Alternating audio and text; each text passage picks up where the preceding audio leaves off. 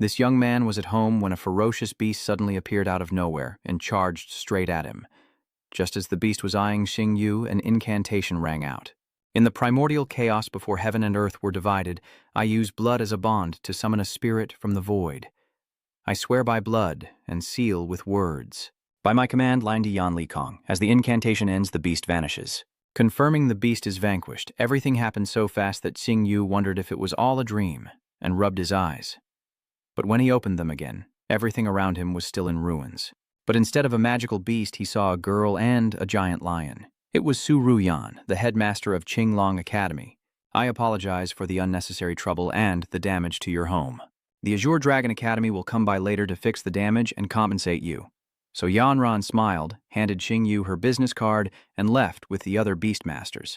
Staring after the Beastmaster who saved him, Xing Yu smiles bitterly. For in this era, everyone aspires to be a Beastmaster. If only I were a Beastmaster. But I can't even afford a beast, let alone compete nationally or protect anyone. As Xing Yu brooded, a dog appeared out of nowhere, gently placing its paws on his lap and licking his face in delight, catching him completely off guard. Don't tell me you followed a great dragon in here? What kind of start is this? A husky falling from the sky? Could this dog be a spirit beast? Suddenly, Xing Yu remembered seeing a picture of this dog in a book. That's right. This is the dog with the long name in the textbook, the swift-wind hound. Its bloodline isn't strong and it doesn't need spiritual power, so maybe I can keep you alive. Great. If I have a spirit beast, I can become a spirit beast master too. But the National Spirit Beast Master competition is only 3 days away. I probably won't make it in time, will I? Despite this, Xing Yu decided to raise the Gale Hound, but the very next morning he took it to the magic beast shop. Following me won't lead to anything. Although he said that, Xing Yu thought it would be better to give it to someone who could afford to raise it. This little guy eats too much. He finished a week's worth of my food in one night. Just then, the shop owner opened the door and, upon seeing Xing Yu, scolded him. What are you doing loitering in front of my shop so early in the morning? Sir, would you like to buy this beast?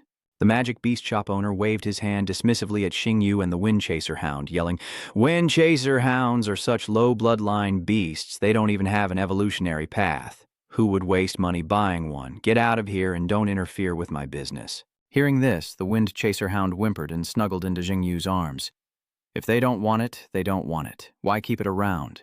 Just then, a notification appeared as Xing Yu spoke. Windswift Hound, initial stage level 1, loyalty 59, low bloodline, hidden bloodline, hell bloodline, trash quality, no talent. Hidden talent, Hellfire, which deals true damage to enemies, ignoring armor. Evolution path, none. Hidden evolution paths, Windhound, Hell Windwolf, Hell Underworld, Wolf, Godly Hell, Yama Wolf. Am I seeing things? A system window. Xing Yu rubbed his eyes, but when he opened them, the system panel was still floating above the Windswift Hound. A hidden evolution path? Hidden route? A dire wolf has no evolutionary path. Get out of here, the shopkeeper said, shooing Xing Yu away with a broom. Can't you see him? Is this board only visible to me? As Xing Yu wondered, a familiar voice rang out. Isn't that Xiao Xing Yu? I remember you saying you wouldn't participate in the national competition because you didn't have a spirit beast. How did you get the money to buy a spirit beast? Asked Sujie, the richest kid in Qingfeng City and Ding Yu's classmate at Xiangnan High. He approaches Xing Yu, eyes the wind sickle hound, and sneers.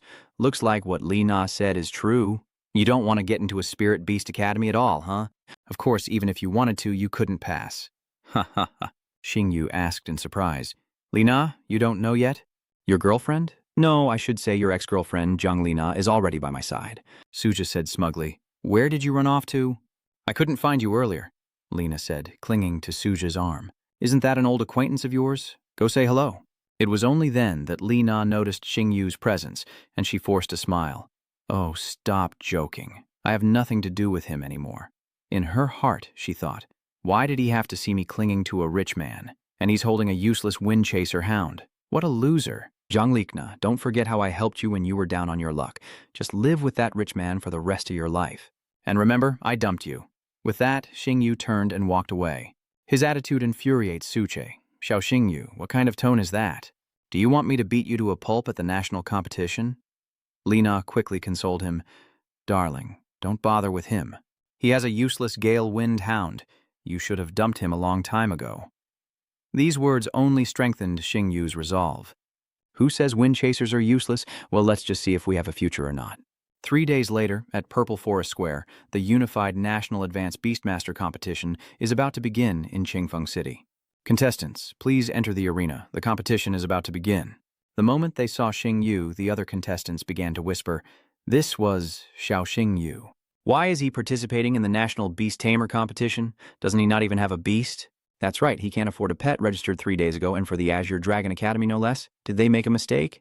Isn't that the best of the 4 great academies? How dare this good-for-nothing apply? Ignoring the chatter, Xing Yu approached the judge's table and said, "Hello, examiner. I'm here to take the exam." The Qinglong Academy's admissions teacher for Qingfeng District is Chen Kainian. He was sitting leisurely, but when he heard Xing Yu's voice, he looked up, wondering, is this the only student in Qingfeng District to apply to the Azure Dragon Academy? Xiao Xing Yu, you truly don't know your limits. In the last 5 years of Qingfeng City's inter-school exams, only 8 students have dared to apply to the Azure Dragon Academy. Not a single person passed, and you dare apply to the Azure Dragon Academy? If you pass, I'll kneel and call you Dad. Ignoring Su Keely's insults and provocations, Xing Yu coldly replied, "Then you should prepare to call me Father." He then turned to Chen Kainian and said, "Teacher, I'm ready. Let the exam begin." Xiao Xing Yu, I must remind you, the Azure Dragon Academy has strict requirements, and you didn't choose to adjust your application. So if you fail, you won't have the chance to apply to any other beast-taming academy. But Xing Yu firmly replied, "I understand, sir. I'm ready to begin." With nothing left to say, Chen Kainian began the test. The first test is to measure spirit energy. Chen Kainian pointed to the sphere on the table. Xing Yu understood and placed his hand on the sphere. "Xiao Xing Yu, your spirit energy is 316. Hearing that, Su laughed. "I thought you were something special, but you can't even reach the threshold of Qinglong Academy." Chen Kainian said nothing, but was disappointed, thinking a promising seed had appeared. Just as he was about to call the next candidate, something unexpected happened. The number displayed on the sphere began to change, jumping to 621, 711, 800, and finally settling at Tespatrinami 8, leaving everyone stunned. Spiritual power is directly related to the potential a Beastmaster has to form contracts in the future.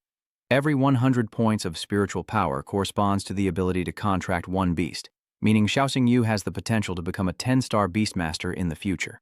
In the past few decades, very few in the Dragon Kingdom have reached this level. It seems another genius is about to emerge. Chen Kainian announces that Xiao Xing Yu's spiritual power has reached 1028 points. I recall that the genius girl, Yinan Shuang, only reached 1030 points last year. I didn't expect you to be this strong. Your spirit power is only 2 points behind Yinan Shuang. Suja hasn't given up trying to bring Xing Yu down. So what? The Azure Dragon Academy test has 2 parts. Lina chimed in, certain he couldn't pass the next test of his beast-taming bloodline. Contestant Xiao Xing Yu, the second test. As Chen Kainian spoke, a technician whispered in his ear, "Mr. Chen, the spirit power meter malfunctioned. The student's actual score is 1032, 2 points higher than Ye Ningzheng." Chen Kainian paused for a moment, then said, "Keep the meter malfunction quiet for now." "Yes, Mr. Chen." The technician responded and quickly left. The second test examining Xing Yu's pet's bloodline begins. Contestant C. Xing Yu, please summon your pet. Black Wind, it's your turn. Everyone waited with bated breath, but they couldn't help but be shocked when they saw that Xing Yu's pet was just a windsickle hound. A gale hound? Isn't that the lowest quality bloodline there is? In this day and age, who would contract a gale hound as their spirit beast? Aside from spirit energy value, bloodline quality is a huge factor, limiting a spirit beast master's future development. Clearly, Xiao Xing Yu's beast bloodline is too weak. Just as Chen Kainian was about to fail Xing Yu, someone suddenly said, "Everyone, look, that's not a gale hound at all." A gale hound has no evolutionary path at all. Black Wind transformed from a husky into a giant magical beast with a description above its head, Hellgale Wolf. Initial stage, level 1 body, Hellhound bloodline. Its fire-hell attribute is fire and wind, with skills like Hellbind, Target Lock, Hell Roar, Piercing Attack, and an unknown evolutionary path. Second stage evolution, Xiao Xing Yu never expected him to be so powerful. Chen Kainian smiled with satisfaction and announced that student Xiao Xing Yu had passed the test and was welcome to Qinglong Academy. Sujie and Lina tried to slip away after hearing the results, but Xing Yu called them back. "Where do you think you're going without saying goodbye to your daddy?" "Brat, don't get cocky. I won't call you that, so what are you going to do about it?" "Black Wind," Suja retorted. Understanding the command, Black Wind immediately went over and gently pressed Suja's head to the ground. Can you speak now? Though unwilling, Suja had no choice but to call out, Father, I don't have a son like you. With that said, Xingyu retrieves Black Wind and turns to leave, passing Li Na, who shamelessly says, Xingyu, my feelings for you have been so deep for the past 2.5 years, so could we possibly… Sorry, I'm not going back. Xingyu refused outright and quickly left. He had to share the good news about getting into Qinglong Academy with his sister, so Xingyu excitedly pulled out his phone to call. But as soon as the call connected, he heard a weak cry of, Little you, followed by screams before the line went dead. Fearing the worst, he immediately ran to find his sister. Meanwhile, in the agricultural market on the outskirts of Qinglong City, a demonic beast is attacking. Ruok Shui clutches a child behind a crumbling wall, whispering, Don't be afraid. Just then, the beast appears behind the wall, its eyes burning into her. Meanwhile, after a long run, Xingyu arrives at the market his sister frequents, his heart heavy with worry. What happened here? Where is she? Against the crowd, he ventured into the monster-infested market, just as the beast lunged its claws at the wall where Ruok Shui was hiding. Without hesitation, Xingyu and Black Wind charge forward, when suddenly a notification appears. Hellwind Direwolf. Black Wind can use Hell Roar and Hell Shackles. Should he use them? Of course. Black Wind used Hell Shackles and Hell Roar. But Black Wind didn't use any skills, didn't even move, just turned to look at Xingyu. Seeing the monster attacking his sister, Xingyu remembered the Beastmaster who had saved him from the magical beast before. That time when they broke the window, the people from Qinglong Academy seemed to chant a string of incantations. All right, I'll give it a try. In the beginning of chaos, when heaven and earth were extinguished, I used my heart's blood to summon a spirit from the void. With blood as the body, words as the talisman, heed my call. As Xingyu finished speaking, Black Wind's Hell Roar skill was activated, instantly blasting away the monster, surprising even Xingyu himself. It's dead. Is this the power of beast mastery? He suddenly remembers his sister was near the monster and rushes to her side. Are you okay, sis? He breathed a sigh of relief, seeing his sister safe and sound. I'm late, but thankfully you're okay. Xingyu, what's wrong? My sister passed the Azure Dragon Academy exam, and I'm now a beast master. Oh, and this is my beast pact. Hellwind Dire Wolf, Black Wind.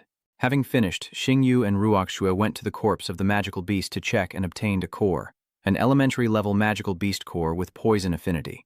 The reward for defeating the mutated beast increases a pet's poison attack by 5 and grants 10 experience points. Without hesitation, Xingyu feeds the essence to Black Wind. Though it's only a rudimentary essence with poison affinity, even a little bit helps Black Wind evolve.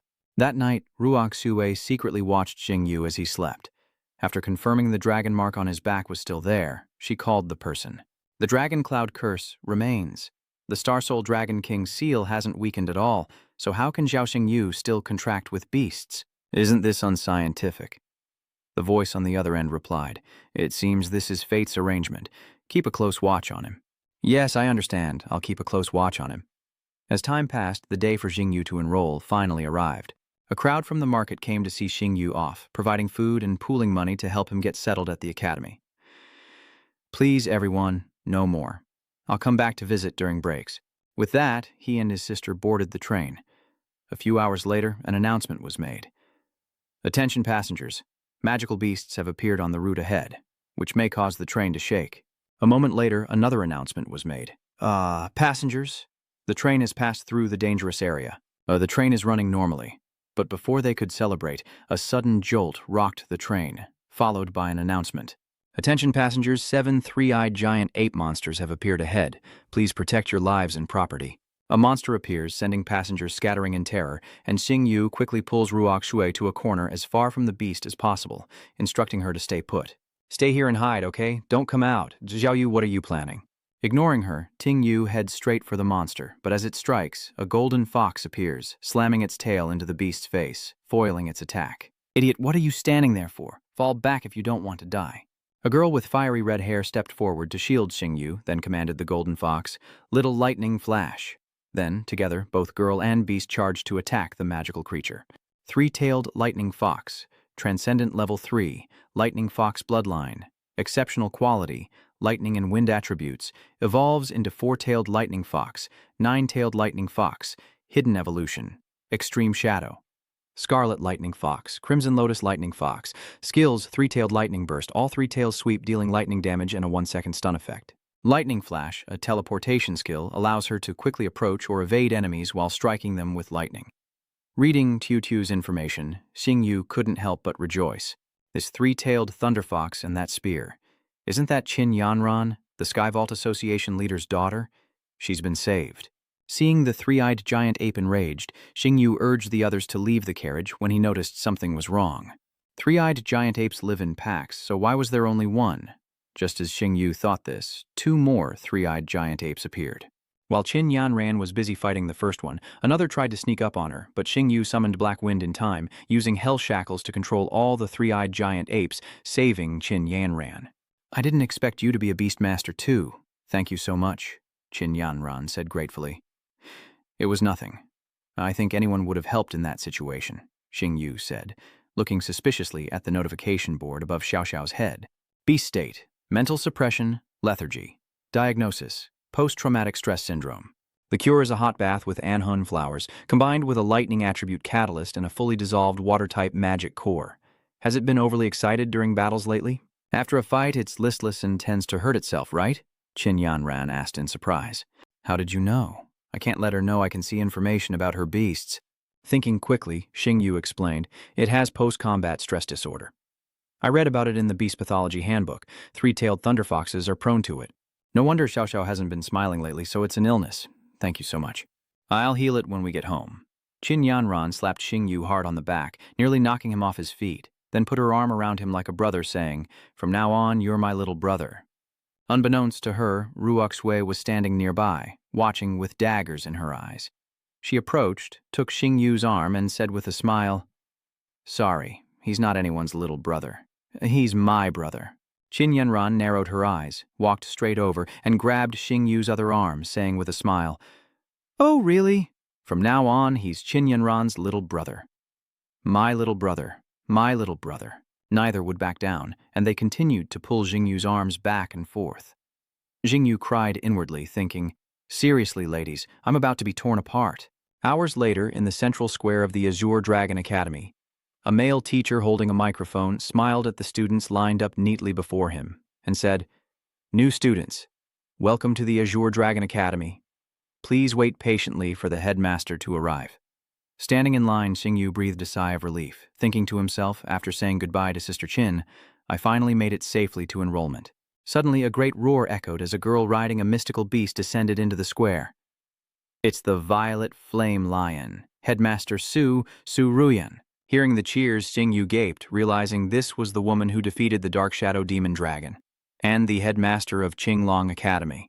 At that moment, Su Ruoyan guided the Violet Flame Lion to land, and a male teacher rushed over, handing her the microphone, saying, "Principal, please say a few words to the new students."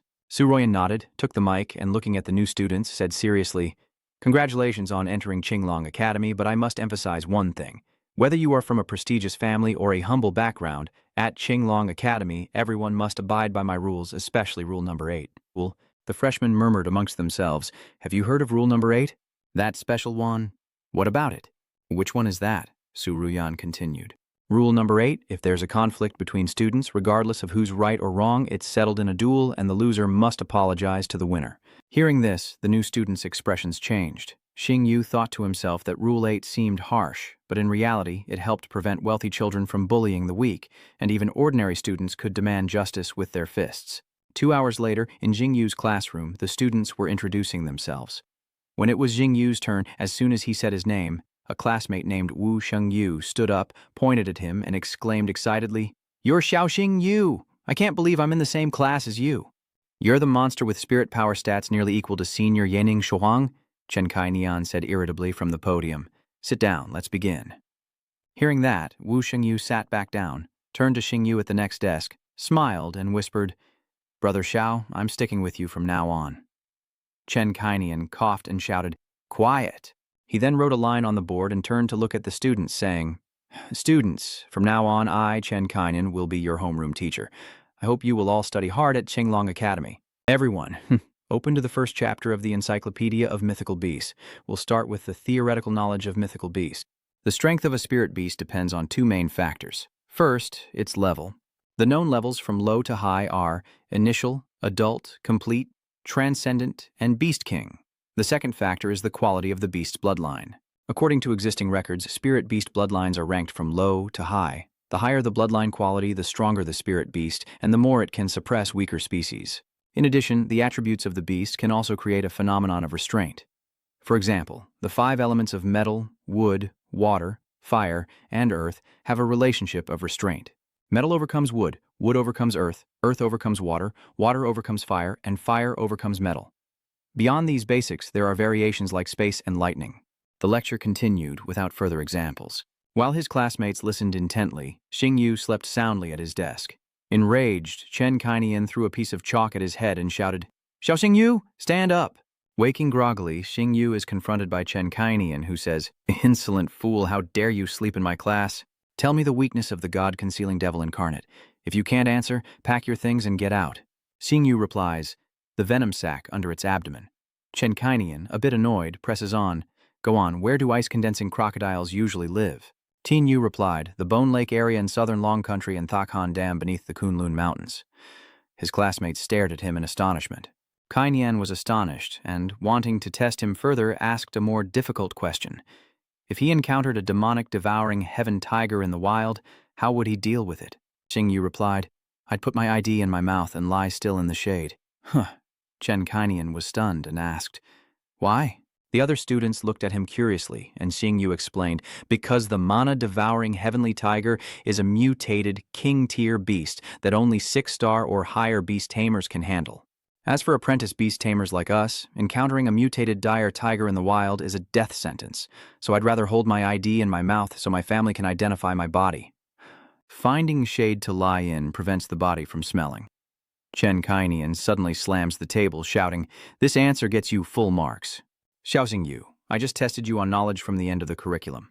How did you—" Before he could even ask, Xingyu pulled out 3 books, saying with a smile that he'd already learned all the remaining content. The other students immediately groaned, "How are we supposed to survive?" "What kind of monstrous genius is he?" Chen Kainian announced, "Study on your own for now. Xiao Xingyu, come talk to me." A moment later, outside the classroom, Xingyu said, "Mr. Chen, I'm sorry for sleeping in class. I promise I won't do it again." "It's not that," Chen Kainian said. "You finished all the course theory in a half a class." Xingyu replied, "It's because you taught well." "You're a good teacher, Mr. Tran." Annoyed, Tran Kainian said, "Kid, don't try to flatter me. If you've mastered the theory, delve deeper." He hands him a card, patting his shoulder. "This is a Qinglong Academy Library card. With this card, you can enter and exit the Thonlong Library at any time and enjoy free book borrowing benefits. Go on, I have nothing more to teach you." Later, at the Azure Dragon Academy Library, Xingyu was quietly reading when Wang Yan, followed by his lackeys, stormed in and shouted, "Today, this Azure Dragon Library belongs to me. All male students get out." The male students knew he was Vice Principal Wang Dongsheng's son, so no one dared say anything and quickly fled the library. Wang Yan then gave a perverted smile to the female students, saying, "Ladies, stay and read with me." The terrified girls cried out, "Please, young Master Wang, spare us."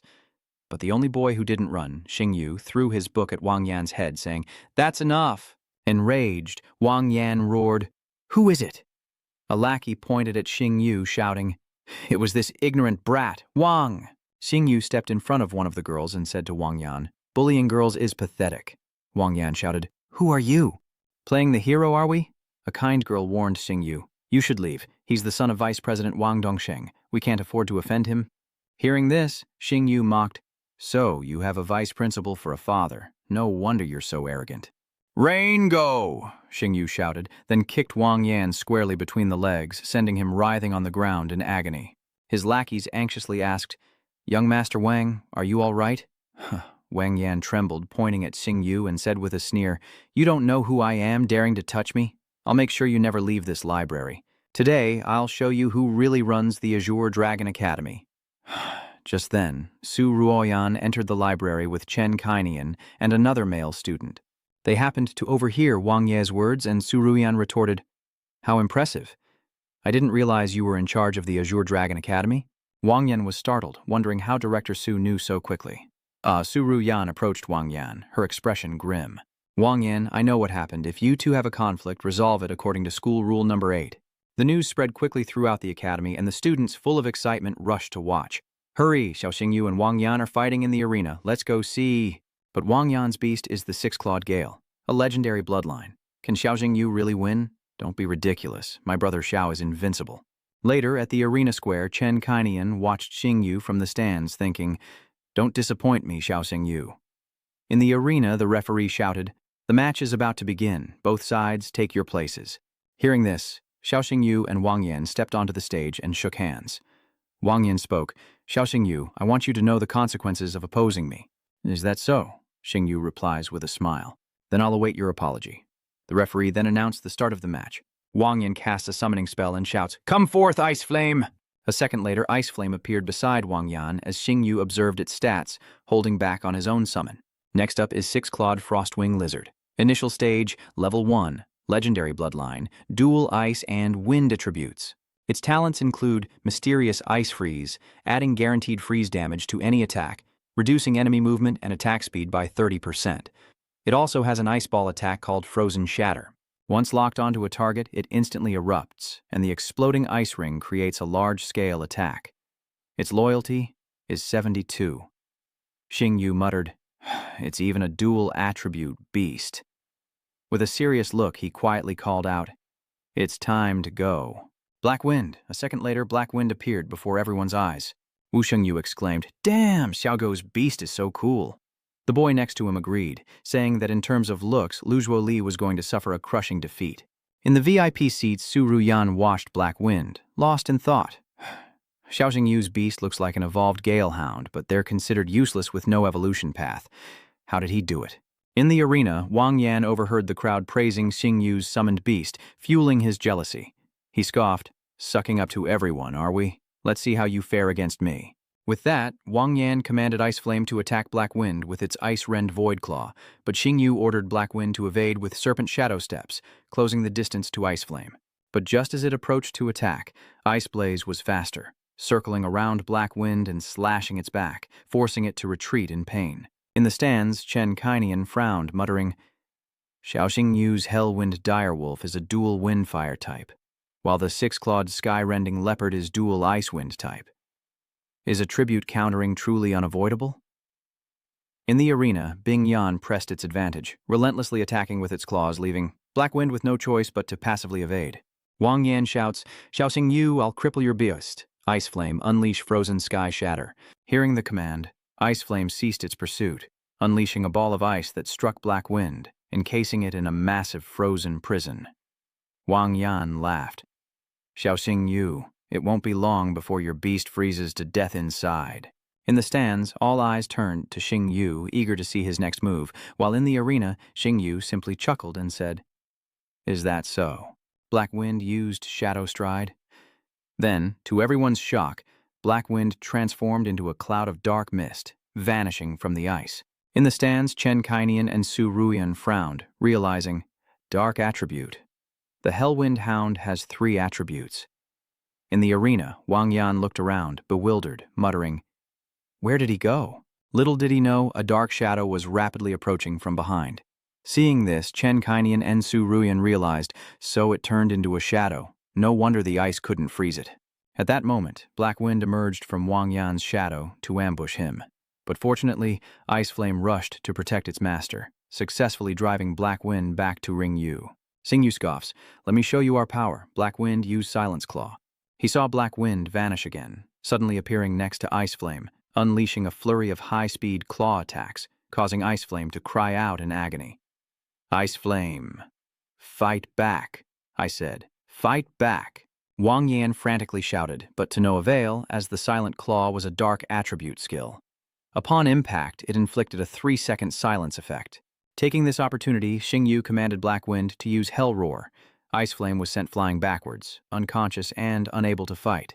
And with that, the battle concludes. The referee approaches Xingyu, takes his hand and raises it high, declaring him the victor. The arena erupted as Xiao Xingyu was declared the victor. Students cheered his name, while Wang Yan fell to his knees, muttering, No, it can't be. Xingyu approached him and said, "You lost." Su Ruyan also descended from the arena, saying, "According to the rules, you should apologize and end this farce." Wang Yan lowered his head in silence for a few seconds, then gritted his teeth and said, "Xiao Qingyu, I'm sorry." He then left the arena, muttering, "Xiao Qingyu, just you wait. You'll pay for this." Su Ruyan turned to Xingyu, smiling. "Xiao Qingyu, not bad in this match. You're the second student to make me see you in a new light, and I look forward to your performance in the rookie ranking competition in 3 days." Xiao Xingyu scratched his head, embarrassed. "Thank you for the praise, Dean. But who was the first person to impress her?" Su Ruyan said seriously, "A genius girl who broke through 1,000 spirit power points." Yesha paused. Xingyu thought to herself, it's her again. She'd heard of her during the entrance exam. At that moment, Su Ruyan produced a ring, offered it to Xingyu, and said with a smile, "You're quite talented. Take this space ring as a reward for the competition." A space ring, a high-tech storage device that can hold food and medicine. Startled, Xingyu thought, a space where all things can be stored. As he reached for the ring, he chuckled. "Then I shall accept your kind offer." "Thank you, Dean." Worried that Ruju was waiting anxiously at home, Xingyu quickly departed. However, as he stepped out of the academy gates, he accidentally bumped into Shiman Ying. Xingyu asked worriedly, "Little girl, are you all right?" Shimaner, slightly dazed, replied, No, I'm okay." Xingyu knelt down and patted Shuman's head. "Little girl, be careful next time. Go home now." As Xingyu stood up to leave, Shiman grabbed his leg. "Brother, I have nowhere else to go. Please take me in." Later, at the rented apartment, Ruok Shui saw Xingyu leading a little girl into the house and immediately pinched his ear, scolding him, "I just moved to Longyin City on my first day." "Xingyu, you dare to abduct children?" Xingyu quickly protested. "No, listen to me, please, just listen." "Explain. What's there to explain? She's already here, isn't she?" Roshu angrily questioned. A few minutes later, she explained her situation. Because Shimang had a phobia of magical beasts, she was not able to become a beastmaster and was bullied by her family, so she ran away from home. I brought her home to help you overcome your fear of magical beasts. Please, Sister Ruoksu, can you take me in? I don't want to go home." Ruok Shui forced a smile and said, "Then you can stay." Then she added, "But Xingyu, remember this. Never seek a woman from the Ye family." The next day, at Yinglong Academy, Xingyu stood in line for inspection, his mind replaying Ruoksu's warning from the day before. Don't seek out the Ye family. Why did she suddenly say that? Hearing him mutter, Wu Shengyu leaned in and asked, "What are you saying?" "Don't look for the Ye family, what's that about?" Master Tran said we're assigning battlefield positions for the next 2 periods. What do you think battlefield positions are? Xiao, which position do you think my storm butterfly beast is suited for? Chen Kainian pointed at him, displeased. Wu Shengyu, no whispering during class. Wu Shengyu hurried back to his seat and said, "Yes, Mr. Tran." At that moment, Chen Kainian seriously addressed the students. "Now, in order of student ID, summon your beasts and participate in the tests to determine your battle positions." Then, each student went up for testing, and Chen Kainian announced the results immediately. Song Hu, your spirit beast has strong defense, so your position is tank. Wu Shengyu's violent rain. Butterfly specializes in ranged water attacks, so your position is mage. The next one is Xiao Xingyu. Hearing his name, Xingyu immediately steps forward.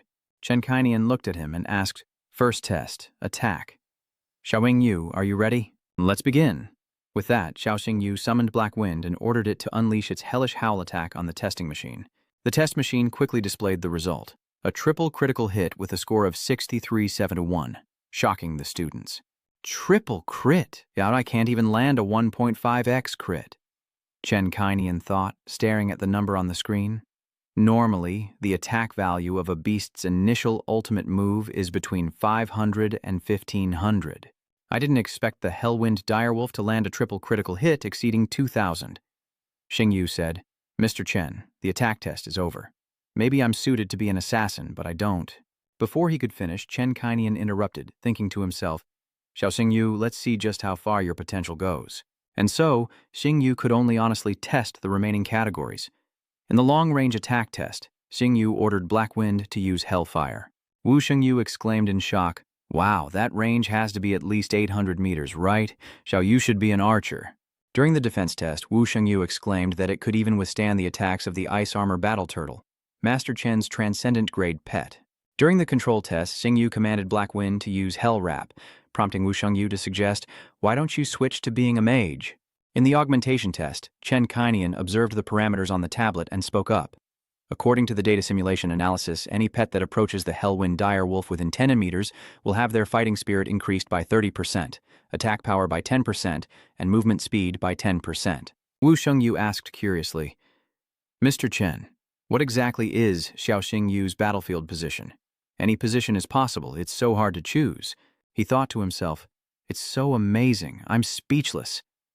Chen Kainian raised a finger and said, "Students, besides these 5 positions, there's actually one more that's extremely suitable for Xiao Xingyu, the all-rounder." This revelation stunned everyone. Hearing this, Shengyu asks, "Mr. Chen, what does it mean to be an all-rounder?" Kai Nian quickly explains, "If a Beastmaster's beasts excel in all positions, then that Beastmaster earns the title of all-rounder." Then, with a smile, he added, "It's clear that Xiao Xingyu is the only all-rounder in our class." Hearing this, he felt a surge of pride under everyone's admiring gaze. They showered compliments on Xingyu, saying, "How are you so good, Brother Xiao?" "Yes, that's right." Amidst their praise and adoring gazes, Xingyu grew even more bashful. "It's nothing, really." "But don't get too excited," Kai Nian interjected. "Although all-rounders are rare, they do exist. And we don't have data on the new students yet, but for now, we only know that Xiao Yu is one." But then he continued, "The second-year all-rounders are Ye Shuangning and Han Tianjun, and the third-year all-rounders are Murong Qingyang and Li Xuancheng." Kainan looked at the students and encouraged them. "So everyone, keep up the good work." After class, Xingyu walked down the street, thinking he should buy some supplements for his beasts in preparation for the rookie rankings. Suddenly, a group of people appeared before Xingyu. "Hey, kid, where do you think you're going?" Xingyu frowned, asking, "Who are you?" They retorted, full of bluster, "You don't even know the Black Tiger Guild? You're asking for a beating." Wang Yan points at him, saying, "Lei, why waste words? Break his leg and see if he can still be arrogant." He replied, "Yes, yes, yes, young Master Wang." And with that, they all menacingly approached Xingyu, daring to cause trouble with young Master Wang. "Humph, looks like you're out of luck." Xingyu was a little surprised. "President Lei, look at the star rank on their robes. They're all 3- or 4-star beast tamers." You angrily retort, "Isn't it a bit much to bully a 1-star beast tamer like me?" Wang Yan disregarded Xingyu, saying he was taking advantage of his power, and what could Xingyu do about it? President Lei added, "Young Master Wang, don't worry, I'll take care of him." With that, he summoned his beast, roaring, "Thunder Tiger!" A majestic white tiger, crackling with purple electricity, appears. President Lei commands it to attack, and the Thunder Tiger lunges towards Xingyu. In an instant, the Black Wind he summoned lunged to attack, its eyes burning red as it clamped its jaws around the Thunder Tiger's neck. Instantly, Lei's summoned beast was knocked to the ground by Black Wind, leaving him in disbelief. Wang never mentioned the kid's beast was this strong. Lei starts to panic. How could a mere fledgling pet master be on par with his transcendent Thunder Tiger? And so he reveals his contempt for Xingyu. "Let's see if your 1-star skills are a match for my Black Tiger Guild's 3- and 4-star power." With that, Lei's teammates all summoned their beasts. 3 newly summoned beasts appeared, ferocious and growling at him and Black Wind. Suddenly, a woman's voice cut through the air. "Let's see how tough your Black Tiger Guild really is." The sudden appearance of this person stunned Guild leader Lei and his members. The girl stood in front of Xingyu, hands on her hips, and said proudly, "Or is my Sky Vault Guild a cut above?" Startled, Xingyu turned to look at the people who had come to help him, and when he saw Yan Ran in the lead, he exclaimed happily, "Sister Qian." Surrounded on all sides, the Black Tiger Guild members were terrified. Their leader was done for, and they were trapped. He stammered, "The Azure Sky Guild." President Lei remembered that the Azure Sky Guild was the second-ranked beast-taming guild in Dragonvale City, and even the top-ranked Gale Guild wouldn't dare to clash with them recklessly. And so he began to grovel, meekly asking Han, "Miss Qin, what brings you here?" She casually draped an arm over Xingyu's shoulders, saying with a smile, "If I hadn't passed by, I wouldn't know what Guild Leader Lei was planning to do to my dear brother." Hearing this, Guild Leader Lei was dumbfounded. Wasn't she the only child of Guild Leader Qin? Since when? Before he could finish, Yanran cut him off, declaring that Xiao Xingyu was her adopted brother, recognized by Qin Yanran herself. She looked at him and declared that anyone who bullied her sibling would be going up against Qin Yanran herself, and against her Azure Sky Association. Lei, the guild leader, quickly changed his tune, fawning over her. Miss Chin, it's all a misunderstanding, just a misunderstanding. He then pointed at Wang Yan and said, It was him. This kid hired us to mess with your sister. Wang Yan, caught in the spotlight, panicked and raised his hands in surrender. Miss Chin, I had no intention of going against Xiaoxing Yu. Ignoring his words, I turned to Chairman Lei. He knew what to do, answering with a face full of sweat. Yes, then, guild leader Lei gave the order to his men. How dare you bully young Master Xiao, brothers, take him down. Teach him a lesson. Wang Yan was beaten senseless. He weakly spoke up, I hired you. Why are you treating me like this? Back at the Azure Sky Guild, Yan Ran was indignant. Xiao Wu, how could you run into people like this? Xing Wu replied, I went out to buy some nutrients for my beasts. Who knew she'd be so unlucky? Hearing this, she introduced herself. Looking for beast nutrition? My Skyvault Association makes these. Yan Ran added, If you need nutrients in the future, just tell me, and I'll give them to you for free. Hearing this, Xing Yu's beak twitched. She didn't expect Qin Hao to be so bold, and the only child of the Sky Firmament Guild's president, no less. Then, she took Xing Yu on a tour inside the guild. This is the training base of the Azure Sky Guild, equipped with state-of-the-art machinery to help Beastmasters improve their combat skills efficiently. Moving to another area, Yanran shares that this is the recreation area where beast tamers can rest after completing missions, offering various entertainment options such as golf and saunas. Moving on, she explained that this is the conference room on the top floor, where they hold meetings and plan strategies for important missions. The next space is the medical room, equipped with advanced medical equipment and a full stock of medicines. Then, Yanran excitedly reveals, our beast tamer doctors have extremely high medical skills and can provide the most advanced technical services for injured beasts. Hearing this, Xing Yu thinks, beast tamer doctors. He immediately grabbed Yanran's hand and asked, Sister Qin, can I join the Azure Sky Association as your beast healer? She hesitated, but was interrupted. No way. It was Liu Yue, the vice president of the Azure Sky Guild. She said sternly, with a hint of mockery, No one's mentioned who you are yet. Why are you here? You're too young and inexperienced to be our guild's beast healer. This joke isn't funny at all.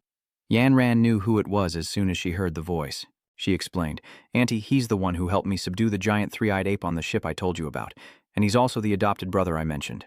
Suddenly, a man rushed in from the door. Vice President Liu, several badly injured beasts have suddenly arrived in the medical room. He stammered, We don't have enough people. What do we do? But Liu Yue calmed him. Don't panic. Just transfer people from the other branches. She turned to Yan Ran and said, Ask the other guilds for reinforcements. But before she could finish, he interrupted. It's too late, Vice President. Those beasts have lost too much blood. They won't last much longer. Hearing this, Xing Yu stepped forward and said, Let me do it, Vice President Liu. Time is of the essence. Meanwhile, at the Azure Sky Guild, Baiging lay on a stretcher as two doctors rushed her into surgery, urgently instructing a nurse to retrieve reserve blood for Baiging's rampaging maw, who was hemorrhaging on operating table 3. Feeling its body changing, its master frantically ordered, Get away! Get away! Perhaps from too much blood loss, Baiging lay motionless, its breath growing weaker. The doctors anxiously surrounded the stretcher, the tense atmosphere punctuated by a trembling voice. Doctor, please save my beast. The guild members were in disarray, realizing she'd lost too much blood and desperately trying to stop the bleeding. But the clamps weren't working, and the medicine wasn't helping. Nothing seemed to stop the bleeding. A doctor shook his head helplessly. Conventional methods were useless. Xing Yu watched, his eyes gleaming with seriousness and a hint of indulgence. On the high-tech operating table, Baiging moans in agony, her eyes tightly shut as she endures the pain. The system displays her information. Baiging the Mad. Transcendent Tier 3. Loyalty 92. Elite Bloodline. Vital signs. The wound inflicted by the venomous king needle is preventing the large surface wound from healing due to a blue mucus. Doctors analyze the extensive damage to Baiging's body. The wound was caused by the king's venom needle, and the glistening green mucus is its unique toxin, preventing the wound from healing. Suddenly, Xing Yu looked at its owner with a firm voice. I have a way to stop the bleeding for your beast, but I don't know if you trust me. The owner tremblingly placed his hand on Baiging and earnestly said, What time is it? I have to trust you. Please quickly stop the bleeding for my beast. I'm counting on you. Xing Yu revealed his method. Grind up a celestial spirit herb and a purple oriole flower, prepare 20 backup roots, then add a transcendent poison attribute magic beast crystal and boil for 5 minutes. The doctors were aghast, eyes wide with disbelief, arguing that the ingredients he listed were all highly poisonous to varying degrees. Wouldn't that just make the beast's wounds even worse? But Xing Yu remained unmoved. He continued firmly, "Apply the medicine immediately as I instructed, or Ao's Azure will surely die if we miss the optimal time." Azure's owner anxiously shouted, "Don't just stand there. Quickly get the medicine." Realizing the urgency, the two doctors quickly complied, and 5 minutes later, one returned with a vial of green liquid. "The medicine's here." Xing Yu swiftly and expertly put on a pair of black surgical gloves. He took the medicine from the doctor and carefully opened the bottle, applying it to Beeking's deep, gaping wound, where green mucus flowed freely. As soon as he applied the medicine, it roared in pain, startling him and its owner. Suddenly, someone shouted that the bleeding had stopped. Indeed, only a few drops of green liquid remained on the wound, as its owner tearfully embraced the exhausted, slumbering beast. "Furball, you're alive. That's great." Meanwhile, Xing Yu clasped his hands and asked Liu Yue with a smile, "Vice President Liu, I wonder if my performance has satisfied you." She was impressed by what had just happened and extended her hand, saying, "Your performance truly exceeded my expectations. I was presumptuous before, so now allow me to formally invite you to join the Azure Sky Association as our special pharmacist." "Of course," Xing Yu said, overjoyed. The two shook hands, sealing their partnership. Scene changed to Xing Yu's home, where Nie Shui is questioning him. "You said you were late because you signed a special pharmacist contract with someone from the Sky Vault Guild?" He answered in confusion. "Yes, I did." She turned away, feigning anger. You have a foster sister now, so you've forgotten all about your real sister." Xing Yu quickly explained. "How could that be?" "No, that's not true." Just then, Shu Meng appeared, breaking the tension. "Brother Yu, what's a special pharmacist? Can you eat it?" Xing Yu happily explained to her. "Of course. Becoming a special pharmacist for the Azure Sky Association means I'll get a salary." He excitedly exclaimed, "This weekend, I can treat everyone to a feast." Theon eagerly agreed. "Yes, yes." Meanwhile, in Wang Yan's room, he was bedridden with his left leg in a cast, suspended in the air. Wang Yan shouted furiously, "Xiao Xing Yu, I will never forgive you." Lin Chang looked down at him with his arms crossed, a useless disgrace. Tears streaming down his face, Wang Yan whimpered, "Father, you have to avenge me." His father sternly rebuked, "You are the son of Lin Chang, yet you lost to a clown from a small town in the competition. You've not only lost your own face, but the face of our Wang family." Wang Yan sobbed as he wiped away his tears. "Dad, please don't scold me anymore. Where did Xiaoxing Yu even find a 3-attribute spirit beast to contract with? Furthermore, he has the Azure Sky Guild backing him, so you probably won't have another chance to regain your honor. But if Xiaoxing Yu were to run into trouble during the Yinan mountain trial and die at the hands of a magical beast, wouldn't that be unrelated to us?" The weather is clear and sunny at Mount Yinan, with sunlight streaming through the vibrant leaves as the instructors oversee the students. Lin Chang announces, "Today, the freshmen will participate in the Mount Yinan trials. This trial will be live-streamed across all social media platforms." Lin Chang gestured to the students, explaining that the bracelets they wore would monitor the number of beasts they hunted and record their battles. He explained the scoring system. 1 to 10 beasts earns a C, 11 to 30, a B, 31 to 50, an A. On the high-tech screen, a point tower was displayed as Lin Chang continued. 51 to 80 beast earns an S, and over 80 earns an S+.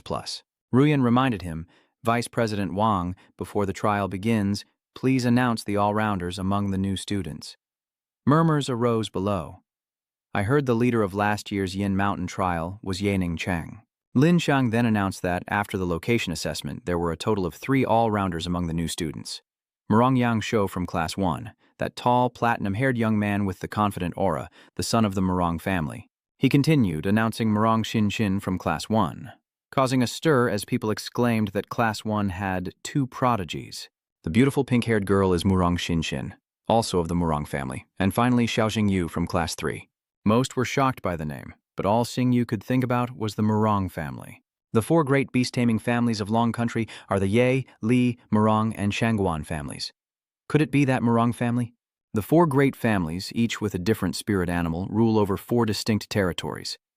The scene shifts to the Azure Dragon Academy's broadcast station. The instructors sat around the table, their eyes fixed on the screen behind Yang Shu as he began his serious introduction. "Hello everyone watching the live stream. I'm the MC for this trial." Yang Shu, the live stream camera pans to Ruyan. She asks Vice Principal Vuong, "How many magical beasts do you think Tu Tinvu will hunt?" Lam Thuong coldly replies, "I'd say 50 is already overestimating him." Kainan pondered this, countering, No way, with his talent, he'll hunt at least 80 magical beasts. Yan, resting her chin in her hand, said confidently, "What if you're all wrong? I think he'll break Yinan Shuang's record. Let's wait for him to make a miracle." And outside, the weather was perfect for outdoor activities. Yang Shu's voice rings out as the students now enter the fray in order. The camera immediately shifts. They're enthusiastically warming up, each seemingly ready to give the competition their all, as Yang Shu's crisp voice rings out with excitement. The trial officially begins, and 20 minutes later, he delivers the news. In less than half an hour, Wan Lin of Class 2 successfully killed a short-tailed bear, breaking the 10 mark for total monsters hunted. Meanwhile, Yan frowned, worried about Xingyu as the broadcast continued to show images of giant magical beasts, along with words of encouragement. Congratulations to Sun Tianhao from Class 5A, who has exceeded 20 magic beasts hunted. Suddenly, Yang Shu exclaimed in surprise. It's hard to believe that only an hour into the trial, Murong Yang Shu from Class 1 has hunted 43 magic beasts. The livestream's comment section is going wild, saying he truly is the pride of the Murong family, and that they want to marry him. So, this is the power of the Murong family. Yang Huk used every ounce of his being to advise Yang Shu. Mu Young Yang Sok's White Blaze Lion is indeed the only psychic-type spirit beast in this trial. Its space-piercing ability not only closes the gap with magical beasts instantly, but any attack it launches can cause a piercing effect. On screen, a white beast is seen clutching the Liao serpent, its eyes gleaming with sharp intensity. Yang Shu's voice remained steady, noting that while the Silver Stream serpent had strong regenerative abilities, it was unfortunately countered by the white mongrel's power, leading to a pitiful and unsightly end.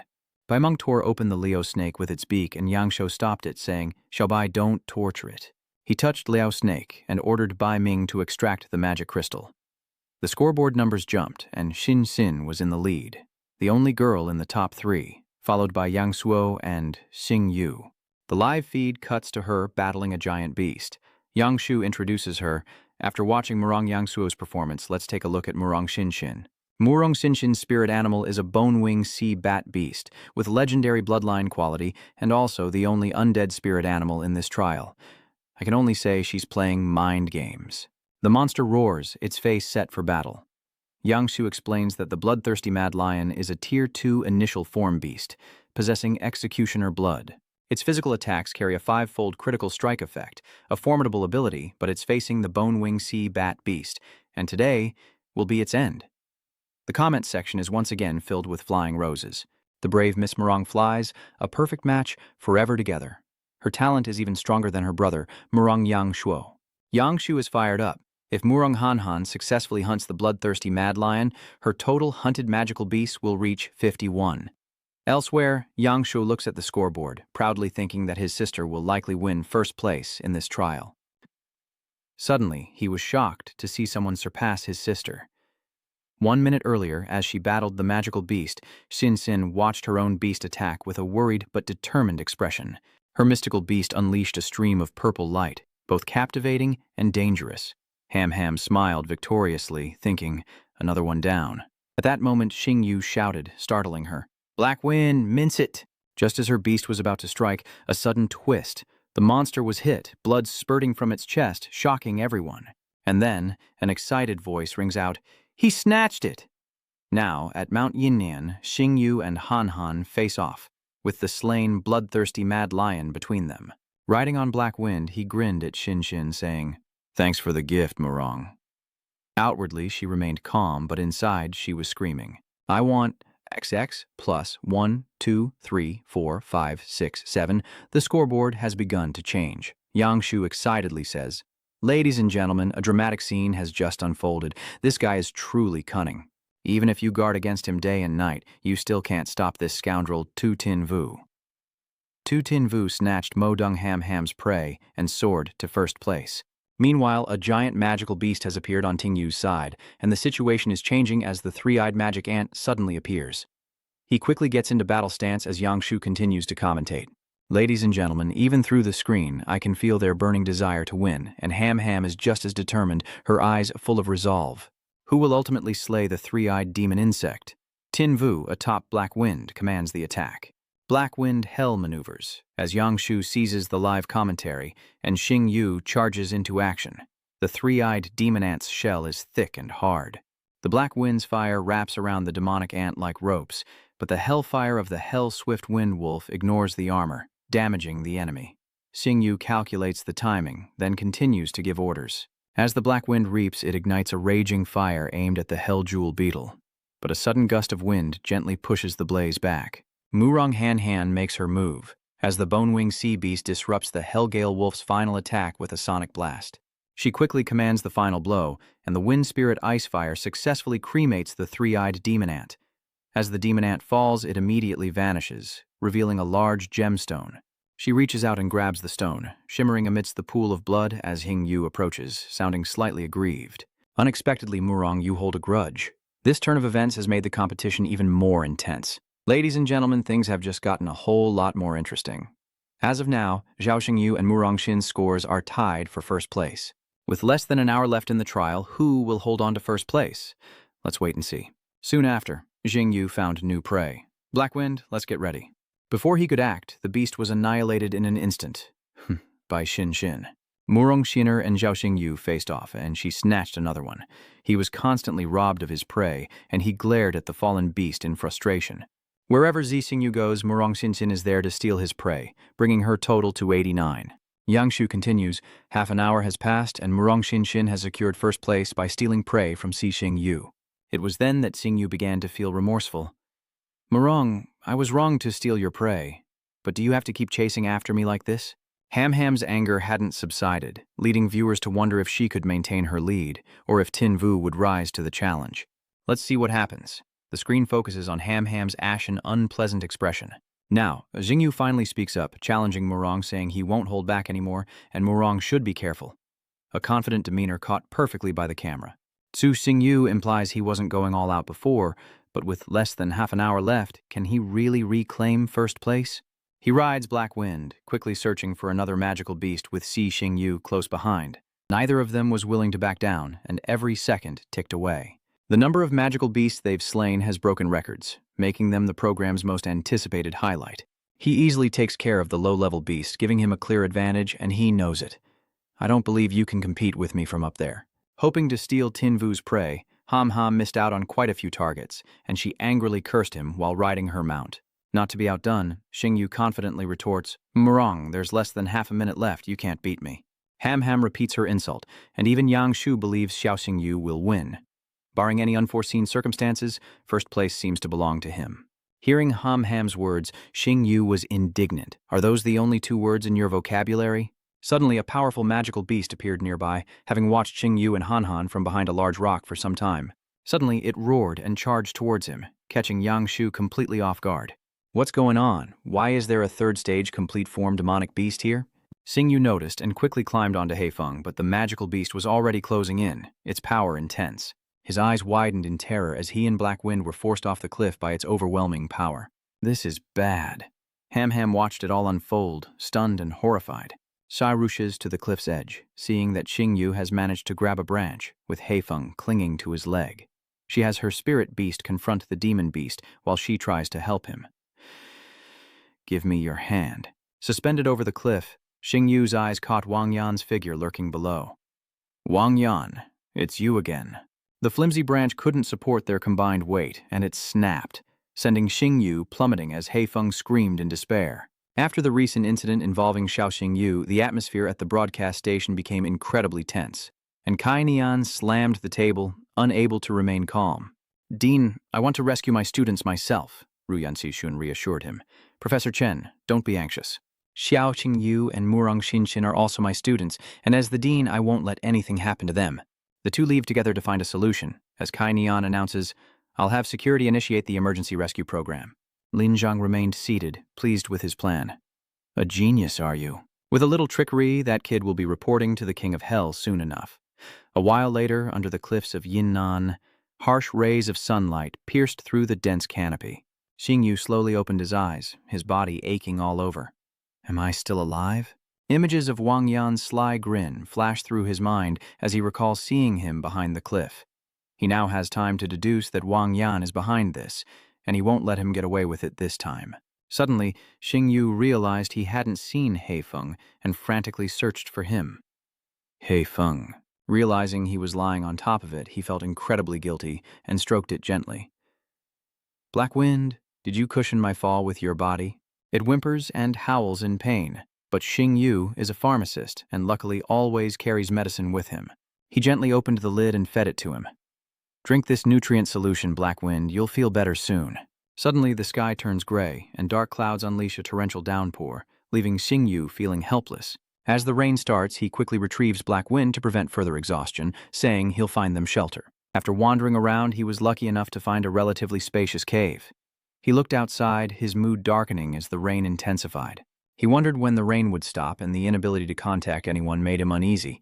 His sister must be worried. Remembering that moment, Shin Shin cried out, "Give me your hand!" He hesitated, wondering how she was doing. Then the sound of footsteps echoed through the cave. Xing Yu quickly realized with alarm that someone was in the cave.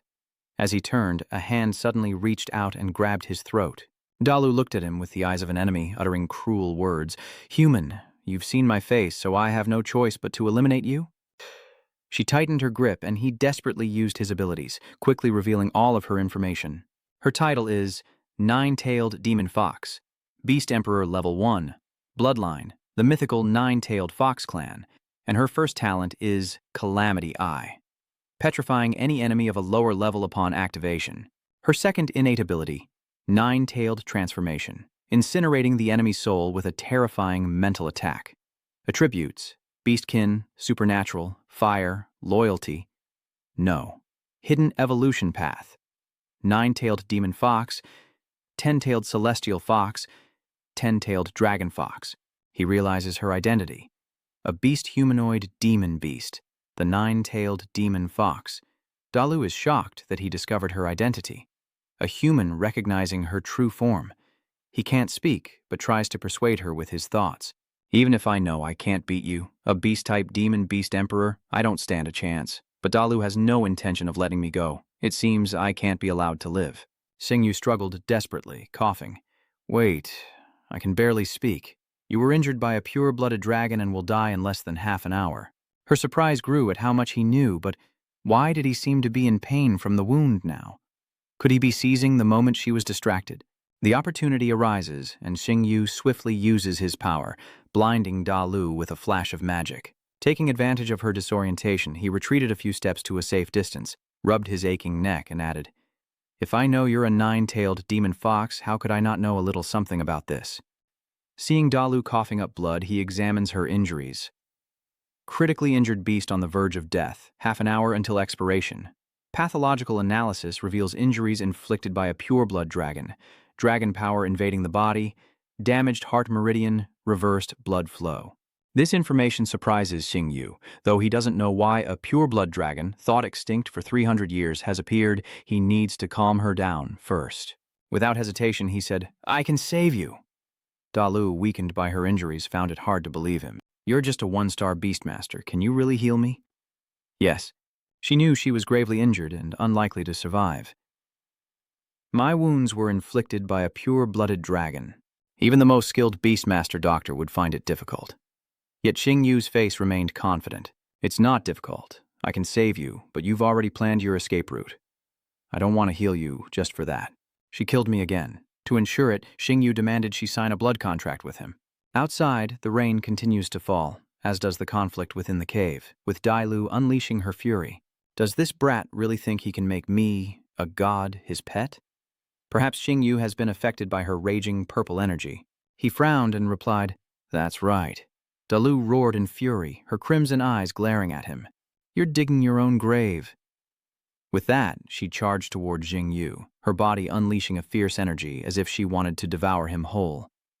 Her grip tightened around his neck, and Xing Yu choked out, "Taking my life is easy, but if I'm gone, you won't survive either." Dalu glared at him, unwilling to yield. "Must I really submit to this human?" Suddenly, a powerful tremor stuns her, and she collapses. Xing Yu warns her that the dragon's power has invaded her core. There's no time. We have to seal the blood pact. But Dalu's heart still fought against submission. "No, I can't die now. I still have the mission she gave me."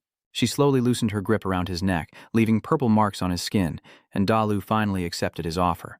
"I agreed to the blood pact with you, so from now on..." He bit his finger and began the ritual with a serious expression. A drop of fresh blood trickles from his fingertip as Xingyu continues the ritual. Oh, she is now my, Xiao Xingyu's, mystical beast. He touches her forehead with his bloodied finger, and a dazzling starlight erupts between them. Dalu was touched but reminded him that his name was Xiao Xingyu and asked if he could heal her now. Xingyu calmly replied, "Of course. You're my mystical beast now, and I will definitely protect you." What are you doing taking off your clothes?" Dalu blushed at his sudden action. He looked serious, holding a sharp dagger, and said to her, "To heal you, how can I draw blood without taking off my clothes?" As he spoke, he plunged the dagger straight into his chest, a clear expression of pain on his face. Pointing to the cut on his left breast, Xingyu said, "Hurry and suck." Dalu blushed, embarrassed by his actions, and stammered, "What are you saying? How could I? How could I do this?"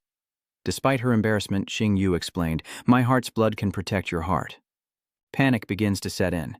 "I don't care," she thinks, shyly moving closer to Xingyu. Dalu began drinking his heart's blood, her heart's core, a look of satisfaction on her face as she repeated the thought, seemingly surrounded by a surge of power.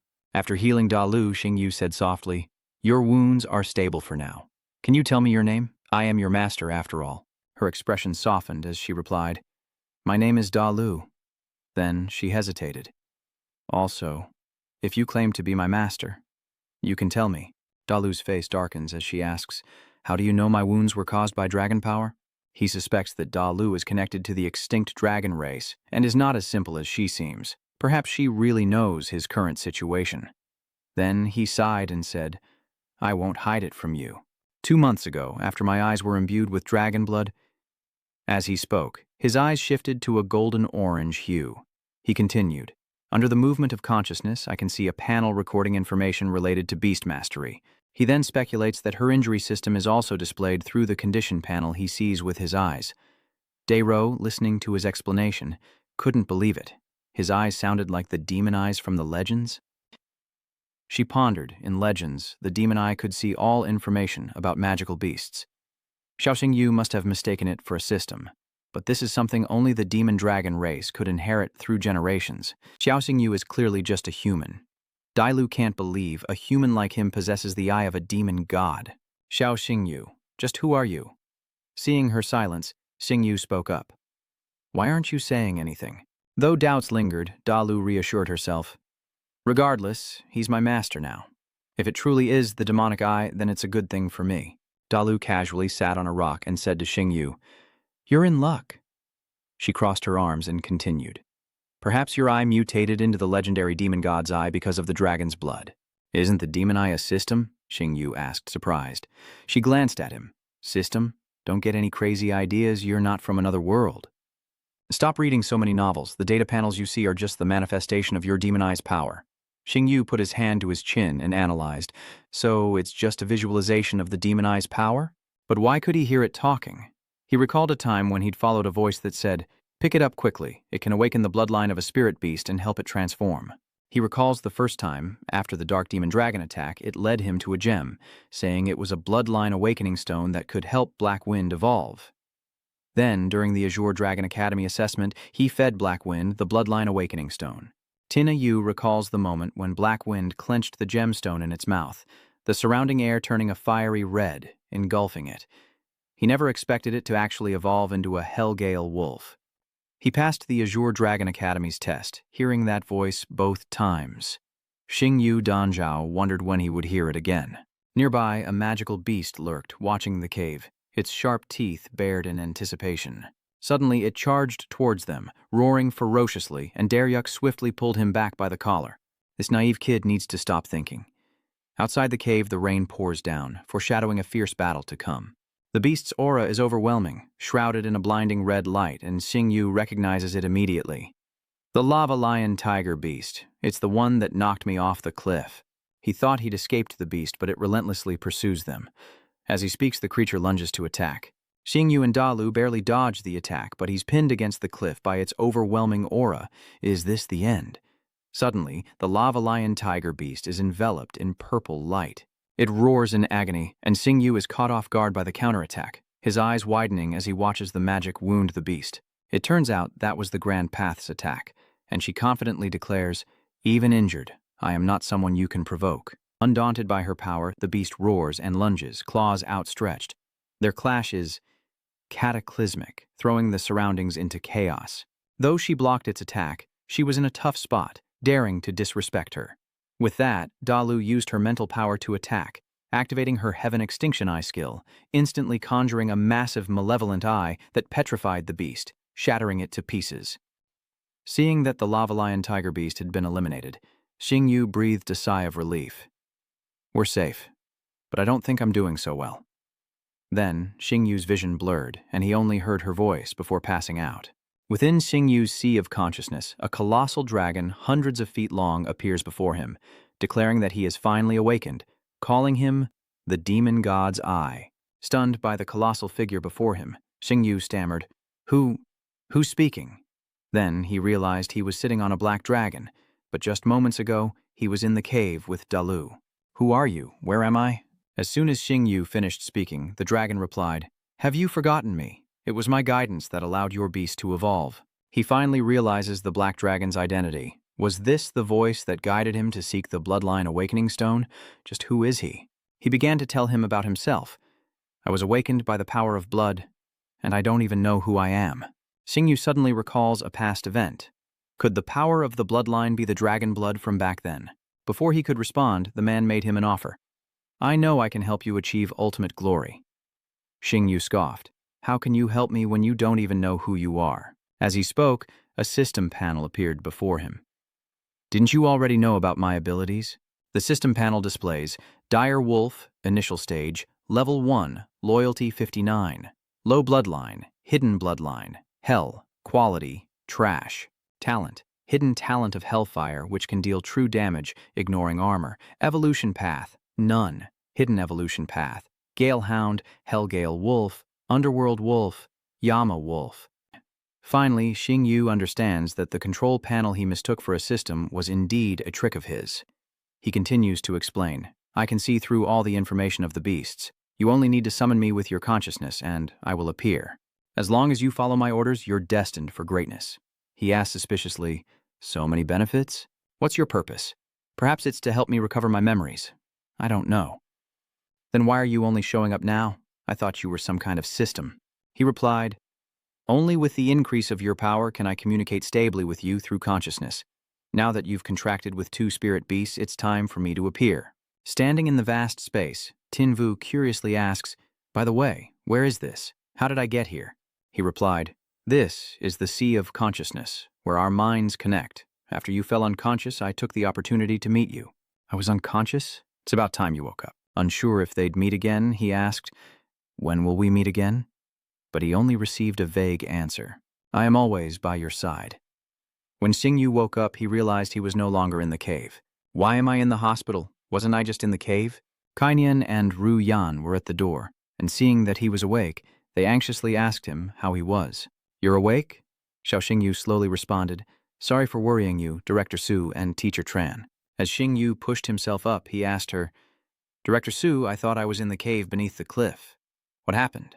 Ru Yan explained, "The rescue team found you near the cave. You were unconscious when they found you." With a serious expression, she questioned him about the events in the cave, noting that the rescue team had found the lava lion tiger's corpse nearby. "You were found less than 100 meters from where you were rescued. Do you know what happened there?" "Director Su, you said I was unconscious at the time, so how would I know what happened? You don't suspect a 1-star beastmaster who nearly died could kill a lava lion tiger beast, do you?" Hearing Xingyu's answer, she wondered if she was just overthinking things. Ru Yan reassured him, "Zhao, rest assured, the Academy will thoroughly investigate this incident and give you an explanation." He forced a smile and said to her, "Of course, I trust the headmaster." Kainian also praised him, adding, "In addition, your and Murong Xinxin's evaluation scores for the Yin-Yang Mountain experiment were both S+, breaking the Academy's record. Rest assured and prepare for the freshman ranking competition this weekend." With that, they left him alone in the hospital room, and as soon as they were gone, a figure materialized. "It's Dalu. I was wondering where you'd gone, so you were in the Beast Badge." She rebukes him, saying, "You relied on me to suck your heart's blood, and then you collapsed from your injuries." Remembering the scene in the cave, her face darkens. When the rescue team arrived, she hid, not wanting to be discovered by humans. Dailu frowned, wondering if his fall from the cliff was truly an accident, based on what they were saying. He chuckled softly, his eyes filled with irony. An accident? There's no way. I know exactly who's behind this. Remembering Wang Yan's provocative face, Xingyu angrily declares, I won't let him get away with this. Meanwhile, in the Wang family study, Lin Chang calmly sips tea and reads. Suddenly, a panicked Wang Yan rushes in, phone in hand, voice trembling. Father, something's happened. Wang Yan anxiously said, Dad, something bad has happened. He quickly handed his father the phone and continued.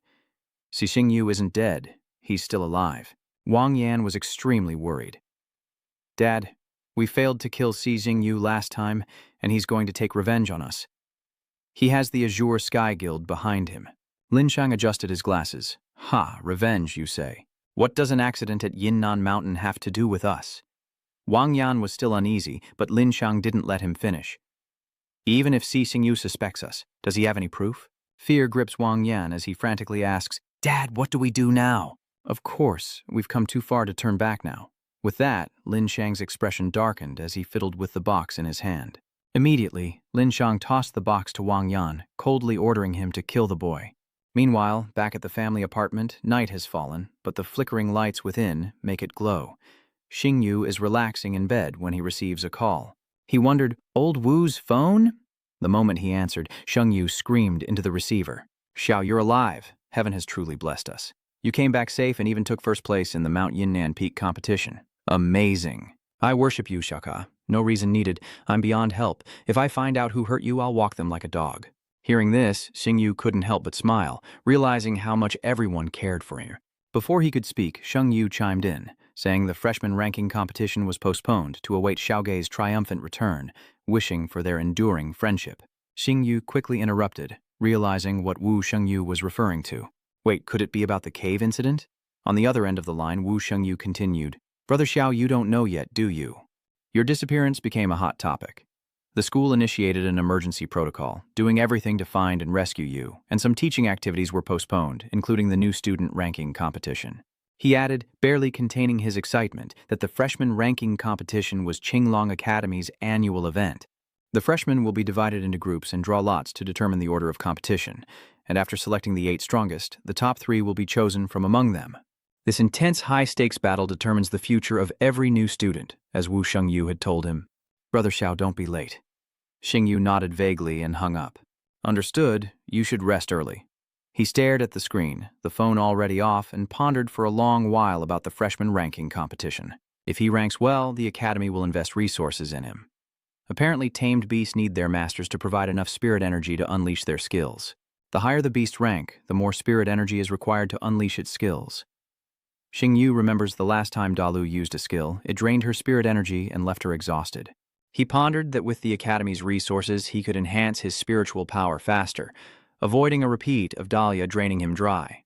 He closed his eyes to ponder, wondering if he should ask it. Lost in thought, he drifted off to sleep before he knew it. Within his sea of consciousness, Xingyu falls into a dark, undefined space, surrounded by countless red eyes staring directly at him. Suddenly, a powerful light erupted behind Xingyu, blocking his path, and he stared in horror at what was before him, the massive, furious, crimson eye of a demon god. He stares intently at Xingyu, his voice filled with murderous intent. You want to take a shortcut? He chuckled nervously and scratched his head. With you around, why not take advantage of a good deal? The demonic eye sighed in silence. If you can help me recover my memories, I'll do everything I can to assist you. Xingyu breathed a sigh of relief at the successful agreement and replied clearly, Simple. I, Xiao Xingyu, always do what I say. Let's help each other. The demon eye continued. It takes you a long time to enter the breath sea to talk to me. This is dangerous, so I've researched information, analyzed symptoms, and created a store, modeling a data panel for you after human world games. Before Hung Yu appeared a data panel full of information. He continued, You can buy what you need through the store, but to prevent you from neglecting my memories, I'll send you random missions through the system. Completing them will earn you points or other rewards. Looking at the item list, Xingyu couldn't contain his excitement. This is getting me excited. Perhaps because he was too excited, Xingyu immediately clicked the buy button for the Dragon Spirit pill without hesitation when he looked at the items on the system. Then a line of information appeared. Dragon Spirit Pill. This pill can instantly increase one's spiritual power tenfold, but after 5 minutes, there will be a severe backlash, leading to a period of weakness. Hearing him make the purchase, the voice of the demonic god's eye echoed from within his sea of consciousness. This dragon spirit pill is just what you need, but the side effects are severe, so use it with caution. Consider this a gift, but from now on you have to fight for what you want. His crimson eye still fixed on Xingyu, he continued. From now on, just think beast control breaks the void to summon the system. Beast control breaks the void, Saint. Obey my command. I need to rest, so don't come to me unless it's absolutely necessary. Hearing this, Xingyu solemnly replied, Then I won't disturb your rest any longer. I'll be going now. The demon god's eye smiled slightly, its voice both challenging and trusting. Yes, you won't disappoint me, will you? As Tingyu left, the demon god's eye watched his receding figure, its gaze filled with unspoken meaning. The next morning, at the family apartment, the sun was high, its rays shining through the windows, filling the small space with warmth. A voice calls out, I'm off to school, sis. Xingyu runs out the door, then turns back to look at the two people seeing him off. As he left, Nguyatuyet watched him with concern, calling out, You've only just recovered. Take it easy. Tian, standing beside her, gently added, Brother, please take good care of yourself. He smiled. I know. Go on back. As Xingyu walked, he wondered if old Wu remembered him, since today was the freshman ranking competition. As he passed a telephone pole, he noticed a flyer posted on it, and stopped, realizing something was off. Xingyu examined it closely, his voice hardening as he asked, What is this? He was shocked to see it was a wanted poster, featuring Dalu as the nine-tailed fox beast, a bringer of chaos. Xingyu led Dalu into a deserted alley, pinning her against the wall as he unleashed his fury, his voice more stern than ever. You deceived me, Dalu. He thrust the wanted poster in her face, his voice rising in anger. Why didn't you tell me you were wanted by the royal family? Dalu sighed, avoiding his sharp gaze as she replied, I didn't hide it. You just didn't ask. Xingyu frowned, unable to contain his anger, and pointed at the wanted poster. You're a criminal, personally wanted by the Empress. How could you not tell me something so important? Dalu shrugged, indifferently meeting Xingyu's gaze, and said, What if I had? If you regret making a blood pact with me, just sell me and take the reward money. He sighed helplessly, then had no choice but to negotiate with her gently. Dalu, I'm your master now, and I hope you won't hide anything from me. Seeing Xingyu's patience, Dalu was startled and suddenly felt a little regretful. She hesitated, then after a moment of silence, Dalu spoke up to dispel the awkwardness. She nods in agreement. All right. Dalu's eyes darkened as she spoke with grave seriousness. The reason Shangguan Lan put such a huge bounty on my head is because of this item in my possession. She raised her hand, revealing a shimmering purple crystal orb. Tin Vu stared at the mesmerizing sphere, a strange feeling rising within him. He wondered, What is this? Dalu replied immediately. This is one of the Dragon Clan's supreme treasures. Her voice was deep and solemn as the dragon tear in her hand emitted a dazzling light full of mystery and enchantment. The Pureblood Dragon Clan has 3 treasures: the inverse scale sword, the Dragon King Mulberry, and the Tears of the Dragon. The inverse scale sword and the Dragon King Mulberry are divine weapons capable of unleashing earth-shattering attacks in battle. Dalu gently explains, Dragon Tears has no offensive power, but it's formed from the tears of 10,000 purebred dragons. If its full power is unleashed, it can reverse time and space, returning to the past. Hearing this, Xingyu was stunned. Back to the past? He exclaimed. Taking a deep breath to compose himself, Xingyu's expression turned somber. I've been meaning to ask you, weren't the dragons extinct for the last 300 years? Why have dragons been appearing lately? His face darkening, Xingyu stared at the avenue, his voice cold as ice. What really happened during the Dragon Slaughter War 300 years ago? Seeing his expression, she became wary and stammered, I just suddenly heard someone call your name. Xiao Xingyu vanished instantly, returning to the badge. Turning around, he saw Murong Yangshuo and Murong Xinxin. Yangshuo greeted him. What a coincidence. What are you doing here?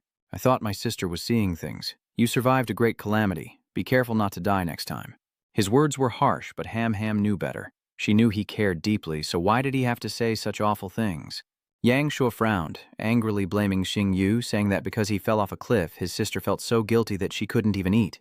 No matter how much Yang Shuo coaxed her, she refused to eat. Instead, she hid under the covers, saying she wouldn't. He continued, saying that after seeing the news of his safety on TV, his sister ate several bowls of rice that night. Yang Shuo spoke haltingly, but before he could finish, Han covered his mouth, urging him to be careful next time, or his sister wouldn't be able to eat. Tin Yu smiled, amused that they were worried about him. I know. I won't worry Murong anymore. The freshman ranking competition is about to begin. Let's go in together. Hearing this, Yangshuo was displeased, coldly pulling away Han Han's hand that was covering his mouth, and his voice sharp. Our relationship isn't that good, especially since you stole my sister's prey during the Yin Mountain trials. I haven't even settled the score with you yet. Yangshuo then pulled Xin into the school, leaving Xingyu standing alone, confused. He watched them go, a look of doubt crossing his face. Then why did you bother talking to me? Arriving at Qinglong Academy, the atmosphere was heating up, fireworks bursting in the sky, creating a lively and bustling scene as the excited host spoke in the vibrant hall. The faculty and students greet the crowd as the annual freshman ranking competition is about to begin. All new students will draw lots to determine the order of combat. Please line up to draw your lots. In a corner of the hall, Wang Yan saw Xingyu, unable to hide his resentment. Xiao Xingyu had indeed returned unharmed. His sharp eyes flashed with hatred. Wang Yan recalled the strange beast-shaped box his father had given him, thinking that this time he would make Xiao Xingyu wish he were dead. The host continued to announce the next person to draw, and Wang Yan confidently stepped forward. Seeing him, the other contestants whispered amongst themselves. One said, "Isn't that Vice Dean Wang's son? Get away from him." Another replied, "He uses his father's power to harass female students in the library." Hurry, everyone's still whispering about him. Wasn't he completely humiliated by Xiao Xingyu in a fight on the arena floor? Wang Yan was drawing lots, but knowing that others were whispering behind his back, he was extremely angry, his face contorted in an ugly grimace. Someone chimed in saying he's just a laughingstock for our Azure Dragon Academy. Wang Yan's face turned as black as night. He clutched the paper in his hand, a sinister smile spreading across his face. Xiao Xingyu, you'll pay for the humiliation you caused me. The drawing reads, Round 1, Match 7, Xingyu versus Wang Yan. Indeed, today is his chance for revenge. Wang Yan smirks to himself, thinking, Today, I'll repay you 100-fold. The appearance of the match list stunned the entire audience. Am I seeing things? Wang Yan versus Xingyu. What a coincidence. Talk about bad luck. Wang Yan recalled the note he'd drawn and thought, Don't worry, father, I won't let you down. Wang Yan arrogantly approached, pointing directly at Xingyu and declaring, Xiao Xingyu, on the arena later. He gritted his teeth, glaring as if to devour Xingyu, and announced, I will personally cripple your spirit beast. Hearing that, Xingyu simply scoffed. Is that so? Then I'll be watching. With that, they both stepped onto the arena floor. They faced off, radiating a fierce battle aura. A strong wind swept through as Xingyu strode forward calmly, his eyes brimming with confidence as he approached the arena. Meanwhile, in the stands, Yangshuo asked, Little sister, why are you staring at Xingyu? Han Han didn't answer directly, but instead asked, Brother, can you feel it? Yangshuo was bewildered, unsure what she was implying or what he was supposed to feel. Ham Ham quietly responded, Ever since Xiao Xingyu fell off the cliff and was rescued, his aura has become much stronger, and Ru Yan has sensed it too. She wondered, Xiao Xingyu, what have you experienced in just a few short days? Back at the match between Xingyu and Wang Yan, Yangshu raised his flag and shouted. In the first match of round 1, Xingyu faces Wang Yan, and the referee excitedly waves his flag to start the battle. He shouts, Begin! And as soon as he hears the referee's call, Wang Yan takes a defensive stance, leaping backward. At the same time, Xingyu moved aside, taking a defensive stance and creating a safe distance from his opponent, as he summoned his beast with determination in his eyes. Black Wind, prepare to attack. Wang Wan summons his beast, determination to defeat Xingyu burning in his eyes. Ice Blaze, a leopard with ice-covered armor, appears. On the screen, information appears about the two beasts. Black Wind, a Hellwind dire wolf, initial first level, bloodline of superior quality, with the Hellfire talent, ignoring armor to damage enemies, wind and fire attributes. An Ice Blaze, a Lucha Liakong leopard, initial first level, legendary bloodline, with the Frozen Mystery talent, all attacks deal frost damage, reducing enemy movement and attack speed by 30%, ice and wind attributes. Yangshu explains to the audience that the information on the screen is the result of the measuring device's analysis. Let's find out more, viewers. Suddenly, Han Han's face darkens. Perhaps she's noticed something about Black Wind. This aura doesn't feel right. The screen displays Haifeng's information. A Hellwind dire wolf, initial stage level 1, with executioner-grade blood. But Ham Ham suspects Haifeng is stronger than that. With the Hellwind direwolf's current aura, its level is more than just initial stage 1. But then again, the beast measuring device shouldn't be wrong. The Hell-Swift Windwolf's level is indeed Initial Stage Level 1. Ham began to ponder, sensing hidden complexities she didn't yet understand. How strange. Unless, she suddenly realizes, Xiao Xingyu is intentionally suppressing Hell Windwolf's level, hoping to break through and advance during this competition. Back to the battle between the two spirit beasts, Ice Blaze relentlessly charges forward, its sharp fangs attacking Black Wind. With its agility, Black Wind dodges Ice Blaze's attack and leaps away. This time, Ice Blaze unleashes its power, firing a massive ice blast towards Dark Wind. Dark shadows rise, thanks to Black Wind's power, stopping the attack. The haunting shadows fade, the ice shatters in midair, and Bing Yan's attack unleashes a chilling aura across the arena and into the stands. Everyone in the stands shivers from the lingering chill of the attack. The shadows are slowly fading away. After Ice Flame's attack, Black Wind has vanished without a trace. But little did Ice Flame know, Black Wind, with his bloodshot eyes, was right behind him, staring intently. Black Wind unleashed Hell's Roar, shattering the ground and sending Ice Flame flying. It's almost comical watching it fly helplessly through the air while the audience below sweats bullets watching this fight. Everyone felt the heat and pressure. Even in a parka in this fiery climate, the MC tried to broadcast live. What an amazing duel. It was cold and freezing for a while, and now it's getting hotter and hotter. A symbol appears on Xingyu's wrist as he unleashes his ultimate move, the Black Silent Claws. The MC has to admit he's dedicated to his craft, as Xingyu takes the lead showcasing his dark attribute combat skills. A dark, eerie shadow appears behind Haifeng, its aura truly overwhelming. Black Wind gives Ice Flame a loving smack, but it looks like it really hurts. The audience jeers, the leopard's been hit, and the skill can't be released. Ha ha! Look at its stupidity, just like its master, like servant. Wang Yan is furious. Xingyu, you think I'll fall in the same place again? With that, he signals Bing Yan to take down their opponent. I wonder what tricks they have up their sleeve this time. Seeing its master's command, it opened its mouth, revealing a blue orb which Ice Flame promptly shattered. Instantly, its body began to transform, ice shards erupting from within. Its fangs grew longer at an alarming rate, and its claws and leg strength increased. The ice demon had truly transformed, both in strength and appearance. Its eyes were no longer as endearing as before. Suddenly, the frost flame grew stronger, roaring as thick blocks of ice formed a protective barrier around it. His face shows confusion as Xingyu wonders how he suddenly became so strong. He uses his power to see the truth behind it all. What will the eye of the demon god reveal? Tinvu wonders. Let's see. He uses his power to look at the ice wraith, which is surrounded by the red aura of forbidden substances. Don't tell me he's using forbidden drugs to get stronger temporarily. Xingyu angrily exposes Wang Yan. To defeat me, Wang Yan forced his spirit beast to use forbidden drugs. He didn't deny it, but instead retorted, "Mind your own business." Wang Yan immediately ordered Bing Yan to attack. He shouts, "Ice Flame, Ice Burst Defense!" Now stronger, it charges forward, unleashing a barrage of sharp ice shards at Black Wind.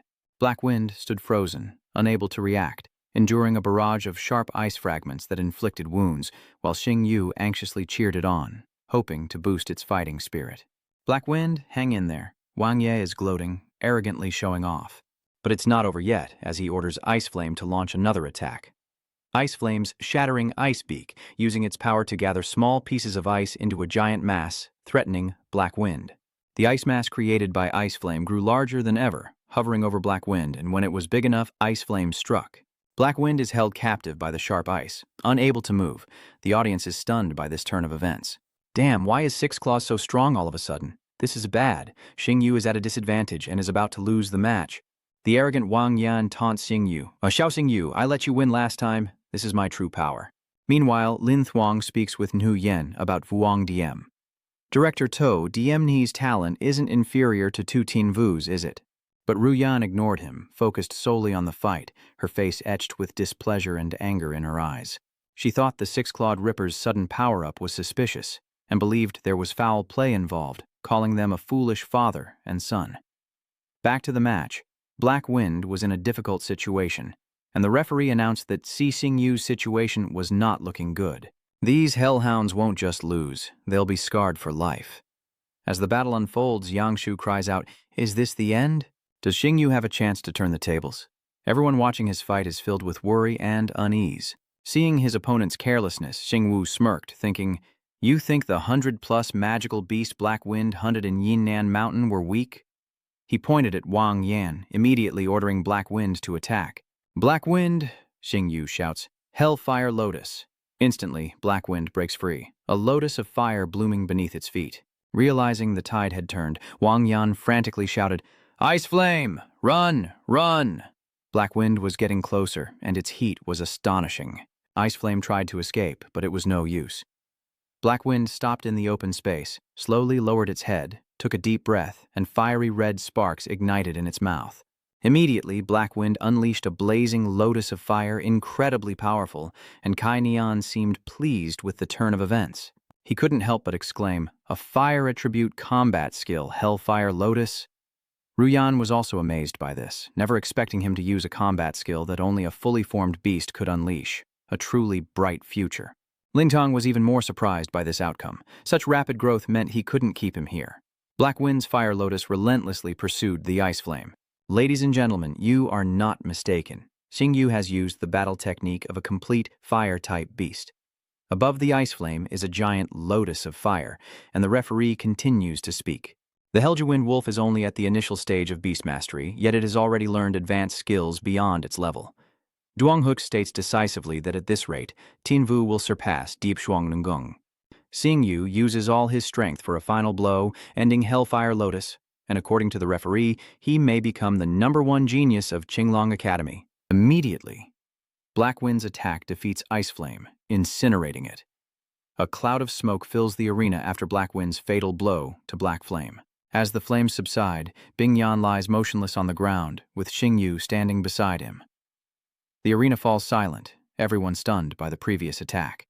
Everyone held their breath, awaiting the referee's announcement, but Yangshu interrupted, excitedly shouting, The winner!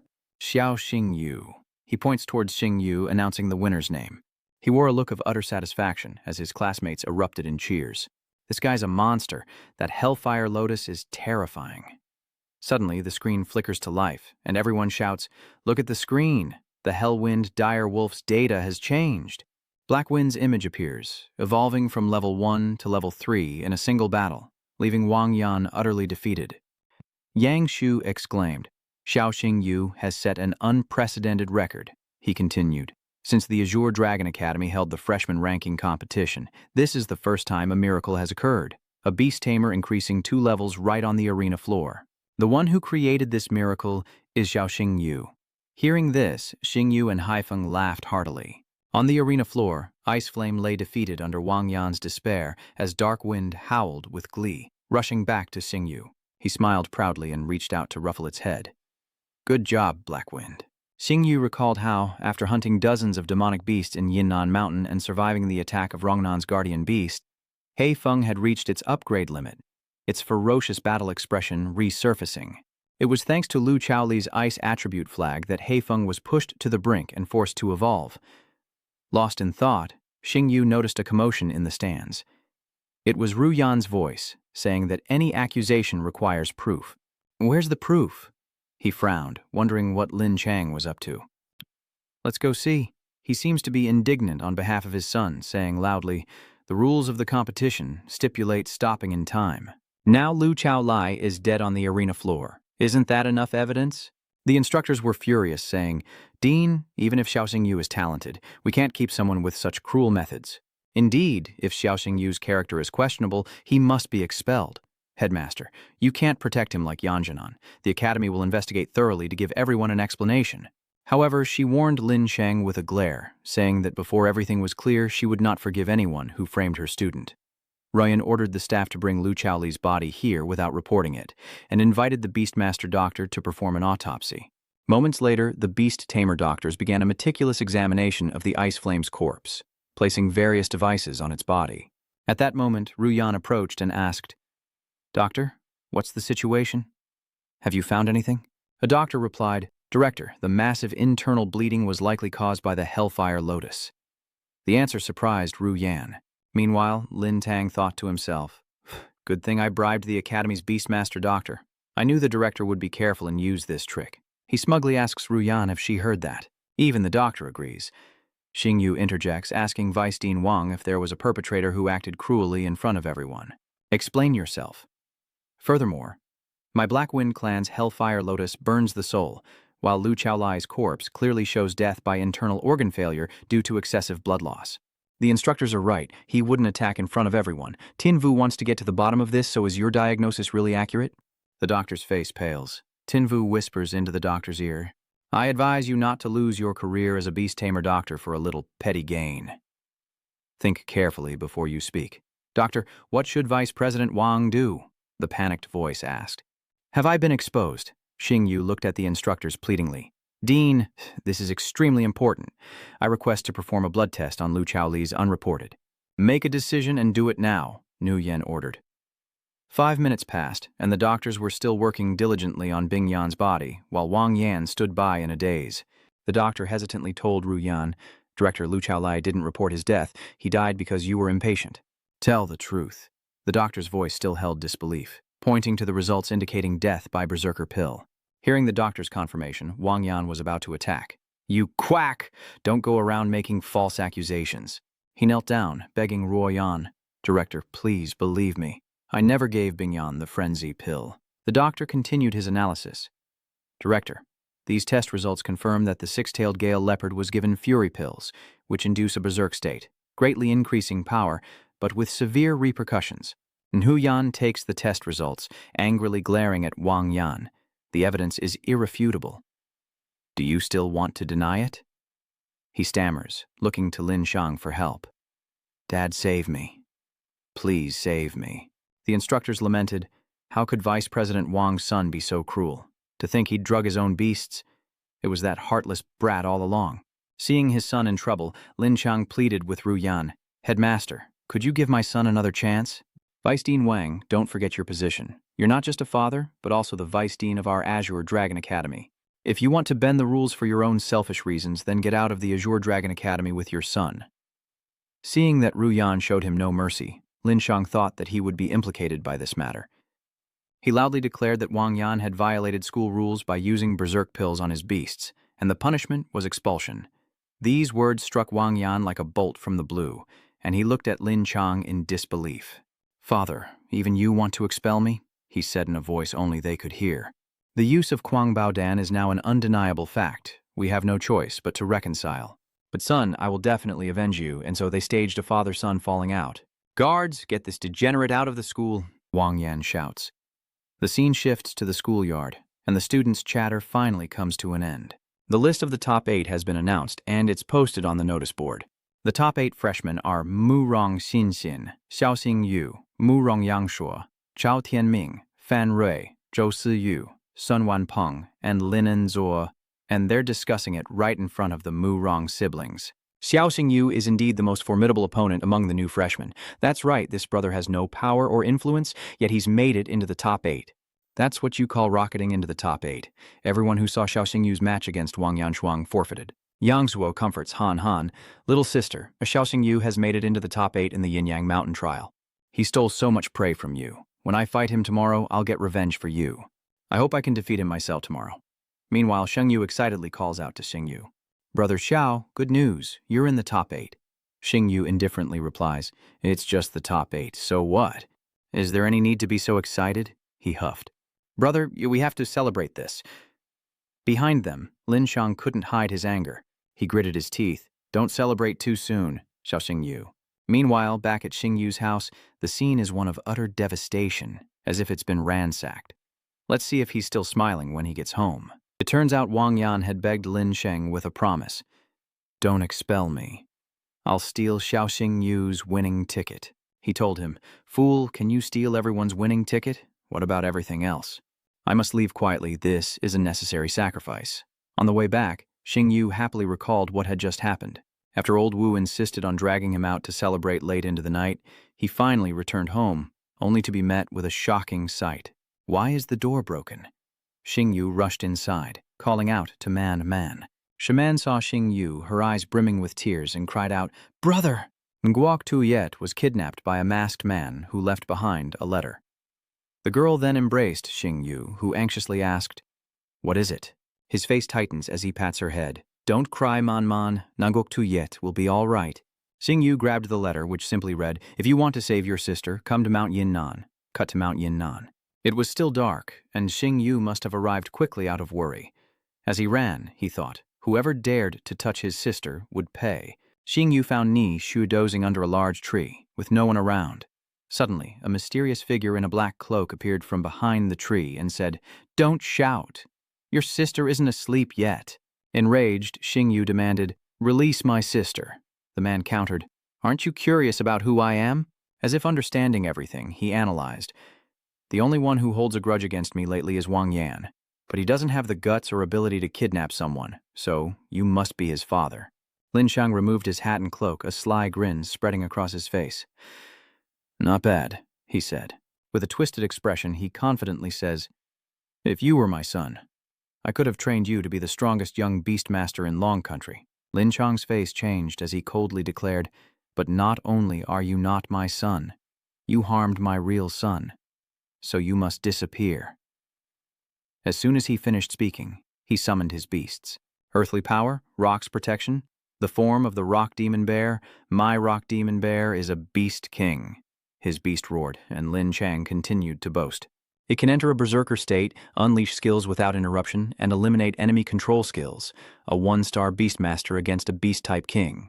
Xiaoxing Yu, your life ends here." His beast bares its fangs and snarls at you. Xing Yu confidently retorted, "Vice President Wang, I'm afraid I'll have to disappoint you." Lin Chang pushed up his glasses. "What? You intend to summon that wolf of yours to be a tasty snack for my rock demon bear? Who said I only had one beast?" With that, Xing Yu summoned her beast, Lulu, telling her it was her turn to perform, as a massive cloud of black gas filled the sky. Lin Chang's face changed, sensing this terrifying aura. A fox ear twitches, as if just waking up. "Why have you summoned me, your majesty?" "So this is a fox beauty. She's lazily whining, interrupting my beauty sleep again. Master, you'll have to make it up to me." Xing Yu pointed at Lin Chang's summoned beast. "Take care of it. Send that bear to the afterlife." Dalu asks, "If I take care of this bear, can I go back to sleep?" Xing Yu compromises, "Yes, you can sleep as long as you want." Realizing the dire situation, Lin Thuong knew he had to act fast, ordering his beast to ambush Xing Yu. The spark startled Dalu, and once she regained her composure, she shot at a cold glare. As Lin Chang's beast raised its hammer to strike, Dalu effortlessly unleashed her heavenly disaster eye. In less than a second, his beast was petrified, frozen in place. Lin Chang trembled, pointing at Dalu, stammering, You're the nine-tailed demon fox, the wanted beast emperor." Dalu stared at him, feigning ignorance. Lin Chang tries to intimidate her, revealing that Xiaoxing Yu's contracted beast is the nation's most wanted criminal. "If this gets out—" Before he could finish, Xing Yu smirked. "Vice Dean Wang, if I've summoned the nine-tailed fox in front of you, it means I don't intend for you to leave this mountain alive." Enraged, Lin Chang retorted, "You little punk. A one-star difference can't be overcome with just one spirit beast, and I am a 6-star spirit master." He then shattered the stone encasing his spirit beast's head. It then used its own power to gradually break away the stone layer on its body, and when the stone shattered, the anger within Lin Chang's summoned beast reached its limit. It roared, its eyes blazing with a fire that threatened to consume everything.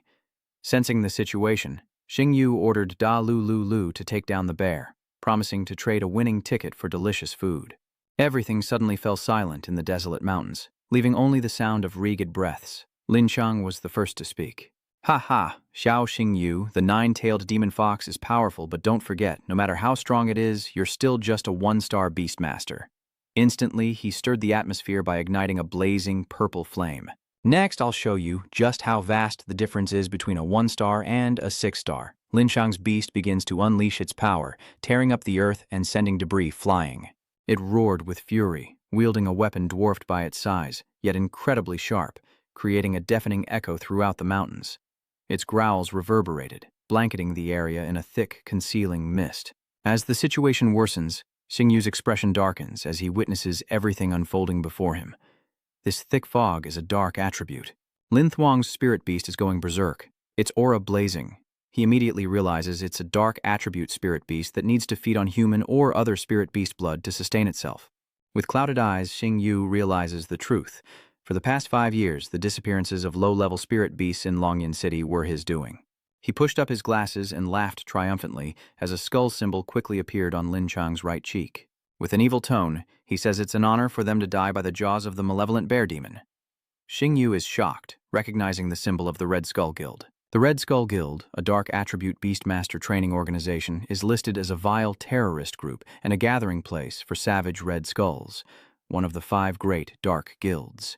You calmly face Lin Chang. If the world knew the vice dean of Qinglong Academy was secretly a member of the Red Skull Guild, what will the outcome be? He replied without a hint of fear. Now that I've revealed my true identity, I won't let you leave this mountain alive.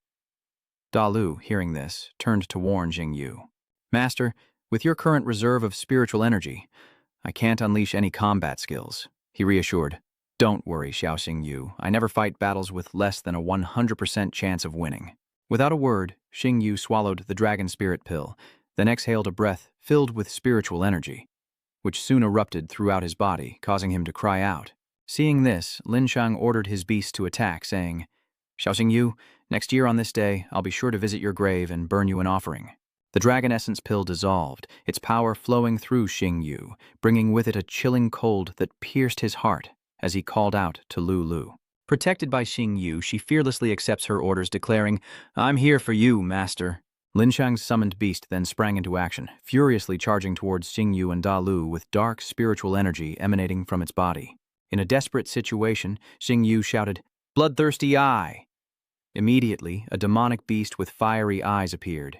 It was Da Lu, transformed into a 9-tailed demon fox. Quickly, in her beast form, she howled at the sky, and a giant eye appeared above, locking onto the bear's heart.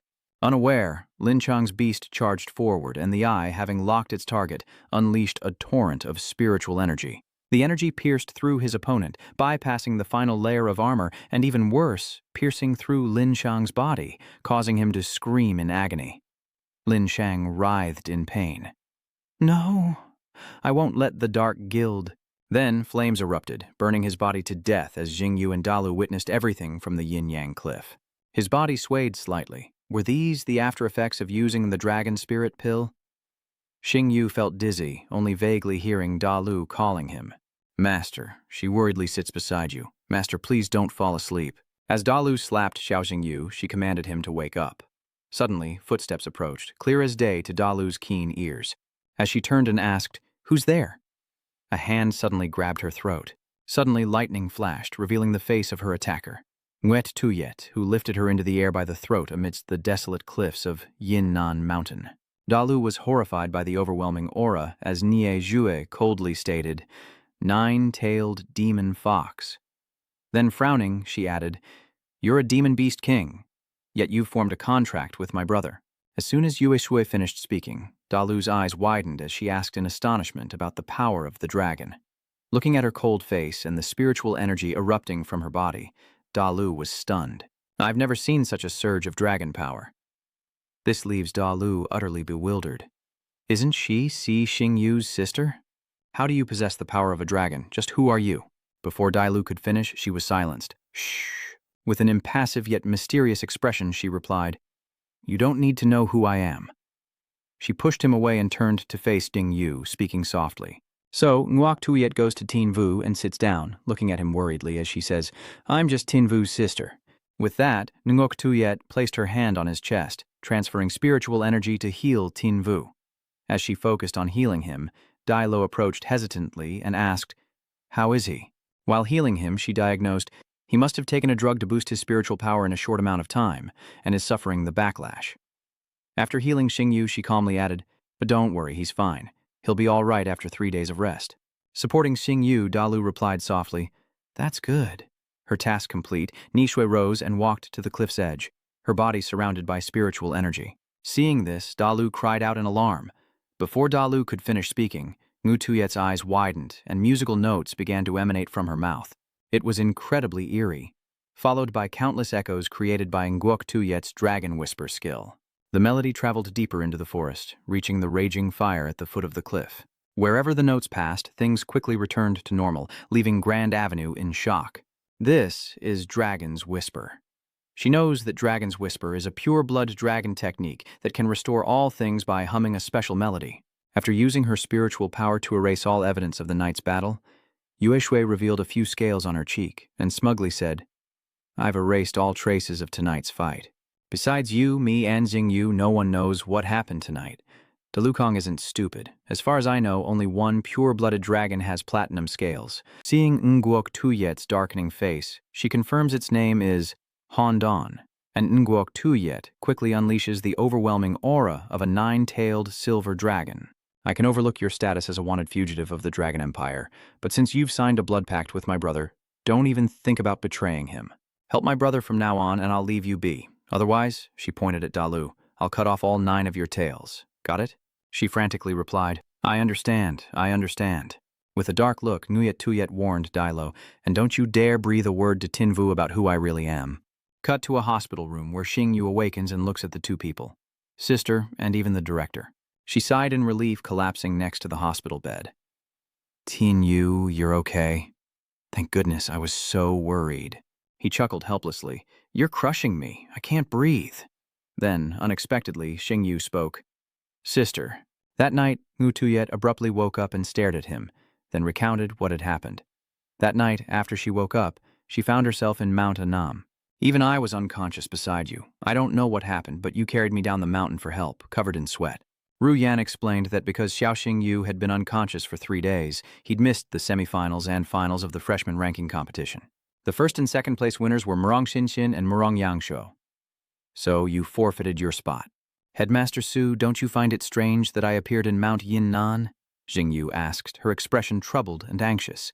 In the hospital room, Nguok Tuyet and he anxiously await Nu Yen's answer, who pauses to think before letting out a weary sigh. Nu Yen gets straight to the point. 3 days ago, Vice Director Wang also disappeared.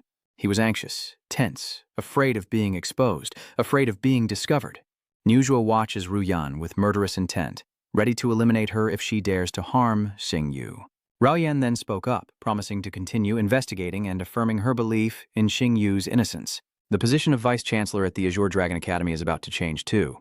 This news surprises Xingyu. The dean chose to protect me. She sat next to Yue Zhui and continued talking. Besides visiting you, I mainly came to talk about the supernova competition. He wondered about it, and Yan explained in detail that it was a large-scale event co-organized by the 4 beast-taming academies. Azure Dragon, White Tiger, Vermilion Bird, and Black Tortoise.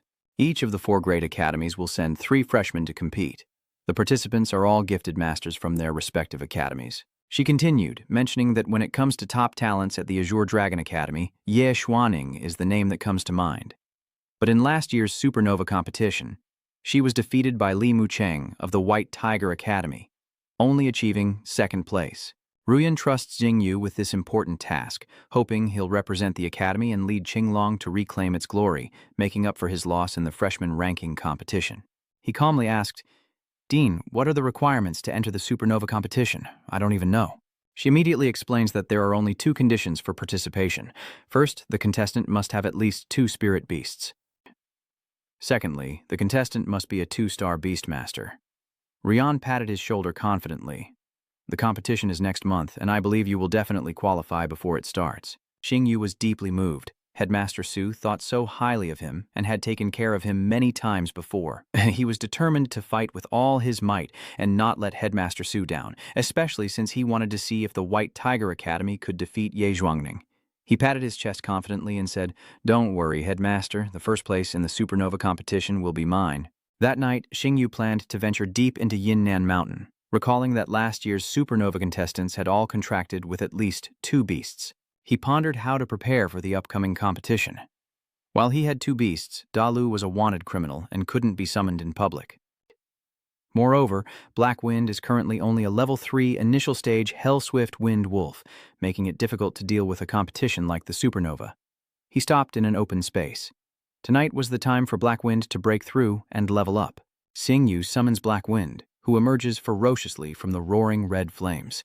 The ring on his finger also began to glow, and fragments of various colors flew out one by one. Teen Yu smugly thinks that it's a good thing he prepared in advance. After Dean Su left, he was discharged from the hospital and used his salary as a beast physician from the Azure Sky Association to buy some fire attribute nutrients and evolution materials. Not only that, he'd gathered items from his battles, plus rewards from the freshman ranking competition and the Yin-Yang Mountain trial. Xingyu had amassed a mountain of items. He was pleased, thinking this should be enough for its evolution. Black Wind, eat up. Obeying, it opened its mouth and inhaled the items one by one. And as it finished, its body began to change, erupting in a blazing inferno. Xingyu encouraged him. Hang in there, Black Wind. Dalu was also present, listening to Xingyu's instructions. Lulu, Black Wind's upgrade carries the risk of demonic possession. Protect us, she quickly agrees. Understood. Black Wind's eyes grew wild, his breath fierce. Black Wind, stay calm. Dalu quickly creates a barrier matrix as it rushes forward. The pressure from Black Wind forces Xingyu to the ground. He can feel its pain. He struggles to sit up, summoning the beast taming system, Void Wind. Following his command, the system reported, analyzing time until Black Wind's evolution is complete. The progress bar updated rapidly, 30%, 58%, 73%, 79%, 87%, 90%, 92%, and finally, 99%. The screen suddenly freezes at 99%, worrying Xingyu that the evolution might have failed. But then, Black Wind's powerful paw emerges from the purple flames. It has officially completed its transformation, and Xingyu shouts with joy. Black Wind, you evolved successfully. Black Wind's new information panel appears. Its name: Netherworld Hell Wolf. Level: First Stage Adult. Bloodline: Hell Bloodline. Bloodline of the Executioner. Talent 1. Hellfire, which deals true damage, ignoring armor and defense. Talent 2. Demonic Power, which increases attack and defense. 50% of the damage inflicted on enemies is converted into health. Attributes: Fire, Wind, Darkness, and Demon. Hell Entanglement, Hell Erosion, Shadow Lurk, Silence Claw, Resolve Ring. Dalu is shocked, exclaiming that the gates of the underworld have awakened the demon attribute. She marvels at Xingyu's talent, realizing he's a truly special beastmaster as he excitedly embraces Black Wind. That's great, Black Wind, you've gotten stronger again. Dalu then asked him, you still have to sign a contract with the spirit beast. What are you going to do? He began to seriously consider it. This, huh? The scene shifts to Yanran and Xingyu, where we learn that Yanran offered her help. I heard you're joining the supernova competition, Xingyu. You can't go without a spirit beast, so let's go buy one. He shyly thanks her, expressing his gratitude for the spirit beast. She enthusiastically replies, oh, there's no need to thank me. I'm your sister. Your problems are my problems, and it's just a spirit beast, right? Yinan generously invites Xingyu into the store to choose whatever he likes. My treat. Tam Niang greeted them warmly as soon as she saw them. As Madame Qin arrives, she greets her warmly. Are you here for lightning-type nutrient fluid or a lightning-type magic beast core? Yanran interjects, Auntie, my brother has a competition next month and needs to contract with a new spirit beast. Tell me about them, she replied quickly. Don't worry, leave it to me. Tam Nuang led Xingyu to make his choice. Little brother, let me introduce you to this beast. First, we have a spider-type beast, the Crimson Spider Demon, with a much higher attack power than other beasts of the same level. Next, we have a tiger-type beast, and this polar shadow-striped cat is quite impressive as well. Agile in combat and capable of dealing critical damage. And then there's this one. Before she could introduce more, Yanran spoke up. Just show us the high-end stuff. No need for cheap beasts, only the highest quality.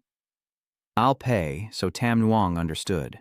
And if Miss Qin said so, then I wouldn't hide my treasures any longer. She opens the door to a private room, saying she'll let him choose the best spirit beast in the store, and they enter a room full of high-quality beasts. Well, little brother, have any of them caught your eye? She walks him around, analyzing the stats of the Geoblood Super Mountain Armor, which are all excellent, while the three-eyed Overlord Serpent's burning damage and poison are also remarkable. The Icebone carving is of legendary blood, excelling in every aspect. Xingyu remains hesitant as these beasts lack hidden bloodlines. Yinan asks from behind, What's wrong, Xingyu? Don't you like any of them? I'm doing my best to help you. Little brother, you're not satisfied with these high-quality beasts. What kind are you looking for? Just tell me, and I'll make a special order tomorrow. Just then, someone called out to Tam Nuang, announcing the arrival of a new shipment as a large, sinister-looking man entered with a cage. This batch is fresh. Inside the cage are two young girls. Xingwu quickly observes the spirit-type beast, immediately questioning. From what I understand, spirit-type beasts are considered useless. Third sister. Why would you want to get into beast-type spirits? Yanran whispered, pulling him back. These spirits aren't worth much as beasts, but as pets, they'll sell like hotcakes. He quickly realized it was to satisfy the whims of the powerful. But then, his eyes lit up as he sensed a unique energy. He examined Freya's information. Water Elemental Sprite, Initial Stage, Level 1, Low bloodline, non-attribute talent, water attribute. Skill, none. Hidden bloodline, angelic bloodline, mythic quality. He was shocked to discover that this water elemental spirit had hidden bloodlines. Seeing him frozen, Yan Ran called out, "Xing Yu, what are you staring at?" Xing Yu suddenly turns and says excitedly, "Yan Ran, I want to buy her." Hearing this, Third Mother asks with a meaningful tone, "Little brother, weren't you just confused?" "Xing Yu, you're not serious, are you?"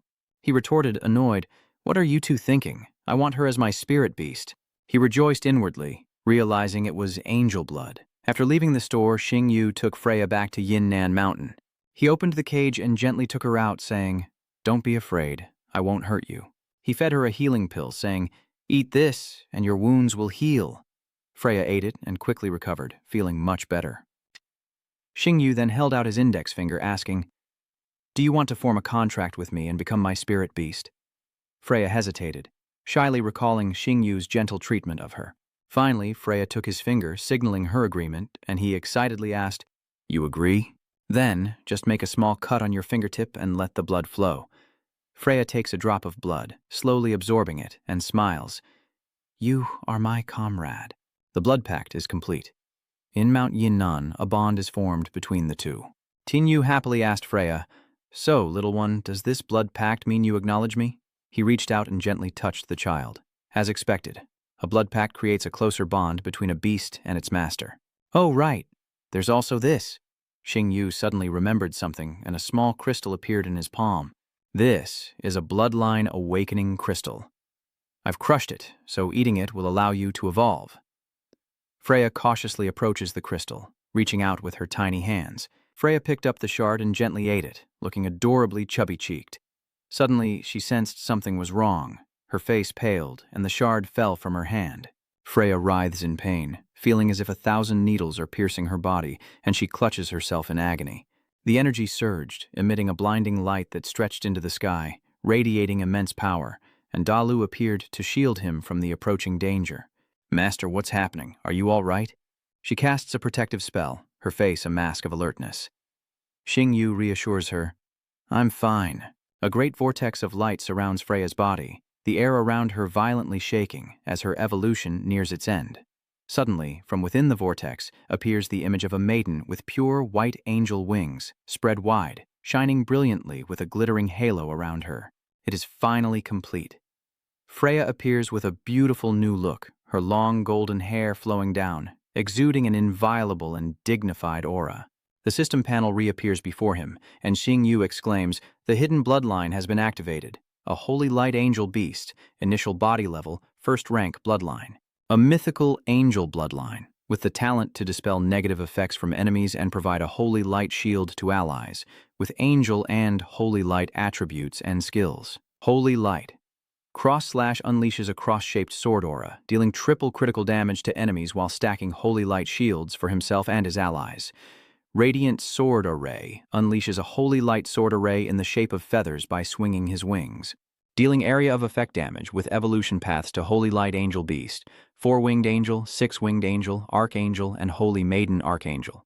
He approached her and said softly, "I wonder if you'll evolve into a 12-winged cherub when I become a level 9 Beastmaster."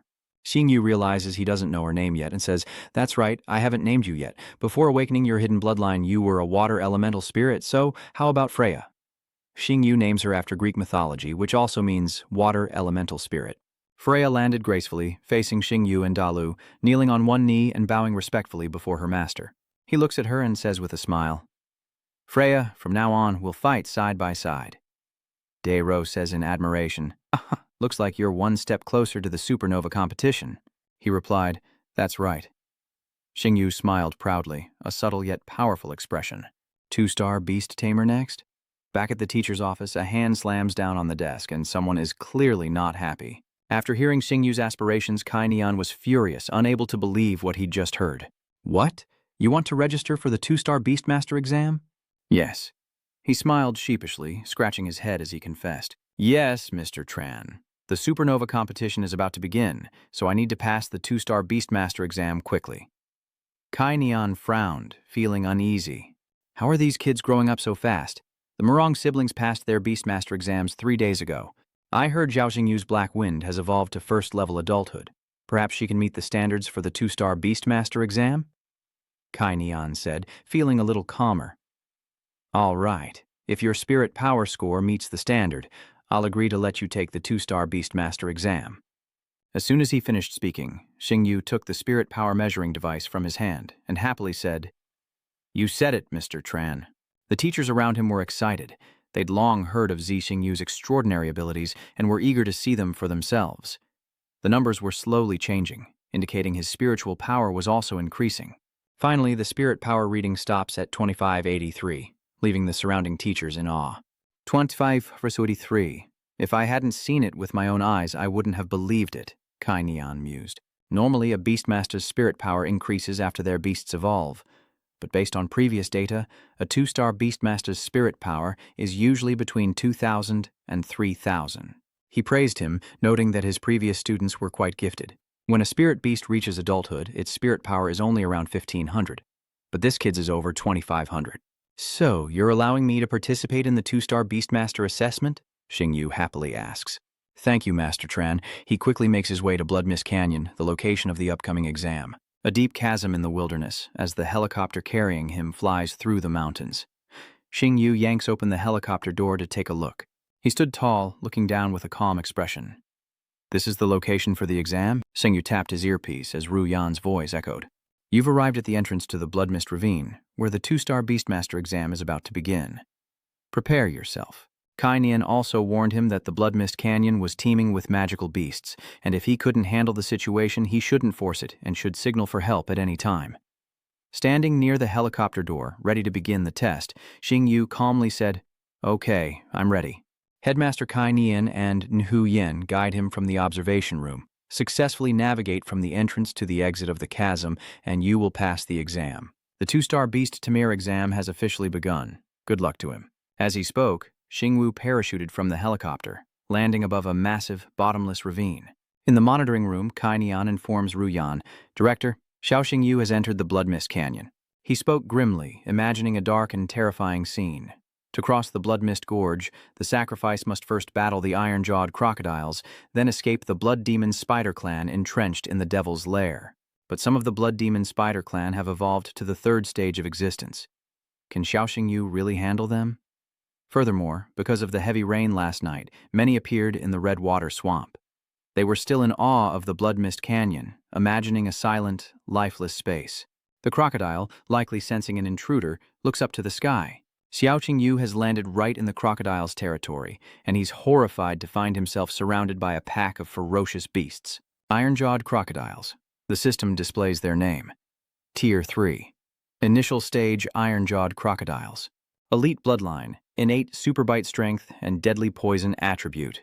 Its skills include Death Vortex, tearing at enemy weak points, spinning its body madly and spewing venom, a red poison from deep within its throat that causes burning, slowness, weakened defense, and many other negative effects. If only Tin Vu could summon the netherworld hellhound, perhaps he wouldn't be in danger. But Tin Vu doesn't flinch before the crocodiles. He calls out to Freya, and the mark on his hand flares, bathing him in a blinding golden light that stuns the beasts. With Xingyu's summoning cry, Freya appears, angelic feathers swirling around his outstretched wings. Kai Nian is astonished by the sight, blurting out he didn't summon Black Wind. Not only him, but Ru Yan was also stunned for a moment. Xiao Xingyu's second contracted beast. Meanwhile, Xingyu continues to battle the crocodiles. Freya casts holy light protection on him, a gentle halo enveloping his body, leaving Kai Nian stunned by the rarity of his second spirit beast. Principal Xiao Xingyu is so strange, actually contracting a mythical angel-type spirit beast. He looked at Ru Yan and asked, "Longyin City hasn't seen an angel-type spirit beast in a long time. Where did this kid get this spirit beast?" She recalled that Zi Xingyu had bought a water elemental spirit at the pet store 2 days ago. Could it be that one? Kai Nian was surprised. Impossible. The water elemental spirit's bloodline is very low, while the holy light angel is a pure-blooded angel. With a thoughtful expression, Ru Yan reminded him, "Old Chen, don't forget, in the beginning, the underworld hellhound was just a low-level gale hound." He turned his gaze to the monitor and softly said, "Indeed, Xiao Xingyu always turns the impossible into the possible in our eyes." Now that's a real beastmaster. In the red water swamp, the two continue their battle against the crocodiles. Xingyu called out to Freya, and she immediately unleashed her next move. Holy Light. Cross slash. A cross-shaped strike descends, annihilating dozens of crocodiles. In the monitoring room, Yinan marvels, one move. One move is all it takes to kill the iron-beaked crocodiles. Bloodline suppression, as expected of a mythic great angel-type beast tamer. Its reputation is well-deserved. After wiping out the crocodiles, Xingyu turned to his next objective, telling Freya, "Take me across that swamp." As soon as he spoke, a gentle hand wrapped around his waist. Xingyu wondered what she was doing, when Freya suddenly picked him up and flew into the sky, leaving him flustered and confused. Freya, what are you doing?" Ignoring his words, Freya carries Xingyu, flying swiftly over the swamp, much to his embarrassment. "Put me down, this is too humiliating." Who knew such a powerful man could be so bashful? He covered his face in embarrassment, while Freya remained serious. Reaching their next destination, the boy sets him down before a chasm radiating intense dark energy. He couldn't help but say, "The demonic energy is too strong."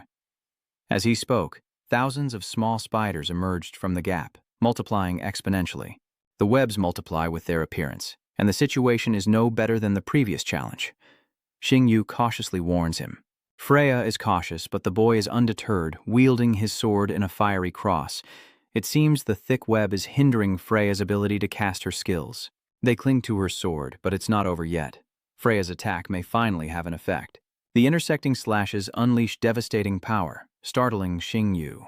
Then, a colossal spider emerges, radiating dark energy as crimson webs surge from the crevice, thicker than before. It roars in fury, as if wanting to devour them both. The system panel displays more information about it. The bloodfiend spider, a mature stage creature with a triple bloodline, elite bloodline, and the talent of extreme resilience, is immune to water and fire, impervious to pain, possesses sword and poison attributes, and the skill to trap enemies in a deadly web. After reading the information, Xingyu frowned, realizing that the bloodfiend spider before him was just one of dozens of pairs of vicious eyes staring at him. Bloodfiend spiders are pack animals, and there are likely no fewer than 20 in this cave. Before Xingyu could react, the spider roared and lunged at him, as Yinan and Ruyan watched his every move from the observation room. This holy light beast Tamer is only in the initial stage, yet it can overcome the level gap to damage the mature stage blood demon spider. Meanwhile, back at the battle, the spider ferociously attacks Xingyu. He could only evade for the moment as the Beastmaster emblem on his hand glowed, and he softly called out, "Black Wind." With that, it appeared beside him, its powerful aura filling the surrounding space. Freya and Black Wind immediately stood in front of Xingyu, ready to fight at any moment, as Ruyan suddenly reminded him, "Xiao Xingyu, don't be too eager to fight. The standard for passing the test is to reach the destination, not to kill magical beasts." Xingyu smiles slightly, instructing it, "Hellfire Black Wind, unleash your roar." As soon as Dark Wind unleashed its attack, the blood spider demon sensed the danger and retaliated with a barrage of webbing. Surrounded by a web matrix, Black Wind became disoriented, and a blood demon spider seized the opportunity, taking advantage of the opening to spit silk at it. This time, the spider silk accurately hits Black Wind's hind legs, binding them and immobilizing him. Black Wind is on the defensive, unable to retaliate, and roars in anger. Waiting for this moment, the spider army simultaneously fired silk to restrain Black Wind. Sensing the disadvantage, Tin Vu quickly ordered Freya to assist Black Wind. Freya casts Holy Light Protection on Black Wind, who retaliates with Hellish Black Lotus. Immediately, Freya unleashes a support skill, combining her attack with Heifeng's to create a protective shield, nullifying the blood spider's attacks. The protective vortex intensified, surging towards the spider army, and soon the blood demon spiders were annihilated. Xingyu, caught off guard, clicks his tongue in dismay beside Black Wind 25. Is that all there is to these blood demon spiders? Before he could dwell on it, the ground beneath Xingyu and Black Wind began to tremble violently, and he sensed something was wrong. The aura intensifies as the wall ahead explodes, sending debris flying towards them. Before Xingyu can react, a colossal spider emerges from the wreckage. Stunned by the creature's true form, Xingyu sensed the aura of a complete demon. A stat screen appeared. Netherhole Demon Eye Spider, formerly a blood demon spider, complete stage, Tier 1 bloodline, star shadow quality. Talent 1, super resilience, immune to water and fire, unafraid of blades. Talent 2, burrowing, a psychic ability. Kainen's voice echoed, reminding Xingyu, "Xiao Xingyu, run." Yesterday's storm was to evolve a blood spider demon. You can't beat it. He was taken aback by Kai Nian's words, his voice laced with confusion. Run? Mr. Chen, what about my exam? Realizing Xing Yu is in danger, Kai Nian shouts, You can always retake the test. Maintaining your strength will guarantee you pass. Xing Yu disagrees, angrily replying, Retaking it is a waste of time. My 2-star exam. I'll crush anyone who gets in my way. Understanding their master's intent, Blackwind and Freya simultaneously attacked, striking at the spider's demonic eye. Despite taking a combined attack, the spider is unharmed. Xing Yu seems to realize his situation, and Kai Nian says, Xiao Xing Yu, don't be reckless. I'm coming to get you now. Dalu also pleaded with him, Give up. He's right. You can't be reckless. With your current strength, you can't kill it. But Xing Yu's face hardened, showing no fear. Ha! How interesting. Dalu was speechless at Xing Yu's arrogance, and could only utter those words with a questioning look. Huh? Xing Yu clenched his fist. With unwavering resolve, he declares, I will pass the 2-star Beastmaster exam. I will conquer this demonic beast, and I will discover my own limits. Terrified, Dalu cried out, You're a terrifying madman. Undaunted by the blood-eyed earth spider, Xing Yu gave his command. Blackwind stealthily moves behind it, unleashing the silent claw, and begins to fade away, preparing for its surprise attack. But the blood-demon-eyed spider couldn't waste a moment, spitting venom directly at Xing Yu, who commanded, Freya, protect me. Blackwind makes its move, appearing behind the blood-eyed earth spider. It struck the spider's back, but the earth-blood demon-eyed spider sensed it and retaliated. Blackwind is sent flying back from the force of the blow, and Xing Yu cries out in worry. Blackwind flies back towards Starrain and Freya. The three of them take the brunt of the blood-fiend spider's attack, slamming into the stone wall behind them, but their fighting spirit remains unbroken. The blood-eyed earth spider growls menacingly, but Xing Yu remains unfazed. He gives a thumbs down, his words dripping with disdain. Is he mocking me? As expected of a monster with a human face, what are you so smug about? His words truly enraged the blood-fiend earth spider. It unleashes a venomous silk attack on Xing Yu, who quickly climbs onto Blackwind's back to assess the situation. Blackwind, this spider silk is poisonous. Move us. Despite its massive size, the blood-eyed earth spider quickly gives chase. Xing Yu glanced back at his enemy, thinking that this chase couldn't continue. He had to find a way to deal with it. Suddenly, he noticed something important. Why was the blood-eyed earth spider's health slowly decreasing? As the blood-eyed earth spider relentlessly attacked, ignoring the wound on his back, Xing Yu, atop Heifeng, noticed the injury wasn't deep, but the spider silk it spewed was indeed less vibrant than before. Could its blood and silk be connected? After taking a hit from the blood-eyed earth spider, Blackwind is injured. Tin Yu ordered Freya, Blackwind is injured and can't keep carrying us. Freya, teleport me. Freya caught Xing Yu as they flew into the air, narrowly avoiding the spider's attack. Xing Yu, now sure of his theory, exclaimed, The spider's health bar just dropped again. Ha ha, look at you, you stinky spider. I found a way to deal with you. He then began to instruct Blackwind. Blackwind spat on it, disgusting the creature, and growled in response, as if understanding its master. Yes, just waiting for that. It continuously spat at the earth-blood demon-eyed spider, finally driving it mad. The blood-eyed earth spider simultaneously unleashed 4 venomous silk attacks on the 3 of them, prompting a swift reaction from Xing Yu as Blackwind used shadow stealth for a random strike. Heifeng quickly uses his move, dodging the attack from the blood-eyed earth spider, while Xing Yu observes from above, growing more confident in his deduction. He was right. Each web fired drains the spider's life force, and when its silk runs out, it'll be running on fumes. He loudly lays out the strategy for Blackwind. Blackwind, don't risk your life. Just make it disgusted. Blackwind growls in understanding, roaring as it constantly shifts position in front of the spider, preventing it from targeting an attack.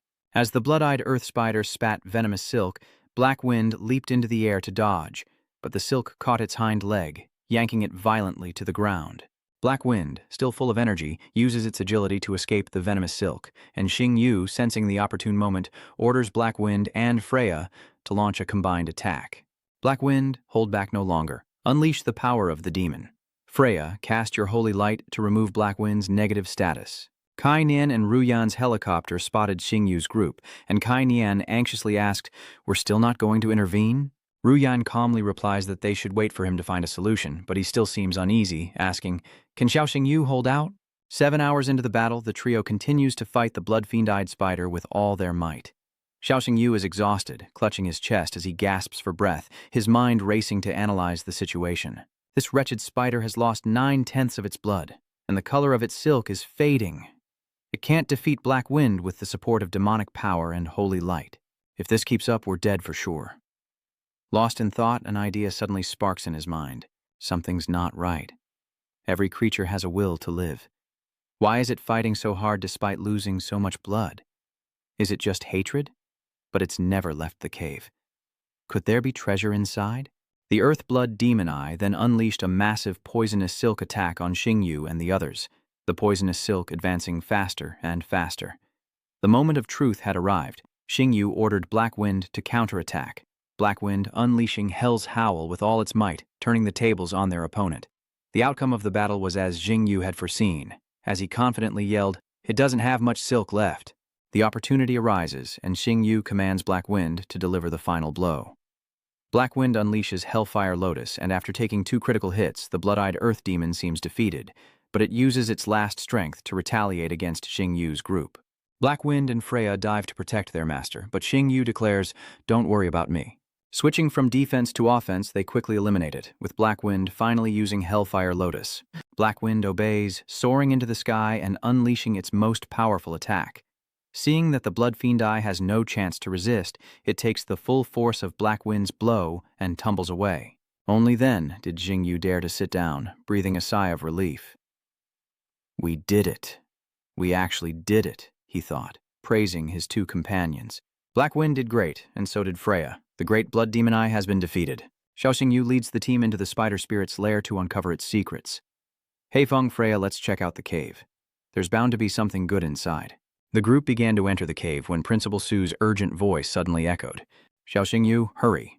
Xingyu, still excited about the treasure inside the cave, asked in confusion, "Dean Su, I've already defeated the blood-eyed Earth Demon Spider." Dean Su cuts in gravely, explaining that even in death, the blood-eyed Earth Spider can still function for a time. What did she say? Behind Xingyu was a sight he couldn't have imagined. The spider blood demon, who he thought he'd defeated, was now close enough to strike. Xingyu and Freya raced toward the cave entrance, only to find their escape blocked by the towering beast. The gashes on its body split open, causing it to scream in agony. Xingyu quickly ordered Freya, "Quick, get inside my beast badge." This reminded Freya of his promise. "I want you as my spirit animal. Don't worry, I won't hurt you." Without hesitation, Freya flies toward the magical beast, and Xingyu shouts in alarm, "Freya, come back!" At incredible speed, it targets the beast, a flash of light impacting it directly. Freya's attack sent the monster sliding out of the cave before she launched it into the air, where it exploded before her eyes. At that moment, Xingyu ran up from behind and asked, "Did you just learn a new skill on your own?" He excitedly hugged Freya like a child. "Freya, you're amazing, though you did leave me a little helpless." The 2 returned to the cave to investigate and find what the demonic eye earth burrow was desperately protecting. Xingyu pointed inside. "Lulu, do you know what kind of seed this is? It's the predecessor of the sky fox vine, a plant-type beast with ancient blood." He happily takes the seed. "Ancient. This could very well be of mythic grade. With such a powerful lineage, it'll be hard to grow." "Lulu, do you know how to grow this seed?" Dalu pondered. "I remember, the planting conditions are very complicated. It seems to require the bone meal of phoenix tailgrass, the nectar of the devil glow flower, and fertilizer from a divine beast." Hearing her answer, Xingyu sighed. "How can a seed be harder to please than a young lady? Lulu, you're a royal demon beast and a demonic weapon hated by the Dragon Kingdom's empress. A big shot like you must know a lot about divine beasts, right? Are you asking me to lower myself to picking up poop?" Xingyu smirked. "I'm not asking you to beg. She won't even let you get a word in." Just then, Xingyu heard a loud noise outside the cave and quickly stepped out. Outside, a helicopter appears and a voice shouts, "Xiao Xingyu, are you all right?" "Dean Su, I'm fine." 2 weeks have passed and Four Spirit City is now packed with people. Cheers and shouts of encouragement surround Xingyu. He marveled at the spectacle, impressed by the national scale of the competition. "So Jose and Xiao Daqingkai are already here?" It turns out the Murong siblings are approaching. Xingyu speaks up. "Greetings, Brother Yang Shuo. Luke Kim, you're even more beautiful than the last time I saw you." Yang Shuo spat out the water in his mouth and angrily asked Xingyu, "Boy, what did you call my sister?" He casually replies, "Lu Jin, it's just that writing Murong Xin Xin is too troublesome, so I gave her a nickname." Enraged, Yang Shuo crushes the can, demanding, "Write? When did you ever write my sister's name? And this ridiculous nickname, Luck Kim, so vulgar, I'll beat you to death today." Murong Yang Xinjin stops her brother, telling him to sit down. Hearing his sister's voice, Yang Shuo calmed down. Fine. Xing Yu approached Han Xinxin, asking how she and Lu Jin had been, and about her spirit beast's progress. She smiled and said, "My first spirit beast has evolved into a second-stage mature form, and my second spirit beast has awakened its lightning attribute." Yang Shuo was petrified. His sister was talking to another boy and accepted the nickname 6 Golds. He wept, realizing his little sister was all grown up and unforgiving, remembering how she held a grudge for days when he called her by her childhood nickname. But Si Xing Yu can call her that? He's being spoiled too much. Yang Suo looks up to the heavens and laments, "Oh heavens, the world has gone mad. The mouse is now a bridesmaid for the cat. My sister has someone she likes, and she's always helping outsiders.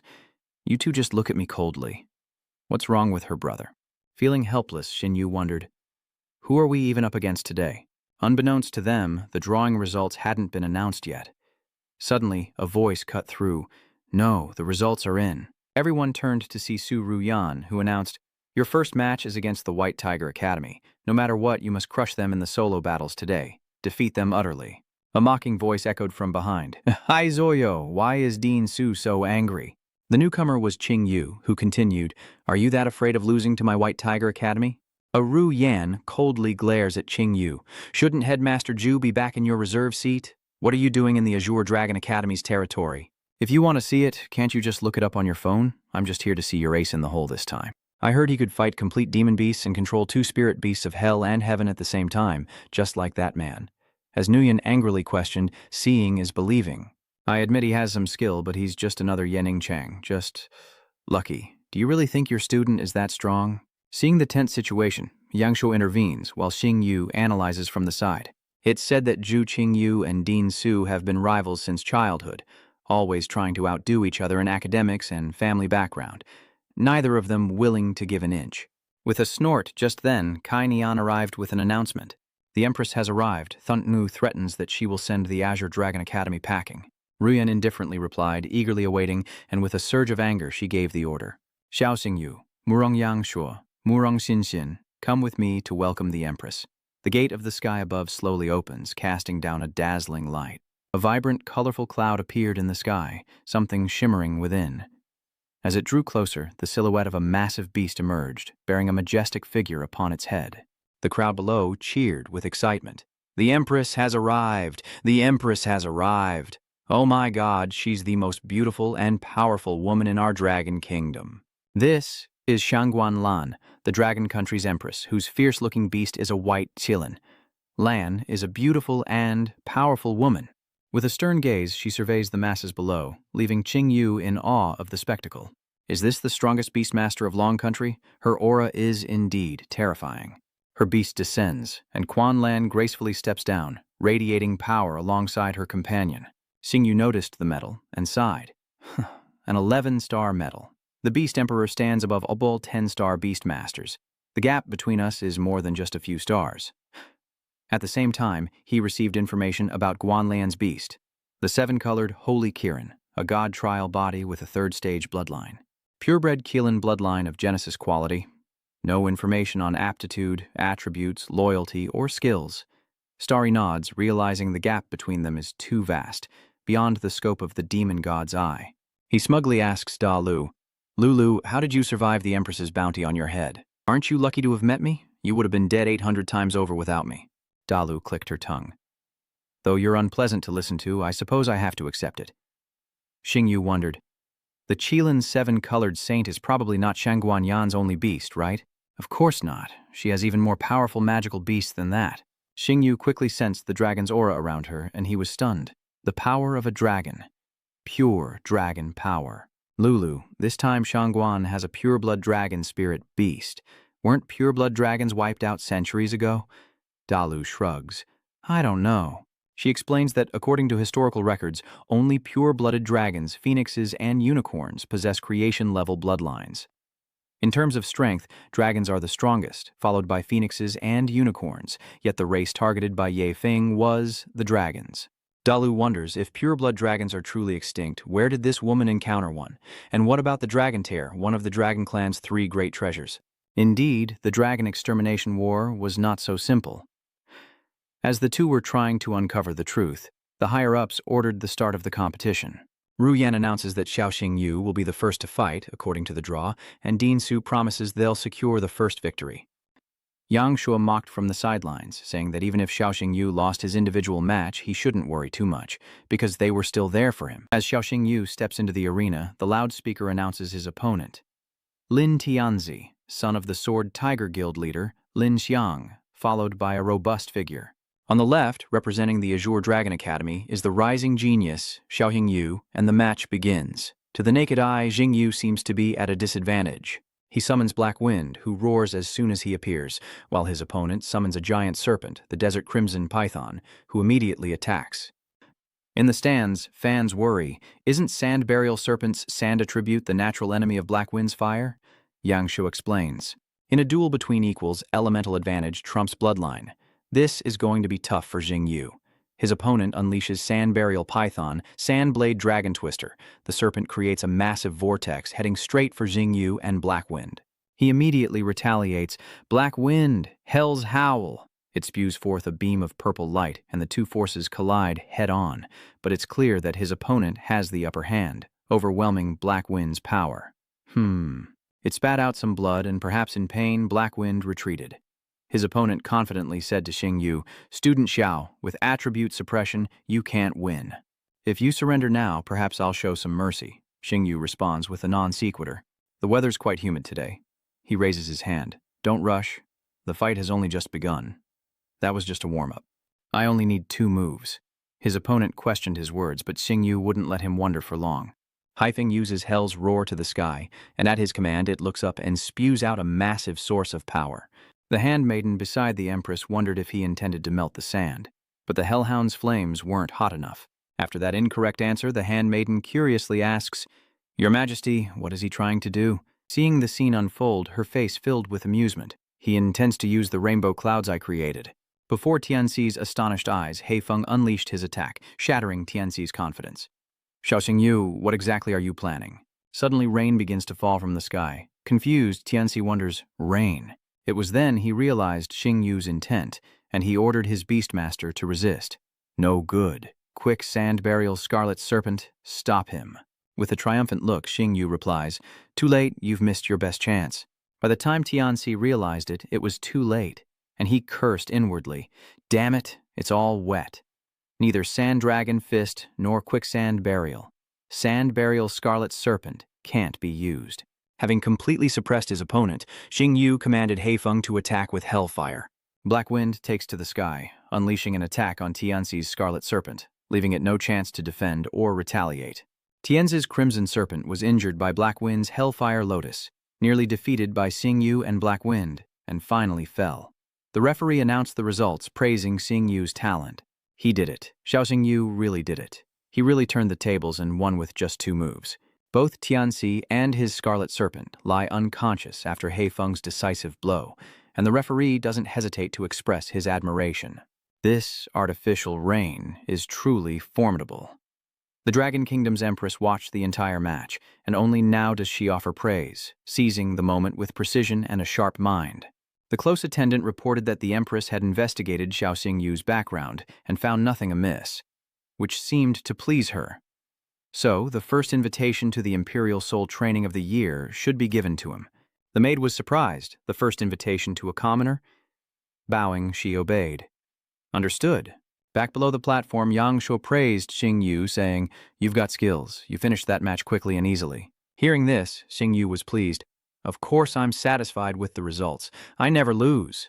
Headmaster Su stood up and shouted, Xiaoxing Yu, not bad. I'll definitely reward you when we get back. Xing Yu waved to Yan, replying casually, Don't forget it when we get back, Director Su. Da Lu reminded Xing Yu. Phoenix Tail Herb. See, Xing Yu, I sense the Phoenix Tail Herb. Hearing this, he asks in confusion, Isn't the Phoenix Tail Herb only found at the border? Is there one in Ziling City? Standing beside him, Han Han quietly asked, Aren't you going to watch the next match? Xing Yu made up an excuse. My solo match is over. It's no longer my business. I'm going to the restroom."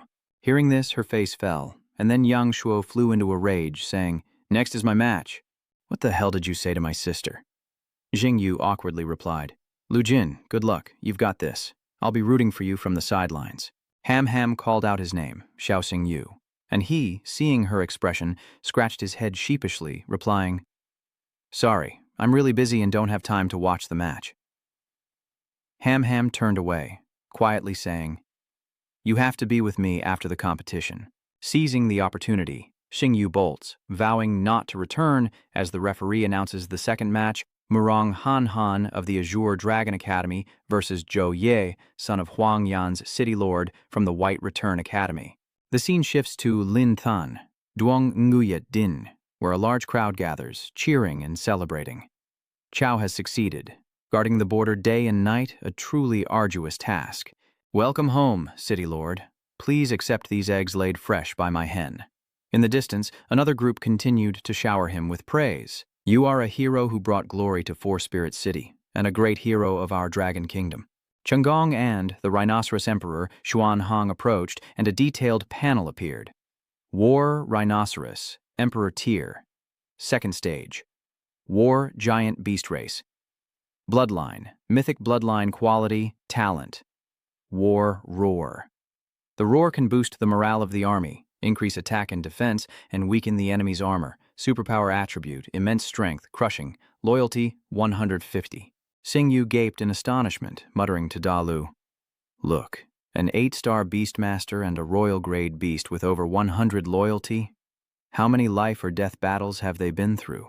Dalu began seriously, "I know the war giant beast race. They're very warlike and have some animosity towards our 9-tailed fox race.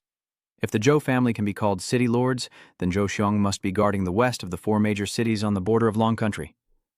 Xingyu realized, "Isn't that Zhou Ye's father fighting Murongzhen Han?" Dalu then schemed, "Phoenix tail grass grows in the ancient Binglai River in the west, where many magical beasts live. He guards that place, so he has phoenix tail grass. Go and steal his bag." Hearing this, Xingyu chuckled wryly. "Lulu, you make it sound so easy. You want me to rob an 8-star Beastmaster?" Mid-sentence, he suddenly notices something amiss. Xingyu notices the Rhinoceros Emperor's limping gait and wonders if it's sick, seeing bugs all over it, even around its eyes. As if struck by inspiration, Xingyu brazenly calls out the name of the inner general, Zhou Chenggong, and his war beast, the giant tusk mammoth. "Is it injured? I know how to heal it." Teen Yu's call caught Chenggong's attention, who sternly asked, "How do you know my spirit beast is sick?" As he spoke, he eyed Xingyu, whose Azure Dragon Academy Beastmaster uniform was about the same age as his son. How could he know medicine? Xingyu handed over a card and introduced himself. "I'm a special pharmacist from the Non-Profit Association. Is your beast often lethargic?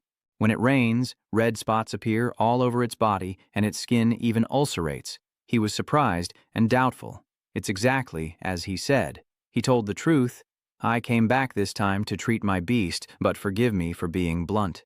I still don't believe you. Tell me why it's sick. Is it the same reason the other doctors gave?" Xingyu smugly replied, "Simple." Holding up the insect he'd taken from the rhino, he explained, "Lord Chung, look, this is the source of the disease, the sand-strong worm." Looking at the boy, Than Kong Ton thought he certainly seemed knowledgeable. Over the years, he'd hired countless famous doctors, but none could completely eliminate the sandworms plaguing his war rhino. "If you dare to recommend yourself, I wonder if you have a way to cure it." Hearing this, a sly look appeared on Xingyu's face. He proposed to Than Kong, "Lord Than, let's talk somewhere else. I need some ingredients." He immediately agreed to Xingyu's request. "Come to my villa, tell me what ingredients you need, and after the treatment, my wife will help you with anything." Standing before the city lord, Xingyu couldn't believe such an opportunity had presented itself. It seemed he could acquire the phoenix tail grass and forge a valuable connection. The scene shifts to the Zhou estate, where Xingyu stands before a massive cabinet of medicinal herbs, carefully selecting 15 grams of fallen silver petals, 20 grams of Tianju grass, and 25 grams of Fu Huo Ling. Adding his family's secret recipe, he begins brewing the elixir of violet starlight. After preparing the medicine for Shi Wang, Xingyu carefully instructs, "Lord Zhou, this is the elixir of violet starlight, specifically for Xiaman worms. Drink the liquid, apply the dregs, and it'll work quickly with no lasting effects. If you're not convinced, you can have someone else test it." Trusting in Xingyu, he calmly said, "Young man, you're overthinking it. I never doubt those I employ. Let me try it. Good boy, drink up. Xingyu's medicine was like a miracle cure. After drinking it, the rhino slept soundly. One by one, parasites began to emerge from its body, and he marveled at the effectiveness of Xingyu's remedy. It's been a long time since this kid slept so soundly. This medicine is truly miraculous. He marvels at Xingyu's talent. Before Thong could finish, Xingyu quickly responded, I know what Lord Zhou is worried about. I can give you a formula to completely remove the sandworms from your beasts. When you return to Huangyan City, you can also help the soldiers' beasts. Shenggong thanked Xingyu, but didn't forget to ask, Thank you so much. Then, what's the reward? Xingyu stated his request. I need phoenix tail grass and also devil hemp flower. Chunggong didn't think it was a big deal. Phoenix tail grass isn't an expensive herb, and while devil's lantern flowers are hard to find, they're not impossible. He continued, Just those two will be enough. Chunggong was truly grateful to Xingyu and invited him. Dr. Xiao, please stay for dinner tonight. Let's have a drink and a chat. Xingyu scratched his head, embarrassed by the offer. Lord Zhou, I must confess I snuck out here. Meanwhile, Li Lang must have finished his match with my teammate. Upon hearing about the match, Chunggong exclaimed, The heads of the Azure Dragon and White Tiger Institutes have been at odds for a long time. Even I've heard of it. Chunggong suggested they go together, as he also wanted to pay his respects to the Empress. Back to the fight, the referee continues to narrate the battle between Xin Xin and Zhou Ye. Ladies and gentlemen, the competition has become increasingly intense. The duel between Zhou Ye and Murong Xin has been raging for a full hour with no victor in sight, and the crowd is going wild. Below, Ting Yu can't believe his eyes. They're still fighting? Ham Ham and Chao Da continue their relentless confrontation, Chao Da's face arrogant, his voice laced with disdain. Classmate Murong, you're clearly at a disadvantage. Why bother struggling? Besides, she hasn't been focused since the beginning. What is she looking at? Ham Ham ignores Zhou Ye's taunts. She wondered why Xingyu hadn't returned yet. If he knew she lost, things would be awkward. No, I have to win for him, Ham Ham thought. From behind her, Tin Vu shouted, Luke Kim, how are you still standing? Can her spiritual energy even hold up? Ham Ham turns back to Xingyu. Xingyu uses his divine eyes to assess the situation of both sides, noting that he and Zhou Ye are not in good shape. Their spirit energy is on the verge of depletion, which is neither good nor bad news for either side. Let's see the attributes of both of their beasts. Tin Yu looks toward Jin Xin's summoned beast. Is this Lu Jin's first summoned beast? Looks like she sent out her trump card. This girl's competitive spirit is kind of cute. A stat screen appears, listing the snow spirit Ice Devil as a Stage 2 adult with mythic blood. Its first talent is a powerful eye that can catch the enemy's blind spots and weaknesses. Its second talent, Extreme Ice Storm. After taking damage, icy ripples erupt, strengthening its shield. It has flying and ice attributes, and its loyalty is high. Xingyu glanced at Zhou Ye's beast, surprised by its unique abilities. 12 shadow clones. No wonder the fight dragged on. A stat sheet appears, identifying the creature as an evil eye wolf, second stage of adulthood, with mythic grade blood. Its first talent, the wolf's head reduces direct damage. Its second innate ability, doppelganger eye technique, consumes mental power to create 12 doppelgangers that can inflict real damage. When defeated, the doppelgangers further drain mental power, attributes, psychic power, and loyalty. Ham Ham unleashes her power, Winter's Descent, firing shards of ice at the evil-eyed Azure Wolf. Zhou Ye immediately retaliates, using his Shadow Clone Eye technique to evade Xin Xin's attack. Her ice shards are easily dodged by the Evil Eye Wolf, which continues forward, growling in defiance. Sensing the imminent danger, the Snow Spirit Hunter takes to the skies to maintain a safe distance. Even so, it was struck by the Evil Eye Wolf. One spectator commented that this move seemed a bit fake. Who can tell the difference between a clone and the original? Xingyu frowned, thinking, actually I can. Xingyu looked at Han Han, and taking a gamble, he covered his mouth and coughed repeatedly behind her, trying to signal something. Han Han caught the signal and looked in the direction of the sound, full of doubt. Meanwhile, Xingyu continued to fake a cough, and Xin Xin, catching his signals, began to understand his intentions. What is he doing? Is this some kind of signal? Behind Ham Ham, Zhou Ye's evil bronze wolf prepares to strike, as she spots its true form among the illusions. The true form of the Evil Eye Azure Wolf differs from its clones in that it emits the breath of a real spirit beast in battle. Tch. Having found her enemy's weakness, Ham Ham immediately orders her beast to counterattack, and the Snow Spirit Hunter launches an assault. Zhou Ye's evil bronze wolf was no longer invincible, now facing attacks from Han Han's Snow Spirit Hunter. Zhou Ye frowned, exclaiming, "How can this be?" Zhou Ye couldn't believe her eyes and tried to reassure herself. No, she must be guessing. My evil eye wolf has a translocation doppelganger. Ham Ham continues to strike Thuong Lang, and Chowda's beast is unable to fight after taking 2 critical hits. The referee announced the results of the match. Victory was decided, and the winner was none other than Mu Rong Xin Xin. With Qinglong Academy's individual record now at 2, Xin Xin happily returns to her brother and Xing Yu. As Yang Shuo praises, "You really are the best, little sister." Xing Yu clapped and said, "Congratulations." Xin Xin rushed into Xing Yu's arms, happily saying, "Thank you." Xing Yu chuckled. "It was nothing, just a small matter." Yang Shuo scoffed. He trembles with fear, watching their intimate display. "What are you doing, little sister?" "Xiao Xingyu, what have you done to my sister?" Yang Shuo roared, pointing a threatening finger at Xing Yu. "Take your hands off her. If you dare touch my sister again, I'll kill you." Tin Yu forces a smile. "It's nothing, just reminding Lu Jin." The scene shifts to Zhou Ye, his face now devoid of the arrogance he displayed in the arena, replaced by fear. "Headmaster, I lost." Hearing this only fueled Qing Yu's anger, and standing before the 3 I considered the best in the academy, I snapped my cigarette in half before Zhou Ye and Tianxi's horrified faces. Qing Yu furiously shouts, "Everyone to the strategy meeting. No one sleeps until we have a plan. Train until you drop." Dongqing and the others respond. "It seems my son still needs to improve his strength," the Emperor's attendant remarked. The daughter of General Mo Rong has a keen mind, spotting flaws at critical moments, a promising talent valued by the Azure Dragon Academy. "Don't feign ignorance. You noticed it, you were just reminded." The one who gave the reminder was none other than Xiao Chenyi, whom he had praised. His hypocrisy exposed, Chunggong immediately knelt down to beg for forgiveness. "Your Majesty, please don't blame them. Give the children a chance." Ignoring Chunggong's offense, she simply said, "Zhou, Ye, Murong Xinxin, and Si Xing Yu all performed admirably. I will grant them invitations to the Emperor's Soul training camp." Only then did Chunggong's eyes relax as he laughed.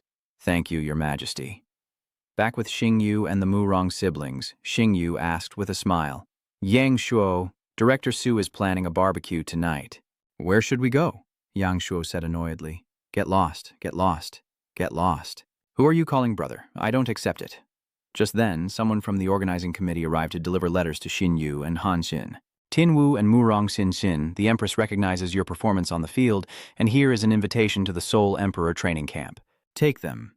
Xing Yu accepted the letter and turned to ask Yang Suo. "What is the Imperial Soul Training Camp, Mr. Yang Suo?" he asks. "It's a training camp that the Empress specifically opened for the 4 great academies, where she personally serves as an instructor." Xing Yu asks, "Everyone who comes out of that training camp becomes a high-ranking pillar of the Dragon Kingdom?" Yang Suo replies with his arms crossed, "The Empress personally teaches them." Xing Yu then realized the problem, breaking out in a cold sweat. He thought, although being with the Empress had many benefits, he and Lulu had signed a blood pact, and what if it was discovered? Lost in thought, Xing Yu was surprised when Han Han approached and gently touched his worried face. Gently, Xin Xin asks, "Don't space out. You wanted barbecue, right? We'll worry about later. "All right, let's go to the barbecue restaurant," Xing Yu sighed, "where each piece of meat, soaked in sauce, sits on the charcoal grill, spreading a fragrant aroma." Xing Yu, Han Han, and Yang Shuo are enjoying grilled skewers together when Xing Yu asks Yang Shuo, "Yang Shuo, you and Lu Jin are from the 4 great families, yet you're okay with street food?" Yang Shuo replied without hesitation, "The 4 great families aren't deities who subsist on air. Don't even mention barbecue. My sister and I eat spicy soup and spicy sticks." More refined than the other 2, Xin Xin covered her mouth as she chewed, glancing discreetly at her brother and Hing Yu. Xing Yu thought of little Shumang back home, recalling the first time she saw Yu Tiao and asked, "Brother, what's this?" Xing Yu was surprised. "You've never even heard of a cruller?" Xing Yu chuckled. "I thought things were different in the 4 great families." Sitting beside him, Han Han listened to Xing Yu's story and quietly sighed. Xing Yu noticed Han Han and asked, "What's wrong?" Han Han replied listlessly, "Nothing. I'm just a little annoyed with you." Xing Yu joked, "Is it finally here? I'm a doctor. Let me check your wounds." Yang Suo was so shocked he spat out his food, while a murderous aura emanated from Han Han. Yang Suo roared, pointing his chopsticks at Xing Yu in threat. "Show Xing Yu, I want to kill you." Xing Yu recoiled. How could Yang Suo stay calm? He would punish himself with 3. Yang Suo crushed the beer can in his hand and roared at Xing Yu. "What kind of punishment is this? This stuff is as weak as water. It doesn't count." Hearing this, Xingyu confidently called the waiter over. "Bring out your strongest liquor." The owner responded, "That day will come." In moments, the server placed a case of strong liquor on the table as Yang Shuo challenged Xingyu. "Xiaofeng Yu, let's have a round. Today, I'll make you so drunk you're crawling under the table, or I'll take your family name." After challenging Xingyu to a drinking contest, Yang Shuo stood outside the bar, vomiting uncontrollably. Still sober, Xiao Xingyu asks, "Yang Shuo, are you okay? Can you drink anymore?" Yang Shuo could barely stand. "I can still drink." He warns him that after he gets married, he has to treat his sister well, or else this brother-in-law will... Tinvu laughs gleefully. "Luke Kim, your brother is drunk, but he's already acknowledging me as his brother-in-law." Yang Shuo stood nearby, constantly throwing up. Suddenly, Lu Jin blushed and asked Xingyu, "With my brother here today, it wasn't much fun. Would you like to go out with me another day?" Xingyu scratched his cheek, awkwardly agreeing to hang out with him another day, since there was a team match tomorrow and they could go the day after. Yang Shuo lay sprawled on the road, still whining despite being completely drunk. "No, I want to go too." Later that evening, back home, Xingyu muttered, seed in hand, "Now that I have phoenix grass, someone will bring me the flower of illusion soon enough." Looking at the rare seed glowing in his hand, Xingyu sighed. "All that's left is the dung of a divine beast-level beast king. But how am I supposed to get that? No matter how much I think about it, I can't find a solution." He clicked his tongue, deciding to worry about it later, and went back to sleep. In the darkness, the mark on Xingyu's hand glowed mysteriously. The next morning, with the sun high in the sky, Xingyu was still fast asleep when a woman's hand touched his face, shaking him awake. Xiao Xingyu, wake up quickly." Xingyu groggily opened his eyes and asked sleepily, Lulu." Seeing Lulu standing right before his eyes, he jolted awake and shouted, "Holy crap!" Xiao Xingyu shot up, pushing Dalu against the opposite wall. "Why did you come out here on your own? Weren't you detected by the Empress's people?" Dalu calmly replies, "No, I came out to gather information. Something very important." Tinyu calmed down, sighing. "Okay, you scared me to death. I just patted my chest to calm down." Dailu looked at him, slightly disgusted, and pointed out, "It's fine to pat your chest, but don't squeeze mine." Xingyu quickly retracted his hand, waving it dismissively. "Sorry, I accidentally patted the wrong spot." He sat down on the elephant chair, leaned back, and asked Dalu seriously, "You left my beast badge on your own accord. What did you find out?" Dalu recounted that Long Country's naval general, Mu Rongjin, had captured the calamity serpent, Medusa. "She knows too much. Knowing the Dragon Kingdom, they'll surely execute her on the full moon in 3 days." Xingyu asks, "Isn't Mu Rongjin the father of the Golden Six? What does this have to do with you?" It was then that Dailu dared to tell him about their relationship. "Medusa is my friend, a divine beast-type demon." Xingyu was surprised. A Long Nation naval admiral taming a divine beast-type demon. Then he realized, wait, are you planning to rescue her? Dalu began to reveal all of Medusa's secrets, including her connection to the Dragon Kingdom's Empress Shangguan and her involvement in the Dragon Slaughtering War. Can his master do it? Xingyu quickly refuses. He refuses, saying he wouldn't go even if it killed him, even if she called him master, and begins to analyze the layout of the fortress where Medusa will be held. That place is an underground fortress beneath the naval headquarters, and the prison is patrolled by thousands of high-level beast tamers. Tinyu continued, saying that naval headquarters is even guarded by Vice Admiral Mo Rongjin, a 9-star summoner who controls a beast with the blood of the sea god. He concluded, "You want us, just the 2 of us, to break into that prison? Isn't that suicide?" Dailu said regretfully. "Master, I won't throw my life away, and neither will you. Don't forget, you're the beast I made a blood pact with, so you have to listen to me." As he argued with Dalu, the system suddenly sent Xingyu a notification. The system panel appeared, displaying a mission. The mission details appear: a special task to raid the naval headquarters and rescue the calamity serpent Medusa, succeed, and learn the secret behind the Dragon Slayer War and the Empress. A dragon egg, pure dragon bloodline, plus 10,000 penalty tokens upon failed rescue, and the Empress will learn the whereabouts of the Great Tao and her master's identity. Xingyu cursed. This bastard rarely sends a mission, and now it wants me to die. Damn it all to hell. He began to calm down. If I reveal my identity, she'll be implicated too. Looks like I have no choice but to accept this mission. In the end, Xingyu decides to take the risk. Thinking positively, if he completes the mission, he'll not only receive a reward, but also have the chance to form a contract with the mythical beast Medusa. Medusa's waste can nourish the heavenly soul beast. I have to risk it. Xingyu changed his mind, feigning indifference. Lulu, you're my spirit beast, my family, and I want to help you unconditionally. I've decided to help you break into prison and rescue Medusa. Master, thank you. A notification appears. Loyalty increased to 90. Xingyu's phone receives another notification. Beep, beep, beep. That's the Navy's article about Medusa's execution. Shockingly, the Navy HQ announced that Medusa will be publicly executed in 3 days on Manhwa Island. In a major operation, Long Nation's Navy Admiral, Mo Dong-tan, successfully captured the extremely dangerous demon beast, the calamity serpent Medusa, showcasing the strength of the Long Nation Navy. Tinyu was puzzled. It's in 3 days, but why did they choose this time? Dalu explains that due to the unique bloodline of the Serpent God clan, a complete magic core can only be obtained by beheading the snake on a full moon night. On any other day, the magic core would be incomplete. Now Tinvu feels a bit overwhelmed. A 2-star Beastmaster wants to raid a heavily guarded naval base. That sounds like a pipe dream. Go back to your Beastmaster badge. I need a few days to prepare. Though worried, Dailu entrusts everything to Xingyu, relying on him completely. Xingyu replies, "Let's just get through today's match." The scene shifts to the arena, engulfed in smoke and fire with a lake of molten lava bubbling below.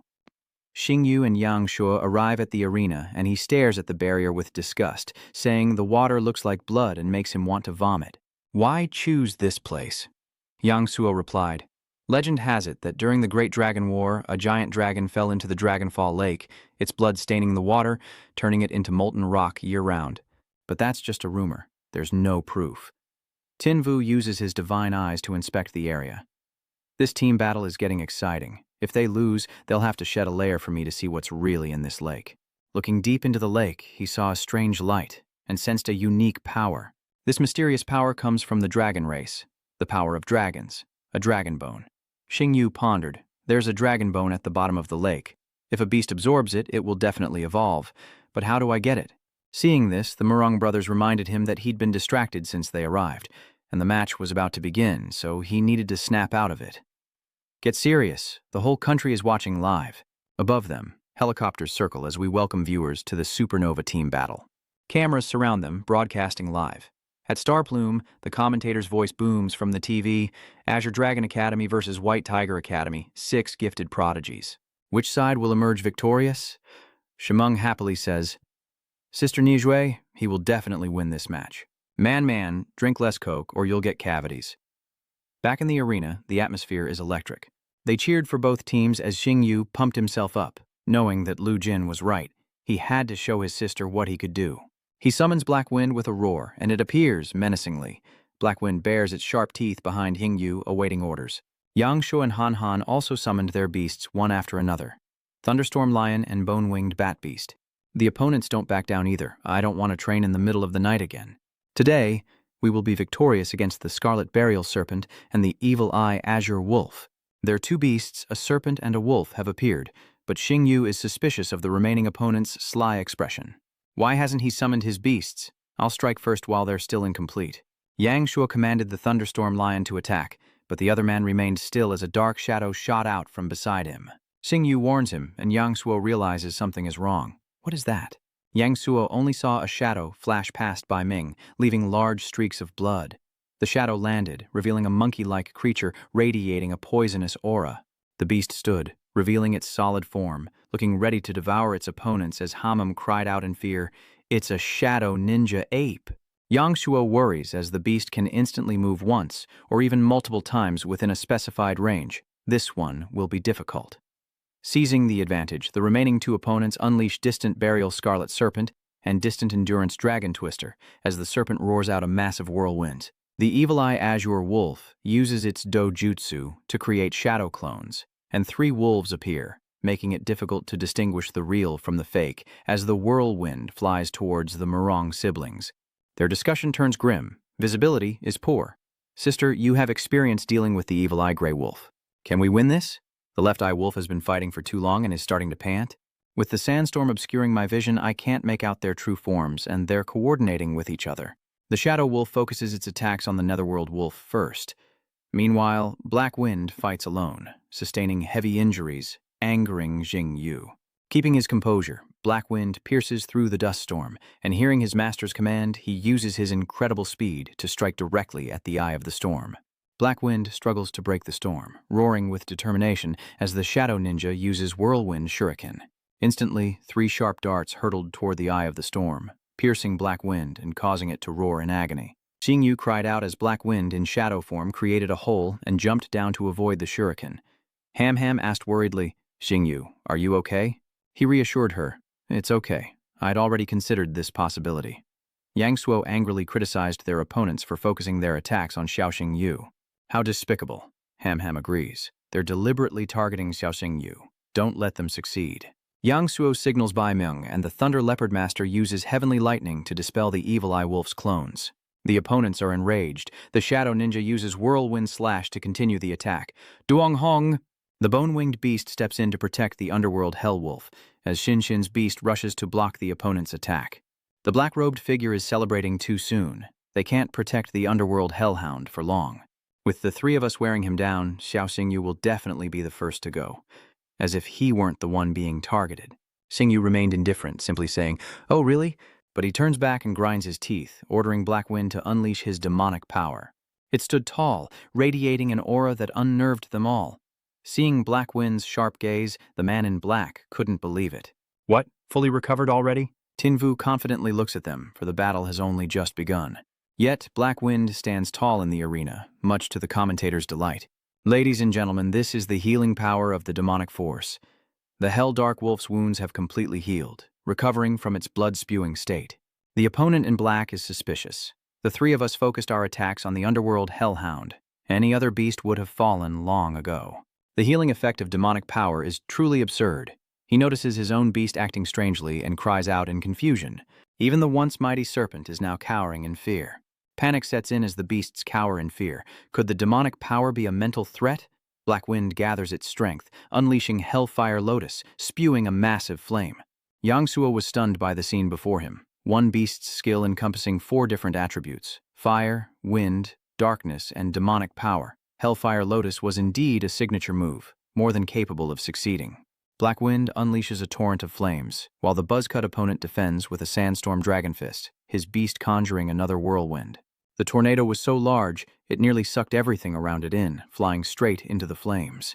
Suddenly, the flames erupted, engulfing the massive tornado, and the buzzcut guy was petrified. How is this possible? Wind is supposed to counterfire. Ha ha! Elemental advantage? Before the crushing weight of absolute stats, it's nothing but a joke. With that, Xingyu gave the order. Black Wind, detonate! In that instant, the flames erupted in a deafening roar, shattering the whirlwind into nothingness. The explosion created a blinding cloud of smoke, sending cameras and cameramen sliding backward amidst screams. The smoke obscures the view, but the fire still crackles within. From the haze, the serpent emerges, scratched and bruised, tears welling in its eyes. The remaining 2 mystical beasts weren't spared either, looking disheveled with tattered clothes.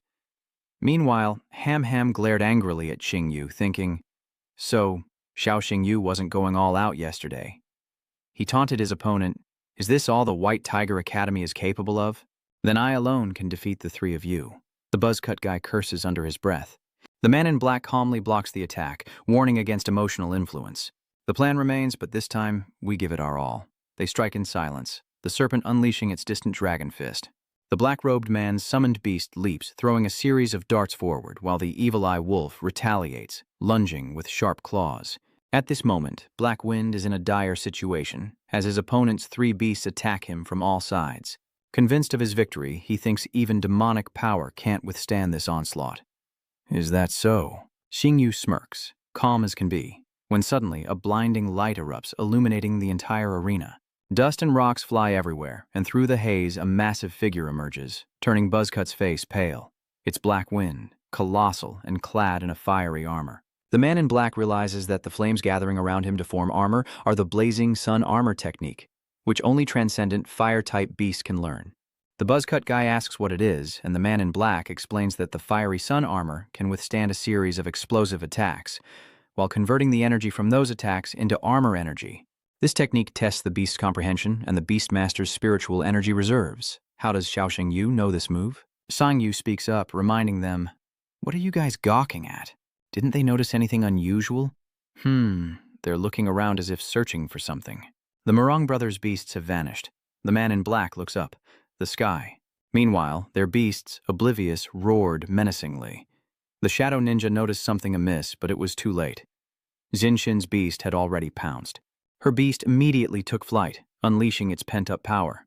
The man in black clenched his fist in anger. Damn it, the shadow ninja's strength isn't enough. He's about to be pushed off the stage. He has no choice but to summon his second spirit beast. Acting on instinct, he commands, "Rock Giant, save the shadow ninja." But this was all part of Jingyu's plan. He's finally forced his opponent to reveal their fourth beast. "Come forth," Freya commanded. As the rock giant's massive fist descended, Xingyu unleashed his power strike, and Freya effortlessly conjured a transparent shield, successfully blocking the earth-shattering blow. The man in black stammered, "The one I saw in the book looked like a holy light angel beast, but how could an initial stage beast block my adult rock giant?" Tinwu warns, "My beasts are stronger than you think." The battle rages on, the heat from the lava distorting the space around them. Yang Heng's summoned beast is dropped into the lava by Shinshin's Bone Wing whip. The referee immediately announces the first summoned beast eliminated from the arena. Shadow Ninja Ape. Unfortunately, Xiao Xingyu's interference prevented Yang Heng from saving his beast. Xingyu stands tall, flanked by two powerful beasts radiating extraordinary pressure. He instructed Black Wind, "Black Wind, you're not allowed to fight in the next battle. I'm letting Freya take the stage." It nods in response. Yes. Yang Heng is angered by his arrogant tone. So cocky. A mere initial form challenging our mature forms? With that, Tianzi commanded his beast to attack Xingyu, ordering the sand burial scarlet python to teach the reckless Xiao Xingyu a lesson, while Freya suddenly vanished from his side.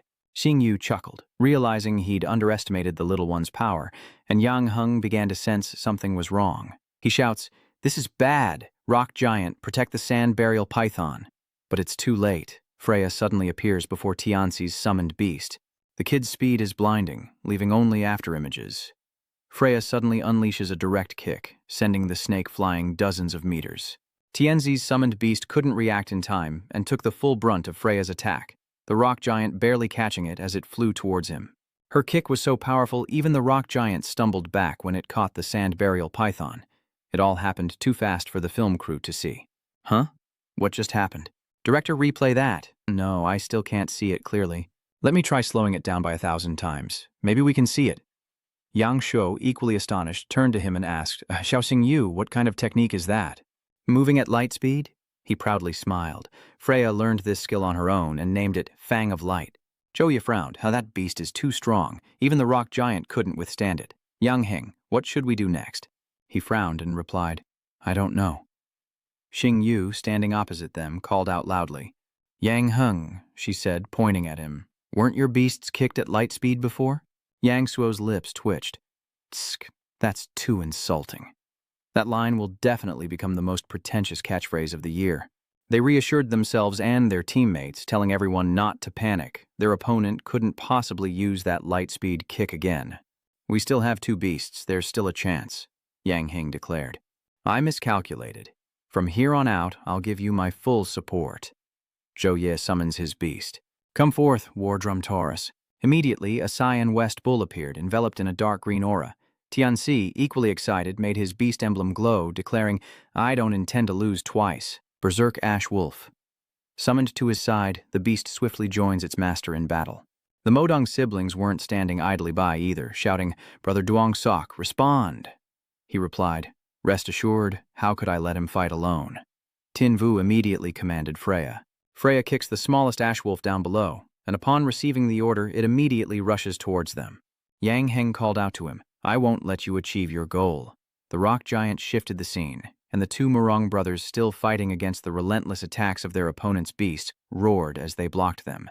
Freya faces off against Tianzi's beast, landing a light-speed kick to its gut, leaving it stunned as the other beasts pair off to fight.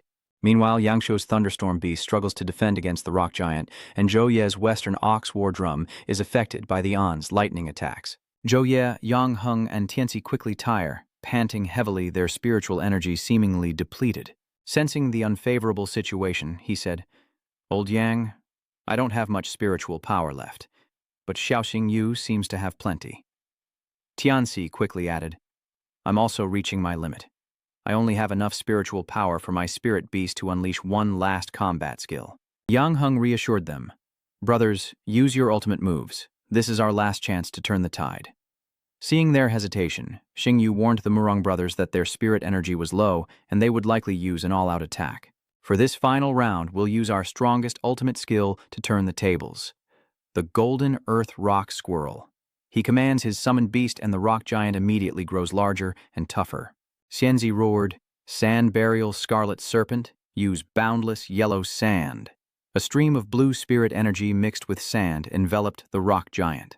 Zhuye commands the Evil Eye Grey Wolf to use its illusionary eye technique on the rock giant, creating dozens of phantom duplicates. The corner of his lips curled slightly as he spoke. Luke Kim, Duong Sok.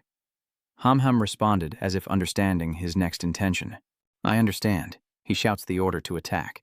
With that, dozens of rock giants charge towards Black Wind, surrounding it and unleashing a barrage of earth-shattering blows. Under their terrifying assault, dust fills the air, obscuring everyone's vision. Suddenly, a screech pierces the sky, drawing Yang Heng's attention upward. Ahoo! That's Shin's winged bat beast, and next to it is the thunderstorm lion beast carrying Black Wind, hovering in the sky. It immediately launches its next attack, and with the accumulation of magical power, a golden red vortex forms. Xingyu can't hide the smile on his face. He looked at it and said, Black Wind, give them one final blow. The match is getting intense. Ham roared, the bone-wing bat beast transmitting the flames of the dead. Yangshuo also loudly commanded his own creature, the thunderstorm thorn beast, to transfer its lightning power. The two beasts transferred their elemental powers to Dark Wind. Accepting these two immense powers, the magic vortex grows larger and more violent. The combined attack of the three spirit beasts creates a whirlwind that engulfs the arena, trapping all opponents within. Realizing it has gathered enough energy for the skill, Black Wind immediately unleashes its full power, and a blazing inferno erupts from its mouth. The flames erupted like a ferocious dragon, blazing a trail across the sky aimed directly at the opponent's beasts. Upon impact, a massive explosion rocked the arena, sending smoke, dust, and shattered rock flying like meteor showers. Countless rock giants were blasted away by the skill's devastating power, their bodies shattering into thousands of pieces. The surrounding water churned violently, as if bracing itself against the combined attack.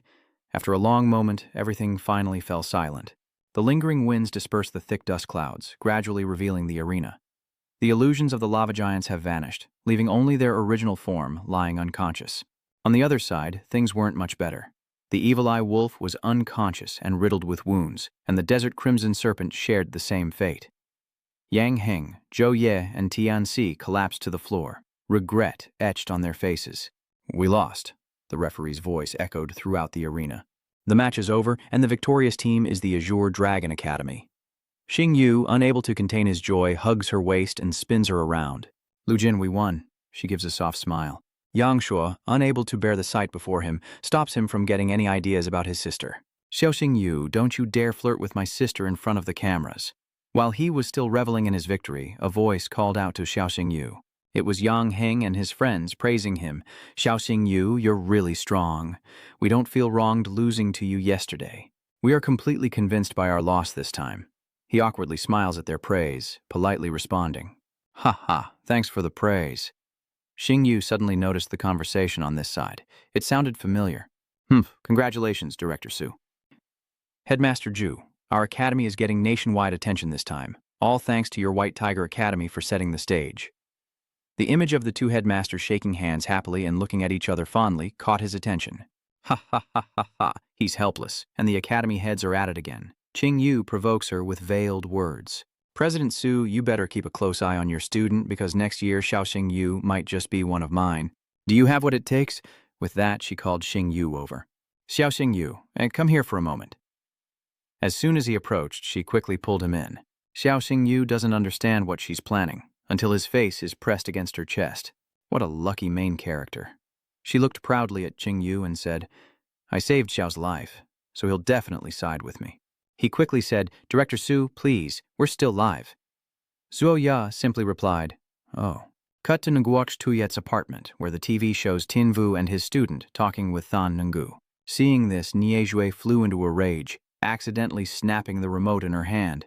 Shh, that bitch. Shimang, sitting next to her, was startled by her actions. As night falls, streetlights and homes illuminate the city, casting a vibrant glow upon the streets as the bustling trio of Xing Yu make their way home. Drunk, he slurs. Lu Jin, I can still drink more. Brother Yang Shuo, let's have another drink?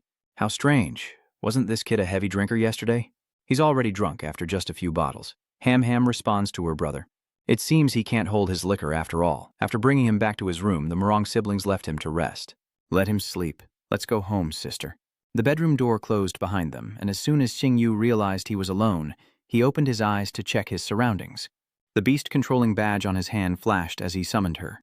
At his call, she appeared, asking, Weren't you supposed to be resting? I need you to come with me to Dragonfall Lake. I figured out how to save Medusa. Where are we going in the middle of the night? You said I could help save Medusa, and you need me to come with you. Dalu was incredulous, her eyes wide with surprise. Really? Xing Yu explained that to raid the prison, she needed to evolve, as she'd been stuck at Beast Lord level 3 for too long, and the dragon's power within her hadn't been completely purged. What if I could get my hands on a pure-blooded dragon's dragon bone? She didn't understand. Where would you even get pure-blood dragon bones, and what good would they do? He smiled at her with certainty. She swallows the cactus, merges with the pure dragon bloodline, completes her evolutionary breakthrough, and ascends to become the 9-tailed dragon tiger. Dalu smiles faintly and says, Xiaoxing Yu, are you really stupid, or just pretending? Beast King, no creature can fuse with pure dragon blood, and even the best cactus is just a bone. I know this, but what if I had a way? She didn't expect such an absurd request and chuckled, Ascend me to a 9-tailed dragon tiger? A dragon tiger? Ha, she's really trying to talk her way out of it. As soon as he said that, Dalu hesitated, unsure if she should listen to him. The city at night was submerged in heavy rain, with only the yellow lights from the buildings below, and not a single soul in sight. At Dragonfall Lake, rain poured from the heavens as Xing Yu and Dalu walked along the rocky edge of the water. He said seriously, A stormy day is perfect. The chances of being seen are low. Lolo protected me with her foxfire, and after entering the water, I guided her. Okay. As soon as she said that, she wrapped her tail around him and pulled him down. Lu, take it easy. Soon, guided by Xing Yu, they descend to the bottom of the blood-red water. Dalu asks him where the dragon bone is, and he guides her. Lulu, a little to the left, keep diving. The two struggled to orient themselves in the dark depths. Wrong direction, a little to the right. It's probably another 200-300 meters at the bottom. Diving near the seabed, they finally found what they were looking for. She spoke to Xing Yu. I see it. A massive skeleton appeared before them, an unbelievable sight at the bottom of the sea, and they swam towards it with all their might. Her eyes widened in surprise. This is, Xing Yu interrupted, the heart guard bone, the smallest, densest, and hardest bone in a dragon's body. She asked in surprise, How do you know this? Are you really only 18? Suddenly the ring on his hand glows and his face contorts. A great golden light erupts from the ring, engulfing the skeleton. The skeleton shrinks and enters the ring as Xing Yu urges, Lulu, after we land, we'll go to the forest on the outskirts to merge. It's full of beasts, so it'll be safer. Dalu understood and agreed. Cut to a cave deep within the forest, where it was still drizzling outside. Inside, Dalu was wringing out her soaked tails. I got the dragon bone. How will you help me ascend to a 9-tailed dragon tiger? He produces a redstone and hands it to Dalu.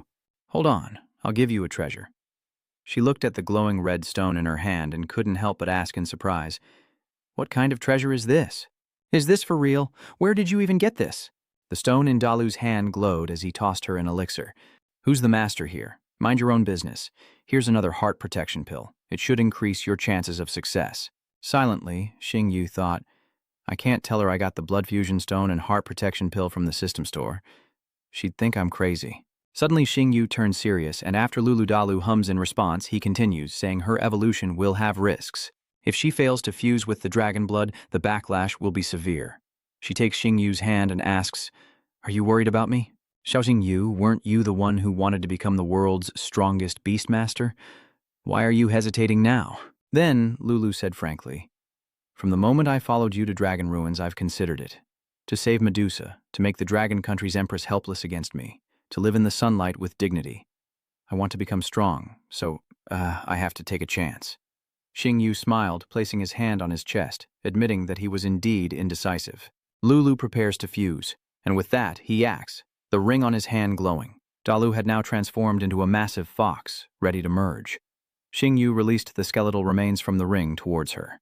The skeleton gradually reappears, regaining its original massive form, and he commands Lolo to absorb it, along with the redstone and the core. She opened her mouth and received it, and in an instant, Dalu swallowed everything.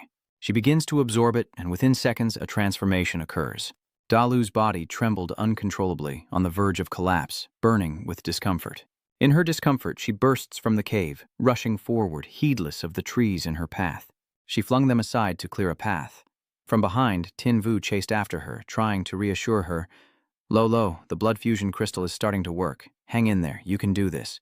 He stopped dead in his tracks, overwhelmed by the immense power radiating from her. Dalu saw the lights of the city below, and her face twisted with hatred as she saw something there. On the electronic screen of a large building below, the image of the Dragon Kingdom's female official appears, the very person she wants to oppose. Dalu's eyes begin to move, overwhelmed by the rage building within her, and Jingyu rushes to stop her from losing control. Lulu, control yourself. Now is not the time for revenge, he continued. Do you remember what you just said? If you can't control yourself, everything will be for naught. Diro whispered. Master, only Jingyu can calm her down now. Lulu, you have to hold on. I'll get stronger with you and we'll get our revenge together. I will help you live in the sunlight, and I promise to be by your side forever. Dalu screams, telling him to leave quickly. Dalu roars in fury, creating a powerful gust of wind that throws him off of her. Though unharmed, Xingyu is concerned about Dalu's condition. Did she fail? Lolo, are you okay? The fox demon's form vanished, replaced by a human figure panting with exhaustion. Yu-Tu's face darkens, but seeing that Dai Lu has completed her ascension, Xingyu can't help but cheer. What? So she actually succeeded. Suddenly she pounced, catching him off guard, and pinned Xingyu to the ground. She straddles him, and he stares back, utterly bewildered. Gasping, she says, Xiao Xingyu, you jerk. Why did you say it like a proposal? Then, Dalu presses her face against Xingyu's, making him stammer. That's not a proposal. I didn't mean it that way. Dale looked at Xingyu on the verge of tears, saying, Xiao Xingyu, I still want to change scenes in a natural mountain setting with dawn, Xingyu thought to himself early in the morning. February 20th. Sunny. I'm not a frivolous guy, but I'm definitely not becoming a great wizard at 30 anymore, he thought to himself, like he was writing in a diary. He sat on a rock, haggard and worn, dark circles under his eyes, radiating exhaustion and dark thoughts, blaming himself. I'm so stupid, really. I only knew dragon blood could strengthen a beastmaster, but I forgot one thing. Dragons are inherently lustful. I'm only human. How could I resist the nine-tailed dragon fox? If you're wondering why I didn't send other beast tamers to stop her, it's because even all of them together wouldn't be a match for Lulu. But if you're wondering why a man couldn't control it, I can only say it's probably innate. It's even more unreasonable than drunken behavior. As Xingyu pondered, exhausted, a pale hand suddenly reached out for him. It was Dalu, grabbing his neck. Xiao Xingyu, you shameless thing, Xingyu shouted. Lulu, I'm the one who suffered. Hearing that, she let him go. Damn it, why couldn't I control myself? If he went back, they'd never let him live it down. Xingyu rubbed his neck and pulled a cloak from his ring, offering it to her, saying, put this on. You can't just walk around naked. Dalu retorts, what shouldn't be seen has been seen, what shouldn't be done has been done, and now you're pretending to be a gentleman? How hypocritical. Xingyu helplessly drapes the cloak over her, saying, Lulu, we're both adults, so if one shot leads to a cub, I'll take responsibility for the little fox's livelihood. He said with such a serious face that Dalu couldn't help but be startled. She angrily threw a rock at him, yelling at him to get lost. Starry runs away in fear, clutching his head, but stops to chuckle at something he sees on his phone. Tin Yu triumphantly holds up his phone, saying, Lulu, even though we had a little spat, I still want to congratulate you on your successful breakthrough in evolution. The phone screen reflects her image. Seeing her changed form, she couldn't help but wonder, are those dragon scales on my head? His eyes looked different now, but he simply replied, That's right. Looking around at her body, Dai Lu was surprised. Huh? My wounds are completely healed. Before Xingyu is the information panel about Dalu that the system showed him. Name, Nine-tailed Dragon Fox. Level, Tier 1, Beast God. Bloodline, Nine-tailed Bloodline. Mythical bloodline with pure dragon blood. Genesis bloodline. Talent 1, Calamity Eye. After activating the eye technique, one look can turn any enemy lower than him to stone. Talent 2, Nine-tailed Foxfire. Burns the enemy's soul, accompanied by a terrifying mental attack. Talent 3, Dragon Force. maintains a constant state of invincibility. Enemies can't interrupt spell casting, are immune to all enemy skills, and take physical and mental damage. Talent 4. Dragon Soul. When critically injured, it automatically releases the Dragon Soul, resisting fatal attacks from Dragon Lake, Beastman, Superpower, and Fire-type attributes. Loyalty. EOD 8. Tailed Beast Ball. Bloodthirsty Crossbow. Nine-Tailed Sky Burning. Divine Dragon's Tail Strike. Dragon's Breath. Evolution Path to Nine-Tailed Dragon Fox. 10-Tailed Dragon Fox. Unknown preferences. Habits include eating, forest bathing, and napping. Xing Yu admires her, giving her a thumbs up. Lulu, you're the first beastmaster in the world to fuse with purebred dragon blood. You're really lucky. She's tall and has a temperamental pregnancy. Xing Yu, if you say another word, I'll fight you to the death. Cut to a building where Xing Yu is on the phone researching the prison guard's information. Maximum security. If we want to save her, we have to go to Ice Island in 2 days. Our school's finals are in 6 days. We only have one chance. If we fail, we're on our own. Abandon Medusa, escape the tower, or we'll likely be suspected. He asks her, Lulu, do you have any questions? Lulu, still deep in thought, puts her hand to her mouth, pondering. I'm just thinking, aren't you only a 2-star beastmaster? With only 2,000 or 3,000 spirit energy, how could I compare to a 9-star beastmaster? He simply laughed in response.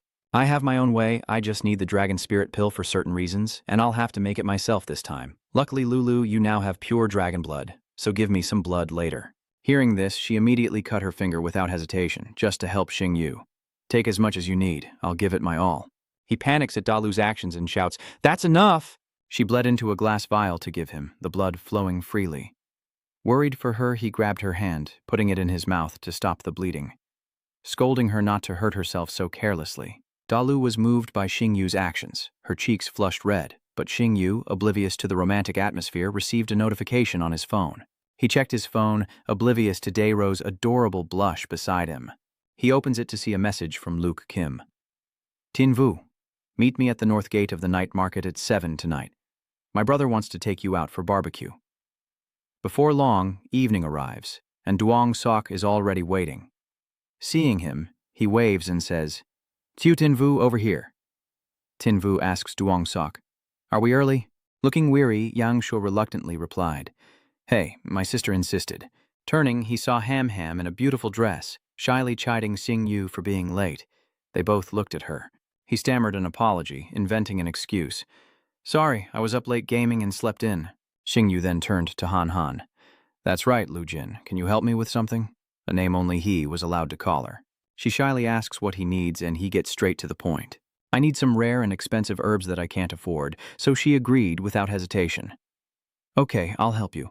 Hearing Ham Ham agree to help, he couldn't help but rejoice. You're the best, I owe you one.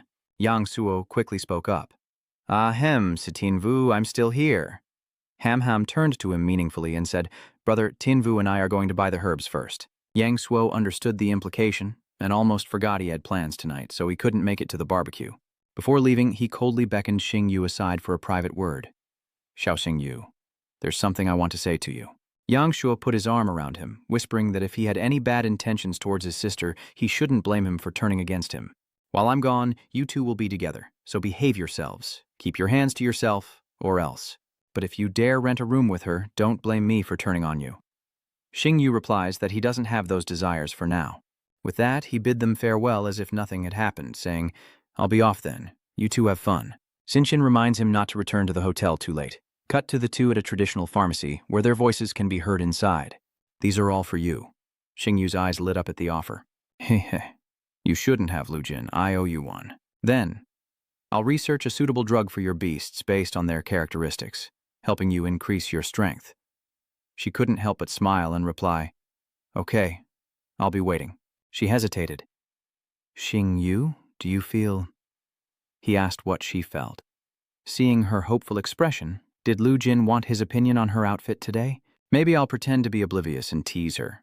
With that thought, he decided to act, saying, I don't feel anything. Hearing this, Ham Ham felt incredibly let down, and she watched his retreating figure as she called out to him. Is that so? Suddenly, a black cat with gleaming eyes appeared from the darkness. Startled, Ham Ham falls, and Xing Yu calls out in concern, Lu Jin! Sitting on the cold ground, Han Han replied, I'm okay, just startled by the cat. Xing Yu knelt down to check on her. Did you sprain your ankle? You really are careless. Ham sulks, explaining that she's sprained her ankle dozens of times since she was little and is used to it, then turns around, offering her back. Lujin, the ground is slippery. Don't walk anymore. I'll carry you back. Waves her hand. No, it's okay. I can walk myself. The black cat sits idly by, nonchalantly licking its paw. Nearby, Xingyu urged, What are you arguing about? Hurry up. In the end, Ham couldn't walk on her own and had to accept a piggyback ride from Xingyu, her chest pressed against Xingyu's back, creating an unusually awkward atmosphere between them. Ham hesitantly spoke, Xiao Xingyu, and Xingyu replied, What is it? Then she looked up at the sky and said something that instantly shattered the ambiguous atmosphere. It's raining, she said, and Xingyu looked up to confirm the downpour. He carried her and ran like mad. Xingyu, are you an ostrich? She asked, startled by the heavy rain. Why were you running so fast? She asked, stating the obvious. If we didn't, we'd be soaked to the bone. They finally made it back to the hotel, the rain still pouring outside. Back in their room, they both couldn't help but sigh in relief. Wiping his head with a towel, Xingyu said, Finally, we're back at the hotel. Then he looked at Han, whose wet dress revealed patches of skin. Xingyu quickly tossed a towel to her. Lu Jin, your dress is soaked. Dry yourself off. Do you need help changing? Ham took the towel from Xingyu. No need, I can do it myself. Xingyu continued. Then let me rub your ankle. Ham was about to scold him for being a pervert, but before she could, Xingyu sat down, leaving her speechless as he carefully massaged her foot. As he examined her, Xingyu asked, Lu Jin, was your first ankle injury related to a magical beast? She responded in surprise. How did you know? Xingyu suspected the demon god's eye, but he simply explained, Well, I'm a doctor after all. If I can heal beasts, I can heal people. Begins to recall the events of the past, recounting a story from when she was 5 years old, sailing with her father. At that moment, they encountered a tsunami, and the Navy ship was attacked by countless aquatic magical beasts. I carelessly fell into the sea, nearly becoming food for a black iron-armored crab. My father saved me, losing an arm in the process. I mumbled, Compared to what he sacrificed, a sprained ankle is nothing. Xingyu thought, Fate is cruel. In a day I must raid the naval headquarters. An armed clash with General Murong. I wonder what impact this will have on Lu Jin's family. He stood up and told her, Lu Jin, try to limit your movements for the next few days. You'll be healed before the finals. I'll be going now. Ham replied, Okay. Seemingly reluctant to let him go, she grabbed Xingyu's hand, stopping him in his tracks. Startled, Xingyu blushed and turned back, asking, Is there something else? Shyly, she asks, My legs are a little wobbly. Could you help me to the bathroom? Xingyu readily agrees. Inside the bathroom, her figure flickers behind the frosted glass as she luxuriates in the hot water, a warm mist rising around her. Outside the hotel, the rain hadn't stopped, but only intensified, and after her bath, Ham wondered if she'd been too obvious. Unbeknownst to her, Yang Suo had arrived, sitting on the bed with a glass in his hand, not turning around as he asked, Little sister, is your leg feeling better? Ham was startled. Yang Suo seemed to want to say something more, but Tiu Tinvu asked him to come and had to leave beforehand. Then he reminded her that he knew she liked him, but she was going about it the wrong way and needed to be more careful with her feelings. Did she understand? Ham was a little disappointed, but still obediently replied to Yang Suo, I understand. Meanwhile, Xingyu, brimming with energy, ordered Dalu, Lulu, come with me to concoct medicine. She immediately teased him, Why aren't you with the kid? Embarrassed, he replied, I'm helping you, okay? Let's just get to it. I need you to control the flame and refine at least 2 complete dragon spirit pills. That way the hope of saving Medusa will be a little higher. All night they worked tirelessly, he concocting medicine, she refining it with spirit fire, until, as dawn broke through the relentless rain, they finally completed the dragon spirit pills. Their success reflected in Xingyu's bloodshot eyes. Having succeeded, he wanted to rest, so he instructed Dalu, I'm going to sleep. When I wake up, we'll depart. As Tinvu prepared to lie down, Dailu stopped him, and with a smile, she simply said, Thank you, my master. No, you're not. After a nap, Xingyu felt refreshed. Standing in front of the mirror, he excitedly said he was ready. It's time to embark on a journey of life and death. Dalu says worriedly, Master, please don't go, because you have no obligation to risk your life to help your beasts. Now that I'm a divine beast, I might be able to retreat safely. Tinvu flicks her forehead, telling her not to do anything reckless, reminding her that she's not just his beast, but also his family. No matter what this journey holds, I will follow you to the end. Dalu was quite surprised by Qing Yu's serious attitude. The master frankly says, "Don't use that pitiful tone. I'm not doing this just for you." Then she reminds him, "Right, how are we going to explain our absence to the academy for the next few days?" Tin Yu said, "I told them my sister missed me, so I had to go home. Director Su approved my 3-day leave. The academy is so lenient." The scene shifts to the Qinglong Academy's gymnasium, where Yang Shuo's voice echoes. Xiao Xingyu has gone home on leave and won't be at training for the next few days. Xin Xin walks beside him, speaking softly. Sure enough, Yang Shuo glanced at her and asked, "Where are you going?" Han Han turned back and said, "I'm not feeling well, so I won't be participating in today's training. I'm going back to the hotel." Yang Su replied, "All right, sis, you go on ahead." He wondered to himself, just what did she and Xiao Xingyu talk about yesterday? Why do they look so down? Kai Nian sighed, watching the backs of the departing Murong siblings. Everyone's ditching training, and no one's asking their teacher for permission. At Azure Beach, the sun begins to set. Xingyu and Dalu stand on the shore, facing Icefire Island in the distance. Pointing towards their destination, Ting Yu said, "Lulu, the fastest way to Icefire Island is straight from Bitchlam Beach. You can swim that far, right?" She muttered, "I'm a fox, not a shark. I get uncomfortable if I'm in the water too long." Xingyu then asked, "So what do you suggest we do?" With a surge of energy, Dalu unleashes her power, saying, "Watch closely." To Xingyu's astonishment, her strike caused the water to surge, sending nearby fish flying. Xingyu reminds Dalu that Lulu's divine power is active again, drawing sea monsters in with the turbulent waters. She smugly replies, "This is exactly the effect I was going for." Once Dalu locks onto her target, she wastes no time in ensnaring it. Dalu uses chains to bind it and drag it up from the sea, a massive fish covered in sharp horns. Xingyu was astonished. A lava whale king, a first-level Beast King-class demon beast, quite powerful, but unfortunately it ran into Dalu. After being restrained by countless chains, it became much more obedient. Xingyu and Dalu quickly jump onto its head and she commands, "Set off. Take me to the Icefire Island." The poor beast could only obey resentfully. Dalu is still worried and asks him, "Master, are you nervous?" Sitting cross-legged on the beast's back, Xingyu replied, "Wouldn't saying I'm not nervous make me sound old?" She playfully added, "There's still time to regret it, you know." He sprawled out on the fish's back. "I never regret anything."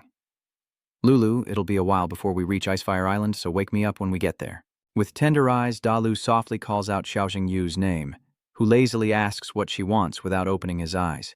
But Dalu just smiled and replied, "Nothing." Then she said to herself, "Xiao Xingyu, I will spend my whole life protecting you." Cut to the Icefire Island, which lives up to its name, where ice and fire coexist at a naval base. A man sits reading a newspaper about his 2 children, Squirrel and Ember, who are both on the right track. This is General Mu Rongjin. Then his eyes fell upon Xingyu, who was standing nearby. Rongjin couldn't help but praise him. This young man was incredibly gifted.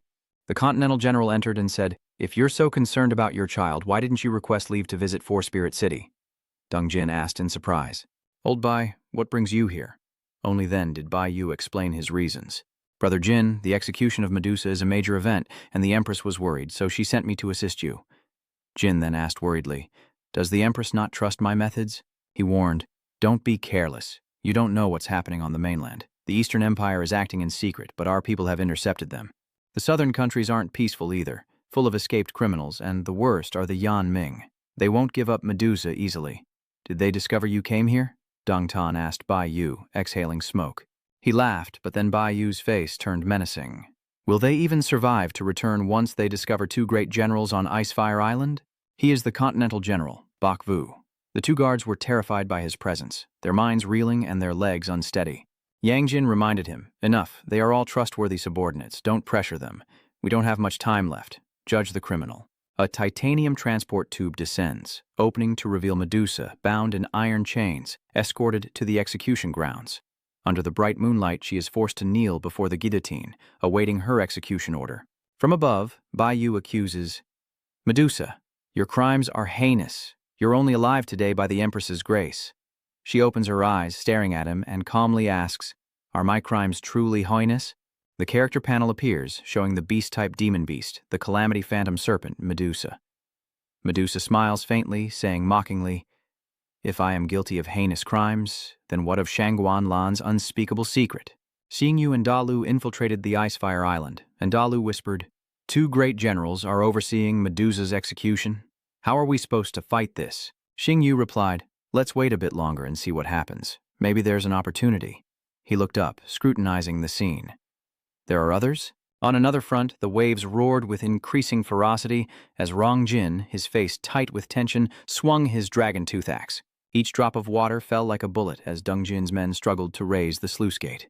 After a moment of difficulty, the gate was finally raised. Seeing this, Medusa's eyes burned with rage as she taunted, Shangguan Lan, did you think my death would bury your unspeakable secret at the bottom of the sea forever? The chains wrapped around her, Medusa unleashed her power, vowing that one day her crimes from 200 years ago would be revealed. And Deng Jin's men immediately felt the effects, their faces contorted in pain. His teammate beside him wasn't doing much better, trembling as he gripped the chains, his face growing paler. The approaching spiritual energy assaulted everyone's senses, and he was no exception, sensing that it was far from simple. What's coming is here. Medusa's released spiritual power immediately envelops the remaining subordinate. He was now completely controlled, his fear unmasked, but he was helpless. Suddenly, the Continental General appeared, his booming voice echoing everywhere. Don't breathe in the demonic energy. Bai Yu uses his power to control the situation, creating a whirlwind of branches. Medusa stares intently as everything around her trembles, and the Grand General's spiritual energy envelops everyone present. And of course, Bai Yu couldn't leave out Medusa, binding her with another layer of thorny branches, causing her to cry out in pain. Bai Yu smirked, praising her. Medusa, you truly are formidable, still able to cast illusions even in this state. She looked at the repulsive face before her and began to recount the past. Bai Yu, have you forgotten the tragedy that befell the Bai family? Of the 5 great families, only the Bai family was wiped out. As a descendant of the Bai family, you serve Shangguan Lan. How noble of you. Are you worthy of your ancestors? Hearing this, Bai Yu's face turned cold as if awakened. She was meddling too much. People from Yanming appeared, and Rong Jin's subordinates reported the situation to them. The execution ground's power supply box is right here. Once we cut the power, we act immediately. Suddenly, the guards appeared, raising their hands, or we'll open fire. It's urgent. One of them spoke up. This is bad, guards. Detonate it now. He immediately complied, and a deafening explosion echoed like a thunderous earthquake. The explosion rips through the area, illuminating it in a flash, and the Flame Union seizes the chaos as an opportunity to strike. Each of them was followed by a summoned beast, their voices creating a deafening cacophony. Seeing this, Bai Yu spoke up. Don't panic. Activate the island-wide lockdown defense system. Not even a fly gets through. With burning intensity, Rong Jin continued the execution without faltering. If Medusa died, they would leave. Xing Yu was in a hurry, revealing her hand, and Da Lu heard her, flying up. Leave it to me. She cleaved the path in two, scattering Deng Tan's men, who couldn't evade in time, as Da Lu swiftly grabbed Medusa and soared upward. Though the path stretched for miles, she traversed it with ease. Deng Jin caught a glimpse, recognizing a striking feature, and questioned in horror, the 9-tailed fox. As they ascended, Medusa, still blinded, looked at Dai Lu, wondering why she hadn't finished speaking. But Dai Lu interrupted, Don't say anything. Let's get out of here first. Deng Jin, still reeling from the shock, began to stir his spiritual power. The 9-tailed fox, whose wanted posters plastered the Dragon Kingdom, had brazenly come to his doorstep. All the better. I'll send you all to heaven. Before he could act, a dark figure appeared with a loud crash, looking like Madara Uchiha from Naruto.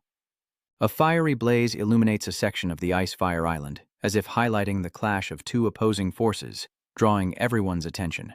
Bai Yu turned to Rong Jin, saying, Wait, look over there. The figure in the black cloak stood imposingly on the cliff, with Da Lu and Medusa behind him.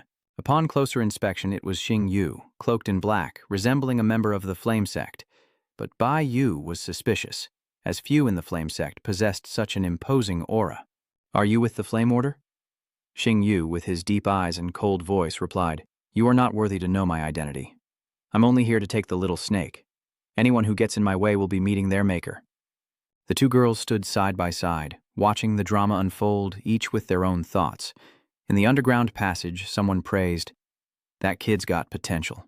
Medusa, on the other hand, thought, Little snake, how dare a 2-star beastmaster try to control it with such low spiritual power? Below, the people of Yanming couldn't make out who it was, only seeing a black coat billowing in the wind. Who is that? Immediately, a voice responded, Is he one of us? Never mind him, let's go help first.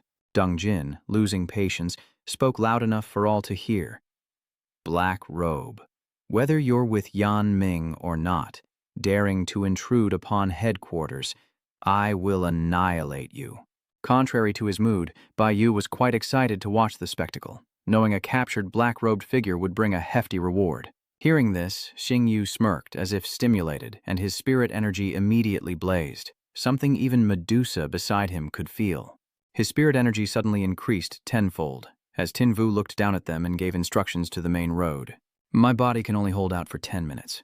After that, my life is in your hands. She plainly replied, I know. Yang Jin, at full power, ordered his men to attack. They obeyed, their tamed beasts at their sides, and eagerly advanced toward where Xing Yu stood, closing in on the three of them at the bottom of the abyss. Unafraid, he decisively ordered Dalu to attack, and she stepped forward, saying, Take good care of Medusa. After instructing Xing Yu, Dalu's expression turned serious, and she let out a loud roar. Her spiritual energy erupts, unleashing a furious strike that slams into the enemy's ranks with devastating force. The overwhelming power suffocates them, leaving them gasping, and even their beasts are not spared, foaming at the mouth and staggering. The Flamebringers are foaming at the mouth too. Command, why are we under attack? He forced out a reply, Idiot, proving he was indeed one of the Flamebringers. Witnessing the Avenue's terrifying power, Rongjin surmises that the fox has broken through evolution, while Bai Yu is horrified by the dragon scales, dragon horns, dragon claws, and dragon eyes. The power of the dragon that disappeared 200 years ago. Dongjin urgently says Bei's old Bai, this man is extremely dangerous. We can't let him leave Icefire Island. Bai Yu, enraged, clenches his fist and retorts, I don't need you to tell me that. As Bai Yu finished speaking, the ground around him and everyone else began to crack. Xing Yu stared in horror at the crumbling cliff face, sensing something moving beneath the earth. In an instant, a monstrous, plant-like guardian beast appears. Caught off guard, the three of them found themselves above its jagged maw, and before they could react, the beast opened its mouth, swallowing them whole. Inside the beast's saliva-slicked maw, they fell deeper and deeper, the sound of its swallowing echoing ominously. Dongjin's subordinates were stunned. A divine, beast-type guardian, the cursed flower demon king. The man muttered in awe. Seeing is believing. This ancient plant-type spirit beast is truly massive. General Bai Yu is indeed a god amongst plant-type spirit beasts. He eliminated the intruders with a single move. Meanwhile, Xing Yu and the others have landed inside the beast. He propped himself up, ignoring the stickiness on his body, then turned to look at Dalu, who was standing nearby, and asked her, This place is... Medusa frowned, answering for Dalu. They're inside the cursed flower demon king's belly, and a horde of savage beasts they didn't know were there suddenly swarmed them, taking them by surprise. Ugh.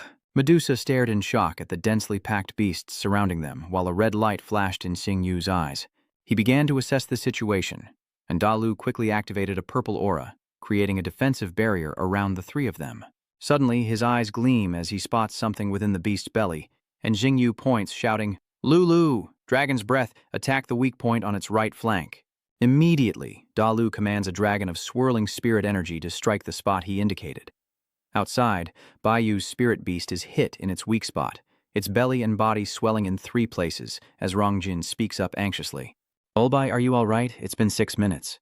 Bai Yu watched and responded, explaining that after being cursed by the Flower Devil King, one would suffer the pain of flesh turning to water, scraping bone and flesh. Even if that dragon fox is skilled, it shouldn't be possible. Before Bai Yu could finish, his beast exploded, scattering blood everywhere, its body torn into 3 pieces. Taking advantage of the moment, Dalu appeared, bursting out and shouting. Bai Yu was bewildered. How could this be? How could this fox pierce through the cursed Flower Devil King's stomach? It's impossible. Rongjin is shocked. The power of dragon flames is truly extraordinary at this level. Even the cursed Flower Demon King, a plant-type beast with ancient blood, can't withstand the dragon flame's burn.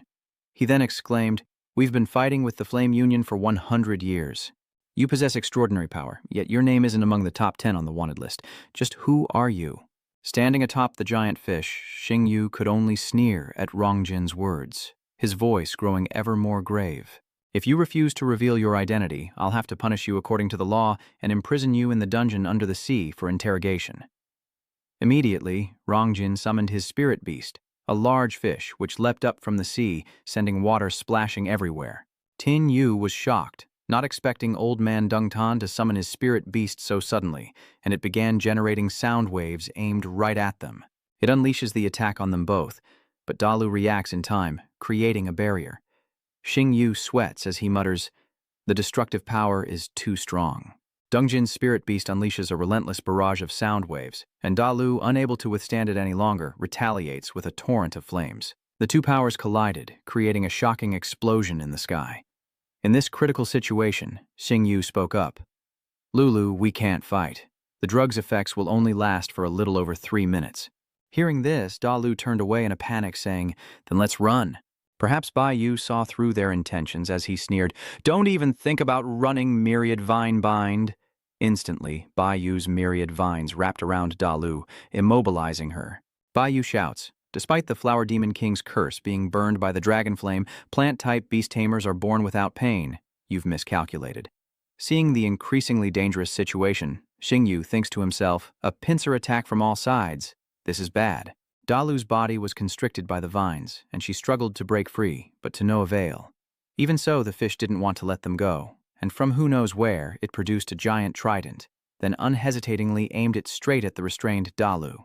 Xing Yu reassured her, "Dalu, stop struggling, retrieve the Dragon 6 and drop the defensive shield."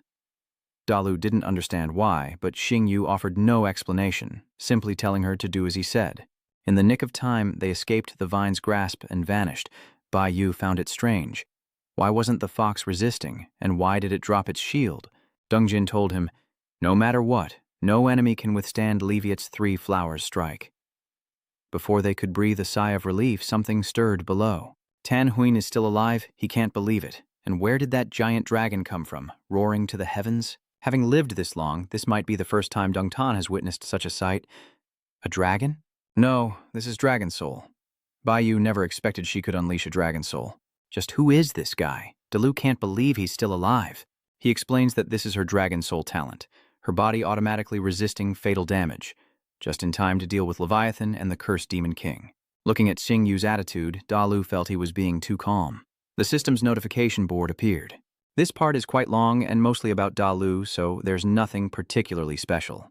With bloodshot eyes, Xing Yu feels his spiritual energy about to run out any longer, and he might fall into a coma or even a dying state, so he must retreat immediately.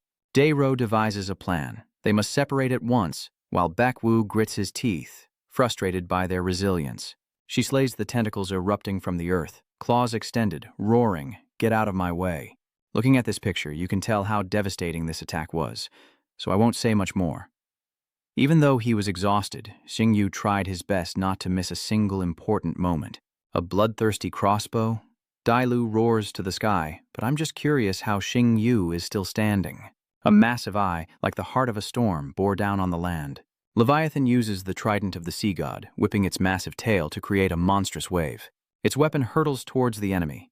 Dalu and Xing Yu are not to be outdone, firing a purple spear from the eye.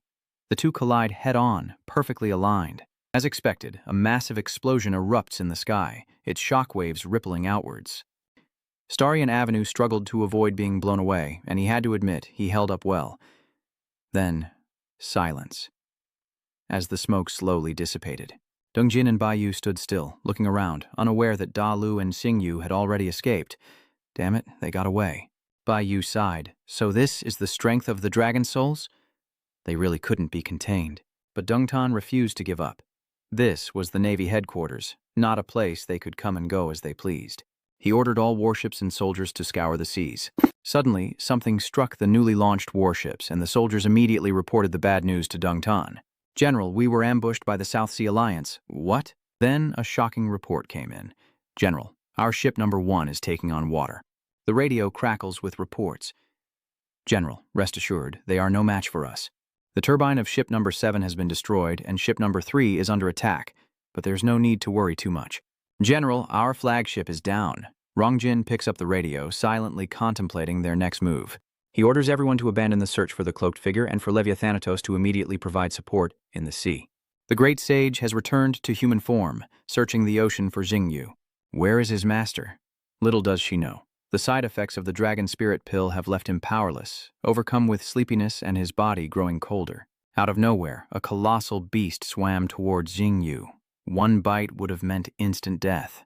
But Medusa swiftly rescued him from the icy depths. She held Xingyu in her hand like a toy doll. It was eye-opening to see such a small human with the potential to stand against two 9-star beastmasters. But sorry, Medusa is about to enjoy him as a snack, sinking beneath the waves. Medusa's eyes scanned the surroundings. The boy was heavily injured and unconscious. His condition was not optimistic. There was a deserted island ahead. Let's stop there. In the distance, a deserted island appears faintly. Meanwhile, Rongjin frowns, his eyes full of disappointment. "We've lost all face in this battle," he said. "Brother Jin, we should be thinking about how to face the Empress's wrath."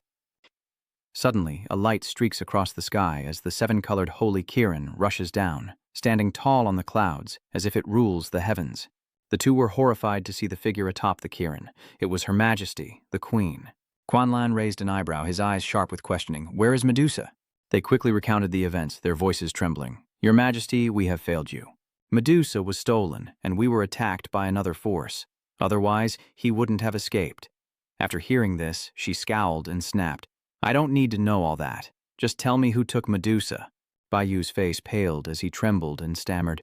The person was cloaked in black, wearing a demon mask. "The 9-tailed fox deity is his subordinate beast, but we know nothing else."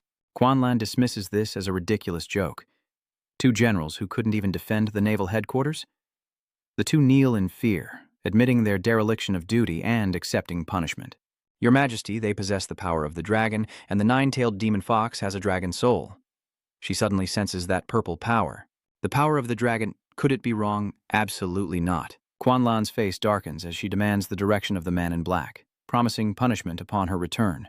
He immediately headed southeast. Having received the answer, she turned and left. Watching Quanlan leave, Bayu looked pensive. Even the Empress had to act personally. It seems the Dragon Kingdom is on the verge of change. Rain poured down in sheets. Inside the cave, a fire flickered, illuminating Medusa's eyes as she gazed into the distance, saying, "I never imagined you'd been through so much in such a short time." She let him rest on her lap and nodded. "Yes, without a master, I'm just a heavily injured fox waiting to die," she responds, wondering if her relationship with him is a little too close. Unconscious, Xingyu moans softly. Dalu worriedly says, "I'll feed you." Medusa speaks up. How could there be fresh water on this deserted island? Without a word, she cut her finger and offered it to Xingyu's lips, letting the blood drip into his mouth. A gesture that surprised Medusa, who couldn't believe she would sacrifice her own blood for a human. After drinking, Xingyu's consciousness faded, and he looked down at his small hands, confused by the scene before him. What's going on? Looking closer, he realized it was Quanlan. Her hand suddenly reached out to Xingyu, and his consciousness shattered as he screamed. Back in reality, Xingyu jolted awake with a scream. Seeing him awake, she happily approached. "Xingyu, you're finally awake. You slept all morning. I was so worried. Where are we?" Dalu helps him up, saying, "This is a deserted island near the demonic beast strait, beyond the control of the Dragon Kingdom Navy. It's far away, so don't worry." Xingyu shook his head. "My head is spinning. Strange. What was I dreaming about just now?" He licked his lips and looked at her suspiciously. "Dragon's blood. Did you feed me blood?" Dalu turned away shyly. He was severely dehydrated after falling unconscious. "This is Dragon Island. There's no fresh water, so this was the only way. Tin Vu is satisfied. Lulu, you've done me a great service." The system in his head suddenly announced an increase in favorability, now at 99. Medusa enters with a glass of water, pouting, wondering how long these two planned to flirt. Crown. Hearing that, she glanced at the purple crown on her head, and then Medusa came over and handed a glass of water to Xingyu. His eyes are glued where they shouldn't be, and Xingyu's cheeks flush red with embarrassment. She quickly covered herself. "You don't need to thank me. I'm the one who should be grateful. Thank you for saving my life." She looked on from behind, puzzled by Medusa's actions. This is the Serpent Clan's highest form of gratitude. Starplume forces a smile, waving dismissively, saying it was nothing. Hearing this made her a little uneasy. "Mr. Xiao, the Serpent Tribe always repays its debts, especially for saving a life. What can I do for you?" "It's nothing," he says. He's taken aback, eyes wide as he repeats the question. "Everything's fine, is it?" Xingyu, looking depraved, points at Medusa. "It's simple, I want you." Xingyu points and says, "I want you." Hearing this, she put her hands on her hips and frowned in annoyance. "I know what you want, but I refuse." Hearing Medusa's words, Xingyu was completely dumbfounded, eyes wide. "Huh? In that moment, everything fell silent as her snake tongue darted out, glinting menacingly. I can do anything for you, but I can't sign a blood contract with you, so I'm sorry. Xingyu wonders why. Medusa scoffed, making her disdain clear, for beastmen would never be slaves.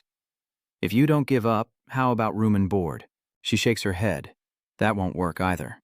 Dale, overhearing their conversation, recalls being forced into a blood pact with Xingyu, but the results turned out pretty well. Suddenly, he coughs up blood, shocking them both. Xingyu feigns a fall, and she quickly catches him. Sister, I thought risking my life to save you would warm your cold heart.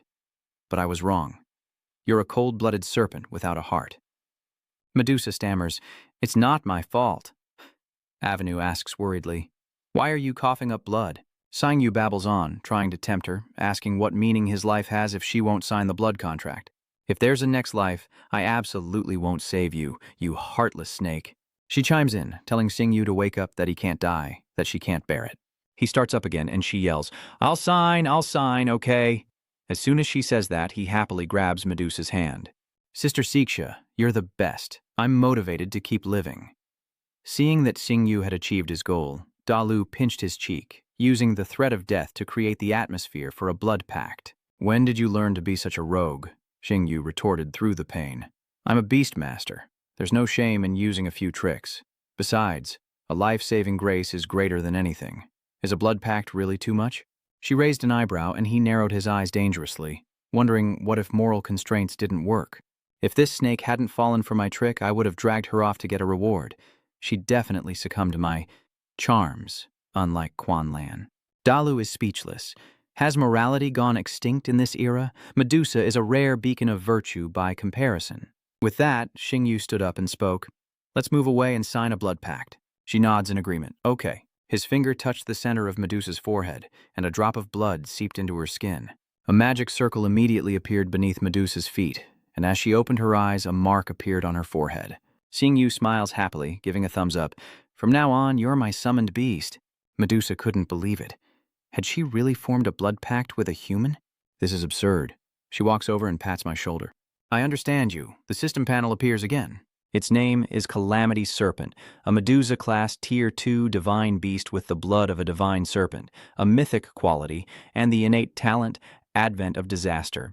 When it appears, it brings devastating calamities like tsunamis, storms, volcanic eruptions. Its second talent, Nightmare Entanglement, drags the souls of any enemy weaker than Medusa into a nightmare, plunging them into depravity. It has beast type, supernatural, and water attributes with a loyalty of 10. Its skills include Nightmare Devour, swallowing enemies into its belly to receive the baptism of 9 layers of nightmare. Its soul separates from its flesh, death lingers, and it uses its long body to constrict and bind its enemies, until they suffocate and lose consciousness. It then sinks its venomous fangs into their bodies, draining their life force and converting it into its own. It has a fondness for sweets and prefers to dwell in dark, cold environments. Evolution path. Calamity. Demon Serpent. Highest form. Hidden evolution path, 1. Calamity, Demon Serpent to Sky-Piercing Dragon Serpent. Evolution path 2. Calamity, Demon Serpent to Mortal Serpent, its body capable of circling the earth. Xingyu, sweating after reading this, realizes just how powerful it is. If only he still had his dragon bones. He must find the Eye of Reincarnation and the Pearl of the Underworld. The magic beast's core will help her evolve into the World Serpent. From above, the sky suddenly erupts with blinding lightning. He suddenly clutches his chest, a sharp pain spreading through his body. Dalu is worried by Jingyu's pale face. You look terrible. What hurts? Lulu, I have a bad feeling about this, Xingyu says. We were clearly out of danger, but look at my heart. His face grew paler as he realized, wait, I saved Medusa, but the system hasn't given me a reward. Is the mission not complete? Xingyu turned back and shouted, Lulu, let's go quickly. Leaving the island, he hurriedly put on his mask, saying they had to leave now or it would be too late. Seeing this, she nodded without question. Okay, let's get out of here, she said. I'm a fast swimmer. Get on my back. The lightning strikes intensified, detonating the ground and sending debris flying. The island was being leveled. Xingyu surveyed their surroundings before speaking, as the majestic Qilin and its rider approached. Guanlan's expression darkened as he unleashed his power. Black robes, a demon mask. It seems I've found the right person. She's recognized who's up there. The 7-colored Holy Kirin, damn it, it's her. Medusa looks up, her eyes filled with tension. She's followed us here. I doubt we can escape. His eyes are fixed, silent. The strongest master of 10-star beasts? The Beast Emperor is her? My spiritual power is depleted, and I'm out of dragon spirit pills. My beasts can't use any combat skills. What am I going to do? Dalu stands before Xingyu, a protective shield. Master, don't worry. Leave everything to me. Their eyes locked, neither willing to break the gaze. Quanlan frowned, shattering the silence. Little fox, not bad luck, to have merged with pure dragon blood. Is it because of him? Black coat? State your identity, and I'll grant you an honorable death. Seeing this, Dalu hurriedly raised his hand and shouted, "Wait!" Guanlan raises an eyebrow, her eyes full of meaning. Knowing she can't win, she makes a proposal. "Kill me instead, but spare the master," she pleaded. "Imprison him forever, if you must." He was stunned. "Lulu," she scoffed coldly, unwilling to negotiate. "You are not worthy to negotiate with me." Hearing this, Dalu stopped begging. What else was there to say? Bargain with her? Medusa lunged forward, deciding to fight to the death. Guanlan's eyes gleam with a sharp, predatory glint. "Then die, all of you." A golden dragon appears before them, and she is frozen in place. Its dragon tail's power shatters the shield of the avenue, revealing her with wings on her back and sharp horns on her forehead. Her face changes, suddenly stammering, "Black dragon soul, its power is too evil." What kind of monster is she? Isn't Guanlan human? Medusa stuck out her tongue in response. "This fox, this is her true face. She wants us to bury this secret with her." Dalu's hand clenched, trembled, and then slowly loosened. There was no chance. Both the unicorn and she emanate terrifying power. Her eyes flash with determination. "I cannot lose." Immediately, Dalu transformed into a fox, and despite knowing she was outmatched, she charged into battle. Dalu is beaten until her mouth is full of blood, and wounds begin to appear all over her body. Suddenly, her foot is severed, and before she can react, her ear is cut off as well. Next, Dalu's body was torn to pieces, blood splattering everywhere. Xingyu's eyes widened as he cried out in alarm. "Lulu, she can't take it anymore and is turning back into a human." Medusa quickly flew him to Dalu, who had fallen into the water and was being pulled out by Xingyu. "Lulu, are you okay? How badly are you hurt?" "Don't scare me like that." Her mouth full of blood, Dalu weakly gazed and said, "Master." Her hand trembled as she reached out. "Master, we meet. Why so late? If only we could have had a few more days together. I regret this so much. If only I hadn't dragged you into this." Xingyu shook his head, tears streaming down his face. "No, Lulu, I don't regret it. Not even a little. I did it willingly." Dalu caressed his face, gently pulling Xingyu's head down. Tears streamed down both their faces as she softly kissed his cheek, a smile still on Dalu's face. "Please forgive me for going first." With those words, her hands slowly released my true heart. Xingyu's pupils contracted as he screamed in despair. Tears streamed down Lulu's face as she embraced Dalu, and Xingyu recalled the moments they had shared.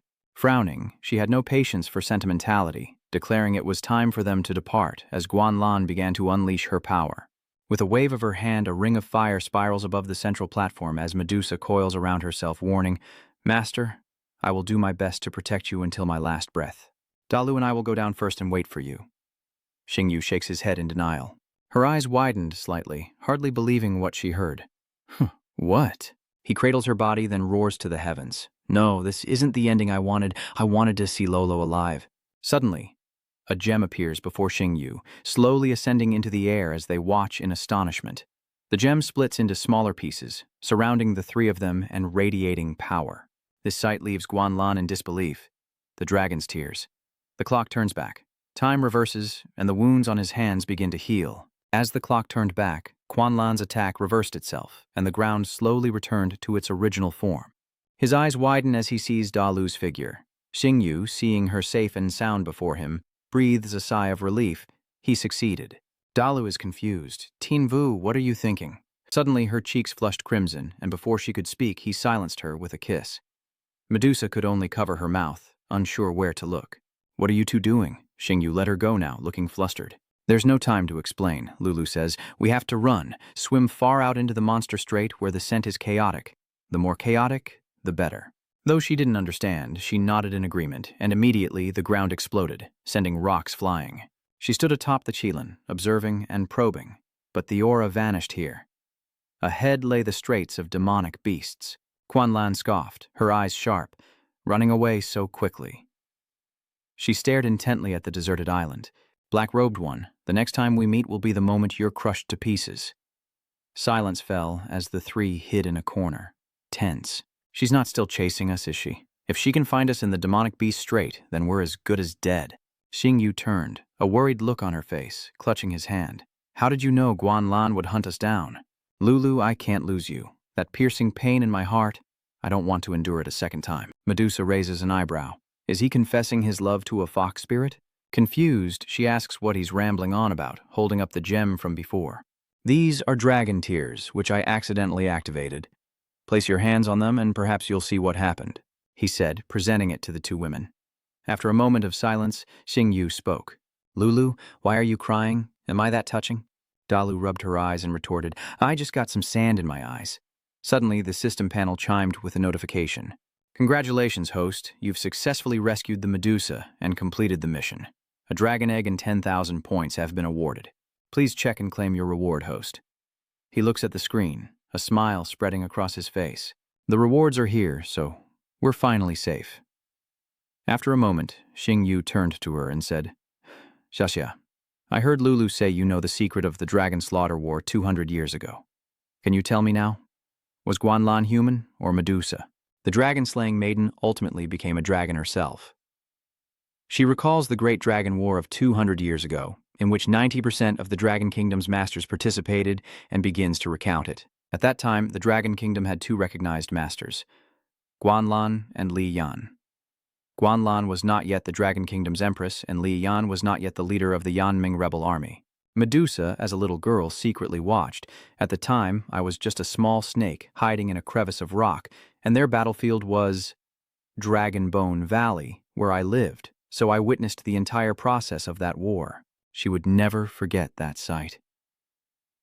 After Guan Lan slaughtered countless dragons, she stood in the center of Dragon Valley, bathed in dragon blood, and laughed maniacally before transforming into a black dragon far larger than any other.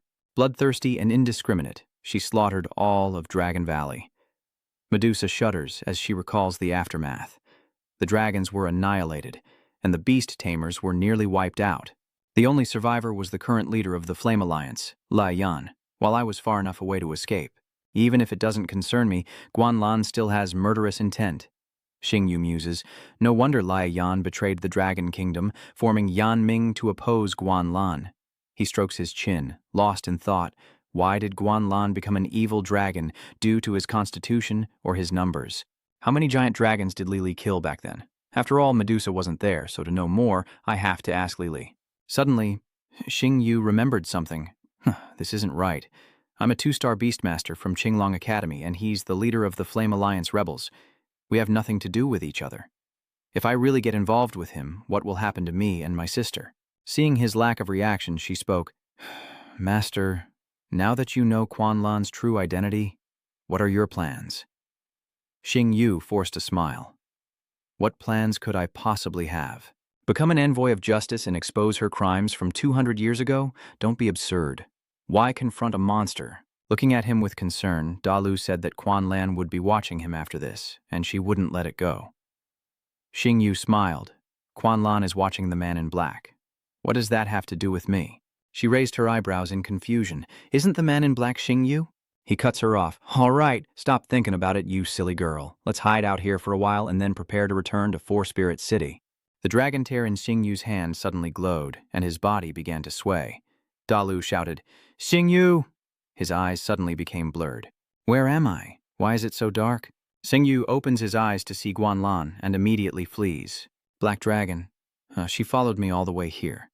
As he ran, Xing Yu bumped into a mirror. Who leaves a mirror here? Suddenly, his eyes widened in disbelief as he saw his body covered in dragon scales, and Xing Yu panicked. Why even he? He clutched his head and cried out in despair. I don't want to become a man-eating monster. I don't want to. Xing Yu cries out as horns sprout from his forehead. No, Avenue asked suspiciously. How is he? Medusa replies, his body is very weak and he has a fever. He'll probably be in a coma for a few days. The human body really has very little resistance. Hearing this, she worried, then what should we do? Medusa reveals that beast milk could boost his resistance and recovery, but someone is staring intently at a certain area. Dayro fumes, wondering what they're looking at. How am I supposed to get beast milk?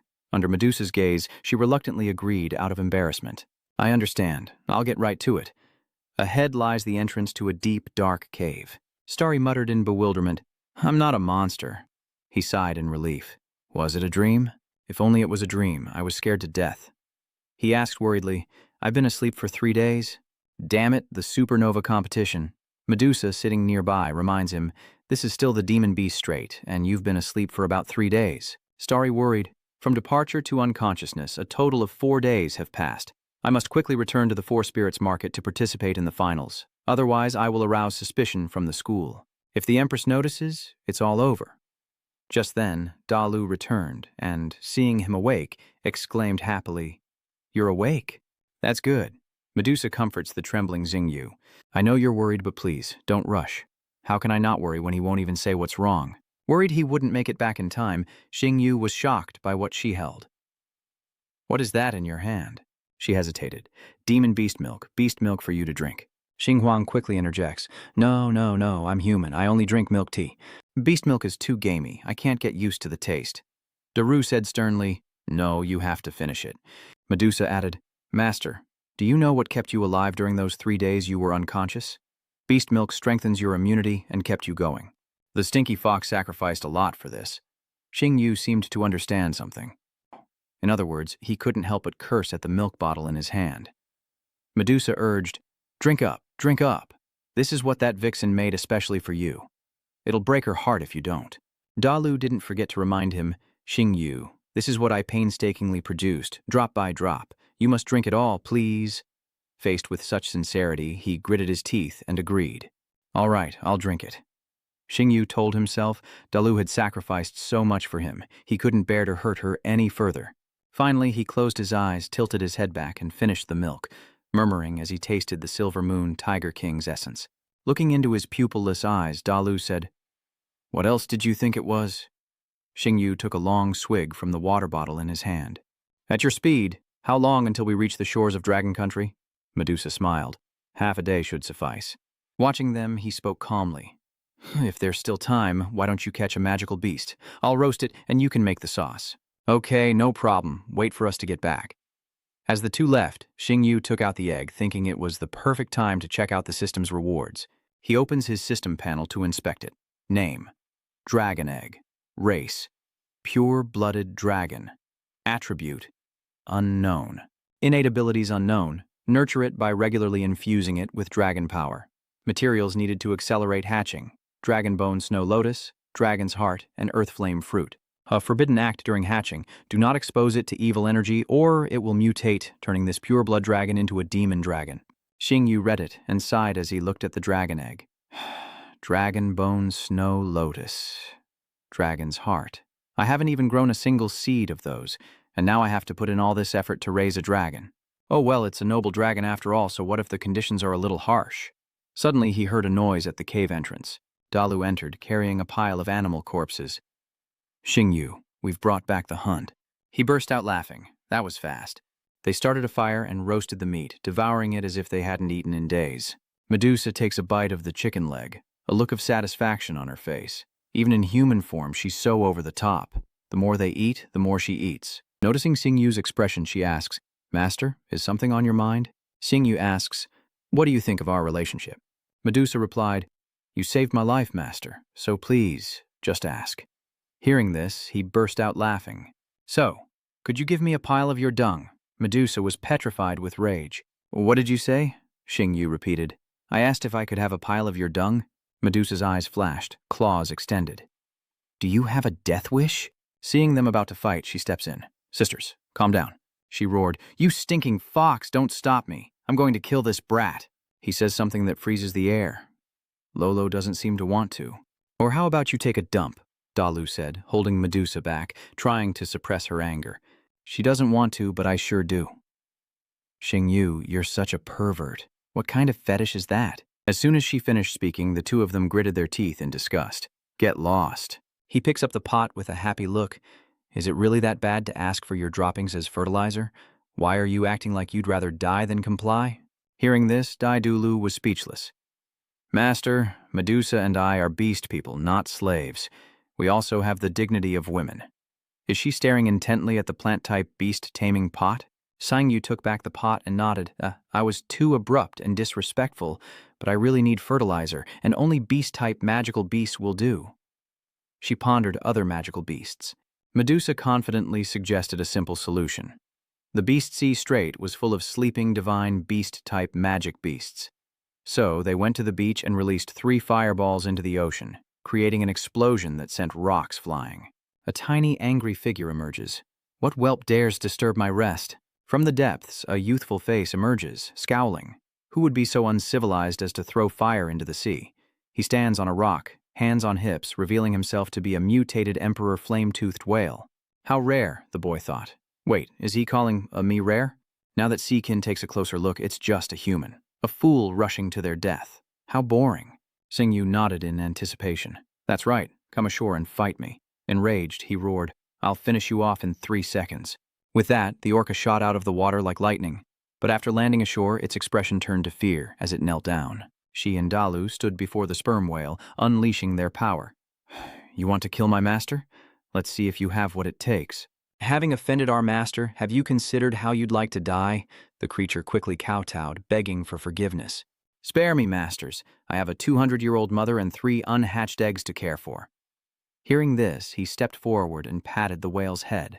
Don't whales give birth to live young? We're not heartless villains, so we won't take your life. The kid asked doubtfully, Really? As Jingyu finished speaking, Sijing's face immediately turned green. Shit a load for me now, and I'll let you go. Is he gaping in shock? After realizing what happened, Siching lashes out with his tail, calling him a pervert, and the two are worried. Master, after a moment, the group bobbed on the sea, Xingyu's face still marked by the kid's tail. Seriously, none of you stopped it. It's just a few pounds of poop. Was it really worth beating me like that? Dairo clutches his stomach, laughing hysterically, as the young master pouts. Well, at least we got our share. We're halfway there, Medusa announces. Ahead lies the Azure Thunder Mountain Range. Beyond it, the Four Spirits City. Xingwu nodded, agreeing that they should rest first. I want to wash in the river, otherwise this smell will arouse suspicion. The sky is gradually brightening, and the sunlight shines on the waterfall. He chuckled, his eyes teasing her. Lulu, do you want to join us for a bath? I can watch your backs, ladies. Besides, I know a traditional breast massage. Dalu turns her head. No need. On the contrary, you're the one staring at Xingyu's six-pack. Youth is wasted on the young. This kid's brimming with energy and a knack for tormenting people. Unable to listen anymore, she covers his mouth. Quiet, you haven't even provoked them yet, and you two are already so close. I heard the snake women and fox spirits of Silver City are amazing too. Only now did Medusa notice, and she shook off Dalu's hand. Get lost. I'm not some kind of fetish. Xingyu shook his head. You two know each other? She replied. I don't know any barbarians. As he ventured deeper into the forest in search of something, a creature suddenly leaped from the bushes, landing directly on Xingyu's head. What is that? He stepped forward to look and then spoke. Electric-eared rabbits. Suddenly, a pack of windwolves burst from the forest. With dangerous eyes, they growled, staring them down. He looked at it, then back at the wolves, and sighed. Looks like they see me as competition for the electric-eared rabbit. A smirk crept across Xingyu's face as she signaled Luo to back away and let them handle it. Understanding the signal, they quickly get into fighting stances. Seeing the charred, dire wolves, Xingyu clicks his tongue. Lulu is ruthless, giving them no chance to escape. She raised an eyebrow. Why aren't you happy I saved you? Xingwu gave a forced laugh. No, not at all. As he spoke, the electric-eared rabbit jumped from his hand. Little rabbit. It's a competitive world. Only the fittest survive. Next time, I won't help you. Now get lost. It jumped to the ground, then vanished in a flash. Suddenly, the electric-eared rabbit dove right into his pants. Hey, get out of my pants! Xingyu tugged at his pants, scolding, Get out of here, or so help me. My little brother has every right to sue you for trespassing. Dailu sighed, finding it strange to lecture a rabbit about the law, as Xingyu finally grabbed its ears.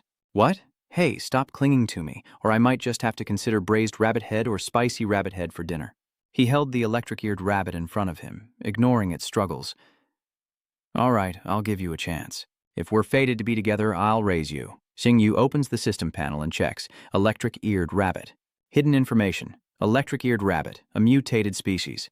Initial grade, unupgradable bloodline. Poor quality, non-electric attribute.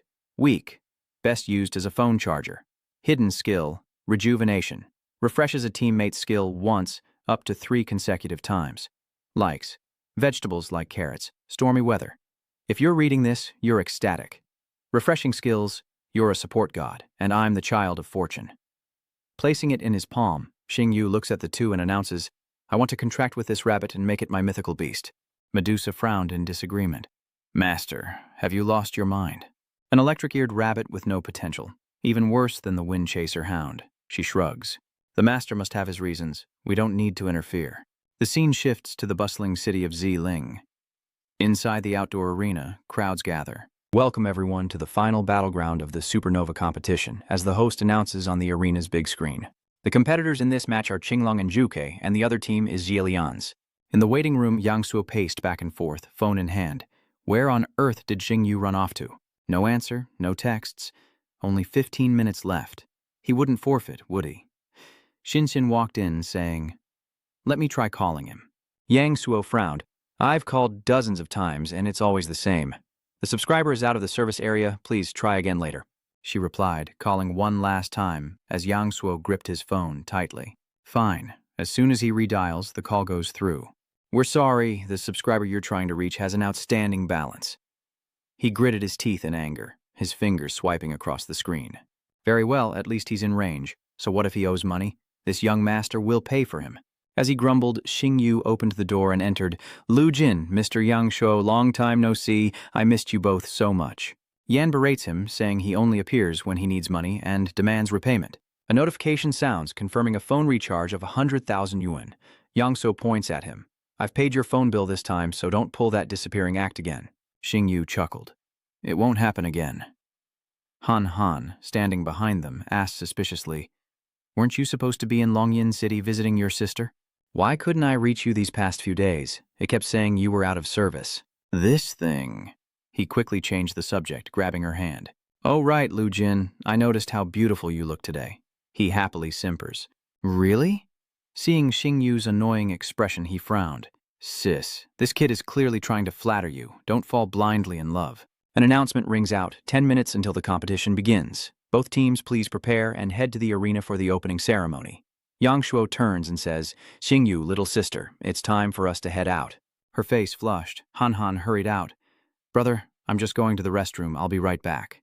The scene shifts to a closed bathroom where she's washing her face when a voice behind her says, Ham, we meet again. She turns to see a familiar face. Jielian, what are you doing here? She asks, arms crossed. So you didn't expect me to be competing, huh? She asks suspiciously. Competing? Are you replacing Lin Nei? Jielian raised an eyebrow, a smirk playing on her lips. She's injured and sick. Is there a problem with me replacing her? Ham didn't react, turning and walking away as she said, Even though we're childhood friends, I won't go easy on you in the arena. Jielian didn't even turn back. So what? Then we'll meet again in the arena. She watched Hum leave with a wicked smile. This time, I'll make sure you lose all face in front of everyone. Wei-an frowned as she saw her walk out. Jielian, it's time for us to go out there. She nods. Brother, I'm ready. With that, the siblings clasped hands, then strode confidently toward the arena. Amidst the arena, Zhang Li bellowed, Esteemed viewers, welcome to the Super Rookie Competition Finals. With that, Team Wei-an immediately entered the arena, and the group on the left was the Vermilion Bird Academy team. She waves a good morning to the crowd, and Vu's cheers erupt from the Tianhua group. Oh my god, it's really Jielian. The rumors of Lin Nei's ill health are true. Precious Jielian. I'd gladly bear the punishment of having 20 children with her if I could marry her. Wei-an's waist isn't a waist, but a curved blade that reaps lives, Yang Shuo's team reminded from a corner. Qingwu, the Z brothers from Vermilion Bird Academy, have quite the background. Their father, Zizhong, is a highly regarded beast tamer, a key advisor to the Empress and the grand strategist of the Dragon Kingdom. He nodded dumbly, hearing that Wei-an might become the future husband of Long Kingdom's Princess Shangguan Chan. He shouts with fervor, The princess's fiancé, huh? I'm going to beat him. With that, he pointed directly at them. The team entering on the right is the Qinglong Academy representative team. He said, It's our turn to go out. Xingyu, no DS in agreement. Understood? Zhongli gestures towards Guanlan. The judge for this match is the Empress of the Dragon Kingdom. Xizhong chuckled, covering his mouth. Your Majesty, if I remember correctly, isn't that boy Xingyu? She glanced at Advisor Zai, whose precious disciple would soon face her own. Wasn't he curious who would win? He smiled. Victory or defeat depends on their skills. What can I decide? But there was a hidden meaning in his words. However, has the Empress not yet discovered the identity of the man in black? Guanlan frowned upon hearing this and replied, The Emperor Soul Society has mobilized all the Silver Priests to secretly investigate all 9 and 10-star Beastmasters. There are no results yet. Xizhong replied, Your Majesty, have you ever heard of the darkest place is under the lamp? The man in black isn't necessarily a high-level Beastmaster. He could be a high-ranking official or general. His eyes narrowed, his face turned dangerous. A small, unremarkable figure in some city. Sensing someone staring, he glanced over, and upon seeing Xingyu, he felt a wave of dizziness. Behind him, Xin asked worriedly, Xingyu, what's wrong? Xingyu snapped out of it, shaking his head. No, it's nothing. His eyes remained fixed on her.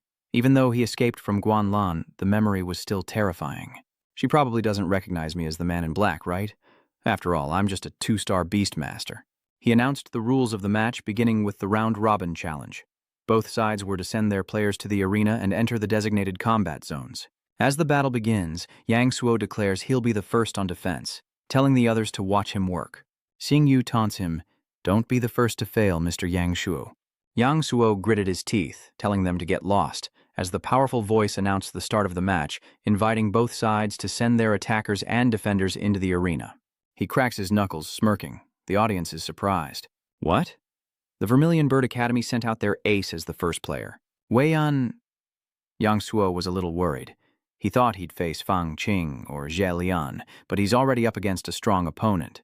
Still, as the son of a long-country naval admiral, he couldn't lose face in front of his brothers and sisters. His voice suddenly boomed, It's over, you wonder? What's over? Weiyan smirked. The moment I stepped into this arena, the match was already over. I'll defeat you all alone. His words enraged Yang Suo. Weiyan, you're underestimating us. In the blink of an eye, the Thunder Leopard Lion appeared above him, and without hesitation, he summoned, Come forth, demonic flame beast. Seeing it, Yang Suo's eyes went wide. What kind of monster is that? Outside the arena, Xingyu frowned. Let's see what this thing is. Opening his system panel, he examines it. The creature is called a Heavenly Devil Azure Flame Beast, an adult stage, level 3, with Heavenly Devil blood, a mythical quality, and the Heavenly Jealousy talent. Within its immunity range, enemy attack power and movement speed are reduced by 70%. It has psychic abilities, 68 loyalty, and a weakness. Its tail is vulnerable. Next, Xingyu checks Yang Shuo's beast, the Lesser Thunderstorm Lion, a level 3 adult with legendary blood whose spirit lightning can temporarily paralyze an enemy's soul. Lightning and flight attributes, loyalty 94. Hidden evolution path. Thunderstorm. Lion Cub evolves into Azure Thunder Warhammer. Its master can unleash 2 types of hammers with fire and lightning attributes, but it's weak when flying continuously, and it'll be paralyzed if it can't end the battle quickly. Standing there with a worried look, Xin says her brother is in danger. He quickly reassured her, Lu Jin, don't jump to conclusions just yet. I think Yang Suo still has a chance, if he can attack his opponent's tail, but there are cameras everywhere. I can't get the message through. Xingyu watched intently, biting her lip. The Thunderhawk's advantage is its explosive power and high damage, especially in the first 3 minutes. If it can't capitalize on that, its weakness of poor continuous flight will be exposed. I need to find a way to help Brother Yang Shuo evolve his spirit beast. Back in the arena, he attacks the Thunderstorm Eagle, using the Azure Lightning Spear, but the Flame Beast easily blocks the blow with its body. The Heavenly Demon comments excitedly, and a spectacular scene unfolds as the Heavenly Demon Flame Beast withstands the Thunderstorm Eagle's signature technique, unharmed, and Weiyan hasn't even used his spiritual power. Seeing his attack blocked, Yang Suo clenched his fist, deliberately using his body to withstand the Thunderstorm Hawk's proud attack. This guy is mocking me. Weiyan, seeing his silence, scoffed. Mr. Morong, the Thunderstorm Lionhawk's strength is based on its initial advantage. Its prime will pass quickly. Yang Suo frowned and roared, continuing his attack. But would it really pass? I know better than you, so save your breath. Thunder Leopard Lion, enhance your attack and press forward. He smirks confidently. So this is the strength of the Meng clan. The Azure Fiend uses ravenous tiger pounce, its feet shattering the ground as it leaps forward, clamping its jaws onto the beast's wings. Seeing this, he sweats and grits his teeth. What? Refusing to release the griffin, it relentlessly slams its opponent into the ground as the audience roars, "Yeah, keep it up!" The flame beast is strong, as expected of Zi Junqi's son, Wei On. With 2 fingers, he taunts Yang Suo, "Release your thunderstorm, lion. By the time this fight's over, it'll be drenched in blood." As the Thunderhawk lay defeated, Wei On smirked, his voice mocking. "It's just a competition. You can concede now." Yang Suo was furious. "Wei On, I won't lose to you in front of my sister. Let's continue this fight." He laughs, calling him reckless. Ham Ham tries to speak, but he gags her. "Brother." She turned to look, a puzzled expression in her eyes. "Xing Yu, why did you stop me?" Xing Yu patted his shoulder. At this moment, Yang Suo wasn't a competitor, but a brother. Back in the arena, Yang Suo clenched his fist, deep in thought. He couldn't lose to the Z family in front of his sister. He had to take a gamble, refusing to give up and summoning another beast.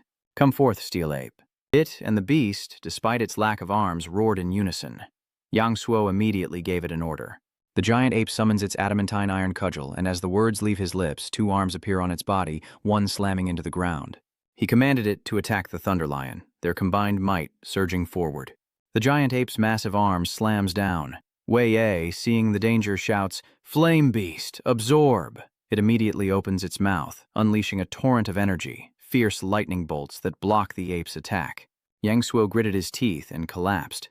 Absorbed? How could this be? "This is the skill I've practiced countless times," he shouts triumphantly from the other side.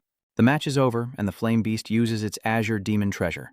With that, it unleashes a surge of blue energy from its mouth, striking the giant ape and the lion hawk. Hung Li shouts, "The match is over. Wei On of the Vermilion Bird Academy is the victor." He lies in a pool of blood, eyes rolled back. Beside him, the lion vulture lies motionless on the arena floor as he turns and walks away, looking at him helplessly. "He's too weak, take him away." Next, standing outside, Tin Vu considers, Wei On has such an incredible beast, his father must be responsible. He nodded dumbly. His father is a master beastmaster? With his power, capturing a demon beast from the blood-forging ice mountain would be easy. He then asked, "Lucan, is there a reason the Z brothers are targeting you?" She recalled her childhood. Zilian and I once fought over the bone-winged beast. The bone-winged beast was brought back by the Empress from blood-forging ice mountain during a military campaign, and they both shouted, "It's mine!" No, it chose me first. Suddenly, its wings slashed her hand, drawing blood. Seeing this, Han Han releases him in worry, asking if he's okay. Si Lian seethed, "It's your fault. You made me lose all face. You stole my things."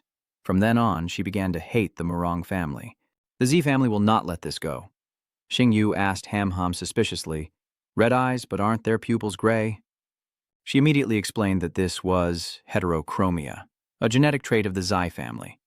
Other than the different eye color, which is a bit scary, there's nothing special about it. Suddenly, his eyes turned bright red. Next, Wei On's information appears.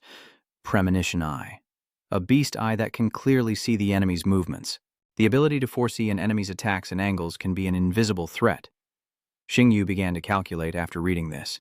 Quan Lan and the Ji family, 2 of Long's most important figures, are both connected to beasts, so it seems there are still many secrets from the dragon slaughtering war. Just then, Zhongli's voice rang out, announcing the second match was about to begin. With determination, Ham Ham steps onto the arena as she's introduced. Facing her is Wei On from Vermilion Bird Academy. Ham Ham from Azure Dragon Academy will be on the attack. Celian watched from below with a sinister smile. "Teach her a lesson. Don't hold back. Cripple her beast right in front of her." Wei On looked back and replied, "I'm a gentleman. I'll try my best." With that, he looked at her with disdain. Ham Ham, you can still forfeit now and save yourself from a more miserable defeat than your brothers." Furious, she declares, "I will defeat you." The commentator excitedly says, "Ladies and gentlemen, this is sure to be an earth-shattering clash. Will Wei On defend the arena, defeating 2 in a row, or will the crazy girl avenge her brother and successfully attack the stage?" Immediately after, she began to summon. Forcing the beast back, Bone Wings swiftly spat a stream of liquid at the azure flame beast. Wei On quickly commanded, "Evade!" and it immediately obeyed, leaping away. From the sidelines, Hung Li was shocked. What? This time, the heavenly devil blue flame beast isn't resisting, but choosing to evade. Is it afraid of the Bone Wings flames? Zhong, watching from the stands, stroked his chin thoughtfully. The Murong girl had been given guidance and discovered the blue flame beast's immunity blind spot. That youth was indeed unfathomable. Guanlan, sitting next to him, asked with interest, "Strategist, who do you think will ultimately win?" He replied, "My son inherited a beast spirit. Is victory even a question for Her Majesty? As for that boy, he's a bit tricky. But if they face off as a father, I'll naturally support my son." The venom wyvern relentlessly spews poison at the azure flame beast, keeping it at bay, and soon it's staggering and disoriented. Xingyu cheers him on, but Lu Jin realizes the blue flame beast's 70% damage reduction only works on physical and magical attacks. The undead flames may seem like fire magic, but they also carry a mental attack, something the azure flame beast can't resist. He orders again. Skeletal Wing Undead Arrow Rain. It immediately unleashed a barrage of poison orbs at the azure flame beast, which, unable to dodge, took the full brunt of the attack. Enraged, he quickly commanded, "Demonic blue flame beast, Crimson Vortex!" It roars, creating a ring of fire to block Guogui's attack, and Wei An issues another command. The demonic blue flame beast reflects the damage, and with another roar, the orbs are sent hurtling back toward the bone wings. It's too late to react, and it loses its lower half in the attack. She frowned, considering her options. The demonic blue flame beast's abilities were too difficult to deal with, and there was still a tiger head left. She didn't know what abilities it had. He rubbed his hands together and said arrogantly, "Miss Murong, it's time to end this battle." The blue flame beast, sensing the dire situation, roared, "Bone wings, recover and use your ultimate attack." The two beasts quickly hurtled toward each other, the impact creating a massive vortex in the arena. She's determined to put everything into bone wings, and above the arena, the azure flame beast is clearly losing its advantage. Wei An immediately realized the danger. This isn't good. At this rate, it'll be at a disadvantage. As Bone Wing's whirlwind closed in on Azure Flame Beast from behind, he thought to himself, though the wrath of the undead's attack is fierce, it's ultimately just a facade that can't fatally wound Azure Flame Beast. It's time to deal a fatal blow. Seizing the opportunity, she immediately gives the order. She strikes, launching a bone knife straight at the blue flame beast, a mocking smile spreading across Wei An's face, calling it a petty trick. As soon as he spoke, the azure flame beast deflected the knife, leaving Shin in shock. What? Her bone wings flutter behind her, and as Ham considers her next move, she realizes that using the Rage of the Dead has exhausted her spirit energy, making it impossible to summon the snow spirit demon. Lian sneers. "You've lost, Ham. You've finally lost. Now cripple the bone wings while you have the chance." Wei An sneers from the arena. "Worthless trash. Leave the stage with your weakness." Lin rushes forward, trying to stop him. Contestant Wei An. Before he could finish speaking, Wei An gave the order. The blue demon orb unleashes a beam of energy towards Bone Wings and her, but as Bone Wings rushes forward, Shin tries to stop her. "Bone Wing, blink, get out of the way." Just then, another summoned beast suddenly jumped out from behind her. It immediately unleashed another energy blast, blocking the blue flame beast's attack. As the dust settled, Xingyu stood firmly before Han. Wei An was caught off guard. He didn't expect this guy's summoned beast to easily block the azure devil hound. He angrily pointed at him, yelling, "Wei An, what do you mean by this? According to the rules, a competitor loses when their spiritual energy is depleted, so why did you ignore the referee and continue to attack?" The audience murmured, "Yeah, Wei An is so despicable. If that blow had landed on Crimson Bone, she could have been crippled for life." Yet he feigns innocence. "Hold on, how was I supposed to know if she had any spirit energy left? The referee didn't call it." Zhong waves his hand nonchalantly from the upper stands. A referee who couldn't judge the fight and nearly made a grave error. Someone take this corrupt referee away and ban him from ever officiating again. As the guards dragged Lin away, Xingyu couldn't help but sneer inwardly, blaming the referee directly. That old man, Zhong, was truly shameless, but the Empress didn't object, so she clearly didn't intend to interfere. He frantically begged for mercy, but it was no use. "Master Z, I'm sorry, it was my fault." Seongli quickly tries to smooth things over, noting that the two competitors seem to have some friction. But regardless, the second match has concluded. The victor is Wei An, the ring defender, after his match with challenger Xingyu. Shin immediately grabs his arm, lamenting that she could have won. But something's off about Wei An. He saw right through my intentions. Xingyu replies seriously, "I know, leave the rest to me." Lian below stares intently at him. If it weren't for Xing Yu, my brother would be crippled. The strongest formidable opponent, huh? Even if your brother faced him, he'd only lose and beg for mercy. Lin Yan approached Wei An, offering him a pill. According to the rules, a contestant who defeats 2 opponents in a row receives a revival pill. He took it begrudgingly. I don't need you to tell me. Ladies and gentlemen, after the successive losses of the Morong brothers, Qinglong Academy is left with only Qing Yu. Meanwhile, Suzaku Academy still has all 3 of its contestants. Will Wei An continue his winning streak, or can Xing Yu turn the tide? Wei An narrowed his eyes, taunting him. Xing Yu, if you forfeit now, your spirit beast will suffer less. Otherwise... But before he could finish, he flinched in fear. Xing Yu was staring at him with murderous intent, terrifying him. That look is terrifying. He clenches his fist and declares, I'll make his sister watch him get humiliated in the arena, then I'll cripple her beast. Wei An angrily points, ordering, You want to cripple my sister's beast? Defeat me first. The heavenly devil flame beast charges forward, but Xing Yu retaliates, shouting, Black Wind, attack! Azure Flame Hell Beast, use Blood Vortex, he commanded, followed by a Silence Claw. The 2 spirit beasts clash in a deadly struggle, exciting Xiong Li as the battle intensifies. My God, the Netherworld Hellhound landed 23 consecutive attacks of Silent Claw.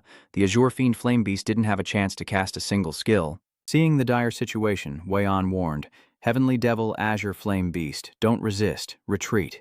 But just as it was about to, Xing Yu commanded Black Wind. In a flurry, Black Wind unleashes its infernal treasure, ensnaring the Azure Flame Beast in chains. Black Wind leaps into the air, dragging the Azure Flame Beast with him, stomping on him and eliciting a pained roar. Unable to withstand the assault, the Azure Flame Beast plummets to the ground, creating a tremor upon impact. The Blue Flame Beast lay motionless on the ground, and Wei An gritted his teeth in frustration. Xizhong was surprised by this turn of events. How could his strength and aura have changed so much in just a few days? Cornered, Wei An decides to go all out, unleashing his full power. The Azure Flame Beast uses Flame Skyfall, opening its mouth wide. Hung Luke chimes in, never missing a beat. It seems the Azure Flame Hell Beast is finally getting serious. With Flame of Heavenly Punishment, the Netherworld Wolf has nowhere to run. If it crosses the boundary, it's game over. The Azure Flame Beast quickly spews fire from its 3 heads. Reacting quickly, he commanded, Black Wind, Shadow Stalk. Obeying his command, it immediately charged forward, while the Azure Flame Beast continued its fiery assault. While it was distracted, Dark Wind stealthily approached from behind.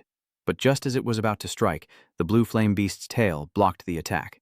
He smirked, a look of triumph on his face. Xing Yu, you've taken the bait. The match is over. Xing Yu, however, doesn't seem worried, which confuses Wei An. Is that so? Only then did a massive collision occur, and he realized it wasn't the real body, but a clone. Giving his opponent no time to react, he immediately commands, Black Wind, Hell's Roar! It opened its maw, unleashing a powerful blast of spiritual energy that sent the Azure Flame Beast flying backward, then collapsed once more. This only made Wei An even more confused. How could this be? He predicted my prediction. Gripping his wrist, the glove shifted from black to blue. Xing Yu, I admit you're an opponent worthy of my full attention, and I'm about to get serious. Wei An raises his hand and shouts as the Azure Flame Beast activates its second form. Its entire body transforms once more, as several hands sprout from the Blue Flame Beast's back. The more Hung Li observes, the more excited he gets. The Azure Flame Heavenly Demon has become a beast-type humanoid. Before everyone's eyes, it transformed into a terrifying form, but Xing Yu remained unfazed, affirming the beastly humanoid form. So what? I'll use it to defeat you right now. Before Xing Yu, another green light appears, shocking him into silence. His second spirit beast, what is he summoning? In mere seconds, the second summoned beast appears, a lightning rabbit. The surrounding atmosphere instantly froze. Wei An gaped, unable to recover, while Yang Shuo was just as shocked, and even Xin Xin was momentarily speechless. Only Zhi Lian secretly rejoiced. Guanlan was stunned, in disbelief, an electric-eared rabbit.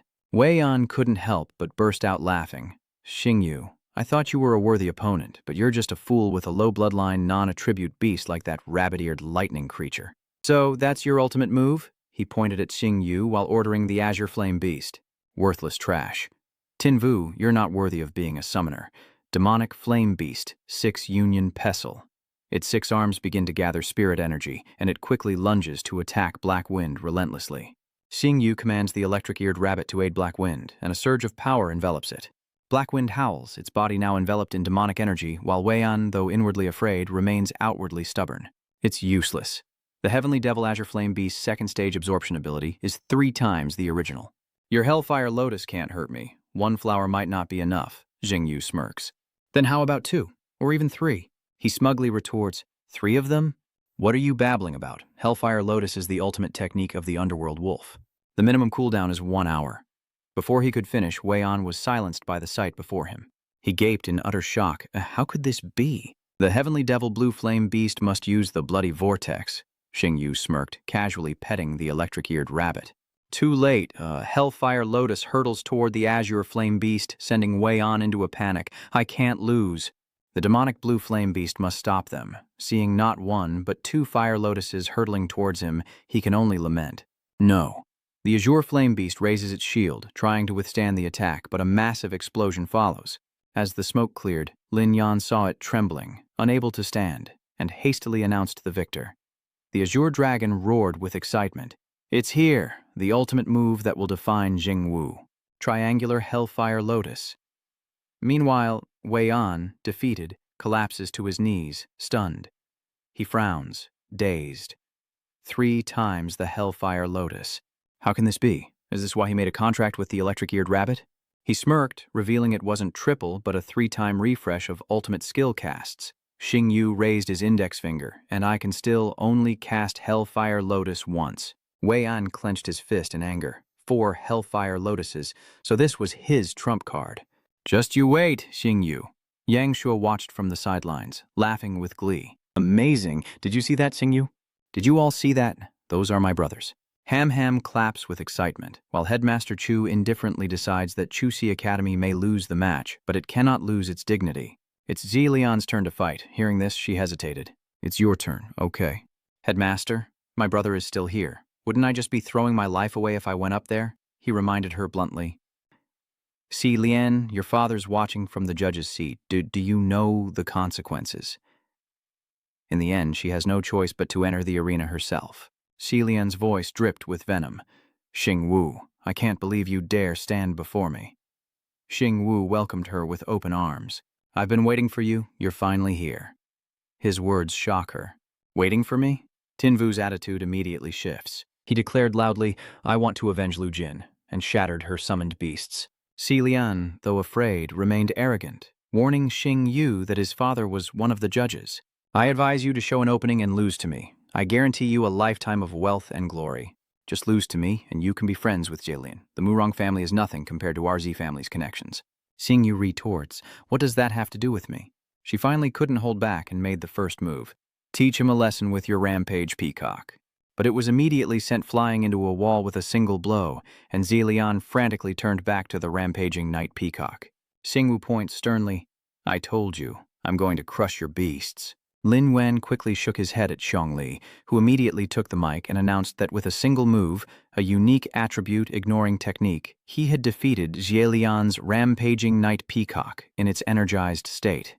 Zilian clearly couldn't believe what she was seeing. How could her rampaging night peacock with its water attribute lose to the hell underworld wolf with its fire attribute in a single blow? She gritted her teeth in frustration, knowing she couldn't win, but she only needed to last 3 rounds to save face for the Vermilion Bird Academy and the Z family. But for Xingyu to humiliate her like this was too much. Xiongli stepped forward to remind her, Miss Zilian, according to the rules of the competition, you can still summon a second beast. She snapped back, Shut up! Are you trying to embarrass me even more?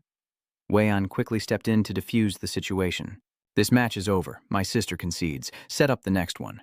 Though confused, he replied, Understood. Xiongli regained his composure and announced, The match is over. Jinglong Academy's Star Warriors have successfully defended their position.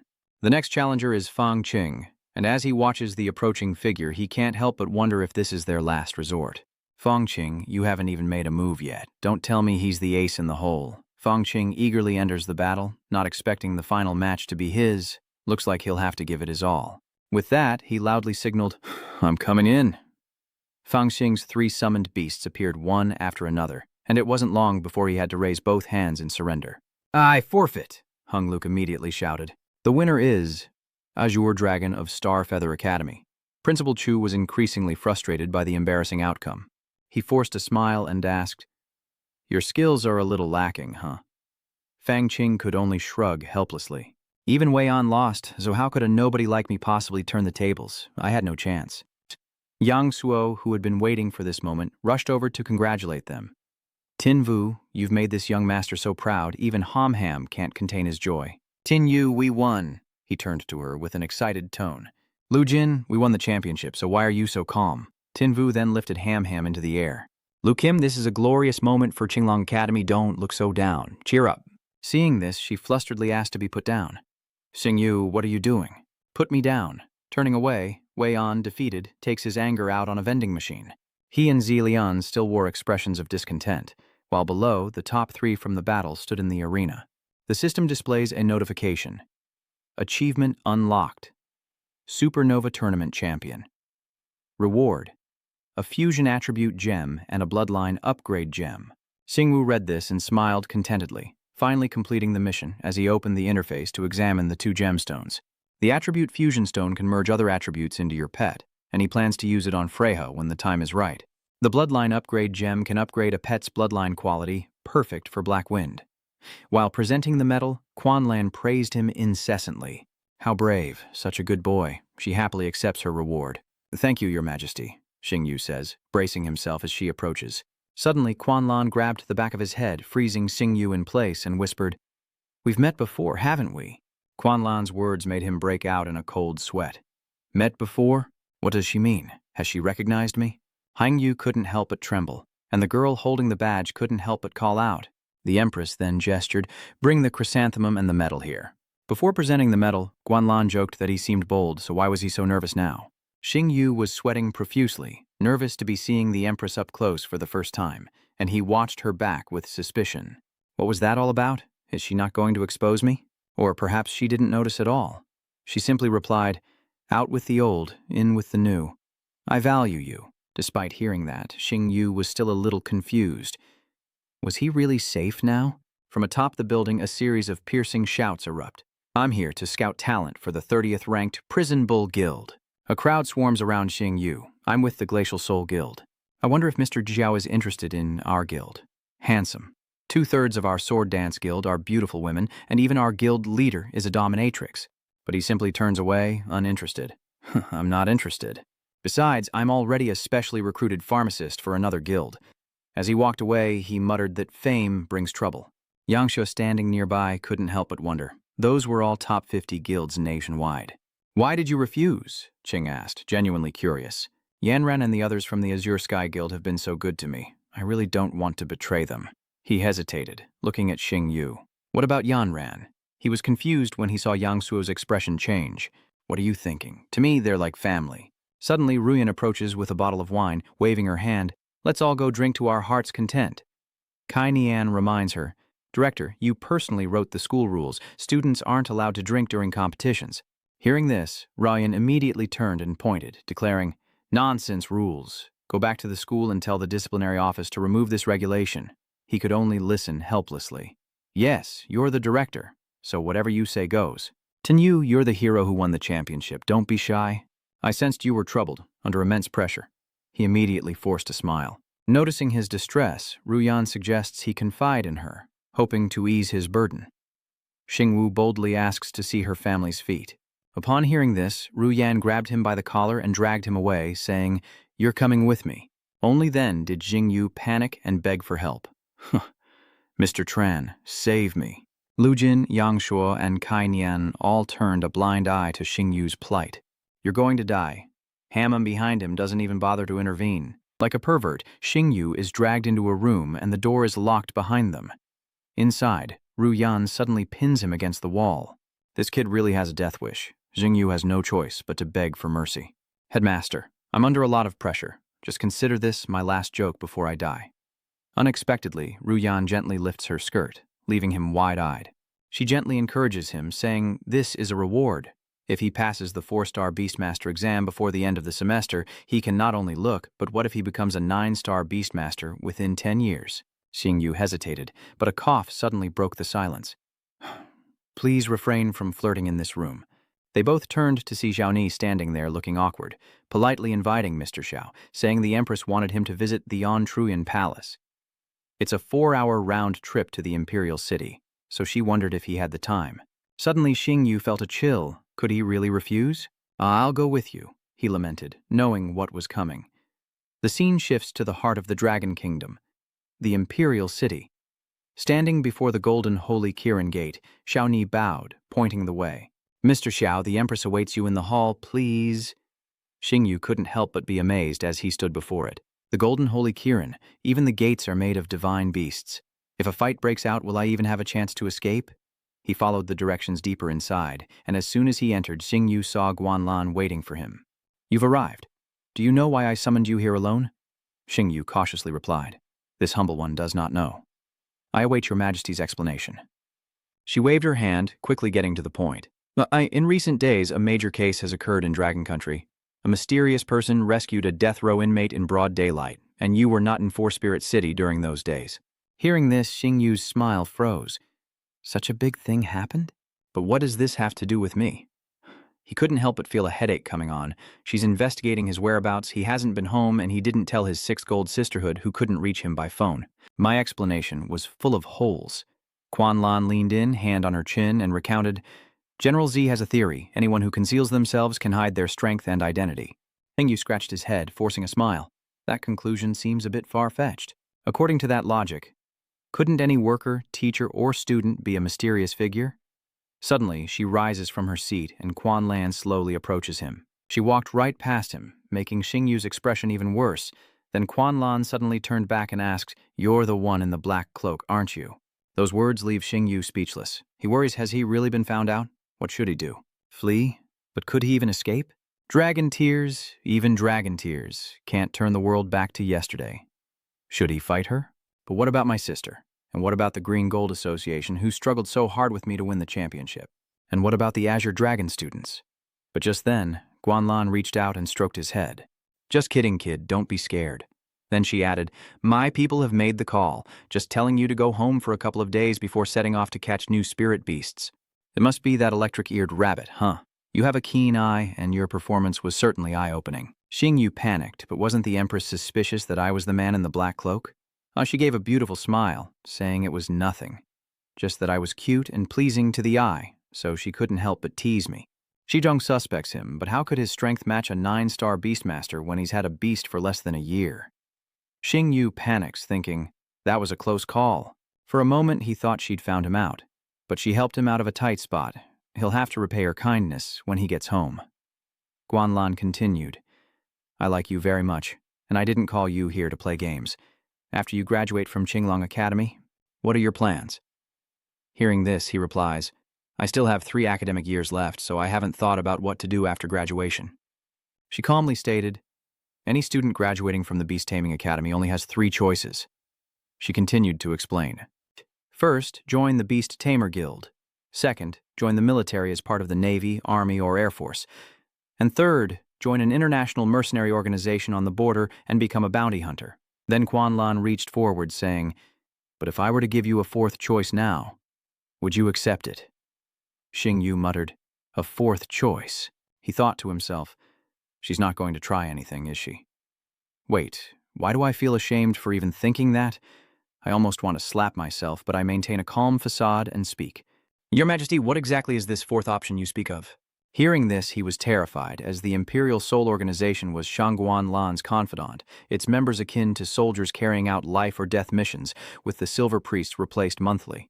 This shows just how dangerous this job is. Thinking further, the Red Robe Priests above the Silver Robes also have a very high mortality rate, and most of them die while carrying out espionage missions, a more tragic death than the Silver Robes. Only the Black Abyss High Priest has the highest chance of survival and the greatest strength. But becoming one requires meeting 3 conditions.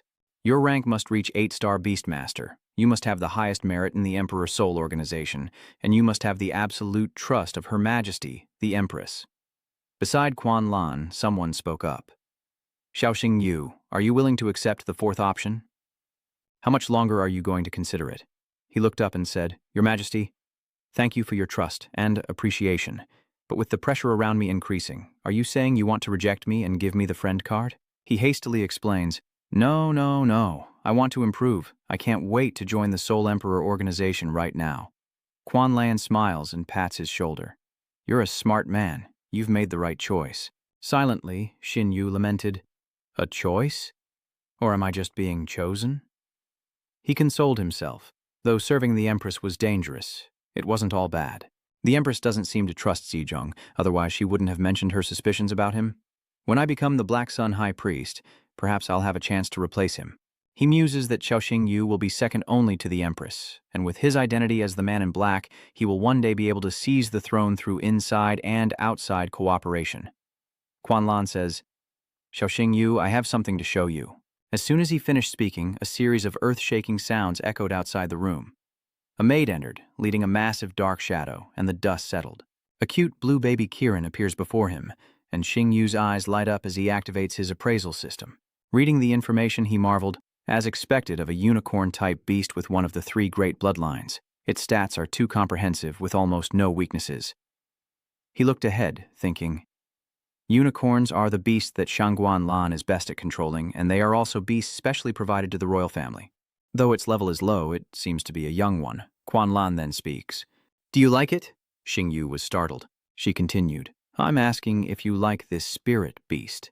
He replied, knowing that no spirit beast master in the Dragon Kingdom could resist the temptation of a Qilin-type spirit beast. Hearing this, Quan Lan said with satisfaction, "If you like it, I'll give you this spirit beast." Xing Yu pointed to his astonished face. "What did you say?" She repeated herself. He scratched his head, explaining, I'm just too nervous."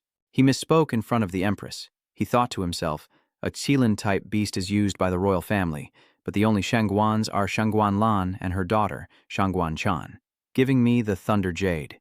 Qilin means they think highly of me. Smiling, she says, "Xiaoxing Yu, this beast isn't just a gift. You must fulfill a condition.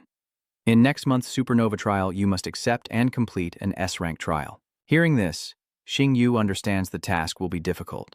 The Supernova trial is for players who have already competed in each division, taking place 1 month after the Supernova competition. The trials are ranked C, B, A, and S in ascending order of difficulty, with most choosing B and only the confident choosing A. It seems the Empress wants to test my potential to see if I'm worthy of joining the Imperial Soul Organization. I will fulfill my mission and complete the S-rank task. Empress, see if I am worthy to join the Imperial Soul. You truly are intelligent. Quan Lan smiled. You should know that Zhejiang wants Ye Weian in the Imperial Soul, but I haven't agreed. Now that I've given the order, it's too late. You may leave. Xing Yu clasped his hands in front of him. Farewell. Quan Lan sat in her armchair thinking, what a promising young man. Why couldn't I resist teasing him? His golden eyes drooped slightly, lost in thought, recalling a toy rattle shaking wildly, emitting cheerful sounds. Quan Lan smiled radiantly, her face full of joy beside the child. Meanwhile, light shines on a massive hotel as Xing Yu returns to his room and collapses on the bed, saying, Lulu, Medusa, you two are making things too tense. Can't you smile? The Grand Avenue chided. Fool, do you know how dangerous it is to be near the king? Xing Yu retorted. I know. But my dear Lulu, would I have survived if I had refused in that situation? I know, but Medusa also spoke up, Master, I understand the situation you were in. Agreeing with Shangguan Lan was a temporary measure, but I must remind you, the mortality rate for a silver priest in the Imperial Soul Organization is over 90%.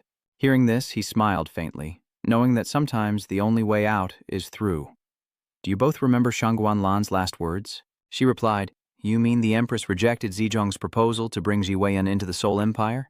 Medusa is wary. Shangguan Lan is naturally suspicious and doesn't fully trust Zhejiang. One of the lieutenants speaks up. Indeed, the Z family's power is growing, likely beyond Shangguan Lan's control.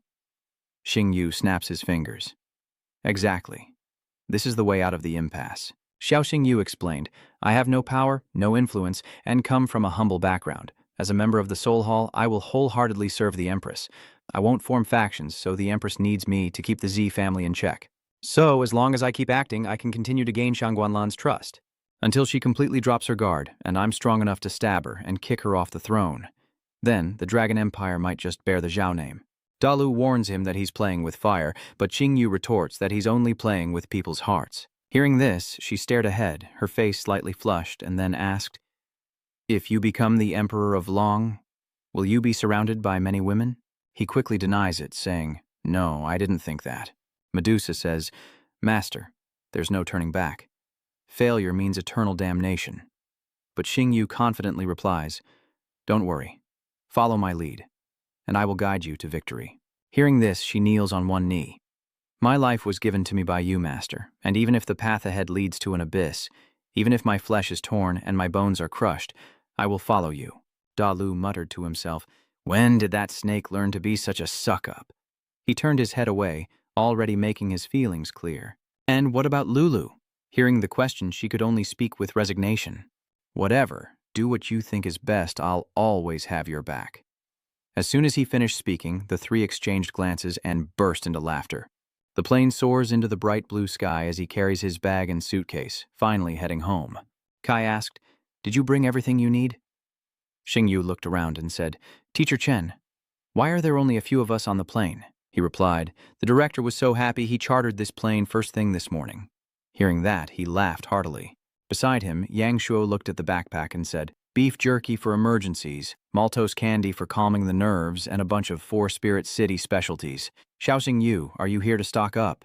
Hearing this, he turned back. I just thought my sister liked it, so I brought a little extra. The other person exclaimed, you really dote on your sister. He smiled. Of course, my sister is the best woman in the world. I have to be good to her for life. All right, filial piety is good. He glances at Xin Xin, wondering how things are progressing between him and his sister, and if he needs to add fuel to the fire. The plane soared into the bright blue sky, when suddenly the four passengers felt a violent jolt. Yang Shuo asked in alarm, Mr. Tran, what's going on? Kai Nian replied, I don't know either. Sang Yu speaks up, Mr. Tran, why does the plane smell faintly of alcohol? The other man panics, alcohol? This is bad. Inside, Yan's face flushed red as she knocked the pilot unconscious. How strange. Why is there a man in the bathroom? And so many buttons, a voice calls out from outside. Director, that's not a restroom in there, it's the cockpit. Come out now. She spoke up. What is this steering wheel? The plane then crashed, and after a while the group finally landed and began to complain. I'm so dizzy. Dragon Hidden City, we've finally landed. I almost died young. Just then, a crowd rushed over, shouting, Xiaoxing Yu is the best. You're the pride of our academy. God Yu, we've been waiting for you. Welcome the unrivaled genius of Longyin City. Xiaoxing Yu, two people are approaching. Xiaoxing Yu, to be your roommate in this life is truly a blessing I earned in my past life. I only admire Father Wu, and I will follow you from now on. He acts like he doesn't know who they are. The other party speaks up. That's too much. Have you forgotten us after not seeing us for a while? Smiling, Xingyu says, I have Song Hu and the two of you as my adopted sons. How could I forget? The pair are angered by this. If you call me Ling Xing again, I'll smash your head in. Damn it, who's your kid? He takes off his backpack and pulls out a notebook. Tin Yu says, I've prepared some training plans and arranged training based on your beast-controlling habits to help you improve your strength. The other party's attitude immediately changes. Daddy Yu, I really can't live without you, foster dad. He turned and said, you two don't need to hide behind me. They're eager to see you both. Yang Shuo refused. No, you're the main character of our school. Smiling, they say, we can't steal your spotlight. We can't just push you forward like that. Embarrassed, he cries, Xiaoxing Yu, wait!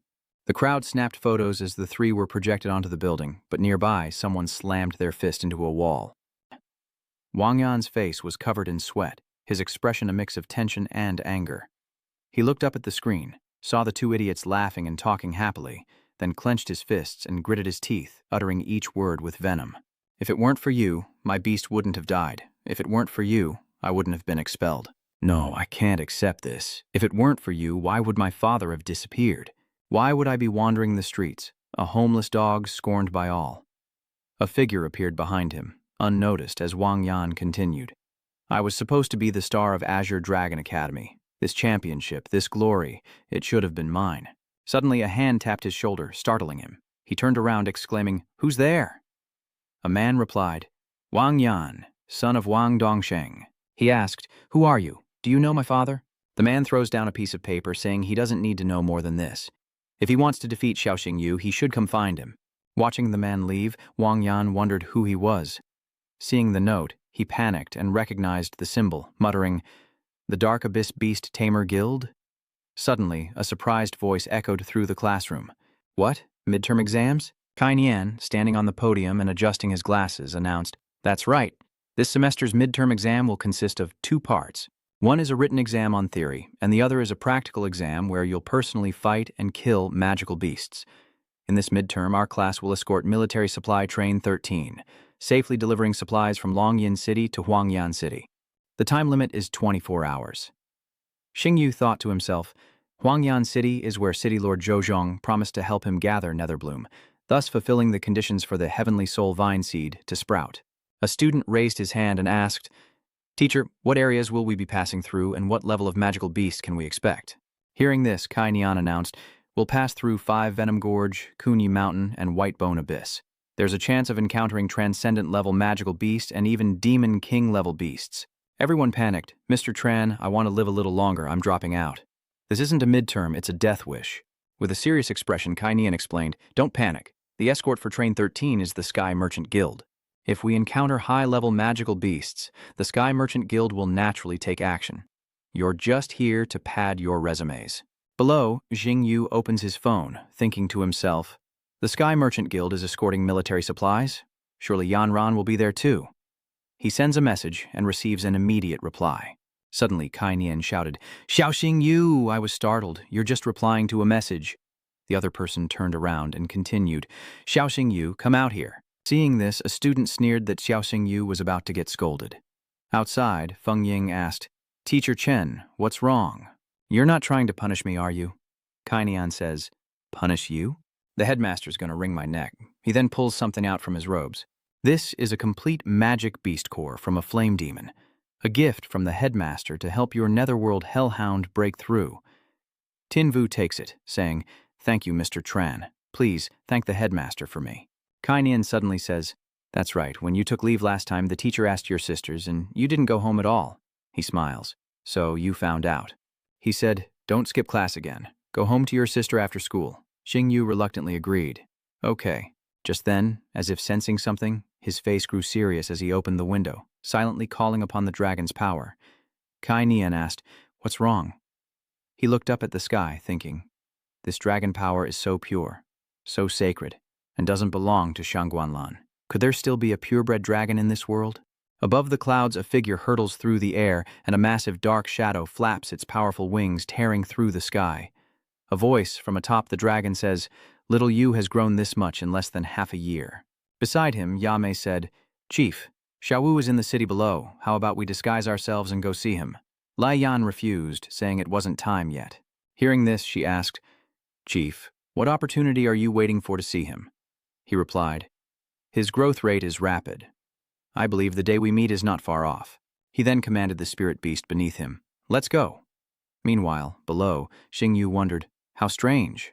I clearly sensed the dragon's power, but there's not even a trace of its aura. Never mind, as long as it's not Shangguanlan." Time passes in the blink of an eye, and a quiet evening envelops the building. Xingyu opened the door and announced, "Sis, man, I'm home." The little girl happily ran over and hugged his leg. "Brother, you've been gone for half a month. I missed you so much." Xingyu patted her head and said, "I missed you too. I was so cool on the field." Shaman exclaimed, "When I grow up, I'm going to marry someone just like you." Hearing this, he laughed, Man, you're still young, and besides, I'm not interested in Lolis. I prefer mature women." The little girl retorted, "What's so great about them? Anything an older woman has, I have too." Just then, Nguosh Tuyet came out of the bathroom. Man, let go of Xiaoyu. He's carrying so much luggage." Ignoring everything else, Xingyu dropped his bags and rushed to embrace her, crying, "I've missed you so much, sis." Niue patted him on the shoulder, comforting him. "I missed you too, Xiaowu." Seeing this, Ximeng wondered why her relationship with her brother wasn't like this. Amidst the silent, dark apartments, a window shines brightly as Xingyu asks, "Sis, can I sleep with you tonight?" "No, Xiaoyu. You're already 1.8 meters tall. I begged him, but didn't we always sleep together growing up?"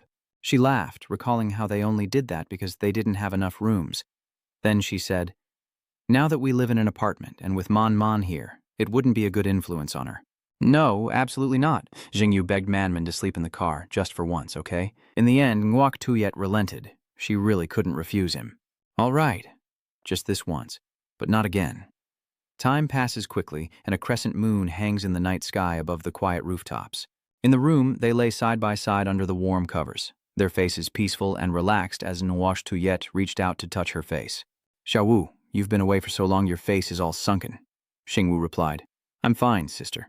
Midterms are next week, but I have to go out again," she worries. "Must you leave again?" He continued, saying the exam was to escort train number 13 to Huangyan City. The other person replied that it was a city on the western border of Long Kingdom, and the environment along the way was harsh, with many magical beasts. Hearing this, the young man boasted, "It's okay, sis. I'm super strong now." Ngutuyet is pleased. "So you're strong now?" "That's right. Before, you could hold me in one arm, but now I doubt both arms would be enough." Xingyu said, "It's okay. Now it's my turn to hug you." Then he smiled and moved closer, the warmth spreading in the air. Seeing this, her face flushed slightly, her eyes playfully affectionate. Tin Vu recounts, "Sis, when I've made a lot of money, I'll buy a villa overlooking the sea, and every day you can go to the beach and pick up your favorite shells." He continued, "Then I can achieve great things every day, come home to your cooking and be completely content." Yu Shui replied, "That's such a vivid picture. I'm already looking forward to the future you're painting." In her heart, Yu Shui laments, "Silly boy, I can't be with you forever." She raises her hand and asks, "Xiaoyu, can you promise me one thing?" Xingyu asks, "What condition?" As Yu Shui says to Nangut Dan, "Even if something happens to me, you have to live a good life, okay?" He said, "Sister, you'll be okay." He promised her, and memories pulled them back to the days when they walked hand in hand through the crimson sunset. The next morning, the first rays of sunlight gently fell upon the academy, bringing a warm breath. A student lamented, "Failing the exam is nothing. Dying during it is a big deal." Xingyu turned and asked, "So, should we write a will?" "No," he replied. "I don't want to make a fleck just yet." Song Hu then came over and sat on the desk. "Is Master Vu going to the cafeteria? It's on me today." He cheerfully says, "My adopted son wants to treat me. I appreciate the thought, but maybe next time. I already have plans today." As Xingyu departs, the two begin to speculate. "Old Wu, who do you think Xingyu is meeting today?" Now that Master Yu is a big shot at Qinglong Academy, he's probably being pursued by one of the campus beauties. Song Hu recalls the four great beauties, Ye Shuangning, Mo Rong Xin Xin, Chen Qiren, and the girl with the double pupils. What was her name again? His companion speaks up. Hearing this, Bai Wanga said, "Oh yes, it's Bai Wanja." Sheng Yu reasoned, "I don't think Bai Wanja is likely. After all, we hardly ever see her. I think the most likely candidate is Mo Rong Xin Xin, who's on the same team as Master Yu. Her chances of winning are high." The other person nodded. "That's true." Meanwhile, the two heading to Zhongyang, Shu said, "Hey, I heard Dad's back. There'll be good food tonight." She replied that she missed her dad's cooking. Just then, he noticed someone he knew and called out to Xing Yu. Then he and Ham Ham asked, "What are you smiling about?" "Why the big smile? Want to come over for dinner tonight?" "Tonight my dad's cooking, and he wants to meet you." Xing Yu declined. "Sorry, I already have plans with a sister tonight." Hearing that, Yang Shuo was shocked. "An older woman? You have another older sister?" Meanwhile, Nguyet Tuyet held a glass of water, muttering to herself. "Little Yu has really grown up," he thought, his face flushing slightly. "Grown up in more ways than one, huh?" Yang Suo asked at the construction site. "Foster sister?" Xing Yu replies. "We met before school. She's Qin Yanran from the book club guild." Just then, he noticed his phone ringing and he heard Xing Yu's voice. "Sis, I'll meet you at the academy's back gate." Outside, she heard a voice on the phone say, "Sis Yanran, I'm on my way." Xing Yu waved goodbye. "See you later, Yang Shuo and Lu Jin. I'll join you next time." As he watched them leave, he muttered, "A caretaker? So there's no blood relation, is there?" A voice called out, "Bro, I get what she's saying. Let's follow her outside to that street with the tangled wires and soft sunlight." With a cheerful face, he called out, "Sister Yanran," as she rushed toward him. "Little brother Xingyu, it's been so long. I've missed you terribly." The two secretly eyed Yang Shuo, commenting on how hot that woman's figure was. "Little sister, you see how popular Xingyu is with the ladies? You can't let your guard down." He smacked his head, then advised, "If you want Xingyu to become the Mu family's son-in-law, you have to be proactive." She mumbled, "But I don't know how to be proactive, and it's useless anyway." Yang Shuo mused, "It seems the time has come to use my ultimate move." Later, at a modern storefront with reflective glass and a wide entrance, she held up a menu and said, "Xingyu, this is the best restaurant in the city. Order whatever you like." "Your treat, Sister Yanran." "That's a bit much," he says, but she doesn't mind. "I'm not short on cash. Bring one of everything on the menu." The waiter respectfully replied, "Yes, Miss Qin, please wait a moment." Soon, the table was overflowing with steaming dishes. The two clinked glasses, the clear sound echoing in the air as she says, "Little brother Xingyu, even though we're escorting you on this trip to Huangyan City, don't let your guard down." You know, lately the demon beast armies beyond the pass have begun to stir, making the borderlands far more dangerous than here. She continued, if the border falls, the demon beast will attack Long Kingdom, and those days of feasting and drinking will be over. Don't worry, senior apprentice brother and sister Yanran, when that time comes you'll still have me, right? To which she replied, I'll be counting on you then. Meanwhile, at another table, a voice calls out, have another drink, brother. I can't drink anymore. The Heavenly Secret Pavilion auction is about to begin. I need to acquire some materials to upgrade my spirit pets. Hearing this, Xingyu speaks up. The Heavenly Secrets Pavilion, host of Longyin City's largest auctions. Yanran inquired, Little one, are you also interested in the Heavenly Secrets Pavilion's auction? Want to join? Would I ever refuse? Just hearing Heaven's Secret Pavilion tells me it's not a place for someone as poor as me. She gets up and takes my hand. Come on, let me show you the world. Xingyu spoke up, embarrassed. But Yanran, you haven't finished eating. Yanran cheerfully replies, we can just pack it up. That evening, starlight illuminated the towering skyscrapers as lights blazed. The manager bowed, guiding them, this way, Miss Chin, to the VIP entrance. Tinyu thought to himself, having a rich older sister is truly amazing. The grand hall was spacious with a magnificent high dome, and two figures stood amidst the dim light. Xingyu looked around at the displays. Feathers from the winged hunting hawk king, the tail of the ice Dao Naga queen, and the skull of the black gold crab. Yen Nihian explains that the items on display are the personal collection of Master Jiang Juero, not for auction, as he mutters, Jiang Juero. A voice suddenly shouts, what are you looking at? Get out of my way or I'll gouge your eyes out. Hearing this, Xingyu turned around, his eyes flashing with vigilance, and saw a man followed by guards. He thought to himself, the Jufeng Guild. It seems this is the arrogant young master Li Hong.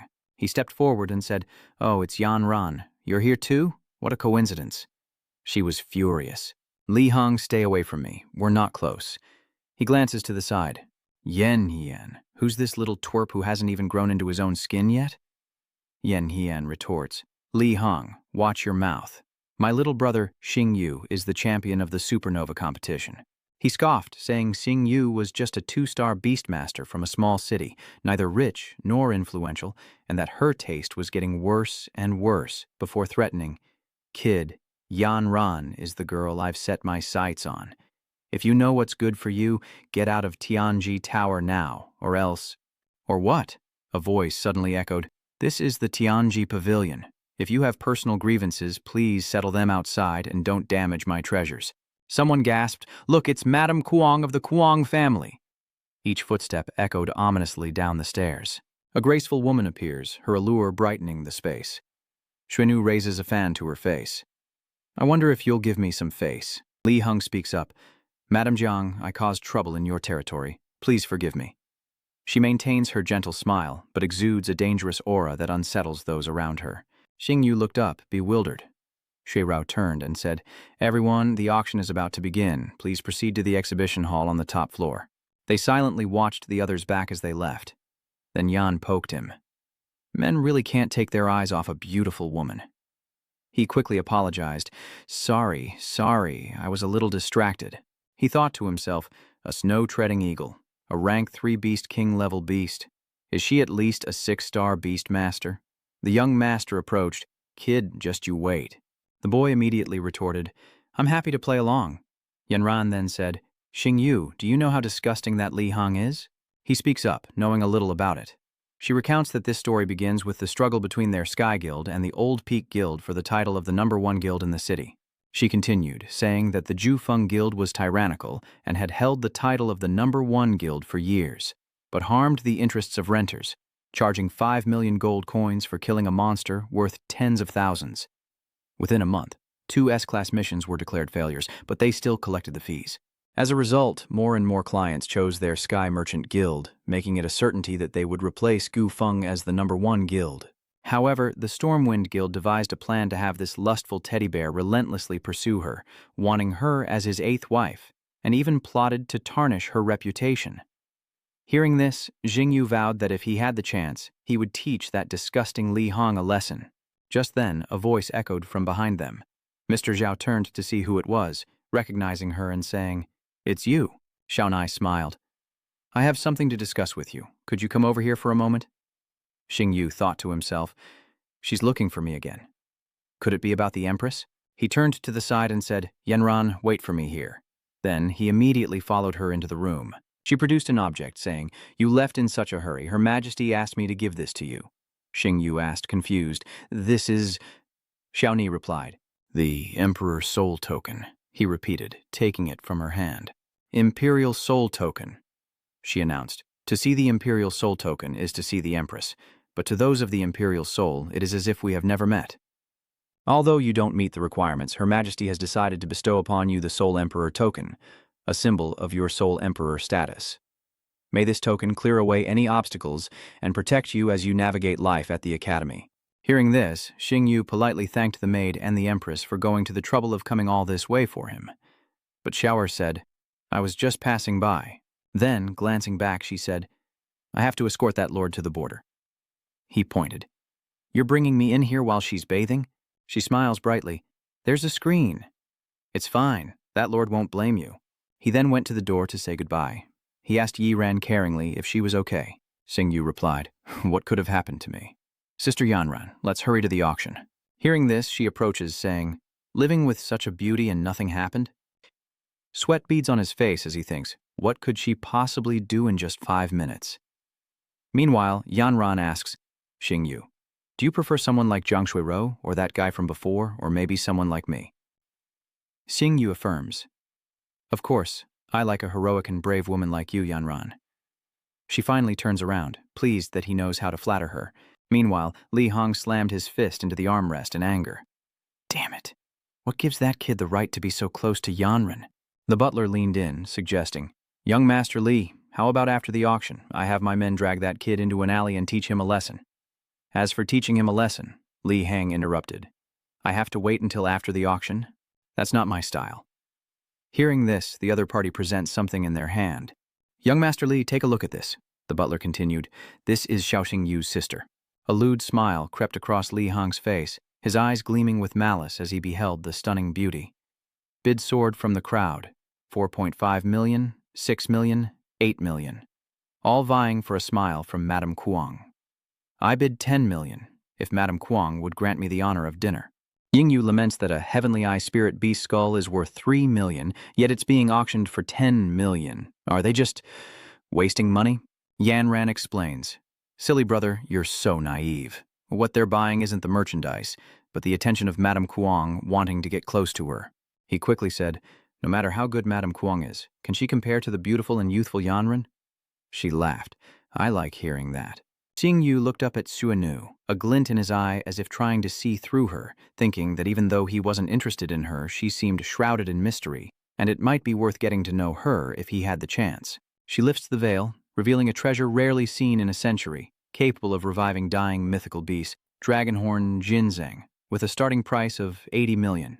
Below, gasps of astonishment arose. This is truly dragonhorn ginseng," someone declared. "Forget 80 million, I'd pay 800 million for it." Seeing this, a glint flashed in Xingyu's eyes, and he thought, a golden opportunity. As the crowd bidded fiercely, a sudden sound rang out, a glass shattering, spilling its contents. He sighed. "How clumsy of me to spill the vintage wine." Beside him, Li Hang sneered, "A poor wretch is a poor wretch. Coming here just brings shame." Shuirao ordered, "Guards, help this gentleman to the restroom to clean up." But Xingyu laughs, "Madame Kuang, would you do me the honor of escorting me to the restroom?" Zhanghai challenges, "Just who do you think you are? What makes you think Madame Kuang would help you?" The crowd chimed in. "He's a frog wanting to eat swan meat, trying to take advantage of Madame Kuang. Daydreaming."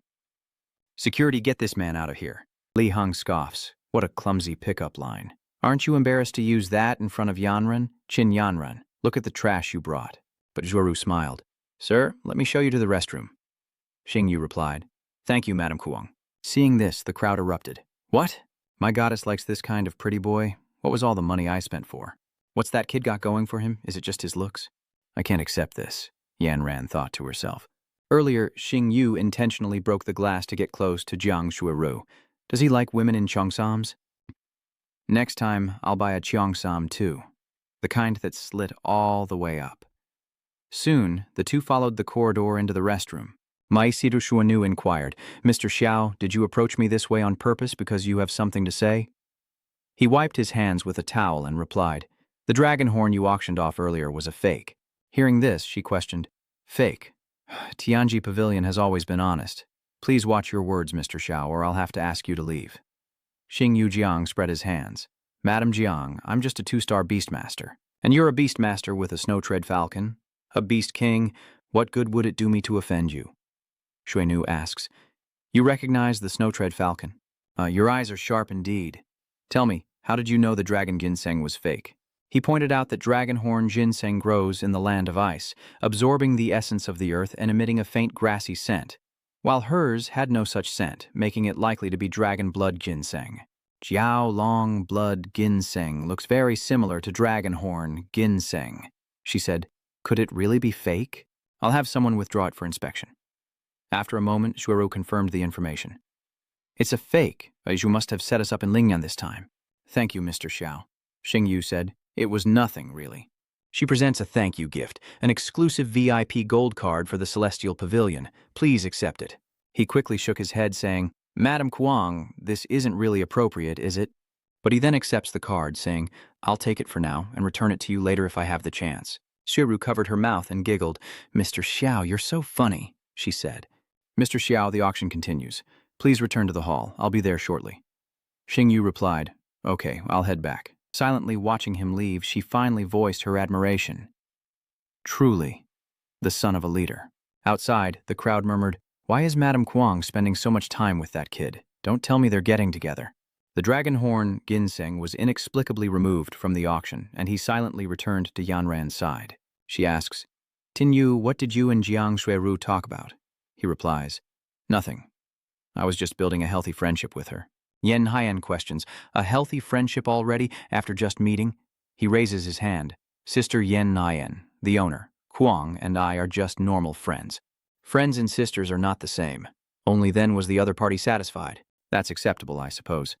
Xueru says from above, "Sorry everyone, the dragon deer antlers have already been reserved by my regular customer, so they cannot be auctioned. Next, we will bring up an even rarer auction item." Then the cover is removed, revealing a special holy attribute demon beast core. The auctioneer's voice echoed, announcing the starting bid of 10 million. The crowd murmured, "Holy light affinity, but I don't have a holy light beast. Holy light type beasts are rare. Even if I buy the essence, it'll just be for show." He was astonished. This was a mental power stronger than even demonic power. Perfect for Freya. Seeing her interest, her sister says, "Xingyu, you seem to like it. Let me bid for you." Before the boy could finish his sentence, she raised the bidding paddle to 20 million. Hearing this, Li Hong immediately shouted, "I'll pay 30 million." Yanran grew serious, realizing Li Hong was out for her blood. Without hesitation, she raised the bid again, 80 million. The voice immediately chimed in, 50 million. "No matter what Qin Yanran bids, I'll add another 10 million. Hearing this, she angrily retorted, "Li Heng, you're going too far." But the other party retorted, "Yanyan, I just want to mess with that sissy. If you're able, drain the Sky Merchant Guild's coffers. I won't follow." The girl scolds him, and Xingyu advises, "Sister Yanran, I appreciate your kindness. Forget about it this time. It's just a magic beast core. I'll have other chances to get one." Hearing this, she hesitated, but with such high quality, she might not find another one like it. Suddenly, Xuenu picked up an item from the auction table. Then, in a soft voice, she continued, "Ladies and gentlemen, Mr. Xiao is the owner of the Supreme Gold Card of the Heavenly Secrets Pavilion, and a friend of mine, Jiang Xuero. I hereby announce that this core will be withdrawn from the auction and given to Mr. Xiao as a personal gift." The crowd erupted in an uproar. "What? How does that kid have the Supreme Gold Card of Treasure Pavilion? I've spent half my fortune at Heavenly Secrets Pavilion auctions just to become a diamond member. Madam Zhang, we demand an explanation." Li Heng speaks up, "Madam Kuang, this is simply unfair. Could it be that all that money is worth less than a new friendship with some pretty boy?" Xuenu smiles ominously. "That's my business. I'll bear the loss myself, so don't trouble yourself, young Master Li. You know what's going on, don't you? It's just identifying a fake dragon horn. Being friends and giving me a gold card was within my expectations, but why would she go this far to help me? Could it be she values my appraisal skills?" Enraged, Li Heng says, "Very well, Xiao Jingyu, you're quite the ladies' man. I don't believe so many women will help you after I smash your face." As soon as he finished speaking, his bodyguards dispersed the other guests. Seeing the other party approach, Yanran asked, "Li Heng, what do you want?" He then declared, Today, I'll teach my sister-in-law a lesson so he knows who's in charge in Longyin City. Hearing this, Xingyu stood up, blocking Yiran's side. Sister-in-law? Li Hong held up his phone, displaying a photo of Nuyet Tuyet. You should consider yourself lucky to have such a beautiful sister, or you'd be dead today. She's truly gorgeous. Just looking at her picture, I can already smell her scent. His golden eyes flashed with a chilling, murderous intent. The man draws closer. I used to pursue Qin Yanran, but now I regret it. Your sister can be my 8th wife, and with Yanran's bad temper, she can be the 9th. Today, I'll make your sister cry and unable to get out of bed. Enraged, Xingyu punches him in the face, sending teeth flying. Li Hong is knocked to the ground, then sent crashing into a beam. He stood up, trembling, gasping for breath, and overwhelmed by pain. Li Hang screamed, "You dare hit me! You dare hit me! Do you know who my father is?" He pointed at him. "My father is Li Jianghe, the president of the Tool Guild. If you dare hit me, you're going against the entire guild in Longyin City." Before he could finish, Xingyu kicked him in the gut, saying, "So what if you have a good father? If you hit me again, I'll make sure your sister—" He moved with incredible speed, his hand already in front of Li Hang. Immediately, Xingyu unleashed a devastating blow, his rage overflowing. "If you dare utter another word about my sister, I'll make you wish you were dead." Sweat streamed down his face, his eyes wide with terror. Without a word, Xingyu slowly raised his fist. The resounding thud left onlookers aghast, and a guard cautiously inquired, "Steward Tin, should we intervene and save young Master Li?" The guard replied grimly, "How can we? Young Master Li is in his grasp. Contact the chairman at once." After the beating, he stood up, his thick skin sore from the blows, while Li Hong lay on the ground, his face swollen like a pig's head. After the beating, his 2 subordinates rushed forward, dragging him away as Li Hong screamed, "Kill him! Kill him now!" The butler ordered, "Didn't you hear young Master Li? Charge." Suddenly a voice booms out, "Who dares bully my son?" A subordinate quickly cried out, "Chairman, you finally arrived." The old man in the purple cloak stood imposingly behind the men in black suits and spoke, "Dad, you have to stand up for me." Zhang He was shocked. "You're Han Ni. How did you get beaten into a pig's head like that?" Then he added, "So, you're the one who beat up my Hanner?" "That's right." Li Hong chimed in, "It was him." And Xingyu calmly confirmed it. "So what if I did?" Shuao quietly watched the scene unfold. Zhang He commanded, "Someone, break this kid's arms for me." Yan Ran stepped in front of him. "Chairman Li, Xiao Xingyu is not only my brother, but also a special recruit of our Azure Sky Guild. If you dare lay a hand on the Azure Sky Alchemist Guild, you're declaring war on us." But the man didn't care. Her father wasn't in Longyin City, so what if he taught her a lesson? Would he really turn against him over something that already happened? Xingyu gently pushed the person in front of him aside. "Sister Yanran, step aside and let's see if he really dares to lay a hand on me." She was shocked. "You still had a backup plan?" He smirked, a token suddenly appearing in his hand, which he promptly tossed to the ground. "Oops, my bad, I dropped something." It lay on the ground, its patterns radiating majesty as Zhang He's face paled in horror, his cigarette falling from his mouth. The Emperor's soul order. Li Hong, oblivious to what was happening, charged forward with the others. "My dad has cleared the way. Cripple Xiao Xingyu for me." No sooner were the words out than an arm struck, accompanied by an angry shout. "Karma," he calls out to his father in disbelief. But he ignored them, respectfully picking up the token from the ground, gently blowing away the dust. Cold sweat dripped down Zhang He's face as he said, "My son has disappointed you. Please forgive him. What item do you desire?" Just tell me. I can cover all the expenses tonight." Advisor Zizhong, Royal Defender Si Fang, and General of the 3 armies. These experts are all capable individuals at Quan Lan's side, pillars of the nation, but they are not the ones the Empress Quan Lan trusts the most.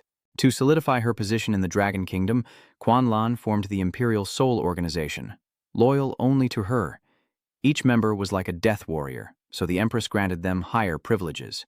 In Longguo, the Emperor's Soul Token carries an unspoken rule. To see the token is to see the Empress herself.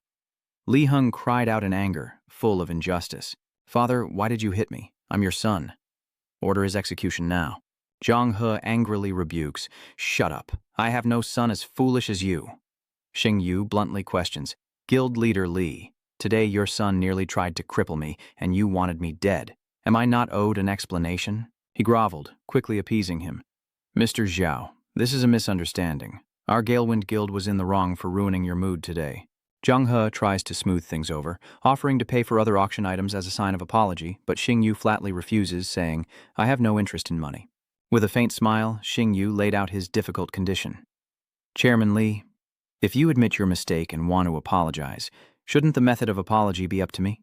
He reluctantly conceded, Xiaoji, what will it take for you to accept my apology? Xing Yu calmly makes his demand. Since he insulted my sisters and tried to kill me, I'll just break one of his arms. Not too much to ask, is it? Zhang He was hesitant, unable to speak.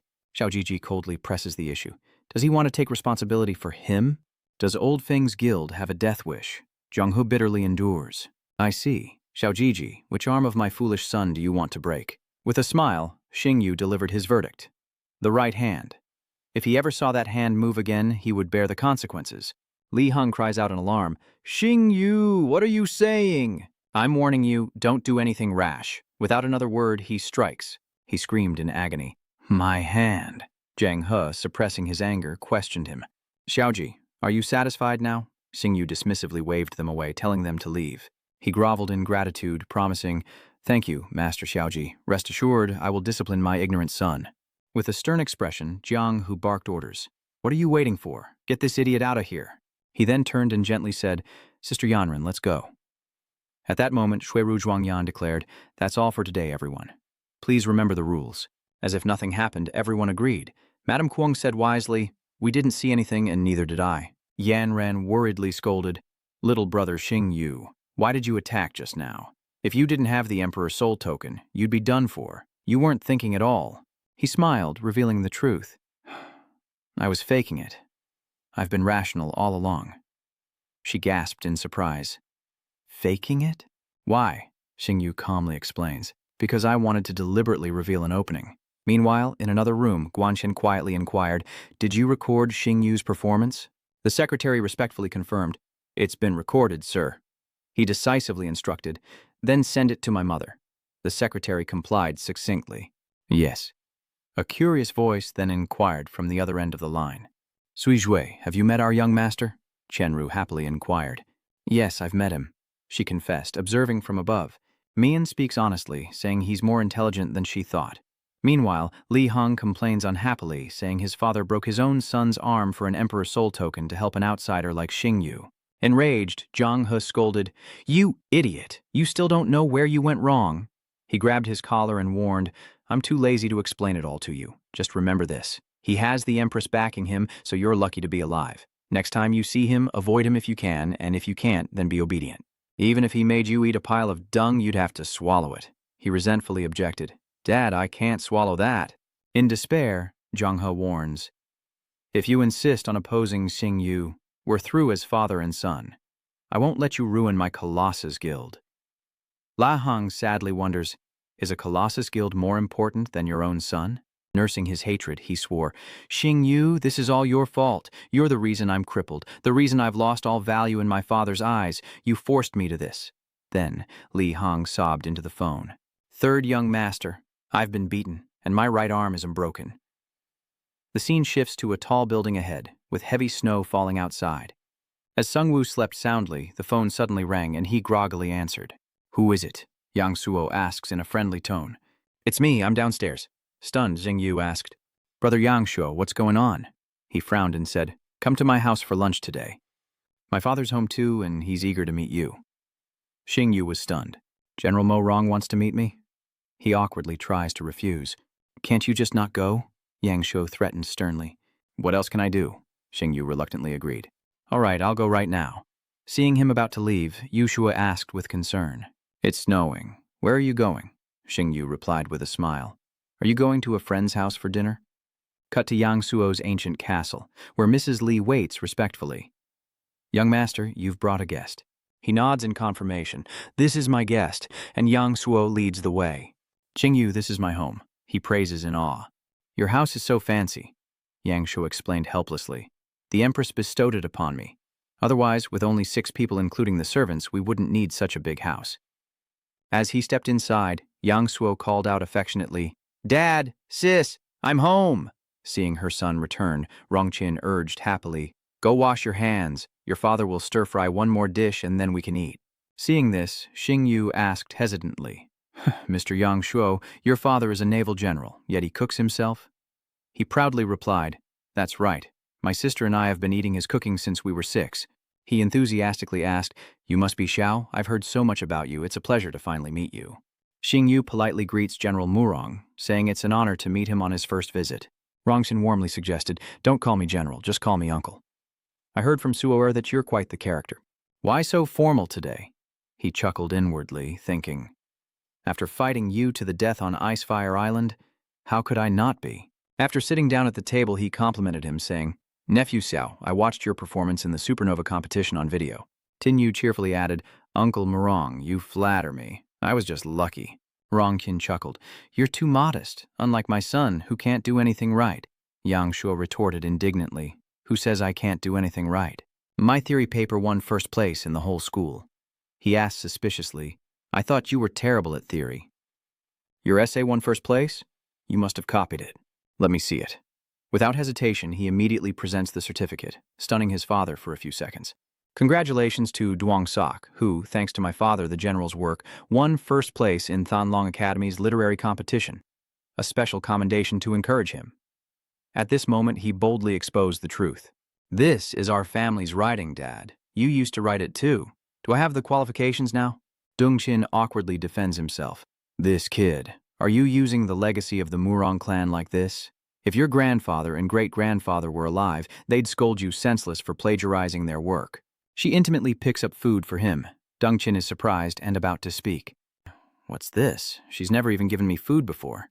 Quicker than the eye can see, Yang Shu shoves a piece of meat into his father's mouth. Quiet, Dad. He covered his mouth and signaled, I taught her that. It concerns my sister's lifelong happiness, so just cooperate.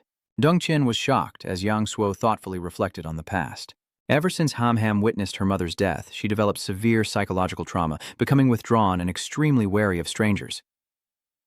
Even Sakni and I struggled to get a few words out of her. He was stunned, unable to believe his eyes. His daughter had only started school recently, yet she'd already exchanged nearly 20 sentences with this boy, something he hadn't heard in 20 visits. Shinshin even fed him. This pineapple pork is delicious, try it. Dongqin felt uneasy, wondering if his daughter had feelings for the boy, and a sense of danger arose within the father. His eyes narrowed as he unleashed a barrage of questions. Boy, how many people are in your family? How much land do you own? What do your parents do for a living? What do your grandparents do? What star level was your great-grandmother as a beastmaster? He anxiously tried to stop him. Dad, stop asking. You're scaring him away. Dongqin firmly stated, No, I can't let Shinshin suffer any hardship. Seeing him bite his hand, Yang Shuo screamed in pain. My hand! Back in the meeting room, an eerie silence filled the air as Yang Shuo retorted, Dad, it's rare for my sister to care about a man like that. Why are you still against it? Dongqin sternly reminds him that while Xingyu is good, he's also penniless. What if she suffers after marrying him? I calmly reassured him that she'll always have us. He hesitated, but Yang Shuo cheerfully affirmed, There's no way. Xingyu is a special alchemist for the Azure Sky Alchemist Association. He might not be inferior to our family in the future. Dongqin frowned, lost in thought, then returned to the present, staring intently at Xingyu, making him uncomfortable, while Han kindly urged, Have some more to eat. He whispered to her cautiously, Lu Jin, the way your father looks at me isn't right. He's not going to come at me with a knife, is he? Just then, Rongqin cautiously inquired, Xingyu, I'm curious, you haven't been at Qinglong Academy long, so how did you become a Sky Firmament Special Operations pharmacist? The boy smiled modestly. I wouldn't presume to be talented, but I do have a knack for medicine and can research and create drugs that help injured beasts recover to their peaks. He chuckled, showering him with praise before curiously inquiring further. This young man may be young, but his spirit is certainly not small. Special duty pharmacists are a rare resource for major associations. If you were just a novice, how could you have earned the praise of the Azure Sky Pharmacist Association? With a clever hint of doubt, Xingwu asked, So, Uncle Qin thinks I got in through the back door? Qin rubbed his chin, certain. Of course, I put a lot of effort into researching and creating this little blue bottle. Smartly, he suggests that actions speak louder than words, stating his point of view directly. Uncle Qin, as a Marine general, you know that the Navy's beasts are prone to hemophilia, which severely impairs blood clotting, making it difficult to stop bleeding if they're injured. And to this day, there's still no effective cure for shell shock on the market, is there? Intrigued, he pressed, wondering if the boy could actually provide one, as the boy honestly presented his creation. I wouldn't presume to be so skilled. This is a special medicine I developed specifically for shell paralysis. Blue Essence, a high-energy antioxidant herbal extract. Rongxin took the vial, stunned, and asked about the high-energy family herb blue bottle. Realizing its value, he quickly gives the order. Xiaoliu, summon your beasts and have them soak in that fountain. He crisply executes the order, and the scene shifts to the outside. Before the magnificent fountain, Xiaoliu focuses on summoning his beast. The furious Toothstorm beast appears. In less than a second, a seal covered in wounds emerges from the water, slowly stepping onto land with innocent eyes. At that moment, Xingyu stepped forward to explain how to use it, drop it on the wound in the water, then soak for a while. Hearing this, he quickly comforted his beast. Nana, relax. A little soak will fix you right up. Then, Xiaoliu carefully dripped the liquid into each wound, and in an instant, the medicine took effect, the cracks slowly closing. Realizing the pain has vanished, Nana wiggles its adorable body, returning to its beautiful former self, happily creating swirling water. Seeing this, he excitedly reported, "General, Nanha's skin fissures have healed." Dongqin squeezed his hands in disbelief. It was even more effective than the Royal Hospital's SK-92 drug. Overjoyed, he quickly asks, "Uncle Qin, do you believe in my medical skills now?" He excitedly pats his shoulder, suggesting, "Can your little blue guy be mass-produced?" Beaming, he explains, "Just give me a pharmaceutical factory and I can mass-produce it, of course." Hearing his wish fulfilled, Dongtan showers him with praise. "Xingyu, you're a once-in-a-century genius. With you, our Navy's future will be stronger. I like you a lot." He warily asks about the next step. "Uncle Qin, should we discuss the technology licensing fee next?" Hearing this, the old man repeats the words, "technology licensing fee," in confusion. Qin was excited and puzzled, asking, "Kid, are you trying to do business with me? Dan, you're practically family, and you're asking me for money?" "Of course," Xinyu retorted. "I put a lot of effort into researching and creating this little blue pill."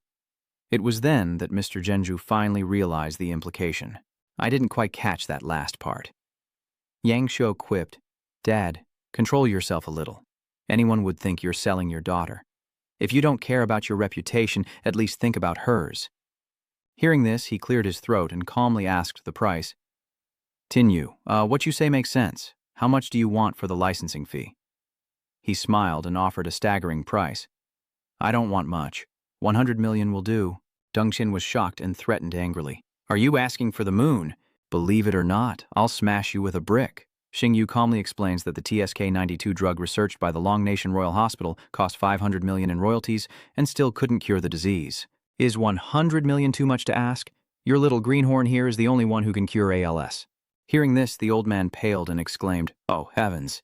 He whispered, full of cunning, "Just think of the 100 million as Xin-Xin's future dowry, Dad, and it won't hurt so much. Then we just need to pull a few tricks with the contract." Dongqin was surprised and admiring. "You're full of schemes, aren't you? Look at them whispering together." He rubs his head in confusion. "What are those two plotting? I feel like I'm about to be set up." At that moment, the two exchanged a knowing glance and smiled smugly, while Ham Ham asked Han with concern, "Are you sure you don't need my brother to take you home?" Xingyu asked, preoccupied. "Lu Jin, I have some things to take care of, so you don't need to take me home." She nodded and said, "Then be careful on your way." Xingyu looked at her balance and carefully calculated. "With a 50 million deposit, what should I buy for my sister and the familiars? Skin care and a massage machine for her. Manman likes snacks and new clothes, and Mr. Chan enjoys tea. That's right, Freya." Without hesitation, he immediately transferred the money, and then Xingyu gestured. "Come on out, Freya." In the blink of an eye, she appeared. He gently presents the gift. "Freya, this is for you. Freya, you've been with me for a while now, and I haven't been able to give you anything good." Seeing her excited expression, Xingyu explained seriously, "If this is a holy light attribute magic beast core, and I plan to let you break through and level up first." She happily nods, and he carefully reminds her, "I've also prepared a meridian herb and a heart-stabilizing pill for you. If you feel unwell after using them, try to endure it, but if you can't, I'll stop releasing spirit energy." As Freya breaks through, Xingyu asks if she's ready, only to find her already waiting with her mouth open. He quickly placed the stone on his tongue, chewing and swallowing it with ease. Suddenly, Freya is startled as her heart races. She clutches her chest, contemplating her newfound power. Then, Freya looked up, opened her mouth, and unleashed her power. In mere seconds, she gathered her strength and leaped into the sky. Freya screamed in agony, as if her body was being torn apart, blood suddenly gushing like rain. Freya, exhausted and dazed, tilted her head back, lost her balance, and plummeted downward. Freya crashes to the ground, stunned as Tin Vu rushes to her side, frantic. Freya, if you can't hold on, I'll stop transferring spirit energy. You signal your resolve, and I'll withdraw it now. Just then, a spark ignited in the boy's eyes as Freya recalled her past, when she was sold by evildoers. I'll sell this defective lot quickly, sir. Don't hesitate if you're interested. Fat Lu, a merchant, frowned in disapproval. None of them seemed to have any potential. The demon grabs the boy's friend, pulling her close. Fat Lu greedily claimed her, declaring she would only serve him from now on. Inside the cage, Freya desperately cries out for help. Ancestral spirit, please, someone save me. Just then, she opened her eyes and saw something. Starwing appeared valiantly before Freya. Back in reality, he struggles to turn his head, and Freya uses all her strength to shakily touch the snow. Slowly, he writes 3 words filled with determination. I can do it. Cut to a desolate snow mountain where Freya huddles, struggling against the power within. She painfully unleashes her power, then stomps her foot and bows her head. Seeing her intense reaction, he anxiously tries to persuade her. Freya, don't force yourself, just give up. Just then, her wings suddenly burst into flames, and as they began to fall apart, Xingyu anxiously called out to her. Freya! Before he could call out again, she suddenly pushed him away. Without a word, Freya gently kissed Xingyu, prompting a jealous outburst from Da Lu. That's intense, Medusa advises in confusion. The fox calms down, arguing that this is Freya's crucial moment, and that the kiss she learned was her move. Her move. Just then, the boy's wings suddenly sprouted, evolving into a pristine white pair. Having completed it, Freya blushed and parted her lips as the boy closed his eyes and unleashed his power, joyfully exclaiming that Freya had successfully broken through. The system then listed detailed information. 4-winged holy angel, adult stage. Phase 1, bloodline. Angel bloodline, a mythical bloodline. First talent, 3 holy light guardians. Talent 2, stellar power, allows the use of the power of 12 constellations with a low probability of triggering a 10x supercritical hit effect. Talent 3, stellar mark, damages enemies and marks them with a crescent moon, resetting the cooldown of holy light spirit / Attribute: angel, flying, holy light, loyalty, 100, skill, light sword cross /, simultaneously unleashing cross-shaped sword energy that deals triple critical damage to the target, while also creating a layer of holy light shield for itself and its teammates. Radiant sword formation, wings of light, unleashing a holy light sword array of 188 feathers for wide area damage. Holy light spirit /, instantly teleporting at light speed to a marked enemy, damaging all foes in its path. Starburst flash, absorbing stellar power for a single devastating kick, guaranteed to trigger a 10-fold critical hit. The evolution path of the Holy Light Angel Beast: 4-winged Holy Angel, 6-winged Holy Angel, Holy Maiden Angel Beast, 8-winged Holy Angel Queen, 10-winged, 12-winged Seraphim, habits and hobbies, absorbing moonlight beside its master. Xingyu happily congratulates her. It's done, Freya. You actually did it. Are you hurt, Freya? Xingwu Wu innocently added, I think your chest looks swollen. Should I take your armor off so I can take a look? The boy awkwardly objects. Lewd master. He laughs it off, denying, I'm not. With a dark look, Da Lu said, Master, she happily teased you next. Freya's master, your relationship is better than I thought. Bewildered, Xingyu asks, Lu, why did you leave the beast scripture? Da Lu suspiciously asks, We're not allowed out? Medusa teases playfully. Master, the 2 foxes saw everything. He nervously tries to mediate. There's no helping it now. How about I compensate you ladies a bit? The star spirit quickly offered. I'm free tonight, so why don't you compensate me? Startled, Tin Vu evades. I think I'll pass on that. Medusa pouted and complained. Doesn't the master hate me? Why are you so eager to explain? How could I? You're all my most cherished companions. How about I take you shopping for new clothes? Cut to a shopping district in the city. Xingyu generously tells Lulu to buy whatever she likes, but Lulu shyly admits she's overwhelmed. Even so, we've never been to a human shopping mall before. He takes on the role of guide. Then allow me to introduce you. Xingyu begins his recommendations. The first outfit is office attire, she comments, blushing. This dress is too short, he said with satisfaction, presenting the next outfit. The second outfit, a Medusa Cheongsam, she considers, nodding in approval. Not bad. Xingwu excitedly reveals the last outfit. The third one is my favorite. A maid outfit. Just then, the wall behind them suddenly explodes. The two girls, now enraged, accused him in unison. You brought us here to fulfill your dark desires, didn't you? Tin Yu, you pervert, he exclaims, desperately trying to explain. Aren't I just preparing clothes for you to wear every day? Dalu steps closer, whispering, Master, you make me so angry. It only makes me want to possess you more. So let me help you change into something new. I don't care what you say. Star trembles as he reminds her. Don't do this. There are shop employees here. Ignoring my words, you have no chance to resist. Help. Meanwhile, Shuiling anxiously asks Han, should we save him? Huoling dryly remarks, rich people's problems. Let's not interfere. In the classroom, Kai Nian solemnly announces, today is the midterm exam. Train number 13 will depart at 2 p.m. We're expected to arrive at Huangyan City by noon tomorrow, he announced clearly. Each stop along the way and detailed route information are in the map handbook. The minimum passing grade is C, and the highest is S. At that moment, Sheng Yu curiously turned to look. What's wrong with Bo Wu? He looks completely drained. Song Hu, standing nearby, replied with suspicion, I don't know, maybe he's just exhausted from the midterm exams.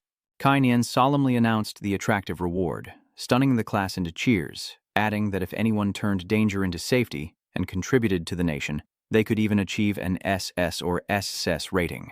Nie Qingfeng, 5 years your senior and an SS rank, is now a lieutenant stationed at Huangyan City. He cleared his throat and promised, furthermore, if anyone achieves an S rank, I will personally pay for a transcendent lightning-type magic beast core. Then Kai Nian frowned and warned, Hey, someone over there, stop dozing off. Startled, Xing Yu asked back, Were you calling me? He mumbled. Old Chen promised that if he got an S rank, he'd get a transcendent lightning-type magic beast core. He confidently affirmed that he would get an S rank evaluation. Everyone sighed, hoping they could live until they returned. He pointed decisively, All right, I've said all I need to say. Head to the station and await your departure. We transitioned to a crowded platform, thick with falling snow. A group of students cheerfully asked each other, What platform is your class on? We're on 13. What about you guys? Xing Yu shivered, complaining. It's so cold today. Just then, Xin Xin cheerfully called out to Xing Yu, who turned around in surprise and asked, Lu Jin, what are you doing here? Weren't you at another station? She shyly gives you this gift. Surprised, Xing Yu wondered, You took something out and are now questioning me? Embarrassed, Luke Kim stammered, I'm not really at my best. I wanted to give it to you sooner, but I kept putting it off until now.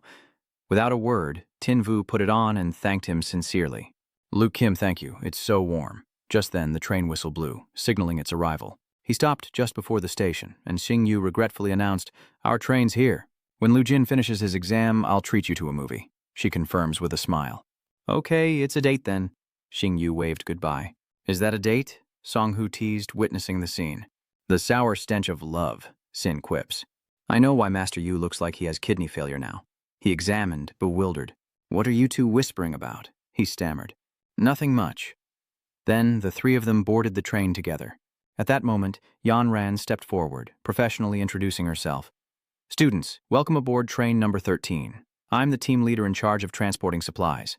Yan Ran, the vice president of the Skytrade Association, explains that her association is in charge of transporting supplies, and the students simply need to provide support.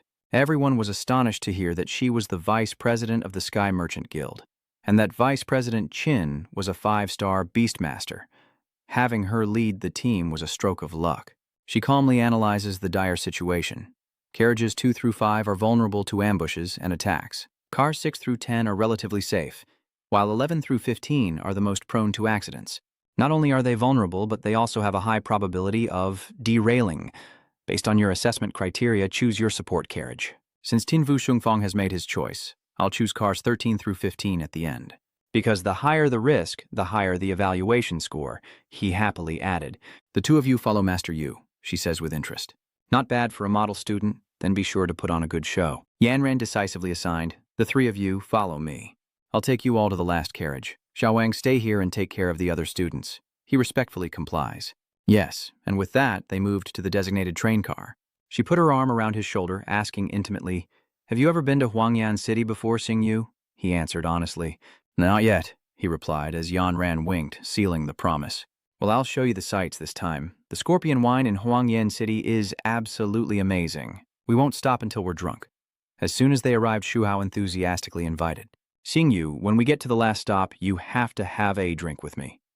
Chen Yuan enthusiastically pointed out that Huangyan City has a lot of delicious food and interesting things. The guild will cover all the expenses for eating, drinking, and having fun, so you can just relax and enjoy yourself. Liu Yang agreed. That's right, you're a national treasure to the Sky Merchant Guild. We'll definitely treat you well. Stiffly, Tin Vu replied, I'm not going there for a vacation. Then, Sin Hu chimed in, Vu isn't there for the exam. He's clearly there for team building. Song Hu added admiringly, if Xing Yu weren't wearing the Azure Dragon Academy tag, I'd think he was an elder statesman of the Sky Trade Association. Yufu proudly explained, he really is on par with the elders after all, he's a specially recruited pharmacist of our Sky Trade Association. Just then, Lin Viet jealously sneered, saying that a specially recruited pharmacist so young must have pulled strings to get there, and there's nothing impressive about that. Vice Captain Lai, upon hearing this, sternly reprimanded, Lin Viet. If you can't compare to the specially recruited pharmacist, that's your own problem. Don't use that tone to mock Ning Yu, am I wrong? He sneered. An outsider like Hing Yu, if not for Captain Qin, would he even be a special appointment pharmacist? Yan Ran angrily retorted, Lin Yue, don't slander my brother regarding the special recruitment of pharmacists. I've always been objective and fair. He grumbled discontentedly. Captain Qin Lin Yue has served in the Sky Trade Association for 8 years, facing life and death, achieving countless merits and enduring hardships, working for half a year, helping to complete several S-class missions. On what basis was I robbed of my position by Jing Yu upon my return? He calmly retorted, Dr. Lin, the evaluation of a special recruitment pharmacist isn't based on merit or hard work, but on medical skill. Lin Yue suspiciously challenged, what do you mean? Does Physician Xiao's statement mean he's very confident in his medical skills? Is he willing to bet on it? Xing Yu shrugged, asking smugly, what are the stakes? The arrogant one issues a challenge. A medical duel. If my skills are inferior, I'll leave the Azure Sky Guild. If you lose, you're the one who should leave. Xingwu agrees to the challenge, as the train speeds through the blizzard. The moment it landed, shadows on the cliffside watched as a horde of rats leaped out. On the train, emergency lights flash as a battle alert sounds. We're under attack. As the crew braced themselves, blades pierced the wooden ceiling. A rat, driven by animalistic hunger, tore through the wood and lunged downward. Instantly, Yanran decisively ordered an immediate counterattack, and the students summoned their divine beasts. A hound's neck. Just then, 2 rats burst in through the windows on either side. Surrounded, she cried out in alarm, They're here too? He passionately takes responsibility, saying, Leave them to me, Sister Yanran. Then, with a clear voice, Xing Yu summoned his warrior. Come forth, Freya. In mere seconds, the ferocious rats charged like the wind, but the boy calmly observed their every move. Freya's eyes glowed as she unleashed a powerful beam, then gathered momentum and leapt into the air. Freya gripped her spear, focusing all her power into its tip, and deftly pierced through the swarm of rats. With a flash of holy light, Freya gracefully cuts through the encirclement. Seeing this, he praised with satisfaction. Freya, well done. The kid turns with a smile and nods. Suddenly, a horrified member announces, Captain Qin has been taken to the top of the train. Startled, Xing Yu turns around. What? Meanwhile, on the roof of the train, the rat leader stood there as Yan Ran, held captive, angrily protested, Let me go, you sneak-attacking beast. In the next instant, he climbed up and attacked, demanding the rat release Yanran. No sooner said than done, Freya rushed towards them, stabbing the rat leader's hand with her spear. Feeling the pain, the goblin leader unhesitatingly throws Yanran aside, who screams in terror as she plummets towards the lake. Xing Yu frantically calls out the names of their rescuers, Lao Wu and Song Hu. Xing Yu resolutely and swiftly obeys the order. Understood? Come on out. In the nick of time, a giant butterfly appears, shielding Yan Ran. Seeing this, the goblin leader prepared to throw a dart at its wings, but Song Hu was faster, using the berserk bull demon tactic to taunt him. Sensing the threat, the goblin leader turns and throws its blade, giving Xing Yu the chance to signal the attack. Freya seizes the moment to strike a fatal blow, launching an immediate attack. At that moment, the rat leader ferociously launched acid at Freya, but she nimbly dodged the liquid with her skilled wings. Freya successfully landed on the ship's head, right behind it, and without hesitation, kicked the rat leader up above.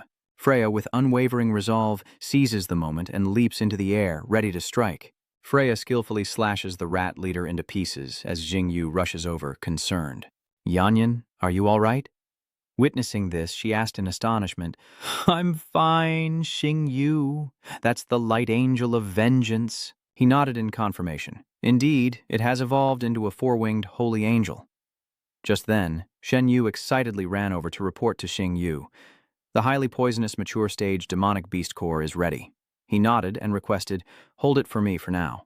As soon as she spoke, Yanran was terrified by what she saw. Xing Yu, look at the front of the ship. There's a transcendent blood-eyed great ape king there. He was shocked and turned to identify the blood-eyed great ape king. Suddenly, the ship screeches to a halt, sending them tumbling forward as the ape leader's massive hand clamps down on the front of the ship. Ferociously, it halts the train with its massive body, and without hesitation, the ape leader tears it to shreds. It gleefully snatched someone up like a toy, and they screamed in terror, "Help me!" Without a word, the ape leader unceremoniously shoved the man into its mouth, a horrifying sight that made Xing Yu murmur to himself. Awakened from hibernation by the scent of blood, the demonic beasts seek to devour humans for sustenance. Sensing the dire situation, Yanran rushes back to the train car, frantically issuing orders.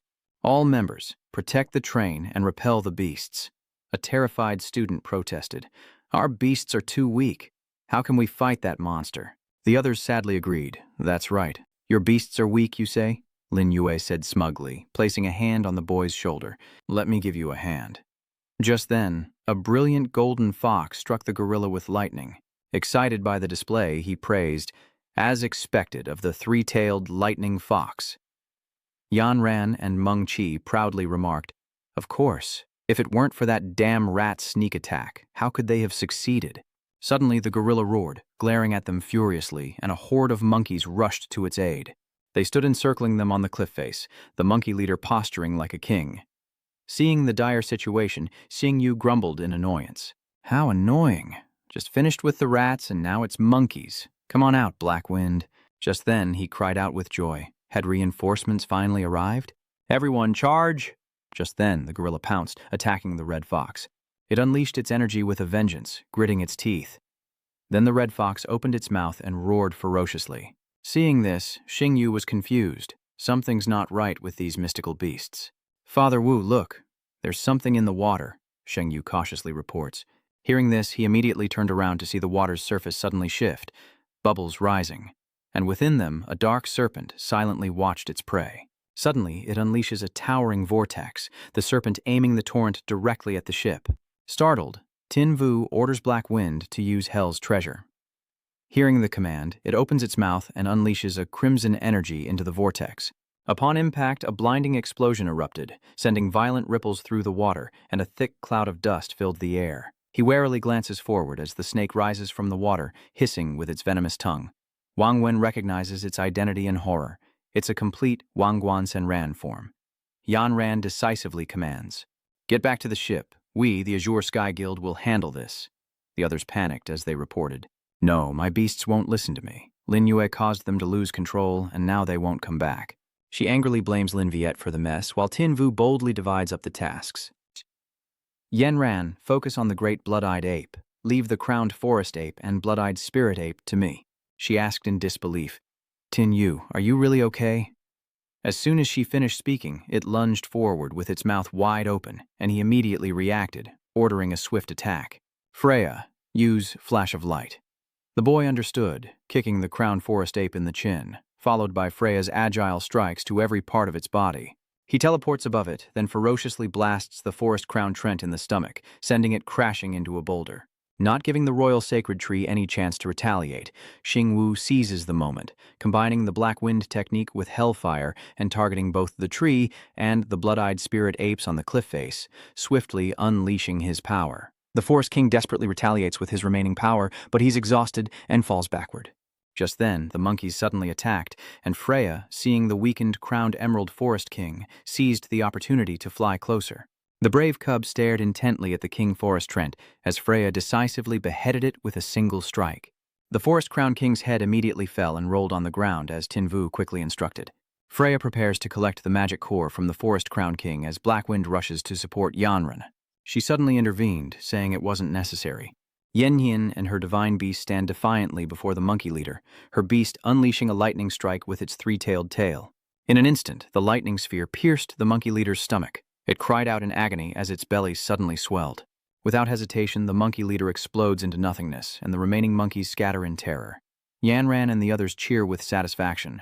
We've won this battle to protect the train. Meanwhile, inside the train car, Vice Captain Lee slammed the table in anger, accusing Lin Wei, "You've given all the beast tamers far too many nerve stimulants." Vice Captain Lee, I did it for everyone's benefit. Think about it. The students participating in the midterm exam would have cowered inside the train without me. Without me, they couldn't have fought off the blood-eyed spirit apes. You're clearly disregarding human lives. Lin Viet sneers, "Captain Chin, I don't appreciate you talking to me like that. I drugged the beasts. How is that disregarding life? I'm a doctor, 10 times more professional than some backdoor hire." He smiled, emphasizing, "Is Dr. Lam implying something about me?" Lam Viet Vin provoked, "Remember our bet? If you're so capable, go heal the beasts. I won't ask much, heal just one, and you win." "Well, what's wrong, Master Xiao? Aren't you going to do something? Don't tell me you're giving up already. If you kneel and beg for my forgiveness, I'll heal all the beasts." He scoffed, exposing the clown's charade, suggesting he check the other cars instead. It turns out Master Jingyu had already cured the beasts before boarding, leaving Lin Wei in stunned disbelief. "What? How is that possible? That neurotoxin took me 10 years to develop. How could he cure it in just a few hours?" He smiles, declaring the truth, "Nothing is impossible. Our medical skills were never on the same level to begin with. Yanran already told me everything. The reason you can't be a specially appointed pharmacist is because you've done too many immoral things, wasting your teammates' beast lives, trading beast parts and cores, and dealing with outside guilds." He glared with contempt, disgusted that he'd made a bet with scum like him. He sneered jealously. So Captain Chin investigated everything. No wonder he acted so suddenly. Lin Viet unexpectedly pulls out a dagger. He ferociously prepares to stab Qing Yu, so what if he does? "If I can't become a specially appointed pharmacist, then neither will you." "Lin Yue, you're asking for death." Xing Yu scoffs, then immediately gives the order. "What are you thinking? You think you can kill me on your own?" Frey executes the traitor, his head cleanly severed. At that moment, she solemnly announced that the traitor, Lam Viet, had been publicly executed, and his actions were posted on the official website. Next, they would have to cross Bach Katuyan and Kondi-san. "All members, prepare for battle." Vice Captain Lee acknowledges the order. Meanwhile, the train continued through the frigid mountains, stopping for the night amidst a blizzard. Yanran looked out the window with concern. Something's not right. Every time we pass the White Bone Abyss and Kunyu Mountains, we're besieged by monsters, so why is it so quiet today? Standing beside her, Tin Vu agreed. That's right, isn't it? He sensed the demonic beasts were plotting something. Just then, he solemnly announced, "Captain, we're approaching Skywolf Lake Station." She nods in understanding. "I know. You don't need to report this to me." Vice Captain Li Jinzhong added, "The princess sent word that she wants to go to Huangyan City with us." He blankly confirmed. The Dragon Kingdom's princess, Guanchan. At that moment, the train came to a stop at the station. Song Hu excitedly asked, "Really? Our Dragon Kingdom's princess passed the 6-star Beastmaster exam? And you want to come with us to Huangyan City?" Sin Hu asked curiously. "Speaking of which, the Empress only has one daughter. Do you think I'd have a shot if I slicked my hair back?" He retorted dismissively, "Forget it. With Master Yu here, why would she even look at you?" Xing Yu dryly reminds him not to drag him into everything. Just then, the crowd erupted in cheers. "Look, it's the princess. She's even more beautiful than on TV." Hearing this, the three of them couldn't help but turn their gaze in that direction as Quan Xian gently waved. "Hello, everyone. Thank you for your hard work on this journey." He marveled to himself. Quan Jian is indeed beautiful, just not much like her mother. At that moment, Yan Ran respectfully stepped forward to greet her. "Yan Ran of the Azure Sky Guild welcomes you, Your Highness. The VIP room is prepared for you." She replied with a bright smile. "Captain Qin, no need to be so formal." Quan Jian looks around thoughtfully, and Xing Yu asks curiously, "Who is she looking for?" Song Hu playfully guesses that she might be looking for her future husband, much to his friend's dismay. "Tiger, you're hopeless." Unexpectedly, she issued a blunt order that shocked everyone. "Xing Yu, come and serve me." Stunned, Tin Vu couldn't believe his ears. "Me?" The next morning, the train continued its journey. Inside the VIP room, he stood guard beside Quan Xian, carefully asking, "Forgive my boldness, but do you know me?" She challenged him haughtily. "What is it? So, I can't order you around if we're not acquainted? Or are you complaining about having a beauty like me by your side?" Tin Yu awkwardly defends himself. No, if you weren't a princess, I would have hugged you." Guanchan sternly orders, "All right, no more teasing. Quickly take out the treasure. Startled, Xing Yu instinctively covered himself, asking, "Take out what?" Growing impatient, she demanded, "What else?" "The Soul Emperor token." Naively, Tin Vu reaches into his pants, realizing the princess is also with the Soul Emperor. What arrangements does she have? He nonchalantly retrieves the token. "I thought the princess would have noticed long ago." Guanxian shyly covers her face. "Why did you keep the Emperor's soul token there?" Clearing her throat, she urgently announces that, according to information from the Soul Emperor organization, a pseudo-humanoid demonic beast infiltrated Huangyan City a month ago, leading to repeated defeats for our forces. C suspects the enemy is hiding within the management ranks. The Empress has ordered us to cooperate and catch the spy without fail. Xing Yu asks in surprise, "A pseudo-humanoid beast? Whitebone Abyss and Kunyi Mountain don't have any. Are they planning something big?" Suddenly, the system displays a report that a special quest has been activated, earning an SSS rating in the midterm exam. Quest reward, a random SS-level Spirit Stone Beast upgrade, plus 20,000 points. He was stunned, carefully assessing the SSS rank. With such high difficulty, and even the princess here, things are getting complicated. Xing Yu then curiously asks, "Your Highness, if I may ask, why would the Empress place someone of your status in the dangerous Soul Emperor organization?" Guanxian calmly states that it's not his place to ask. Xing Yu wondered to himself, the princess doesn't have the aura of the dragon's power. Could it be that she's not Quan Lan's biological daughter? Could it be? Just then, the announcer chimed in, "Attention passengers, prepare for arrival at the station." The final stop, Huangyan City. Night had fallen, and inside a small inn, Chunggong cheerfully raised a toast. "Your Highness, thank you for personally coming to Huangyan City despite your busy schedule. I, Ju, offer you this toast." With gentle grace, she replied, "Lord Chu, you've defended the border for decades. I should be thanking you." "I can't believe I'm at the same table as her." Yan Ran playfully scolded, "You forget about me when you see someone pretty." He turned, addressing him warmly. "Old Xiao, we're old friends. Here's the Hua Ma Huaying you asked for last time." "Thank you, Brother Ju. Thank you so much." Just then, Guanxian suddenly touched him, seriously warning, "Xing Yu, don't just focus on the gifts and the mission." He firmly whispered, "Don't worry, I remember." After successfully making acquaintances, the princess almost forgot to introduce them to him. He introduced them one by one. "This is my lieutenant, Zhao Ming, who is in charge of the 3 elite Beastmaster legions. And this is Guan Xianfeng from the water depletion battlefield, and the one with skin darker than charcoal is Sun Lang." Overseeing the assault squad, he waved hello. "Greetings, Princess, and greetings, Brother Xiao." Quan Xian grew wary, suspecting something. Could it be someone else? Or is it Zhu Xiong, the spy? Just then, Xing Yu sternly grabbed Zhao Ming's hand, who trembled and asked in confusion, "Brother Jiao, why are you holding my hand so tightly? What do you want?" Xing Yu's certainty stunned everyone. A mimic beast, the disguise is too real. Chunggong warns, "Xiao, why do you suddenly suspect the vice general?" Zhao Ming frantically defended himself. "That's right. Aren't you supposed to be investigating the demon beastkin impersonator that Huang Yan asked you to look into?" "Tin Yu, how can you be so sure he's a beast-type imposter? Do you have any proof?" Xing Yu admits frankly, "Evidence you ask?" "I'm new here, so I don't." He seemed agitated by this. "So, isn't that just an unfounded accusation?" Xing Yu then makes a bold declaration. "You all may not know this, but pseudo-humanoid magical beasts can't summon mystical beasts. If General Zhao wants to prove his innocence, why not summon his own?" Hearing this, Zhao Min was speechless, unable to retort, and stared in stunned disbelief. "Zhao Ming, you said your spirit beast was healing last time. Could it be true?" Just then, a flower suddenly bloomed from his ear. Zhao Ming angrily demands, "How did you see through my disguise?" He then furiously attacks Xing Yu. Quan Xian furiously orders, "He's a demonic beast in disguise. Capture him!" And with that, a horde of divine beasts charge forward.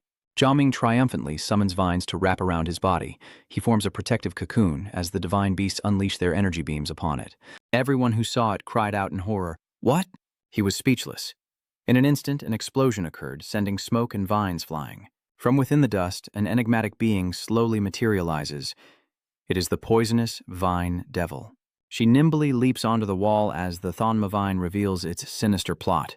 "You're clever, kid, but exposing me is pointless. I already handed over the city's defense plans. Once the army levels Huangyan City, humanity will be doomed. At that moment, she heroically summons her spirit beast, the ice spirit Kirin. Instantly, it unleashed sharp shards of ice towards her, the power of glacial ice. The devouring poison Ivy recoils from the blow, and she retreats dozens of meters. Successfully enraged, he furiously charges. "You killed Zhaoming, I'll butcher you." He furiously commanded, "Crush it!" And with that, the rhino stomped down with all its might. Seeing this, Vice Captain Lee dismissively remarks that the monster is too weak, calmly analyzing its purpose. It wasn't born to fight beasts, but rather the ordinary beast masters themselves. With its dying breath, the poison ivy vine whispers, "Father, you must lead the army to destroy them." The poisonous lash strains to reach out with its thorny hand. "I'll be waiting for you. Come to hell with me, Princess of the Dragon Kingdom." Without another word, the dying poisonous thorns released their spikes towards Guanchan. Just as they were about to pierce her, suddenly Xing Yu, having just saved her, teases her. "Princess, you smell so good. What brand of perfume do you wear?" Seizing the golden opportunity, he commands, "Kill it."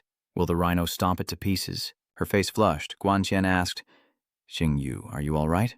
"Were you hit?" Xing Yu hesitantly continued. The prince, trying to reassure her, innocently asked, "Princess, you smell so nice. What brand of perfume are you wearing?" She awkwardly interjects, telling him not to ask and to stand up. Just then, Yan Ran rushes over to call for Xing Yu, who stands up, embarrassed, and explains that he wasn't flirting with the princess. She urgently warns him that she's not blaming him for anything, but he needs to leave Huangyan City immediately, leaving Xing Yu confused. Why? Guanchan solemnly reveals the news.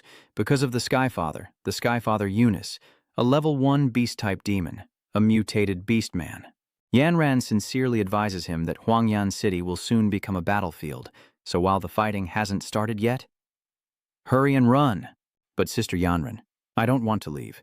She patted his shoulder, reassuring him, "You've captured a pseudo-human beast, so your rating will be raised to SS. Go back now." However, Xing Yu resolutely shook his hand away. "No, I want to stay and protect the city." Yen Nian helplessly reminded him, "You know that's a divine beast-level monster, and you still want to stay? Do you have a death wish?" Jingjin decides that protecting the country is a man's duty. "Sister Yanran, don't worry, I'll survive." Upon hearing this, Chunggong excitedly praises him. "Well said. Protecting the country. Brother Xiao, you speak wisely. Nothing is more important than protecting Huangyan City right now." He decisively ignited the fighting spirit. "Soldiers, we are about to face a battle. Get ready and fight to the bitter end." The crowd roars with excitement, ready to fight to the end. Guan Qian assessed the situation cautiously. The divine beast was no simple opponent, and only a great general could stand a chance in battle. She sighed, making a call with a glimmer of hope. Perhaps only one person could provide timely support for Huangyan City. Suddenly, a thunderstorm erupts as, inside the city lord's mansion, a stern report is given. Your Highness, aside from Xiaoming Yu, who agreed to stay as a physician, the other Azure Dragon Academy students have left. After a thorough search, a second pseudo-human beastmaster was discovered in the city. Guanqian analyzed the situation, stating that a general would be stationed here before noon, at which point it would be difficult for the demon army to attack Huangyan City. With the demonic vine guardian dead, they must know their cover is blown, and they're sure to launch a frenzied attack. Their mission is to hold out until General Lu arrives, he declares, vowing to defend Huangyan City to the death. Meanwhile, in Xing Yu's room, he stares excitedly at the pot. The bone broth of the phoenix grass, the honey of the nether bloom, and the world guardian's dung are all prepared. It's time to nurture it. Xing Yu pours 2 vials of liquid into the pot. Immediately, he was shocked to see it sprouting. In just a second, it had grown into a long vine, leaving Xing Yu amazed at its rapid growth. Just then, it shattered the pot and leaped onto his arm. Seeing it play, Xing Yu smiled and said, "That tickles. Be still." He gently named it, "From now on, you'll be my first plant-type spirit beast, Little Silver." It obediently swayed and nodded. Xing Yu proudly praised it, saying it was indeed a phantasmal-grade ancient bloodline, and someone would definitely be able to unleash its full potential on the battlefield. At that moment, the system displayed information. Its name was Heavenly Soul Vine, and its level was First Order Complete Body. With the blood of an ancient illusion god, its first talent prevents enemies from using weapons while ensnared. Its second heals allies with a fragrant mist, and its third repairs ancient, plant, and supernatural structures. After any magical beast dies, it automatically absorbs their soul, increasing its growth rate. Its skills include Death Thorns, which creates a field of thorns that slows and damages enemies, and Death Entanglement, which binds and imprisons enemies. Loyalty, 100%. Evolution paths: Celestial Soul Vine, Blood Celestial Soul Vine King, and the illusory godly Yellow Celestial Vine. Releasing a swarm of silver light particles similar in size to fireflies covering the entire team, providing high healing. Each heal restores up to 60% of total points. It likes to cling to people and soak. It must be soaked in the nectar of the Demon Queen flower.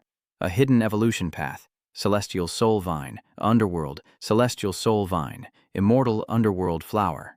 Cut to a stormy exterior where a creature exclaims in disbelief, "The devouring poison ivy is dead." Romeo, a Tier 3 Beast King Underworld butterfly, confirms with disappointment, "She's dead." I witnessed our plan fall apart. The Unisma Beast deity coldly decreed, "Then we mustn't wait. There's a high probability the Cao Long Kingdom will send Bai Yu or that Lu Brat as reinforcements. Send someone to intercept them. Romeo, take a detachment there and we'll strike from both sides to seize the city." He knelt, vowing absolute loyalty, promising to fulfill the father's mission. Meanwhile, a group watched from a tower, concerned about Xing Yu's pale complexion. Xing Yu confessed, "Princess, I have a bad feeling that something's not right." Guanxian frowned, asking, "What feels off?" He analyzed cautiously, "It's too quiet. There's no sign of attack.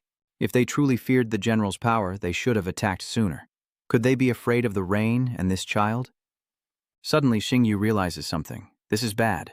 She asked frantically, "Did you remember something?" Xing Yu urgently reveals, "Princess, besides camouflage, the demon-devouring vine also has the ability to control sand-burrowing worms." Guanxian repeats in disbelief. Sand-burrowing bugs, the city's original defense system, are underground. Just then, the ground suddenly bursts open. Some people below panicked and fell into the pit. At that moment, a group of gorillas riding worms suddenly emerged from the ground. He stammered in shock, realizing the gravity of the situation. He saw thousands of beasts charging towards them, and Huang was filled with regret and self-reproach. Damn, a miscalculation. She hesitates, then resolves to risk it all. The garrison at Huangyan City only has 5,000 troops. This battle will be a desperate fight. Young Master Pang Huang estimates their numbers to be around 20,000. Without hesitation, Guanxian summoned her beast and bravely initiated the attack, declaring, "Long Nation soldiers, follow me to meet our invaders." Below ground, the students cried out in terror as monsters assaulted our eyes. A goblin impaled a member with its horn, while foxes scavenged the dead. Just then, a little girl screamed in terror, "Mommy!" But as soon as her eyes closed, a pool of blood suddenly splattered. Yanran's little fox had come to the rescue. It claws the grotesque creature to shreds as she anxiously rushes over to comfort them. "Baby, are you okay?" Meow Meow sobbed in a panic. "My mother..." Yanran anxiously looks towards the tower. The demons within the city are difficult to deal with, and the demon army outside is even more elite. "Xing Yu, you have to be careful." He's focusing intently, using his Hellfire Lotus technique. Black Wind breathed fire into a goblin's belly, instantly wounding it and sending it crashing to the ground. Xing Yu panted and carefully assessed the situation. "There are so many monsters. Undead, giants, even those from White Bone Abyss and Kunyi Mountain are here." Quan Chan asked curiously from the side. "Are you all right, Xing Yu?" Xing Yu smirked, retorting, "I'm a man. How could I not be?" No sooner were the words out of its mouth than the Ice Jade Kirin unleashed a blast of freezing air, encasing the toad in ice in an instant, before shattering it to pieces. After that attack, he was in awe, worthy of being Her Highness's pet. It only took 2 moves to kill the king-level 3-eyed toad. She coldly replied, "I have no shortage of star cores. The 3-eyed toad star core is your reward." Xing Yu gratefully thanked the princess, while Guanxian Shun commented that the Samadhi Toad King was still too powerful, reflecting 80% of the damage. He almost took his Ice Jade Kirin down with him. The Ice Jade Kirin's injuries are too severe to continue fighting. Am I to be relegated to the rear? Just then, he smiled and commanded, "Little Silver, Sun Moon. Starflower, Firefly." As soon as he finished speaking, a blue light quickly flew over to heal the Ice Jade Qilin. Witnessing this, she asked in astonishment, "Silver vines? Could this be a phantom beast of the heavenly soul vine species?"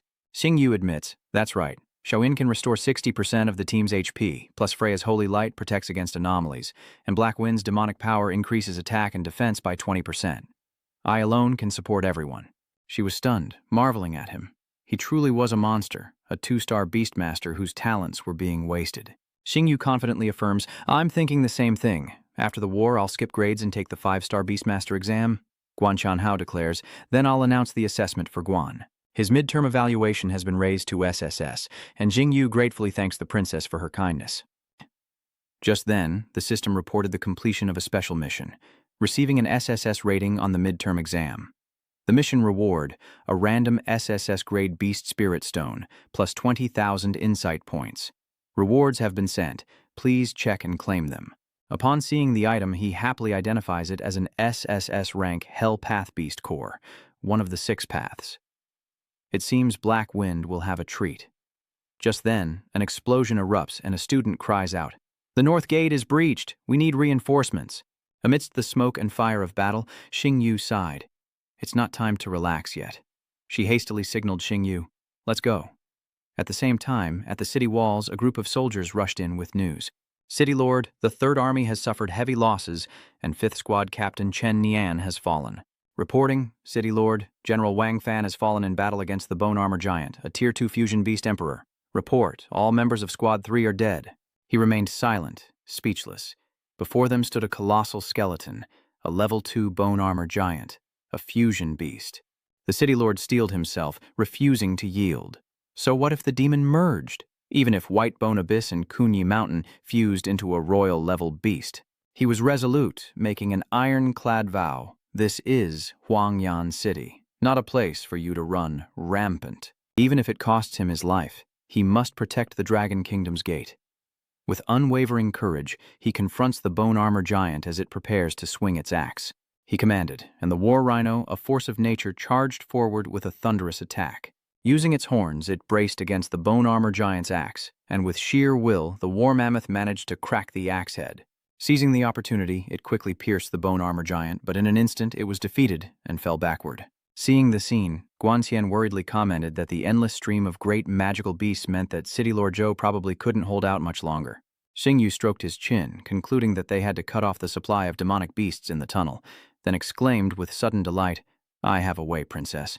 I need some ingredients to create a potion that will disrupt the monsters in the tunnel. Huang Lang Thao, Truk Lin Chi, Am Than Hua, and Hua Duang Ngoch Kot Sam." Hearing this, she decisively gave her orders.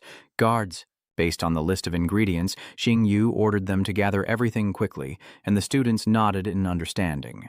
Meanwhile, Heifeng was using his flames to cook something inside the furnace. Smelling the foul odor, Guanxian frowned and asked, "What is that awful smell? What good is this stuff anyway?" "Is it really reliable?" He reassured her with a mysterious smile. "Trust me." No sooner had he spoken than Xingyu excitedly showed off his success. It worked. He gave clear and firm instructions, pouring these tubes into the tunnel one by one, ensuring the demon army would be disoriented and mentally confused. The students agreed and took their orders. After that, the students carefully confirmed that no magical beasts had appeared on my side or theirs, and she praised me admiringly. "You're really something, Tin Vu." Tin Vu scratches his head modestly. "You flatter me, Princess. I'm just a regular 2-star beastmaster." Just then, a hook suddenly attacked his shoulder, and Xingyu was immediately dragged away. He was dragged away like prey by the lizard, a mutated transcendent magic beast known as the Hook-Jaw Lizard. Faced with danger, Xingyu urgently summoned Freya. In an instant, Freya appeared and severed the chain, but after the rescue, Xingyu collapsed to the ground. Chen Chen frantically asks, "Are you okay?" She cries out in alarm. "Xingyu, you've been poisoned." Gasping for breath, Xingyu reassured her, "It's okay, Freya. Use your light power to purify me." Then he resolutely turned to face the lizard demon. Xingyu powerfully shouts his attack, Black Wind, Hell Saturation, and in the next moment, unleashes purple flames towards the lizard demon. However, the nimble chameleon dodged every attack, and as it drew near, he immediately gave an order. Freya quickly levitates Tin Vu into the air as Medusa anxiously asks, "Master, do you need our help?" Dayro cautiously assessed, "With your strength, you can't possibly kill a transcendent-grade mutated beast alone." But Xingyu confidently replied, "Don't worry. I can handle it." He then brazenly threw the Black Wind gem to devour the SSS rank beast core. Seeing the gem fly towards it, it opened its mouth and swallowed it whole, and in an instant, Black Wind's power soared. It unleashed a power that cracked the earth, prompting Xingyu to offer a hearty encouragement. Black Wind, go all out." Hearing this bold request, it opened its mouth and created a massive orb. The Hellfire Lotus and Black Wind roared ferociously, causing Dalu and Medusa to cry out in surprise. Their eyes were fixed on the 5 Hellfire Lotuses, where Freya stood in the center, cradling the starry sky. He frowned, resolutely raised his hand, and gave the order. In the next second, the 5 lotuses shot out like meteors. They converged into a single point, transforming into a colossal lotus above the demonic lotus lizard's head. Without hesitation, the lotus flower detonated on the spot, sending dust and smoke billowing. As the flames subsided, a flickering figure began to emerge, revealing the flattened form of the phantom lotus crocodile beneath the blast. After its defeat, the demonic lotus crocodile's body dissipates, revealing a glittering crystal. Seeing this, Guanchan remarks in astonishment that this person is more terrifying than a demon, while at the same time a storm rages in the other mountain range. Und loses his patience, demanding to know why the vanguard hasn't taken Yellow Smoke City after 4 hours. Romeo kneels in a panic to report. "My lord, they have a very special 2-star summoner." He gritted his teeth, furious. "A 2-star is all it takes to hold you back." She desperately pleaded for another chance, promising to take Yellow Smoke City in 10 minutes.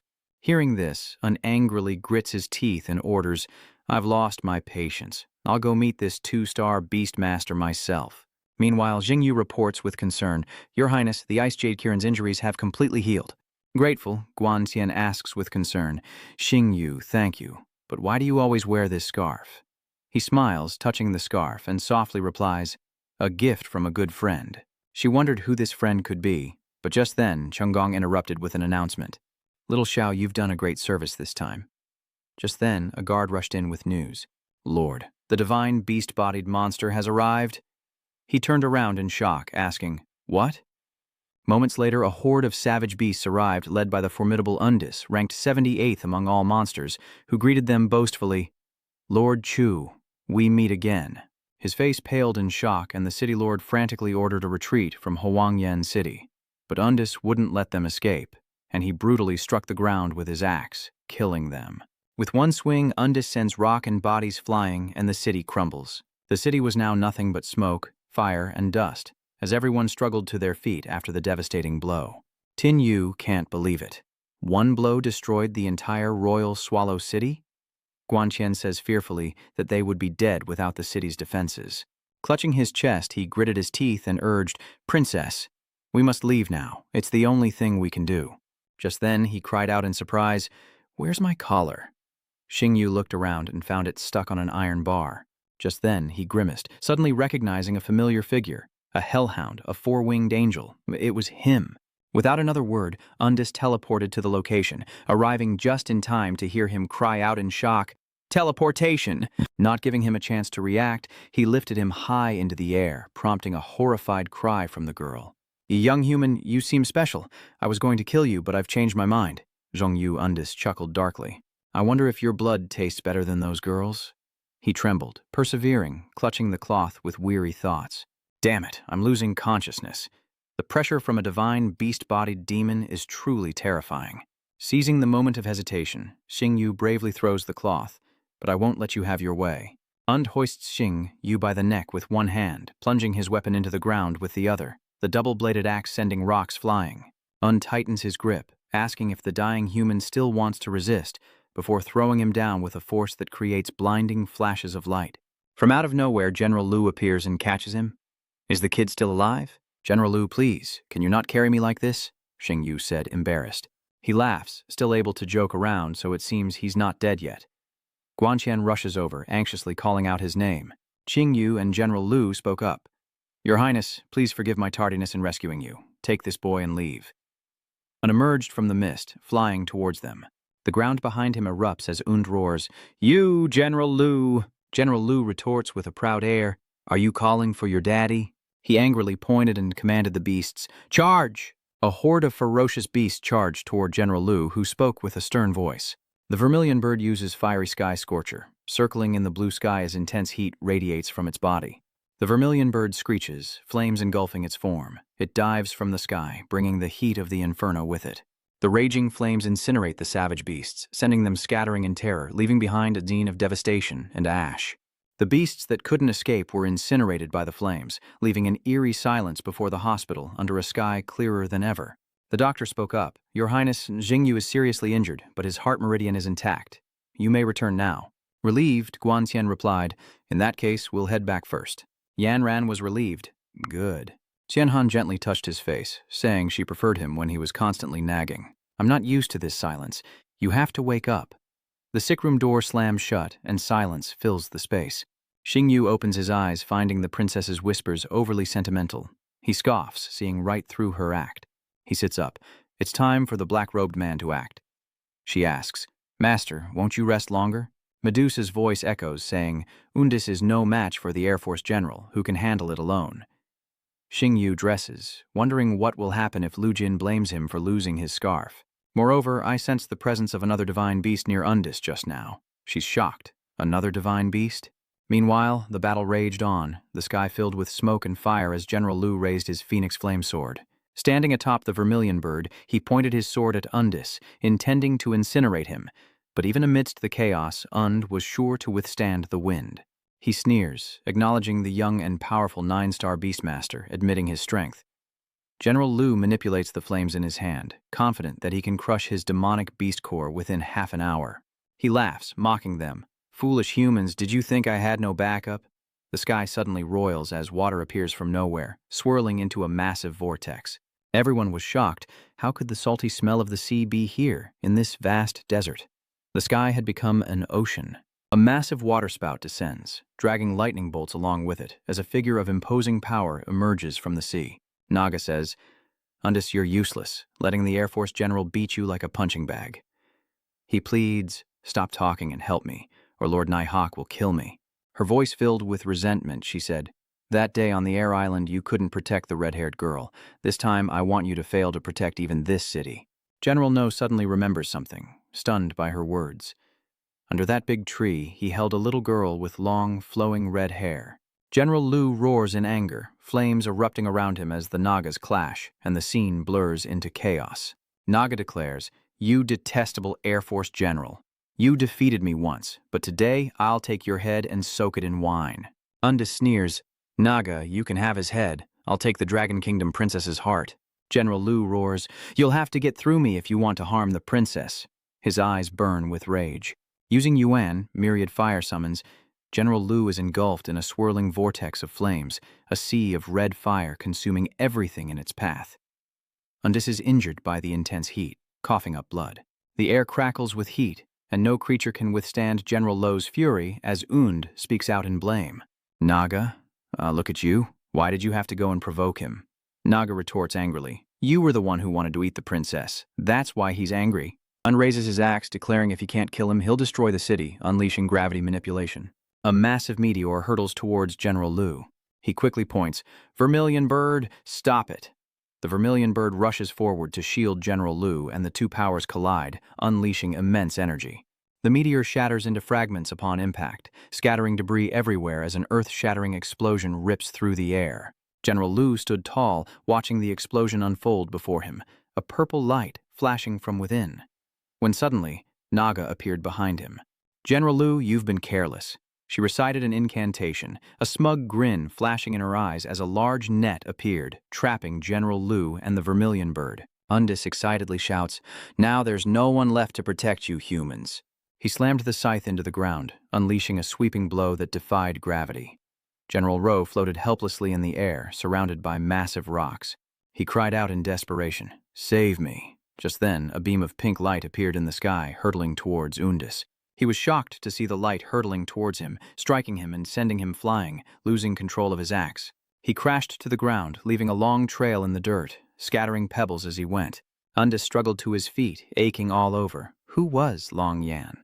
Und looked up at the castle, and several figures appeared before him as Jingyu turned and said, "At most, I can hold out for 10 minutes, Lulu. In 10 minutes, I'll be as comatose as I was after the execution ground raid, so you're in charge of protecting the city. Leave the fighting to Lulu and me." Naga was shocked. Bloodline suppression. It really is the aura of a pure-blooded dragon. Impossible. The dragon tamer profession of the human race disappeared hundreds of years ago. General Lu rushes in from behind. "What are you looking at, you stinky eel?" While Undis was distracted, a fist came flying at his face, catching him completely off guard. Blow after blow rained down on him. Dilo finishes him off with a kick, sending him flying. Struggles to hold on. How is this fox so strong? Should I retreat? No, Lord Nighthawk will kill me. I have to kill that summoner. Without hesitation, he charged forward, bypassing Dilo and heading straight for Tin Vu. He leaps, bringing his axe down on Xing Yu's head. Die, beast master. But Dalu quickly intervenes, shielding him. She caught the axe blade with her bare hand, unharmed. Un's eyes widened in disbelief. Deflecting a blade barehanded? How is that possible? Enraged, Dalu says, "You think you can harm my master?" She crushes the axe with her bare hands and delivers a devastating blow. Her punch reverberated through his body, shattering every bone. Undis doubled over from the punch, blood gurgling from his chest, and Dalu, sensing something amiss, widened her eyes in shock. "Empty?" Xing Yu asked, noticing her reaction. "What's wrong, Lulu?" Dalu's fist went straight through Undis's body, which was completely empty, devoid of any organs. The Undis before them suddenly shattered into pieces and vanished into nothingness, leaving Xing Yu in disbelief. Her reflection, Naga, angrily shouts, "Can you do it or not? I can't hold off that Lu woman for long." Unclutches his chest, relieved. That was close. If I'd taken that third hit, I'd be done for. Thanks, Naga. Suddenly, his eyes gleam. I have a plan. I'll hold her off. You kill that black-armored beastmaster first. With that, he charges forward, saying, "You stinky fox! Prepare for a fight to the death." Daiho charges forward. "If you're asking for a beating, don't blame me for not holding back." They clash, fists flying, a battle of equals. Blood and saliva spurt from his mouth, but a glint appears in his eyes. The pupil moves backward. Un shouts as if giving an order. Romeo makes his move. A butterfly appears and slowly grows into a human form. Xing Yu turns in shock and cries out as she lunges toward him. This isn't good. Romeo reaches out and grabs Xing Yu by the back of his shirt. She grabbed him by the collar, lifting him into the air as Dalo angrily shouted, "How dare you try to take my master?" Calamity Eye. She stares in shock as her body begins to crumble. Romeo quickly releases Xing Yu, saying the Heavenly Father is in everyone's hands. He was dropped from the sky, screaming helplessly as Naga spun her hand in a circle. Now you too shall enter my mirrored world. Helpless, Xing Yu spun in the air, then was drawn into a new world. Dalu desperately rushed to save him, shouting, but Undis blocked his path after only a few steps. Your opponent is me. She turned, losing her patience, and shouted at him furiously, "Get out of my way." Dalu lands a solid punch, twisting Undis's face. Meanwhile, within the mirrored world, Xing Yu observes his surroundings as countless reflections of Nishui encircle him. "Xiao Yu, come with me. I'll take you to the amusement park." "Xiao Yu, come into my arms." "Little Yu, I'm right here." But Xing Yu had already seen through the illusions. Peeking into my memories, "Have you had your fun?" Naga then calmly appeared before him, with the poise of a true queen. She says in disbelief that he's actually a 2-star beast Tamer. Xing Yu coldly replies that now that she knows his identity, he has no choice but to bury her with his secret. Naga haughtily declares, "Kill me? You have no beasts. Let's see if you have the ability." From her hand, a large bow and arrow appears. She draws it back, and from the arrow's center, countless shards of glass erupt, flying towards him. Stunned by the speed, Xing Yu can't dodge in time. It's too fast. But then, General Lu suddenly rushes in and pushes him out of the way. Careful. Countless shards of glass pierce his body. His body gradually vanished before Xing Yu's eyes, and he cried out in horror, "General Lu!" Xing Yu stared blankly as the fragments of General Lu's body disappeared into the ground. Naga was visibly thrilled. He's dead. The Air Force General of the Dragon Kingdom has been killed by me. Naga is ecstatic. 10 years I've dreamed of killing him. I never thought this day would come. Now there's no one left to protect you. Let's see who can save you now. Xing Yu suddenly bursts into laughter. She's shocked, asking what he's laughing about. He slowly clenched his fist. "I'm laughing at your impending death. This time, I'm taking your demonic beast core." She was visibly shaken by the sight of his hand before her. She quickly nocks another arrow, thinking, "Am I supposed to be afraid of a summoner without summons? You'll die too." Before the dragon's power could manifest, a strong force sent the bow and arrow flying, the power piercing the wall beside them. The Naga curses in anger, that fox, and that useless Undis couldn't even stop him. The avenue plunges into space. "Medusa, keep him busy." Medusa calmly replies that it's no problem. Undis struggles as a massive dragon form appears behind him. "Thanks to General Lo for buying me a few seconds, otherwise I'd be dead. Now, I want blood for blood." Naga is enraged, so what if he has the power of a dragon? "I killed the master of immortality."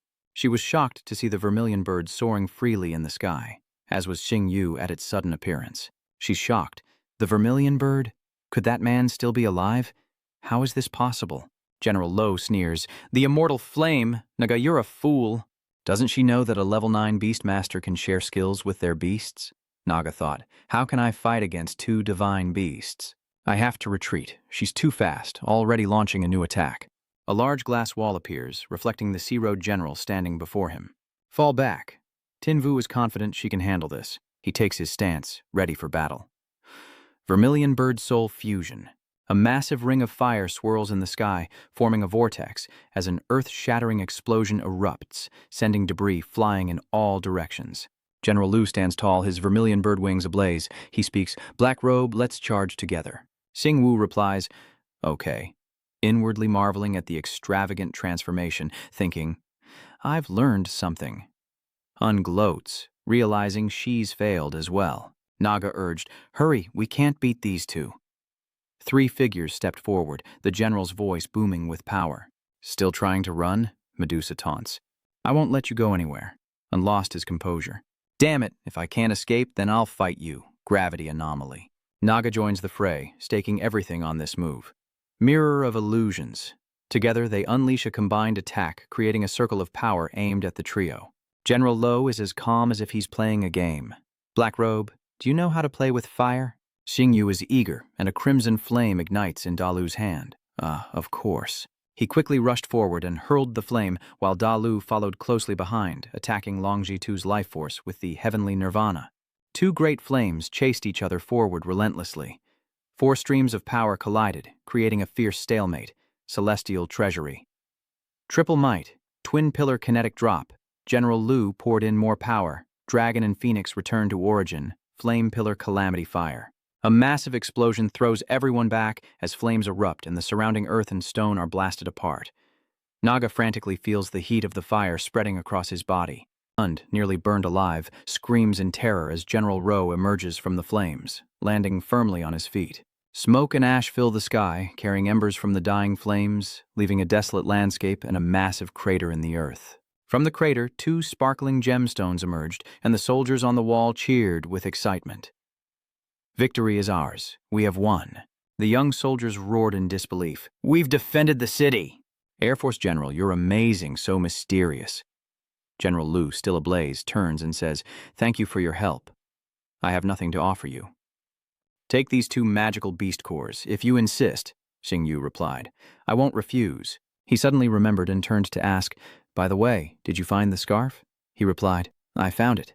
Xing Yu was surprised that General Lu knew about him, but the general acted as if it were obvious. "You're a high-profile wanted criminal secretly hunted by the Empress after all. I know a thing or 2.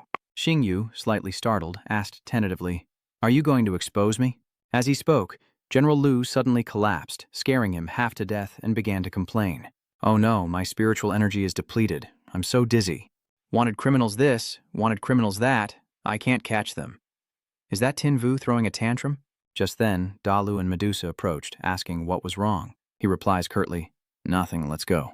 Xing Yu softly announces that the dragon spirit pill's effects have worn off, as General Lu's phone rings incessantly in his pocket. He quickly took out his phone, raising it to read the notification. A message from the little monster. "I'm hungry, but I don't want delivery." General Lu's gaze softened as he read the message. He gently replies, "Bear with it for 2 days, and I'll cook for you when we get home." Elsewhere, newspapers are stacked high on a desk. That evening in front of the hospital, as darkness fell, Yan Ran anxiously asked, "Doctor, Xing Yu was fine before, so why is he getting worse?" Dr. Vian hesitated. "I'm not sure. Medical equipment hasn't detected a specific cause." Quan Thien reassured her, "Miss Chin, please calm down." She turned to Dr. Vian, ordering him to heal Xing Yu at all costs, to which he helplessly replied, "Princess, Your Highness, this is too difficult for me." A voice calls out as General Lu and Guan Lan approach. "Your Highness!" Quan Chan was shocked. "The Empress Dowager." Quan Lan produced a vial, knowing common medicine would likely be insufficient to heal him. "Luckily, I came prepared." Quan Thien reached out and took it. "Keelan blood," she said. "Give this to him. He'll wake up soon." She was stunned. This was blood from the 7-colored Holy Kirin's horn, shed only once a decade. It's said that no matter how severe the injury, it can pull someone back from death's door. Quan Qian recalls the only time she used the Qilin's blood was when she was deathly ill, but Xing Yu is a stranger. Why does Mother care so much for him? Such favoritism. She poured the potion into his mouth. Xing Yu, you wretched thing, you'd better recover quickly. In a ghastly room filled with skulls still wet with blood, a deathly voice echoed. You're telling me a 2-star Beastmaster ruined an attack I've been preparing for 10 years? The imps, terrified, didn't dare raise their heads, only stammering a few words. Nighthawk sits regally in his chair, manipulating a ball of fire. He slams his hand on the armrest in anger, a fiery power emanating from him, crushing the lesser demons. The imps contorted in agony, their cries echoing. He waved his hand in fury. Put this human on the list. He must die. As Xing Yu's eyes fluttered open, the strong smell of disinfectant filled his nostrils, causing him to wrinkle his face in discomfort. He squinted, looking around. This was a hospital, so he hadn't been taken away after all. You're awake? Quan Lan said excitedly from the bedside. Startled, Xing Yu sat up, but the Empress waved her hand. No need for formalities, just lie down. Xing Yu tasted something strange on his lips and wiped it away with his hand, wondering, what is this? General Lu replies, the blood of the artful Qilin is extremely precious. Quickly thank her. He quickly gets up, thanking the Empress for the blood. Tin Yu will never forget this, thinking that as he predicted, his great deeds would ensure the Empress protected his life. A reward is given, and if he's wrong, well, there's always another chance in 18 years. Guanlan turns to General Lu and asks if he has something he wants to say. He chuckled nervously. Well, Tin Vu has outstanding talent, a promising young man who will surely be a pillar of Longguo in the future. Her brow furrowed, and she spoke impatiently. General Lu feigned a smile. No, my troops are short-handed. Is Her Majesty trying to steal him from me? He quickly waved his hands. Xing Yu is afraid of heights and clearly isn't suited for the Air Force. I hope Your Majesty will find him another position. She gestured towards the door. If there's nothing else, leave. General Lu quickly backed towards the exit. All right, I'll get out of here, Quan Lan said, standing by his bedside. See? Now there are many people who want to win you over.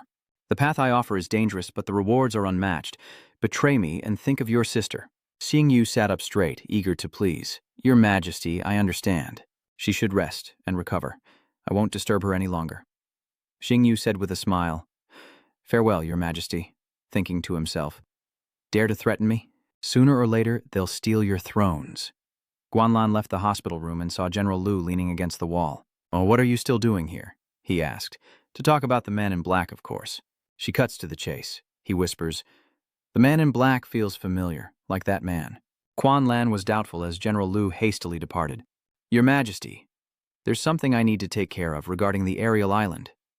Quan Lan wondered. Could the man in black be the bastard child of Xiao Lian and some unknown fox spirit? Lai Yan sneezes loudly, and Ya Mei quickly asks, Chief, do you have a cold? Half a month later, in the bustling imperial city, the lights from the buildings flicker continuously as a group of reporters surround him. Young Master Xing Yu, can you tell us about your heroic deeds? And is there a special meaning behind that tattered scarf you always wear? Is it true that you crushed 800 magical beasts on the battlefield? Do you and the princess have such a good relationship? What's the reason for that? Xing Yu dodged the question. I don't know. If you have questions, ask her. The reporters then turned to Quan Qian. Your Highness, rumor has it the Emperor favors Xing Yu greatly. Could he be your future husband? And what of Wei An if you favor Xing Yu? Did something more than friendship blossom between you two in Royal Smoke City? Quan Zin asked with a smile, but her words carried a powerful weight. Are you trying to slander the royal family? The reporters, hearing this, scrambled back 100 meters. He marveled, impressed, realizing the usefulness of her princess status. She sighed. Don't pass the buck to me next time. He agreed readily when a familiar voice called out from afar. Xiaowu waved cheerfully, as if he'd just been given candy. Sis, I'm back. Suddenly remembering Quan Qian, he turned and said, Your Highness, I'll take my leave. She replied, Go on, with our connection, Emperor Soul. We'll meet again soon enough. Xing Yu rushes over to the group, exclaiming, Sis! Teacher Chen Yuan is pinching his nose in disgust. Dean, why do you smell so strongly of alcohol? Ruyan chuckled. I was just too happy. Thanks to you, the number of students enrolling in the Azure Dragon Academy next year will surely multiply. She pulls out a card and hands it to him. Here, this is your room key. Startled, Tinvu asks if the dean is openly trying to take him under her wing in front of him and his sister. Ruyan helplessly explained, "What? Your sister has one too." She feigns anger, asking, "What kind of person do you take me for?" "This is a room card for Golden Azure Bay, and it belongs to you." He couldn't believe his eyes. "Ibichhai Kimfu, the luxurious villa district in the eastern suburbs of Longyin City?" Ngok Tuyet exclaimed happily. "That's right, Xiaoyu. We don't have to squeeze into that tiny apartment anymore. Wait a minute. Doesn't the Golden Six live in Azure Sea Manor too? Does that mean they're our neighbors?" Before a lavish villa with gates seemingly plated in gold, dazzling brightly, Xing Yu appears, striking his most handsome pose with smug satisfaction. Full of confidence, he steps inside, only to be blocked by Yang Shuo and Xin Xin. Xin Xin looks at him in surprise, a hint of emotion flickering in her eyes. Xing Yu, a little embarrassed, picked up the scarf and draped it over himself. She quickly reached out and carefully caressed the scarf. Unable to bear the scene, Yang Shuo spoke up in annoyance. "Too lovey-dovey. I can't watch anymore. I can't watch anymore." At the entrance to the Azure Sea Golden Palace, the Shao family is equally extravagant, with a gleaming sword and a gemstone neatly placed on the table. He picks up the sword and says excitedly, "The Red Flame Heavenly King's demon core possesses hellfire power, and the Mystic Sword is an S-class demonic artifact crafted from the spine of the King-class beast, the Azure Light Star Beast. With this villa too, the Academy is being quite generous. If they value me this much, then crushing the 4 stars is definitely on the agenda." Xing Yu speaks on the phone, requesting that Master Tran arrange his 4-star Beastmaster exam. Kahan is excited. 4 stars? You're really bold. All right, I'll arrange it for you. Next Wednesday, the location is the Hylin clan ruins. Shaman approaches, calling out sweetly. "Brother?" He turned and replied gently. Man, what is it?" The little girl spoke hesitantly. "I want to summon a spirit animal, defeat my opponents, win the laurel wreath, vanquish the strong, and protect the frontier like you," she said. "I've tried summoning a spirit animal so many times, but I can't do it." Tin Yu crossed his arms confidently. "I understand now. Man, come with me," the girl responded. In a gloomy forest, moonlight filtered through the leaves as Shiman fearfully clutched his sleeve. "Brother, it's too dark here, and there are magical beasts. Let's go home." A figure suddenly leaps from the bushes in front of them. The ferocious Rank 2. Crimson Poison Wolf growls menacingly, and the girl cries out in fear, "Brother, it's the Crimson Poison Wolf." Xing Yu gripped her shoulders. "Manman, until you defeat the Crimson Poison Wolf, I won't summon any beasts, so whether I live or die depends on you." Shamanman trembled. "I can't do it, brother." "Just summon your beasts." The Scarlet Poison Wolf was indeed a ferocious beast. It roars and charges, its claws tearing through the earth, sending rocks flying as Xing Yu stands still, letting it bite. The girl cried out in horror. "Brother, why?" Its sharp teeth sank deeper into his shoulder. Xing Yu blinked, thinking that if she didn't act, he would really die. Shamang trembled with fear, and Chen Chu didn't dare to step forward. The Crimson Wolves howled, charging once more, but T-Man's power suddenly erupted. She wants to protect him, and even Xing Yu is surprised to see her take down the Crimson Poison Wolf with a single blow. Upon a trembling, fearful face, a great phoenix spreads its majestic wings. He marvels, thinking, as expected of the Yi family, they possess an innate attraction to purebred phoenixes. Even at the initial level, 3rd stage, it's enough to suppress ordinary magical creatures. A character introduction appears. Kim Vuong Phoenix, initial level, 3rd tier. Bloodline. Purebred phoenix blood, mystic quality. Its first talent is Phoenix Nirvana, allowing it to revive after death, though its level will be reduced to the lowest. Its second talent is Golden Lotus Flame, inflicting burning damage on enemies. It reduces their defense, has Phoenix Fire and Flying attributes, and 93 loyalty. Its weakness is that it's not good at fighting underwater, its feathers weaken when wet. Its skills include Golden Lotus Inferno Blast, which launches golden fireballs that inflict burning damage and knock enemies back, and Golden Feather Barrage, where it flaps its wings to unleash 360 golden feather needles that explode on impact, dealing double damage. Its evolution paths are Golden Feather Phoenix, Dark Gold Crimson Feather Phoenix, Golden Phoenix King, and Dark Gold Phoenix, with hidden paths to Purgatory Blood Phoenix, Guardian Blood Phoenix King, and Black Flame Sky Phoenix. It likes to sleep in midair. Shimang commands the Golden Feather Phoenix to use Golden Feather Barrage, and it retracts its wings, firing stiff arrow-like feathers from its tail. The Crimson Poison Wolf is struck and writhes on the ground, howling in pain. Shamanj declares, "You'll pay for hurting my brother. A fireball of power hurtles towards the crimson poison wolf. A massive explosion erupts, sending everyone reeling back in shock as Xingyu applauds. Man, congratulations on your success. The man is shocked. I can't believe I summoned a spirit beast. The girl jumps up and hugs his neck. Brother, why are you so silly? Xingyu smiled. If I didn't push you, how would you ignite your fighting spirit? Manman, you're 16 now. You need to grow up. Tears streaming down her face, she asks if he knows she's not a child anymore. He was helpless, wasn't it obvious? Her brother and sister knew it all along. Tian sinks into thought, knowing she's no longer a child, not since she was attacked by magical beasts at the age of 5. For 10 years, I've been paralyzed by fear, and my family has always hoped I could overcome it, but I haven't. I've failed their expectations, leaving them unable to face the world. She remembers how Tin Vu pulled her from her timidity and fear, and the love of Ngo Tuyet. She always imagined she had time, that she wouldn't be afraid when she grew up, but everything she did was just an excuse to avoid growing up. The more Shimang thought, the sadder she became, tears streaming down her face. Then, as if remembering something, she cried out, I'll catch you. Brother, I'll carry you to the hospital. Xingyu waved his hand and smiled. I was just teasing you. How could you sacrifice your life? He raises his fist in summoning. Come forth, little silver. Freya appeared behind him, surrounded by vines radiating vitality. Tian angrily hits him, saying he's awful. You tricked me, she says with a teasing smile. How can you say I tricked you? I really was injured. The system's voice resounds. Congratulations, host. Unlocked the honorary title, Benevolent Healer, and awarded the honorary title Reward, Azure Dragon Bronze Cauldron, a divine-grade alchemy furnace. Xingyu chuckled to himself, surprised by the unexpected reward, and said, It's getting late. Let's head home. Your sister is waiting for us. Xiying chirped, Brother, I've decided I'm going to the Azure Dragon Academy, too. I want to tell Sister Zhuanggung this good news myself. Gangxiao replied, Okay, whatever makes you happy. Before the Night Orchid Palace, intricately carved with coiling dragons, Guanlan spoke, Xingyu, do you know why I've summoned you here today? He guessed, Does Her Majesty intend to bestow the Thunder Jade Kirin upon me? She retorted, Dream on. Your exam isn't even complete. I've summoned you here today for Project Starfall. Xingwu looked up at her, puzzled. The Starlight Extinction Plan? Guanlan retrieves a book, revealing a list of assassination targets, genius beast tamers. While their targets were previously 5-star beast tamers or higher, you may be an exception, and I'm sure you can guess why. They might choose a secluded place like the Sea Spirit Ruins to assassinate you, and I don't plan to assign anyone to protect you. She produced a key. I have a key to the Aquarian Ruins Museum. If you happen to fall into the Aquarian Ruins Forbidden Zone, the museum is yours.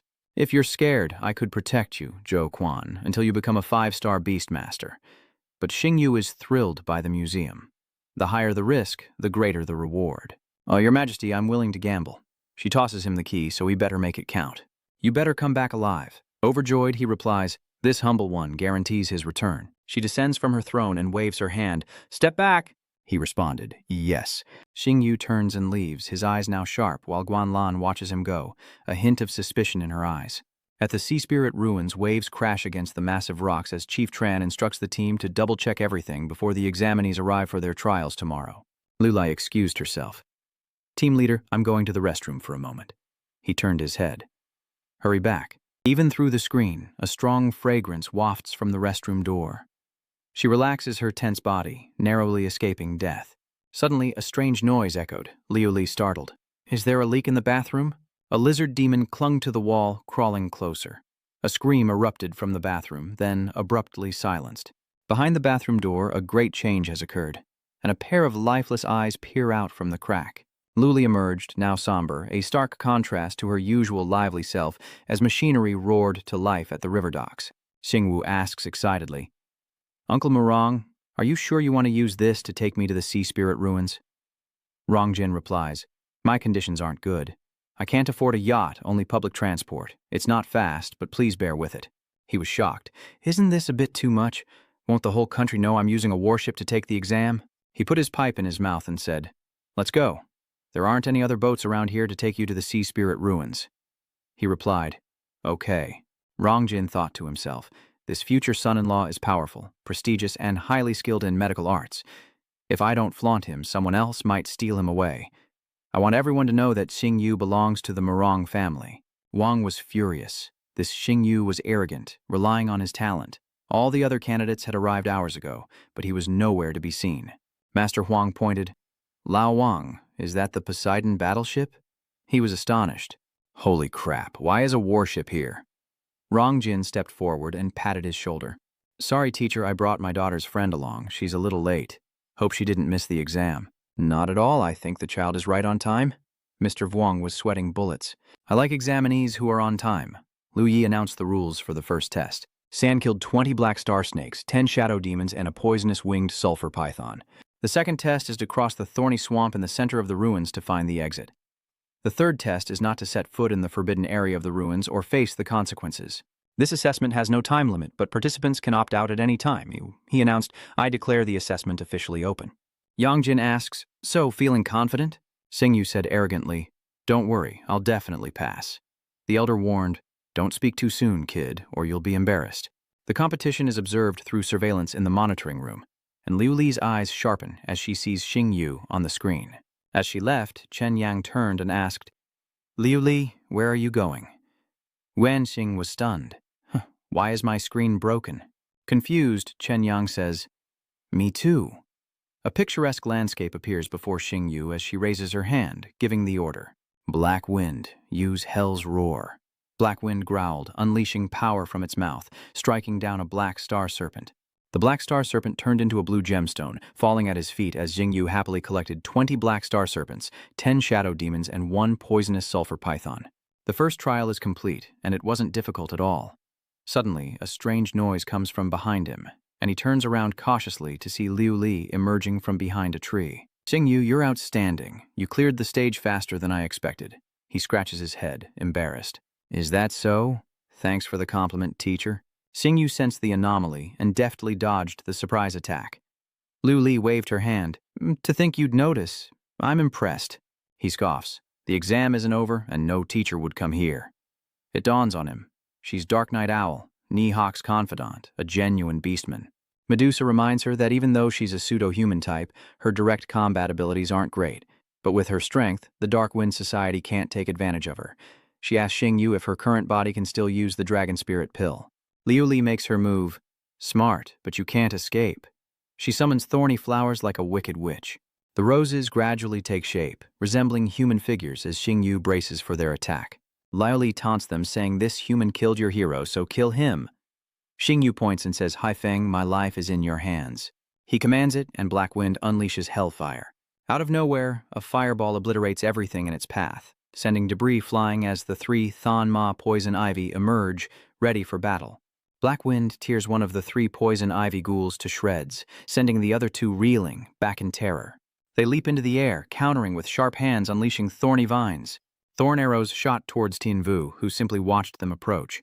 Freya leaps into action, deflecting the thorny arrows with her sword, sparks flying as she repels the 2 vine demons. He shouts, Sword of Light! Hack leaps from the ground to assist Freya against the 2 vine demons. Sharp teeth tear through the upper body of one of the creatures as Freya grips her sword, an aura of deadly intent radiating from her. Liu Li suddenly speaks, her eyes revealing a profound and unfathomable look. A Class S demonic artifact created by all mechanical science. It seems they value you highly. Xingyu calmly replies, the friends you brought are already dead. Friends? Liu Li spread her arms wide, sneering, don't make me laugh. Those were just pawns, not worthy of being compared to me. With that, she smiled sinisterly, toying with the knife in her hand. Now let's have some fun with you. Liu Li sneered, suddenly attacking Xingyu before he could react. Freya intercepts the attack, protecting Xingyu from harm. Liu Li steps on Freya's blade, sneering, good reflexes, but still too slow. With a devastating kick to Freya's stomach, she sent him flying, his eyes rolling back in pain, the force of the blow cracking his ribs. Unable to withstand the blow, Freya collapses into Xingyu's arms, blood spraying from her mouth as Black Wind attempts a sneak attack on Liu Li from behind. It opened its massive maw as if to devour her, but Liu Li remained calm, never turning, and blindly hurled the knife in her hand behind her. The sharp blade, imbued with immense power, pierced Black Wind's stomach. She leapt, pinning its head down, then flung Black Wind away, sending it crashing to the ground. Dust flew as Freya clutched her aching chest, and Tin Vu, standing beside the weakened Black Wind, cried out in worry. Liu Li uses her power to recall the knife from Black Wind's abdomen, gripping the bloodied hilt. Licking away the blood, she spoke with a hint of pain. "Don't worry, I'll send you and your master to the western heavens soon enough." Xingyu frowned, clenching his fist, thinking, just using a human form, she can easily suppress his 2 trump cards. Is this the power of a beast emperor? No, it hasn't attacked yet. Gritting his teeth, he yelled, "Silver, strike her unexpectedly." Liu Li, knife in hand, calmly said, "Show me what you've got, I'm waiting." From Xingyu's abdomen, Little Silver unleashed a thorny silver vine. Witnessing this bizarre scene, Liu Li was caught between surprise and confusion, and before she could react, Xingyu signaled for Zhao Yin to attack.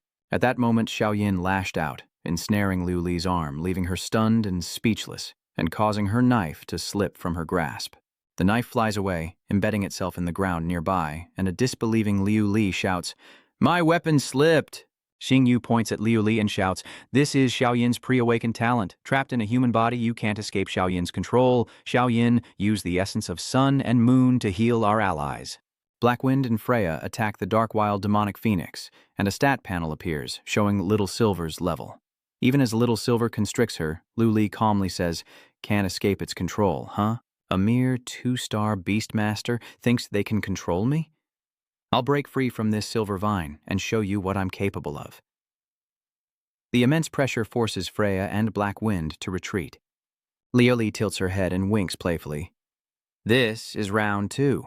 Elsewhere in a laboratory, Tran Duang frantically asks, "Chief Examiner, a Beast King's demonic energy was detected on the island?" Liu Yi responded in shock. "A Beast King? How is that possible?" Holding his tablet, he exclaimed in shock, "The demonic energy concentration is at 27%. The Naval Admiral can't be far. Contact the distress channel and return to the mountain where the battle is taking place." A deafening explosion sends debris flying. Severely wounded, Xingyu, Freya, and Haifeng lie amidst the rubble, their faces stained with blood and resentment. Liu Lijiang spread his wings and slowly approached the 3. "Get up, I'm not done playing yet." Xingyu couldn't help but curse under his breath. "Play my ass." Haifeng lay beside him, glaring at her with hatred, his body trembling in pain. Freya struggles to stand, weakened from the relentless attacks, while Xingyu, though less injured, is exhausted and gasping for breath. He suddenly glanced at the stone tablet beside the forbidden area, which bore the names of places where Sea Spirit race contestants were forbidden to go. As if struck by an idea, Xingyu focused his power on his hand and shouted to his teammate, "Black Wind, turn back!" With that, he unleashed the power in his hand in all directions. Seeing this, Liu Li was intrigued. He wasn't afraid even in such a dangerous situation. "Xiao Xingyu, you're far braver than those 5-star beast tamers. If Lord Nighthawk hadn't ordered your death, I really wouldn't want to do this. Enough games, farewell." Xiao Xingyu. With that, a dark aura emanated from her. Her eyes turned sinister, and she raised her blade high. Liu Li leans in and hurls a blade of dark energy at Xingyu, who is caught completely off guard and struck in the shoulder. He fell backward, the sharp blade still embedded in his shoulder, his body plummeting into the abyss.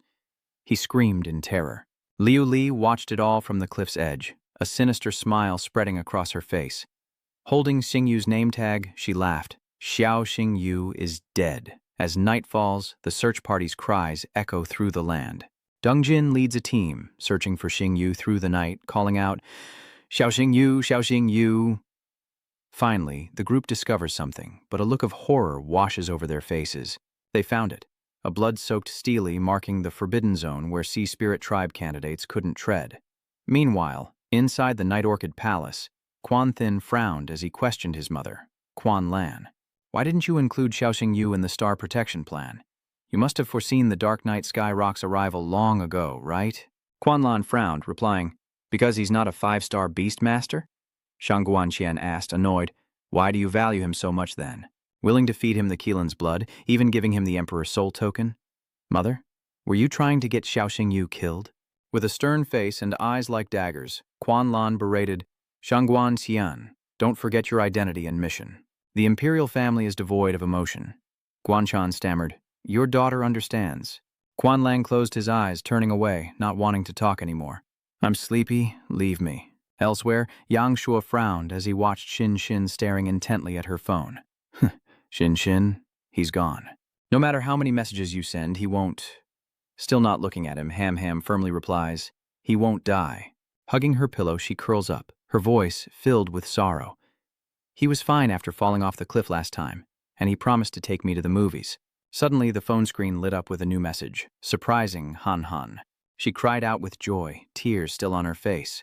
Look, Tin Vu replied. The full moon hides between the rocks, and the shimmering galaxy stretches into infinity as Xingyu sits at the bottom of the abyss, phone in hand, staring intently at the screen as if deep in thought. He typed out a message to reassure them, then sent it. Lu Jin, after my exams, I'll take you to see a movie and play the claw machines. Tin Yu leaned against the cliff face, letting out a sigh of relief, knowing they wouldn't worry now.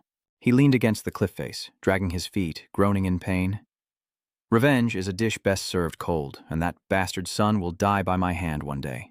His immediate priority was to enter the Sea Spirit clan's forbidden area, and he finally stopped before a colossal structure nestled at the bottom of the abyss. Clinging to the stone pillars for support, Xingyu looked tiny amidst the colossal architecture. He stopped before a massive pillar, its surface covered in green moss and seashells. At its base were concentric circles, also adorned with shells. He stares intently at the pillar, lost in thought. The Aquarian race, they say that 200 years ago, the blood of humans and sea beasts merged, creating offspring, and a once extremely prosperous civilization. But for reasons unknown, they couldn't escape their fate of destruction, vanishing into the dust of history. He pulls a golden key from his pocket. Xingyu is shocked to see the key begin to glow. It floats in his hand, radiating light before shattering into 100 pieces. The fragments then combine into a glittering golden cube, and Xingyu stares at the shining object in his hand, startled, as if realizing something. A powerful beam of light shoots from the cube, piercing the lake's surface ahead. Shangguan Lan told me, only the key can find the true Sea Spirit clan's vault. So it was literal. It's here. With that, Xingyu dove into the water, sinking like a fish. Before him, a magnificent structure emerged from the blue depths, but a powerful force pulled him down, disrupting his descent. Xingyu tumbled, his back slamming against the mossy ground. He cursed in pain. Damn it, what the hell? Staring up at the magnificent palace above, Xingyu could only sit there, helpless, pondering the cube in his hand, wondering how he was going to get up there. Or is there another way in? Suddenly, a jellyfish swam past Tin Vu's head, and he exclaimed, "A jellyfish!" I heard that after the Sea Spirit clan was wiped out, the spirits in the ruins all turned into vengeful spirits with extreme killing intent. It's best not to touch them carelessly. Unexpectedly, the jellyfish speaks, stopping in place. And in the distance, dark forces gather at the palace's center, forming a vortex of blood-red energy that inspires fear and compels retreat. Seeing this, Xingyu exclaimed in surprise, "What is that?" Tendrils of dark power gathering above the palace. An ominous power subtly crept into the dormant cocoons on the palace steps, slowly entering, seeking to awaken those who slumbered. From each cocoon, a gaunt, gray hand with sharp claws reached out like the undead rising from their graves. The slumbering, vengeful spirits shattered the cocoons that had held them for so long. All the vengeful spirits raised their hands as if performing some kind of ritual beneath the crimson water. The scene was eerily grotesque.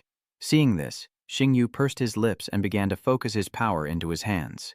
The mark on his hand glows. It seems he has no choice but to fight. Xingyu rushes toward the vengeful spirits, and both sides prepare for a chaotic battle. He reached out and summoned Freya as Jiang spread his wings and shot off like an arrow to attack the ferocious vengeful spirits. Freya swung her sword, unleashing a dazzling light. Freya's blade cleaves through her foes, but even cut in half, the vengeful spirits regenerate as if nothing happened. After regenerating, the vengeful spirits glared at Freya and Xingyu with malice, as if wanting to devour them whole. Xingyu was shocked by this sight. Even a sacred beast couldn't harm them? Each vengeful spirit was connected to a pale blue tentacle, as if controlled by someone. The source of these tentacles, connecting hundreds of spirits, was the center of the palace. Xingyu swam around searching, and there it was. He was surprised to see the two-headed Vinternum swimming toward him. Freya Vinternum silently swims closer, and they observe each other without a word.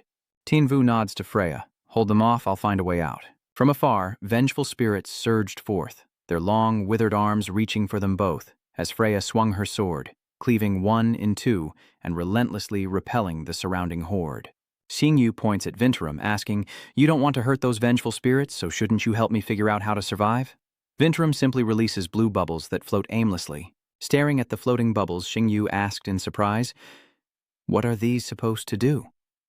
As a vengeful spirit attacked, Freya suddenly switched targets to Xingyu. It opened its jagged maw and lunged toward him, but Xingyu showed no fear, reaching out, ready to fight.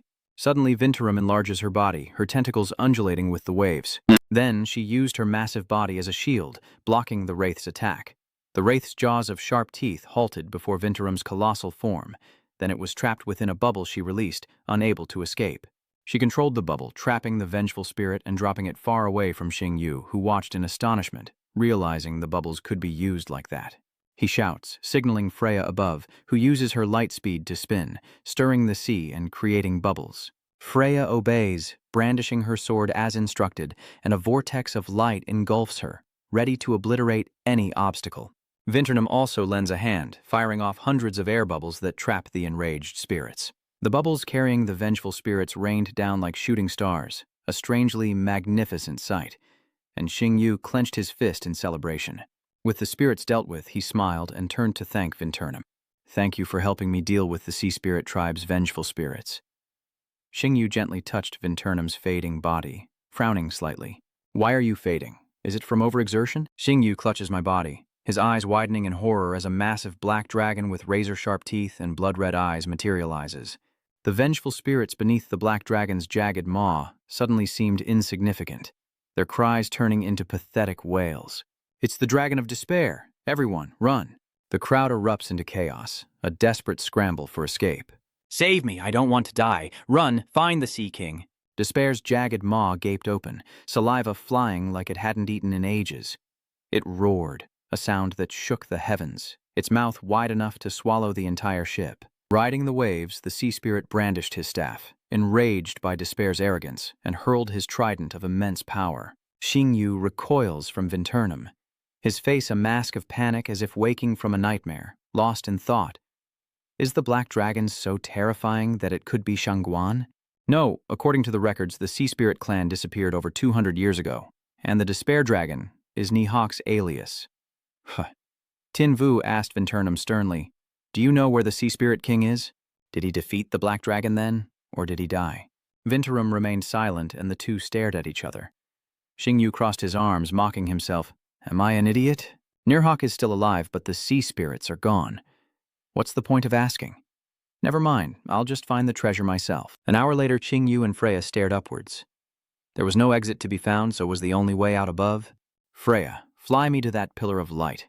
Freya held Xingyu and, with a spread of her 4 wings, leaped upward. They turned their backs, leaving Vinterung alone. Freya lifts Xingyu high, and together they approach the pillar of light emanating from the palace's center. Stardust looks down in shock at 2 wraiths battling in a cave, and as the green wraith tears apart the blue one, he senses another surge of resentment. Could it be a demon beast army? In the magnificent palace hidden beneath the sea spirit's skeleton breaks free, shattering the palace where it slumbered for so many years. Dark flames engulf his body as the Sea Spirit King grips his trident and roars in fury. Stunned by the bizarre scene, Sungwoo exclaimed in surprise as the Sea King, Lin, charged towards them, radiating a terrifying aura. Vinternum suddenly appears next to Xingyu, startling him, and unleashes her air bubbles. The air bubble hurtles toward Sea Spirit as everyone watches in stunned silence. He throws his trident to counter Vinternum's attack, sending it hurtling towards the approaching air bubble. The impact creates a massive explosion, sending Vinternum flying, and me crashing into Tin Vu's arms. An unexpected pain causes him to grit his teeth, as a massive surge of dark power gathers in Ling's chest. His body began to emit a strange blue light, the pressure from it shattering the surrounding rocks as Ling calmly looked up at the group above. He gripped his trident, gritted his teeth, and charged forward, while Freya carefully dodged Ling's clutches, protecting Xingyu. Suddenly, they both plunged into the water, and Freya accidentally dropped Xingyu, sending him spiraling downward. Clutching Vinternum, Xingyu is tossed and turned in the swirling vortex, the dizziness preventing him from opening his eyes, as the sea spirit relentlessly pursues him. Vinterun, silent in Xingyu's arms, suddenly glows brilliantly, a massive shield erupting to protect him from the sea spirit's fatal blow. The Sea Spirit King then points his trident at the water's surface. He stared blankly for a long moment as Xingyu, clutching Vinterun, urged him on in this critical situation. A perfect chance, Freya. As he held his breath and dove, ready to strike, the Sea King seized him. The Ocean King spins and sends Freya flying, the boy crashing into a rock.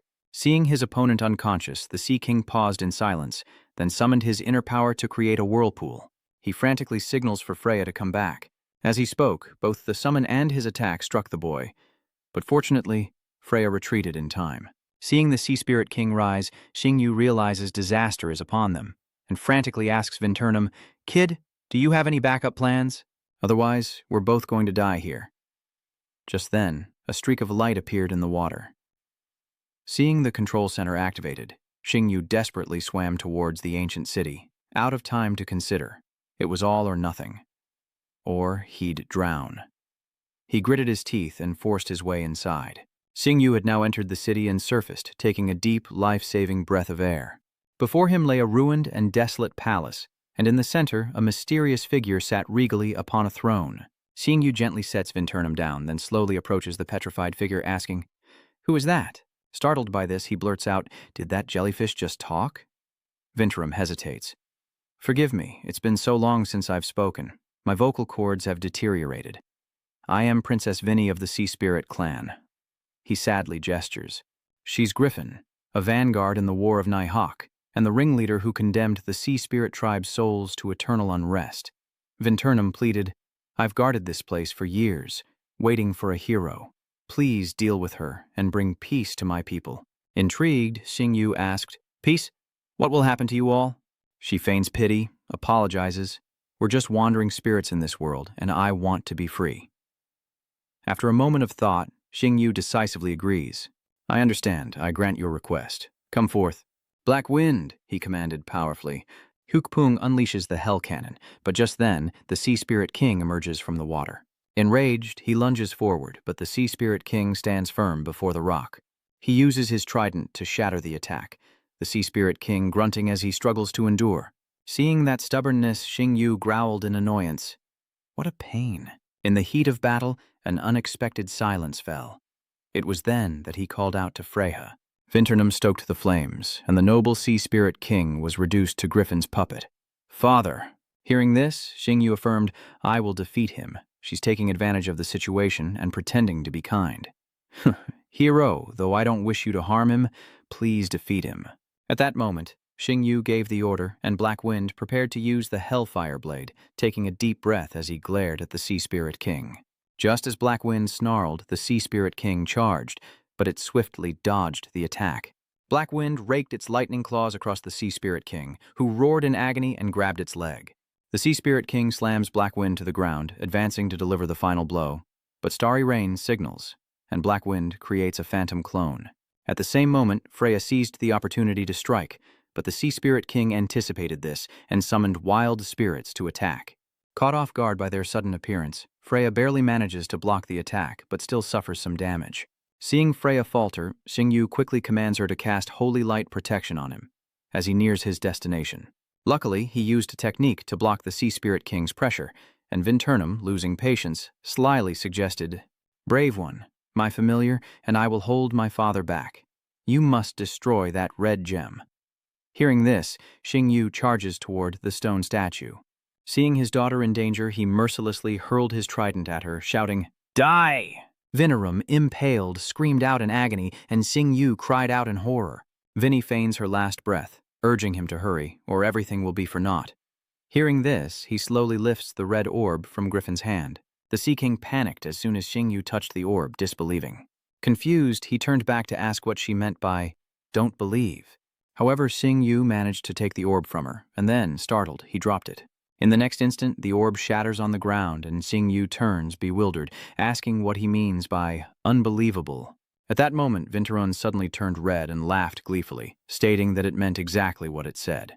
His changing demeanor stunned him, as a syrup-like liquid dripped from the jellyfish, and then Vinternum announced with a sinister smile, "Allow me to reintroduce myself. My name is Tin Vu." The Sea Spirit King was stunned. She was the former vanguard of the demon army's deep-sea forces. Vinternum was treacherous. He clenched his fist in shock. "You deceived me," he says, as she shamelessly defends herself. "Deception is in the jellyfish's nature. Wasn't it obvious I'd use you? Besides, I did save you a few times, so we're even." Xingyu angrily questions her, asking how she could do this as a fellow sea spirit. Vinternum scoffed, explaining that joining Nighthawk's ranks was the right choice.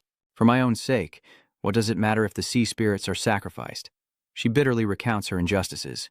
Sadly, her father didn't understand. He'd rather see their race destroyed than give her the sea spirit's power, choosing to give it to an outsider. As she finished speaking, the sea spirit king lunged forward, but she dismissively throws him aside, asking, "Still trying to suppress me?" The weakened sea spirit king crashed into the wall, and from within the dust a purple spear shot forth.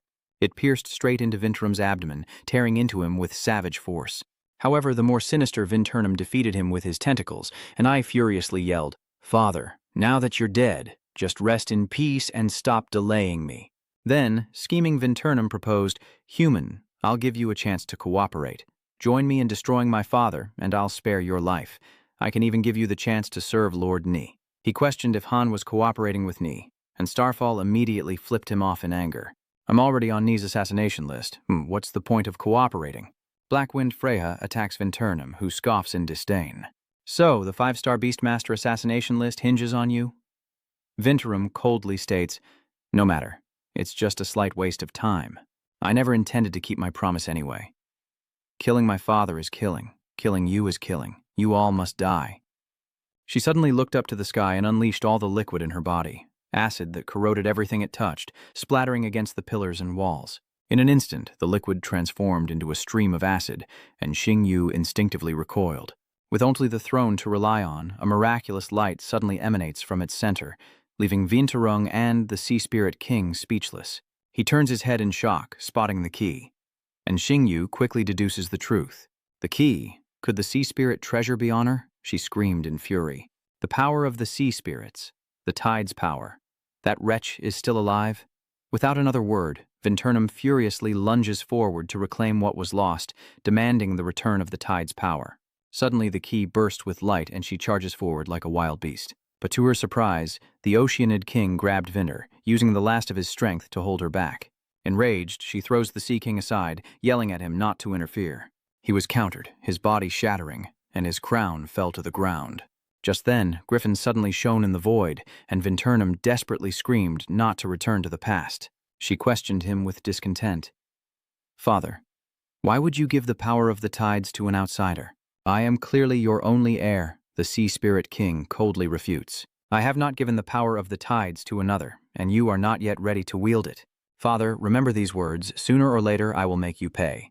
"Your Majesty, won't you explain to her?" He sighed in frustration. Then the Sea Spirit King explained with sorrow that the power of the tides, which manipulates the sea, originates from the pure-blooded sea dragon. Now, only this lifeless dragon egg remains, and explaining it would only cause more serious disasters. He entrusted her with a mission. The only one who could save the dragon egg and the Sea Spirit clan was her, the dragon traveler, and she pledged her loyalty. "Your Majesty, I will do everything in my power to revive it." Just then, Griffin saw Xing Yu teleport to the secret base under the sea as Nihawk plotted.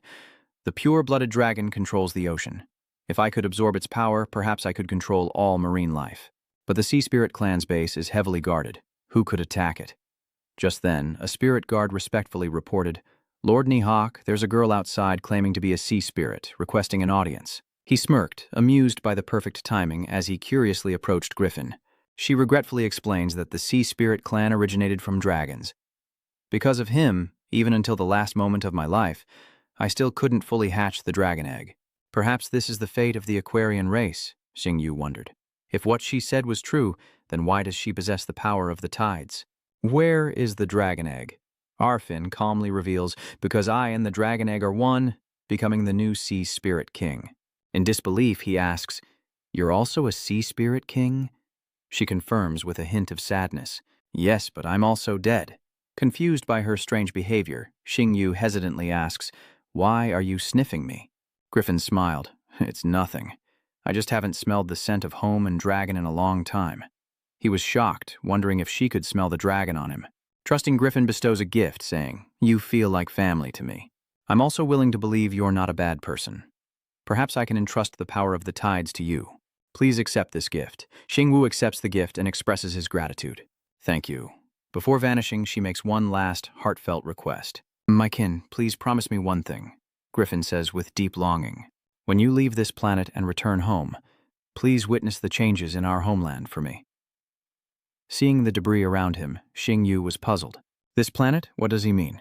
Back in reality, he startled awake, gazing at the treasure in his hand, and exclaimed in shock, "This is the tie-dye, the sacred artifact of the Sea Spirit clan." Gazing at the strange ring, he was stunned by its beauty, as the system appeared with updated information.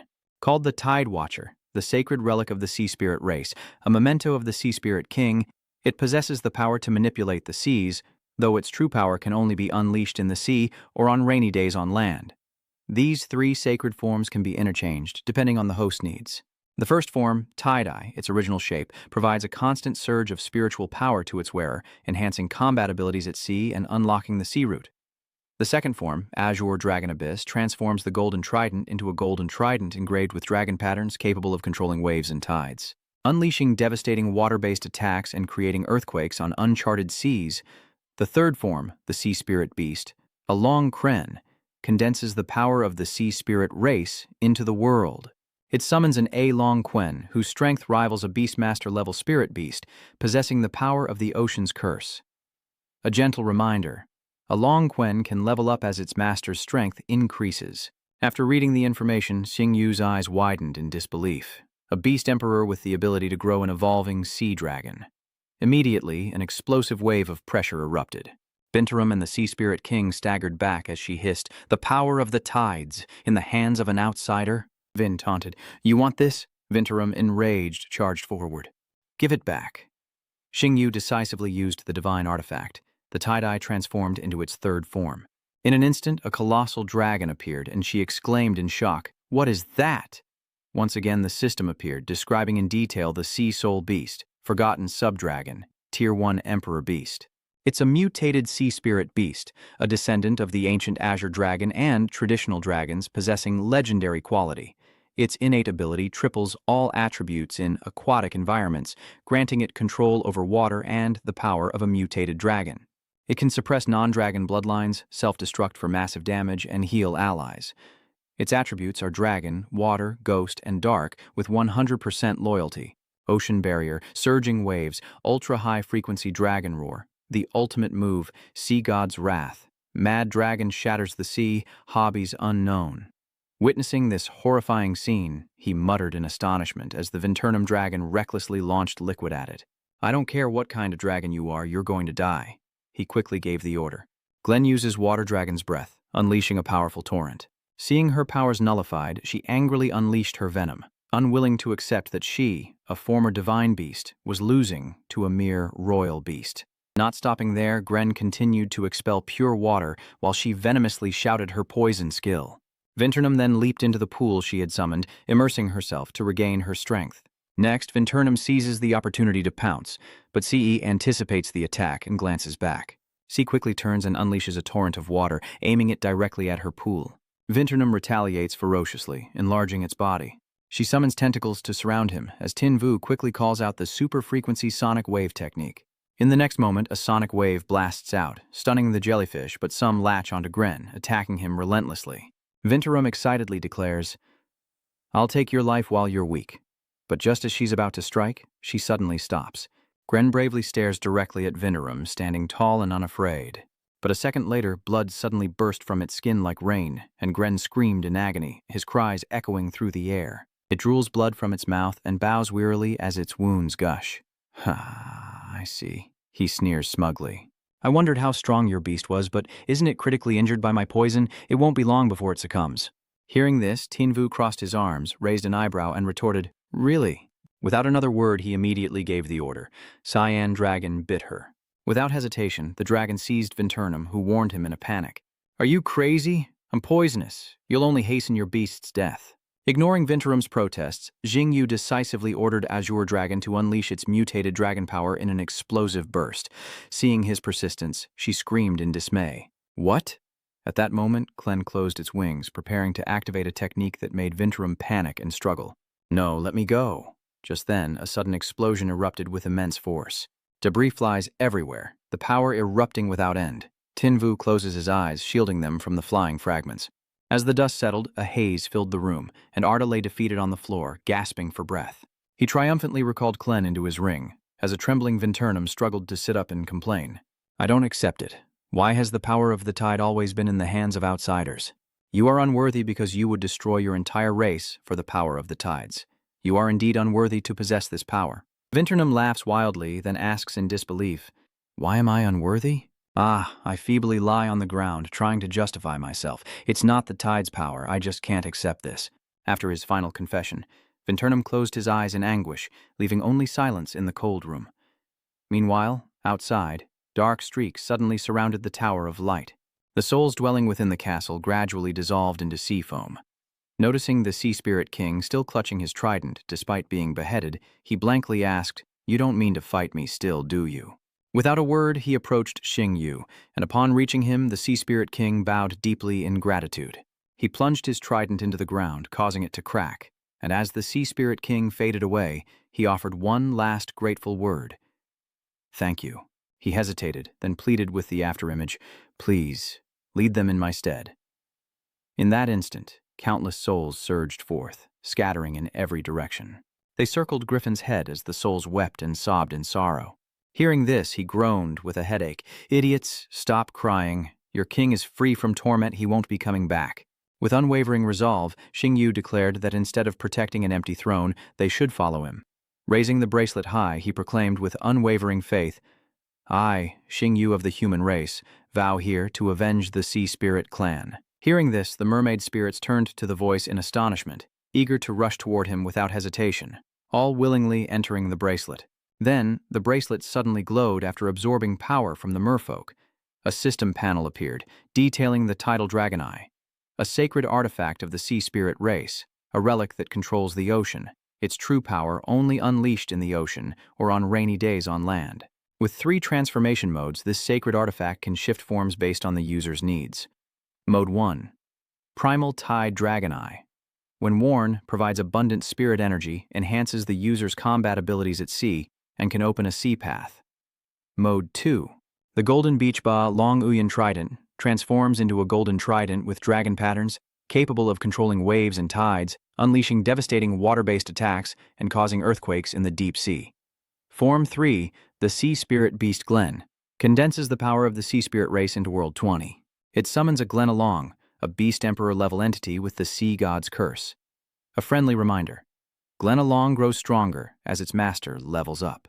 After Glen Along's death, it takes 72 hours to re-summon him. Next, a notification appears. A new feature has been unlocked: Divine Echo. After considering the situation, he frowned and pondered carefully. Xing Yu chose the trident, transformed, and affirmed, "I will bear everything for you all."